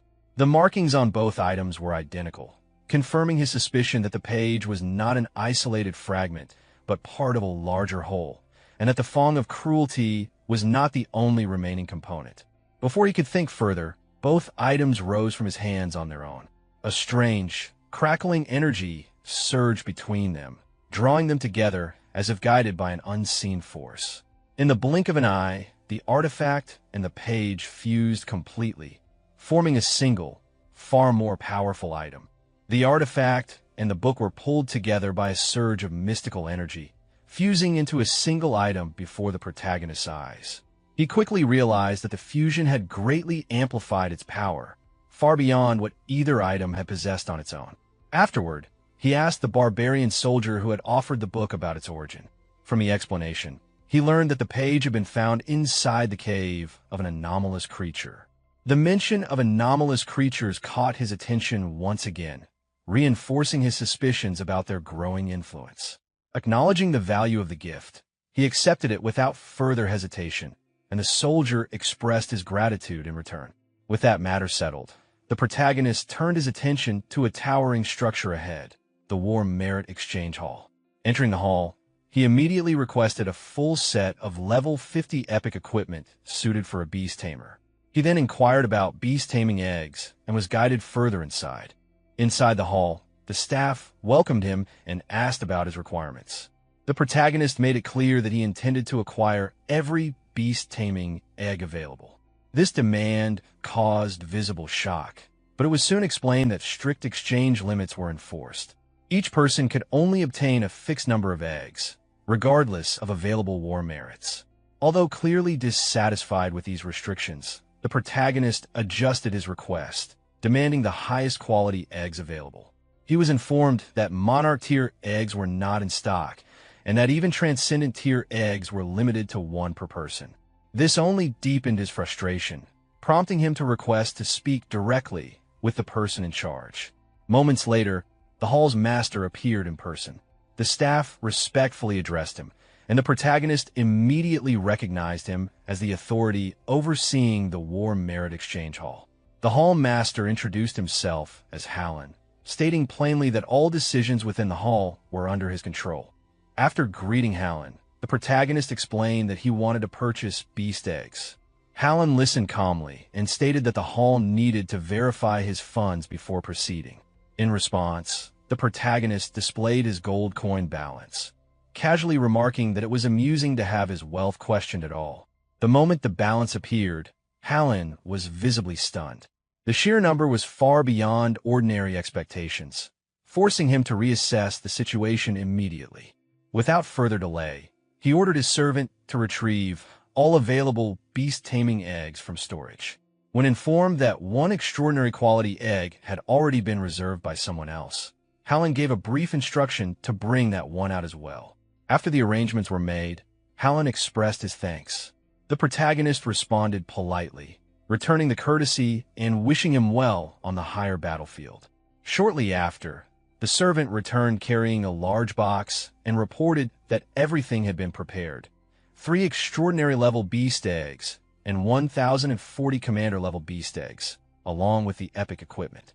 Hallen then raised a practical concern, noting that beast taming eggs could not be stacked and asking how the protagonist intended to transport them. The protagonist assured him that storage space would not be an issue. With the transaction complete and the payment transferred, he left the hall, while Hallen could only watch in quiet amazement at the scale of his wealth. The scene then shifted to a new location, Dragon Phoenix City. The protagonist arrived via teleportation and briefly took in his surroundings. The capital was lively and crowded, far more bustling than most cities he had seen. His appearance quickly drew attention, and whispers spread among the people. Many surprised that he had returned from the battlefield so soon, while others speculated whether the reports about his movements had been mistaken. Soon after, the protagonist made his way to the World Temple. At the entrance, a guard stopped him and asked about his purpose. When questioned in return, the guard introduced himself as Lucas, the person responsible for managing the trial passage. After arriving at the World Temple, the protagonist stated his intention to attempt the level 60 advancement trial. The guard was visibly taken aback, recalling that the protagonist had only completed the level 50 abyss trial a few days earlier. After a brief confirmation, the guard realized that the protagonist had already reached level 60. Though shocked by the speed of his growth, he immediately moved to arrange the trial without further delay. The news quickly reached the higher authorities within the temple. When the elders learned that the protagonist was once again entering an abyss-level trial, they were momentarily stunned. Advancing 10 levels in such a short span was far beyond what they considered normal. Yet the procedures were approved nonetheless. Soon after, the trial gate was opened, and the protagonist was sent into the level 60 abyss trial.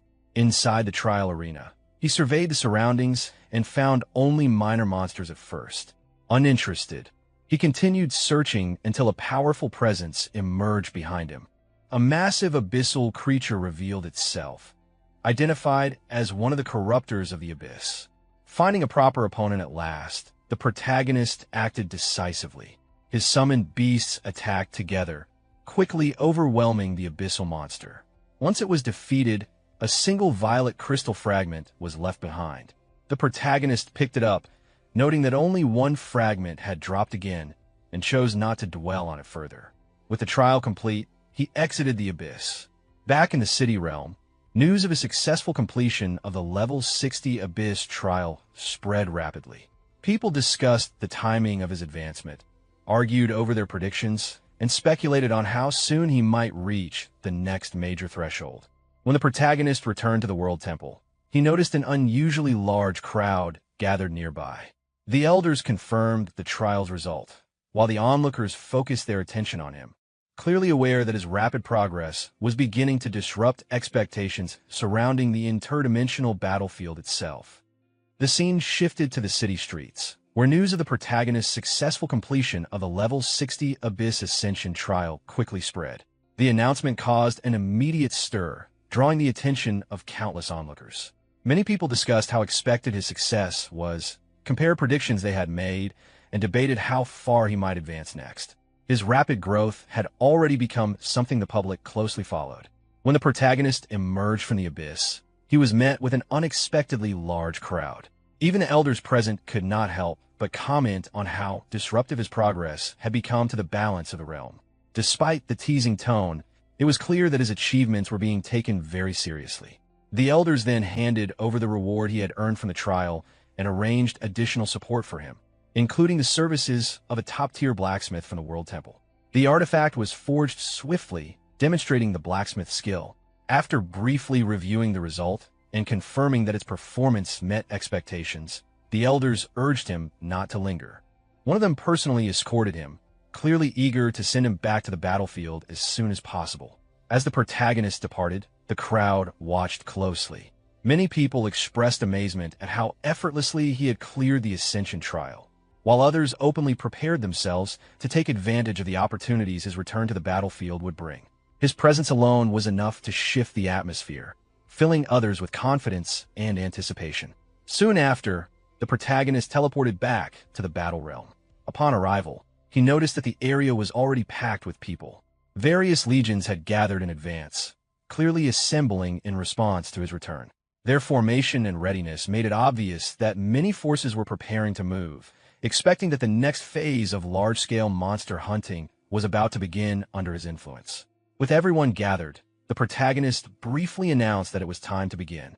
The assembled forces responded in unison before quickly dispersing to carry out their assigned task of drawing monsters toward the designated area. After some time passed, the protagonist remained behind, resting calmly on the ground with the toad at his side. The surroundings were quiet, almost peaceful, though the toad warned him not to relax too much in case a large monster wave appeared. The protagonist showed little concern and assured him it would be fine.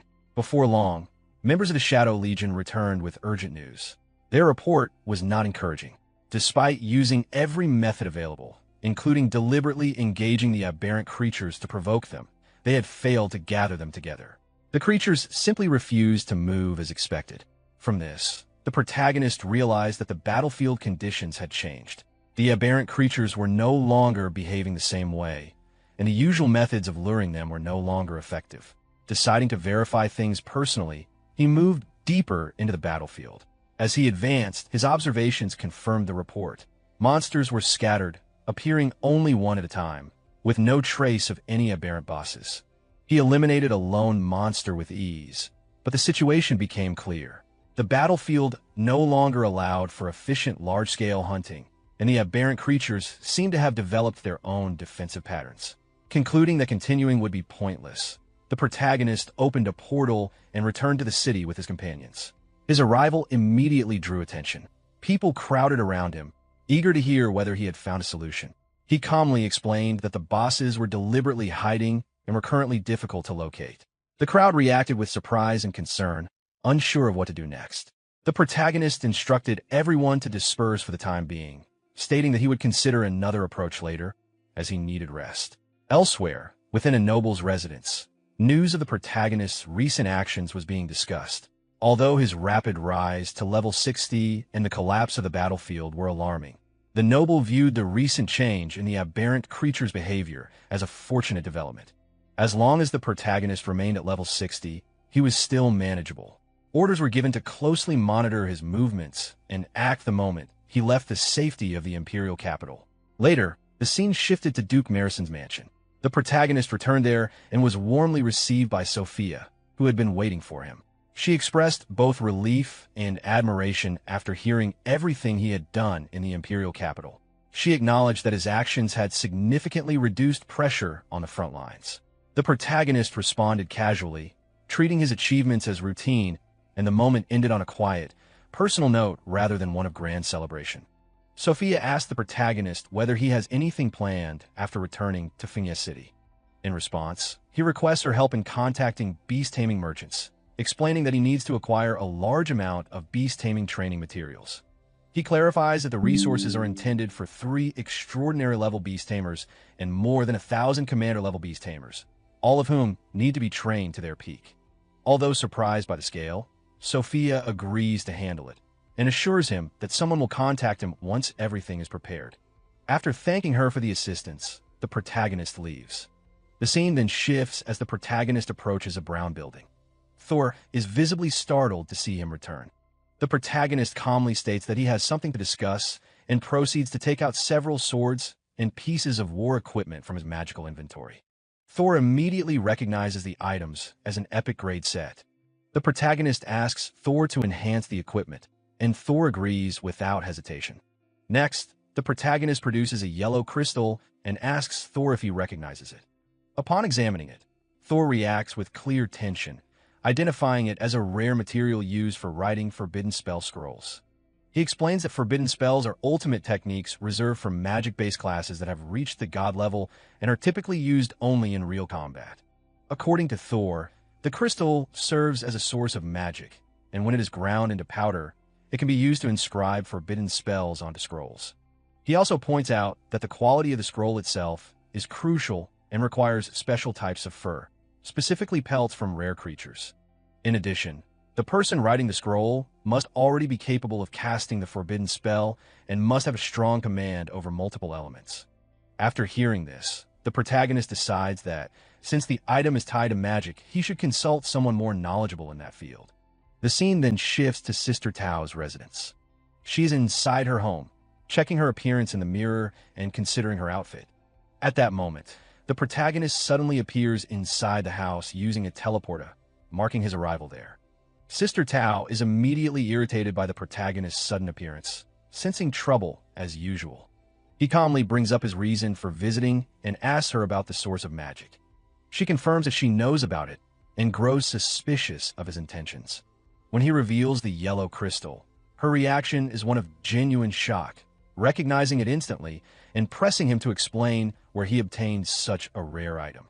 He explains that it dropped from an immortal level boss, which further surprises her and makes her realize how far he has been venturing recently. As the conversation continues, it becomes clear that Sister Tao has been out of touch with recent events, having focused on her own matters. The protagonist then asks whether she is capable of inscribing forbidden spells.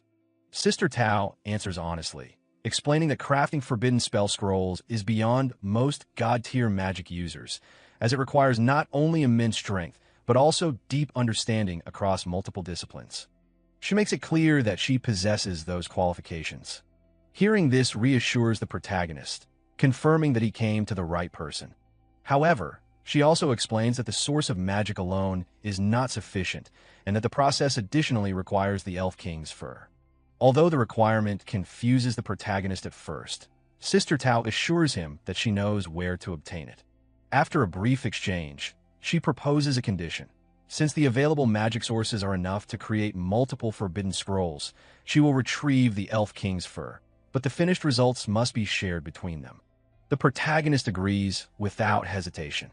With the agreement settled, Sister Tao opens a magical portal and leaves immediately, demonstrating her decisiveness. Left behind, the protagonist reflects on her abrupt nature and decides to check on his beast eggs next. The scene then shifts to the protagonist's beast egg farm.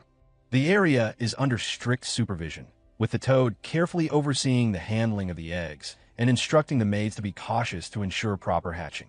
Upon arriving, the protagonist observes that the operation is being managed well. The toad, however, reacts with visible annoyance, realizing that he has effectively been put to work maintaining an incubator. The protagonist brushes this off lightly, acknowledging the toad's experience with beast taming. Although clearly displeased, the toad can do little more than vent his frustration. Before leaving, the protagonist notes that most of his arrangements are now in place. He announces his next destination, the island of God Grace, where he intends to search for the sacred judgment item. He entrusts the toad with guarding the place in his absence and departs soon after. The scene transitions to a seaport. Standing there, the protagonist considers the location of the island of God Grace, which lies at the edge of the Sea of Despair, making travel by ship the most practical option. As he waits, a massive vessel named Poseidon approaches the port. Taking in the sight of the enormous ship, he is struck by its sheer scale and presence, quietly impressed as his next journey begins.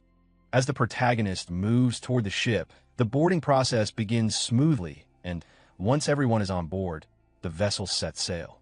While standing on the deck, he quietly observes the other passengers and notices that most of them are equipped with gear around level 80 or 90. From this alone, he realizes that the island of God Grace is far from an ordinary destination. Not long after, a group of knights approaches him. From their reactions and assessment of his appearance, they quickly identify him as someone likely belonging to a magic-based class. They explain that their team is currently missing such a role and attempt to recruit him, introducing themselves as members of the Conch mercenary group and emphasizing their reputation despite their smaller size. They also reveal their objective for this trip, which involves collecting a massive amount of wood spirit crystals. The protagonist listens, but makes it clear that he has no interest in joining them and has his own plans. When asked which mercenary group he belongs to, he states that he is not affiliated with any group at all. This response visibly surprises them. To them, boarding a ship headed for the island of God Grace without the backing of a mercenary group is extremely risky, especially for someone they assume to be relatively low level. Their attitude shifts from recruitment to concern. They openly question his judgment and warn him that the ship itself, the sea god, is not something to underestimate.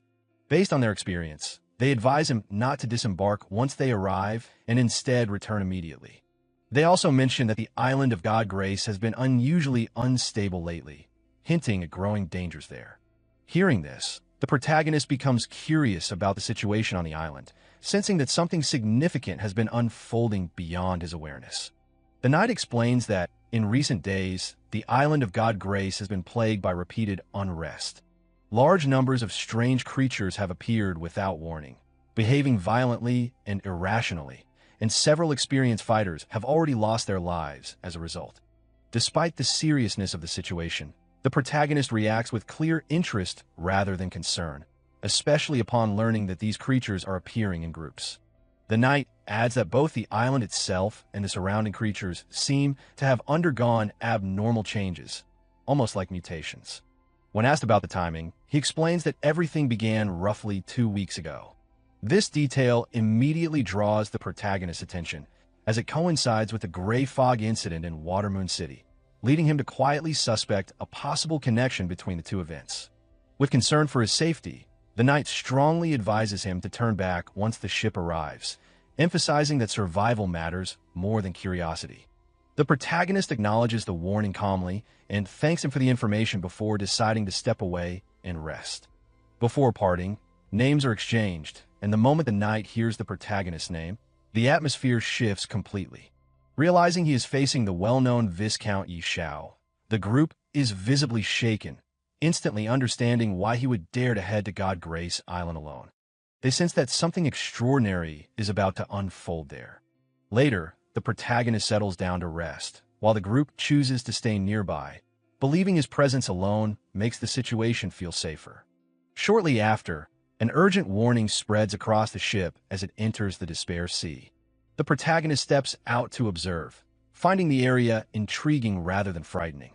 In contrast, the knights grow tense and anxious, praying silently for safe passage.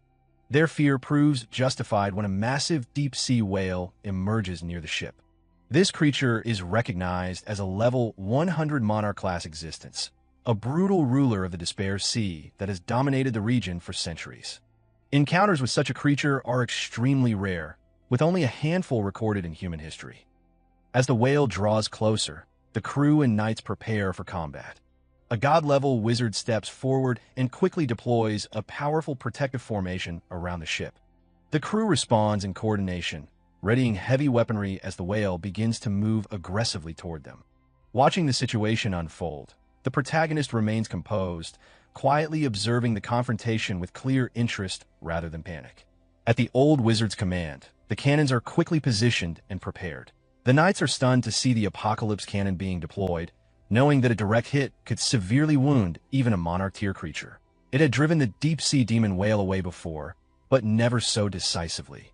Before the cannon can fire, the whale releases a piercing ultrasonic wave toward the ship, beginning what the wizard recognizes as a forbidden spell. He urgently orders everyone to cover their ears while demanding that the mana infusion into the cannon be accelerated. The whale cannot be allowed to complete its chant. At that moment, the protagonist summons his pet dragon. The small dragon emerges and immediately advances toward the whale.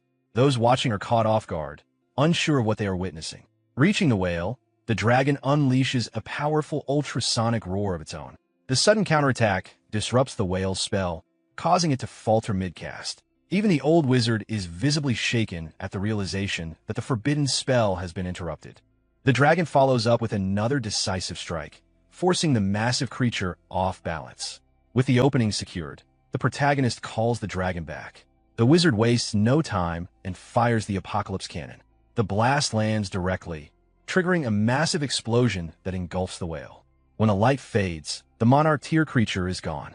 The speed of the outcome leaves the onlookers struggling to process what just happened. As the ship continues forward, the crew struggles to believe the crisis ended so quickly. What should have been a disaster was resolved in moments.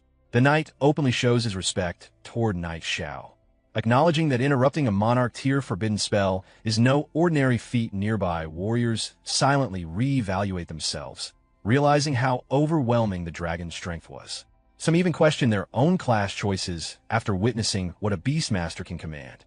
The old wizard observes quietly, recognizing Knight Xiao's potential.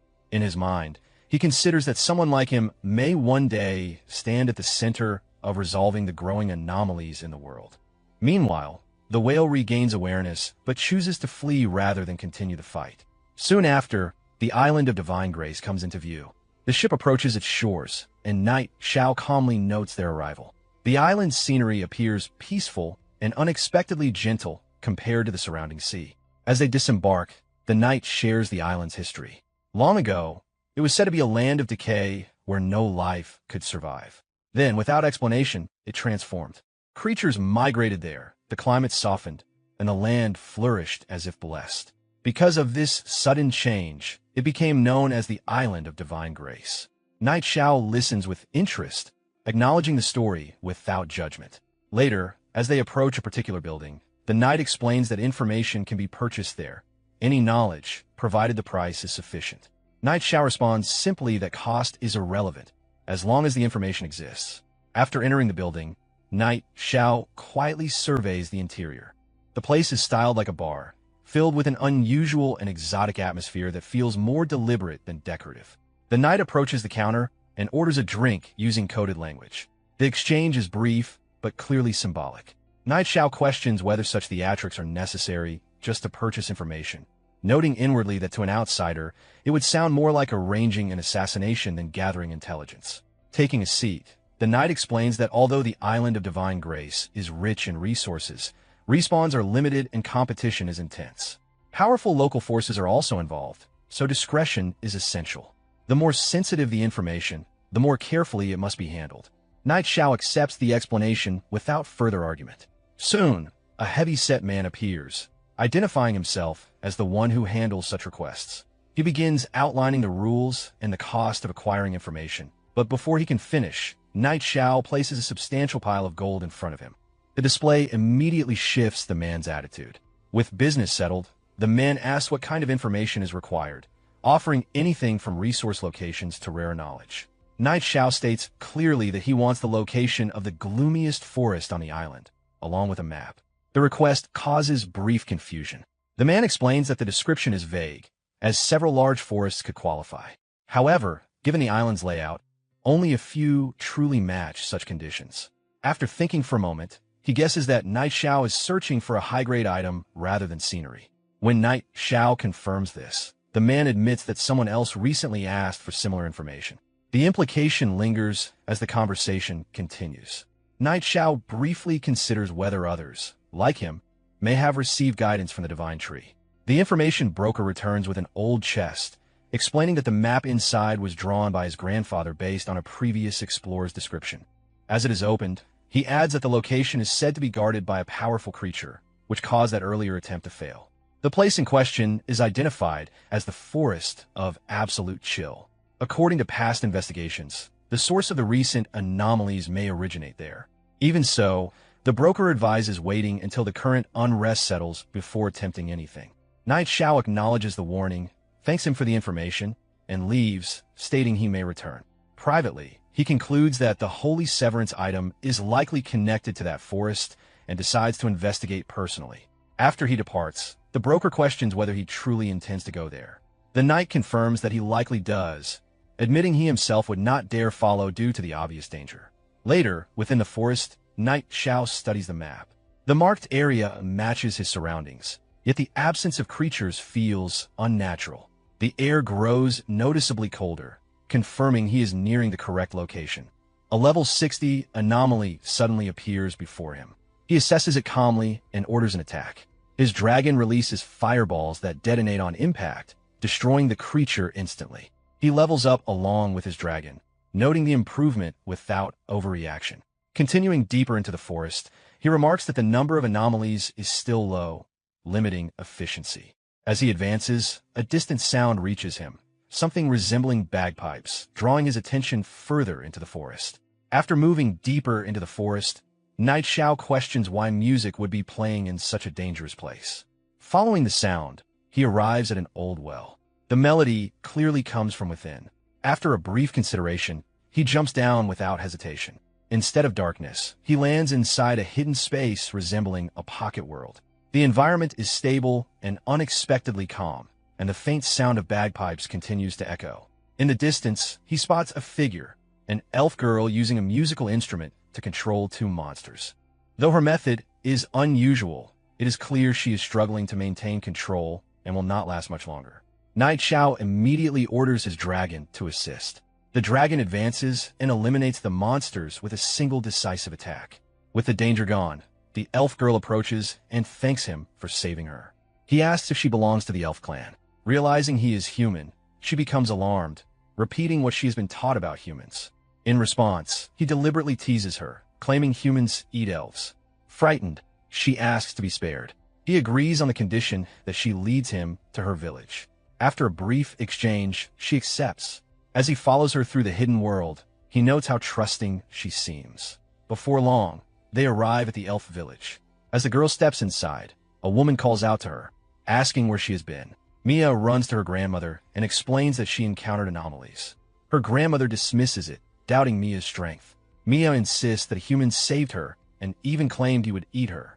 Hearing this, her grandmother notices Knight Xiao and immediately panics, calling the villagers together. Within moments, the elves surround him. An elf elder steps forward, green energy flowing around him, and warns Knight Xiao to leave. Knight Xiao calmly observes the elder's strength, noting it rivals a high-level mage. He explains that he only came in search of an item and has no malicious intent. The elder rejects his words, stating that elves do not trust humans. Knight Xiao reminds him that he saved Mia. The elder confirms this with Mia, who admits Knight Xiao defeated the anomalies but repeats his earlier joke about eating her. Night Xiao laughs it off, questioning when humans ever aid elves.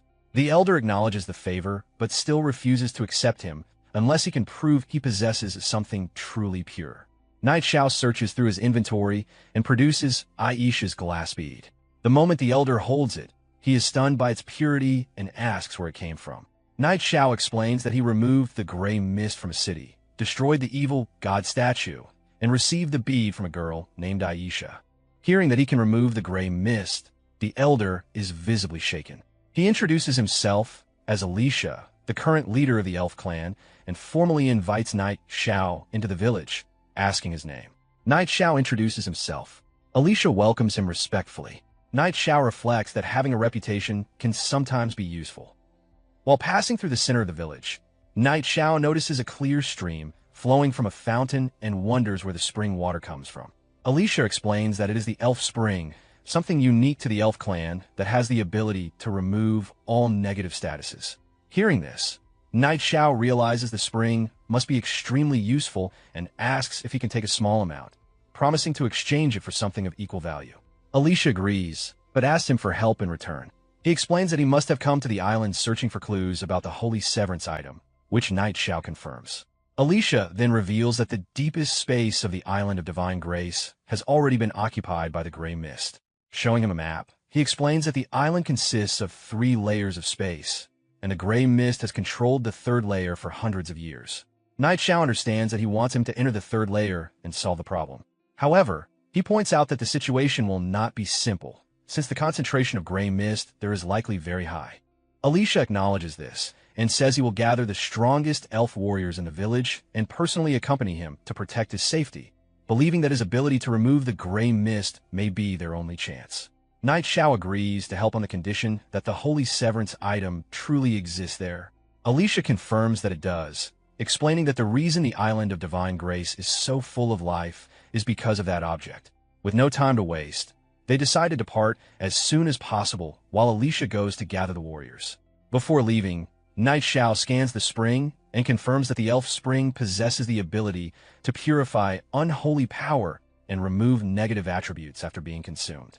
He fills a mug with the water and drinks it, noticing that it tastes slightly sweet. Soon after, he feels a surge of energy as the effect of his experience penalty decreases, raising his experience gain speed to 105%. A short while later, Alicia returns with several elite elf warriors and informs him that the preparations are complete. Night Xiao acknowledges it, and the group immediately sets out together toward their destination. The group soon arrives at the foothills of the Rootless Mountains. Alicia warns Night Xiao to stay cautious, explaining that many strange anomalies lurk in the area. Before they can move further, a loud roar echoes across the foothills. A giant 3-headed hound suddenly appears and blocks their path. Seeing the opportunity, Night Xiao calls out to his companion. His pet dragon, Little Gray, appears at his command and immediately unleashes multiple streams of flame toward the hound. The powerful attack strikes directly, and the beast collapses after a brief struggle. The elf warriors are shocked by the display of power, realizing they have never seen a tamed beast from the human race that strong. After clearing the threat, the group advances toward a ruined structure nearby.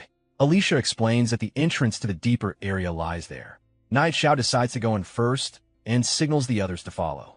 Inside the structure, Alicia instructs everyone to stay close to Night Xiao and focus on protecting him. Suddenly, the ground beneath them shatters, and the entire group falls into the space below. As they land, Night Xiao quickly warns everyone to defend themselves because gray mist is already spreading throughout the area. One of the elf warriors drinks water from the elf spring, and the mist immediately retreats from around him. Seeing this, Night Xiao realizes the spring water can also repel the gray mist. Alicia suggests that he drink some as well, but he refuses, explaining that the current level of damage is still manageable for him. The group then moves forward cautiously in a defensive formation through the dark interior. The surroundings are completely pitch black, and Night Xiao warns everyone to stay alert for sudden attacks. Moments later, flying eye-like demonic creatures emerge from the darkness. The elf warriors react quickly and eliminate them without much difficulty. Observing their performance, Night Xiao notes that the strength of these warriors is quite impressive. As they proceed deeper, the gray mist grows thicker. Alicia suddenly notices something unusual ahead and points it out. A heavily armored warrior with dragon-like wings appears in front of them. Night Xiao immediately recognizes it as a level 100 Lord tier boss. Before they can react further, two more powerful monsters emerge from different directions. Realizing the danger, Alicia panics as the group suddenly finds itself surrounded. Night Xiao immediately warns everyone that the enemies ahead will not be easy to handle. Alicia quickly orders the elf warriors to form a defensive formation. The warriors raise their hands together and create a powerful magical shield that surrounds the group. One of the armored monsters launches a heavy strike against the barrier, but the attack fails to break through. Watching this, Night Xiao notes that the elf clan truly lives up to its reputation as a high race, with combat strength that even surpasses the dwarves. At the same time, he quietly considers how valuable their support would be if they were ever brought to Windleaf City. During the battle, one of the warriors throws a restricting energy rope that successfully binds a bull-like monster. Alicia instructs everyone to trap the enemies first and exhaust their stamina. However, another red-colored anomaly suddenly escapes from the battlefield and disappears into the mist. Realizing this, Alicia becomes alarmed and orders the warriors not to let it escape, but Night Xiao calmly explains that it is already too late. The gray mist is too dense, and visibility is extremely low. He points out that when a boss suddenly flees, it is often to report information. Alicia is confused by this explanation, but Night Xiao reveals his concern that something even more dangerous may be deeper inside, possibly a level 100 monarch tier existence. The elf warriors are immediately shocked by the possibility. At that moment, the bull-like monster breaks free from the restraining rope, leaving Alicia stunned. Night Xiao senses that something about the situation is unusual and that the anomalies are behaving strangely. To uncover what is happening, Alicia raises his staff and decides to use an advanced detection technique. A magical mirror forms in front of the group, and from it emerges a mystical creature known as the Serpent of Clairvoyance. Alicia commands the serpent to track the escaped enemy. As the creature moves, everything it sees is reflected directly onto the mirror, allowing the group to observe the path through the serpent's perspective while searching for the source of the disturbance. As the Serpent of Clairvoyance moves forward and its vision appears in the mirror, the group watches carefully. Suddenly, Night Xiao notices something strange. The boss they were tracking is killed almost instantly, disappearing in the blink of an eye. Before they can understand what happened, the magical mirror suddenly shatters. Alicia is shocked, realizing that something powerful enough to break the detection spell must be nearby. Night Xiao begins to consider the possibility that the creature behind this might not just be an ordinary boss that reached level 100, but a true monarch tier existence. Hearing this, Alicia immediately realizes how dangerous the situation could be and suggests retreating since they would have no chance of winning against such an enemy. At that moment, a loud sound echoes through the ruins. Night Xiao quickly understands what it means just as a massive dragon suddenly appears before them. A notification reveals the creature's identity. The immortal Dark Wing, a monarch tier boss that has been slumbering beneath the island of divine grace for a long time and possesses destructive power capable of devastating everything around it. Seeing the monster, the elf warriors are terrified. Alicia immediately orders them to retreat while he stays behind to hold the dragon back. The warriors hesitate, but begin moving toward the exit while the dragon advances toward the group. Night Xiao asks if Alicia can endure the fight, and Alicia urges them to leave quickly while he handles the situation. As the others retreat, Alicia launches attacks to slow the dragon down. In response, the dragon releases violent violet flames. Alicia forms a protective barrier to block the attack, but the flames shatter the defense and send him crashing onto the ground. Struggling to stand, he realizes the boss is far stronger than expected. The dragon leaps into the air and strikes downward with its claws. At the last moment, Alicia activates an instant teleportation spell, disappearing just before the attack shatters the ground where he stood. Reappearing a short distance away, he recognizes just how terrifying the monster truly is. Meanwhile, the warriors shout that they're almost at the exit and urge him to hold on a little longer. To buy more time, Alicia takes out a green crystal and throws it toward the dragon. The moment it strikes, the crystal triggers a massive explosion that momentarily halts the monster. Seeing this, Night Xiao realizes Alicia had a forbidden spell crystal hidden with him and asks what material it is made from. Alicia simply brushes off the question, implying that such preparations are exactly how he managed to become the leader of the elf clan. The warriors soon reach the exit and urge everyone to leave quickly. Alicia notices that Knight Xiao is not moving and asks why he is still standing there. Knight Xiao explains that since the others have already reached the exit, they should be safe now. However, he believes a confrontation with the boss is unavoidable and decides to handle the rest himself. The warriors are shocked, realizing he intends to face the boss alone. At that moment, the dragon breaks free from the forbidden spell and releases thick violet flames toward them. Alicia is stunned that the spell was broken so quickly and urges Knight Xiao to retreat with them. Instead, Knight Xiao summons his dragon, Little Gray, and sends it forward. The dragon releases powerful flames that collide midair with the enemy dragon's violet fire, canceling each other out. Immediately after, Little Gray unleashes a powerful roar that creates a massive shockwave. The attack strikes the dark-winged dragon and forces it down to the ground. The impact shakes the ruins, causing rocks and debris to fall from above. Realizing the structure is about to collapse, Knight Xiao orders Little Gray to retreat immediately. The group quickly escapes the ruins and reaches the outside. Alicia asks whether the boss followed them, but Knight Xiao observes that it does not seem to be chasing them. The warriors are still shaken by the encounter, admitting that the boss is terrifying and that purifying the gray mist may be impossible after all. Knight Xiao, however, says it may not be hopeless. Alicia becomes curious and asks whether he has another plan. Although she respects his ability, she also warns him not to push himself too hard if there truly is no solution. Knight Xiao calmly responds that if he really could purify the gray mist, then what would she say?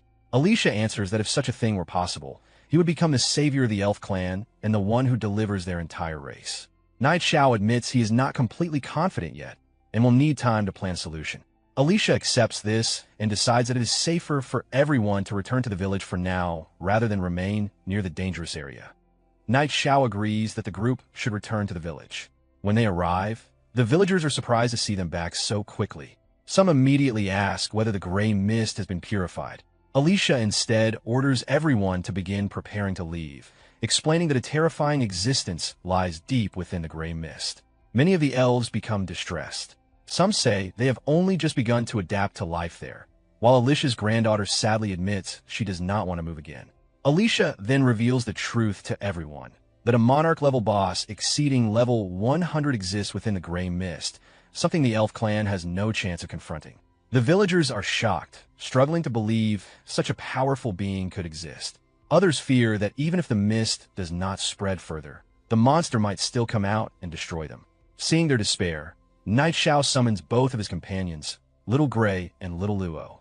Looking at the elves, he remarks how pitiful their situation is and wonders if the two of them should help.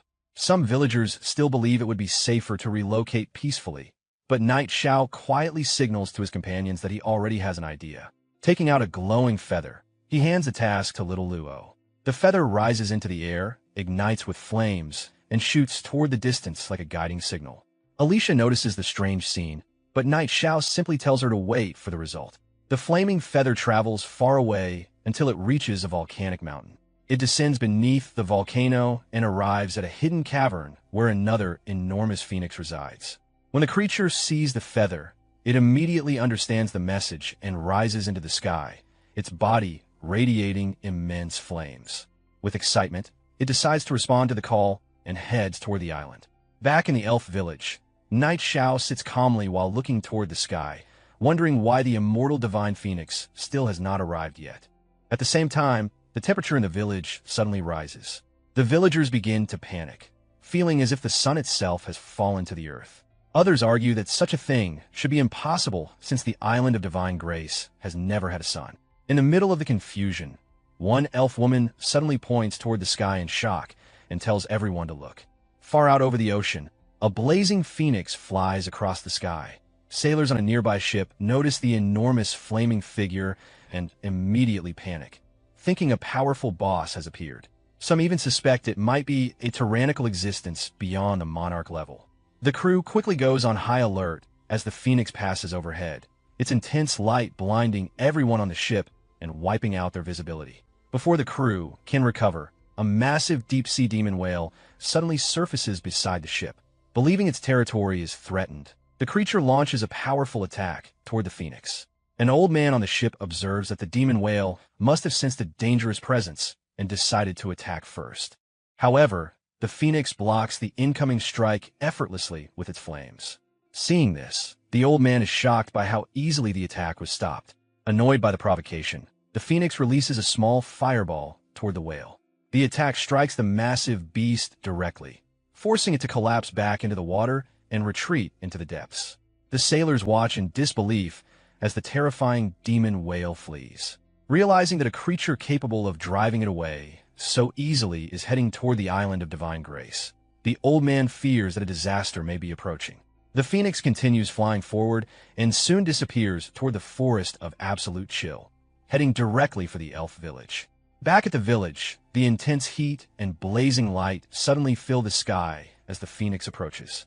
The elves panic, believing the end of their clan may have arrived before they could evacuate. Some fear they were already too late to escape and think the heavens themselves are trying to wipe out the elf clan. Night Xiao quickly calms everyone, explaining that there is no need to panic. The phoenix is a reinforcement he summoned, and it has come specifically to confront the immortal Darkwing, not to harm the elves. Alicia is surprised by this revelation and asks if it is truly the ally he called. Moments later, the massive phoenix descends into the village and lands in front of Night Xiao.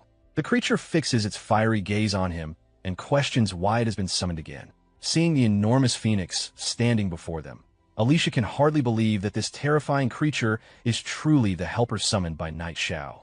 Night Xiao calmly greets the phoenix as an old friend and explains that a complicated problem has appeared on the island. He briefly outlines the entire situation: the gray mist spreading through the island, the hidden depths beneath the rootless hills, and the powerful dragon that has taken control of the area. After hearing the explanation, the phoenix immediately understands. Without hesitation, it flies toward the rootless hills, dismissing the enemy as nothing more than a giant dragon and declaring that the matter will be resolved quickly since its time is valuable. Night Xiao tries to stop it from rushing ahead, but the phoenix ignores him and speeds off. He can only chase after it while calling out that he cannot keep up with its pace. The nearby warriors are unsure what to do, but Alicia decides to follow them personally while instructing the others to remain in the village for safety. Soon they arrive at the rootless hills and enter the ruined structure leading deeper underground. Night Xiao notices Alicia has followed and questions why he came, but he explains that the matter concerns the safety of the entire elf clan and he cannot abandon her responsibility. Before they can say more, flames suddenly burst from deeper within the ruins. Realizing that the phoenix has already started fighting the boss, Night Xiao immediately rushes inside with Alicia. Within the ruins, the immortal divine phoenix and the massive dragon are already locked in battle. The scale of the clash is overwhelming, and Alicia is momentarily stunned by the sight. Night Xiao quickly refocuses his attention, explaining that watching the battle is pointless. Instead, they should use this opportunity to move around the battlefield and search for the true source of the gray mist hidden within the ruins. Alicia recognizes the logic of the plan and praises his foresight as they move deeper through the structure. Eventually, they reach the far end of the ruins. There, standing calmly on a large stone block, is a mysterious figure who has been waiting. The figure reveals that he has finally found what he was looking for: the immortal phoenix and the human who carries more than one type of divinity gathered in the same place. The discovery excites him, and he begins laughing with clear anticipation at what is about to unfold.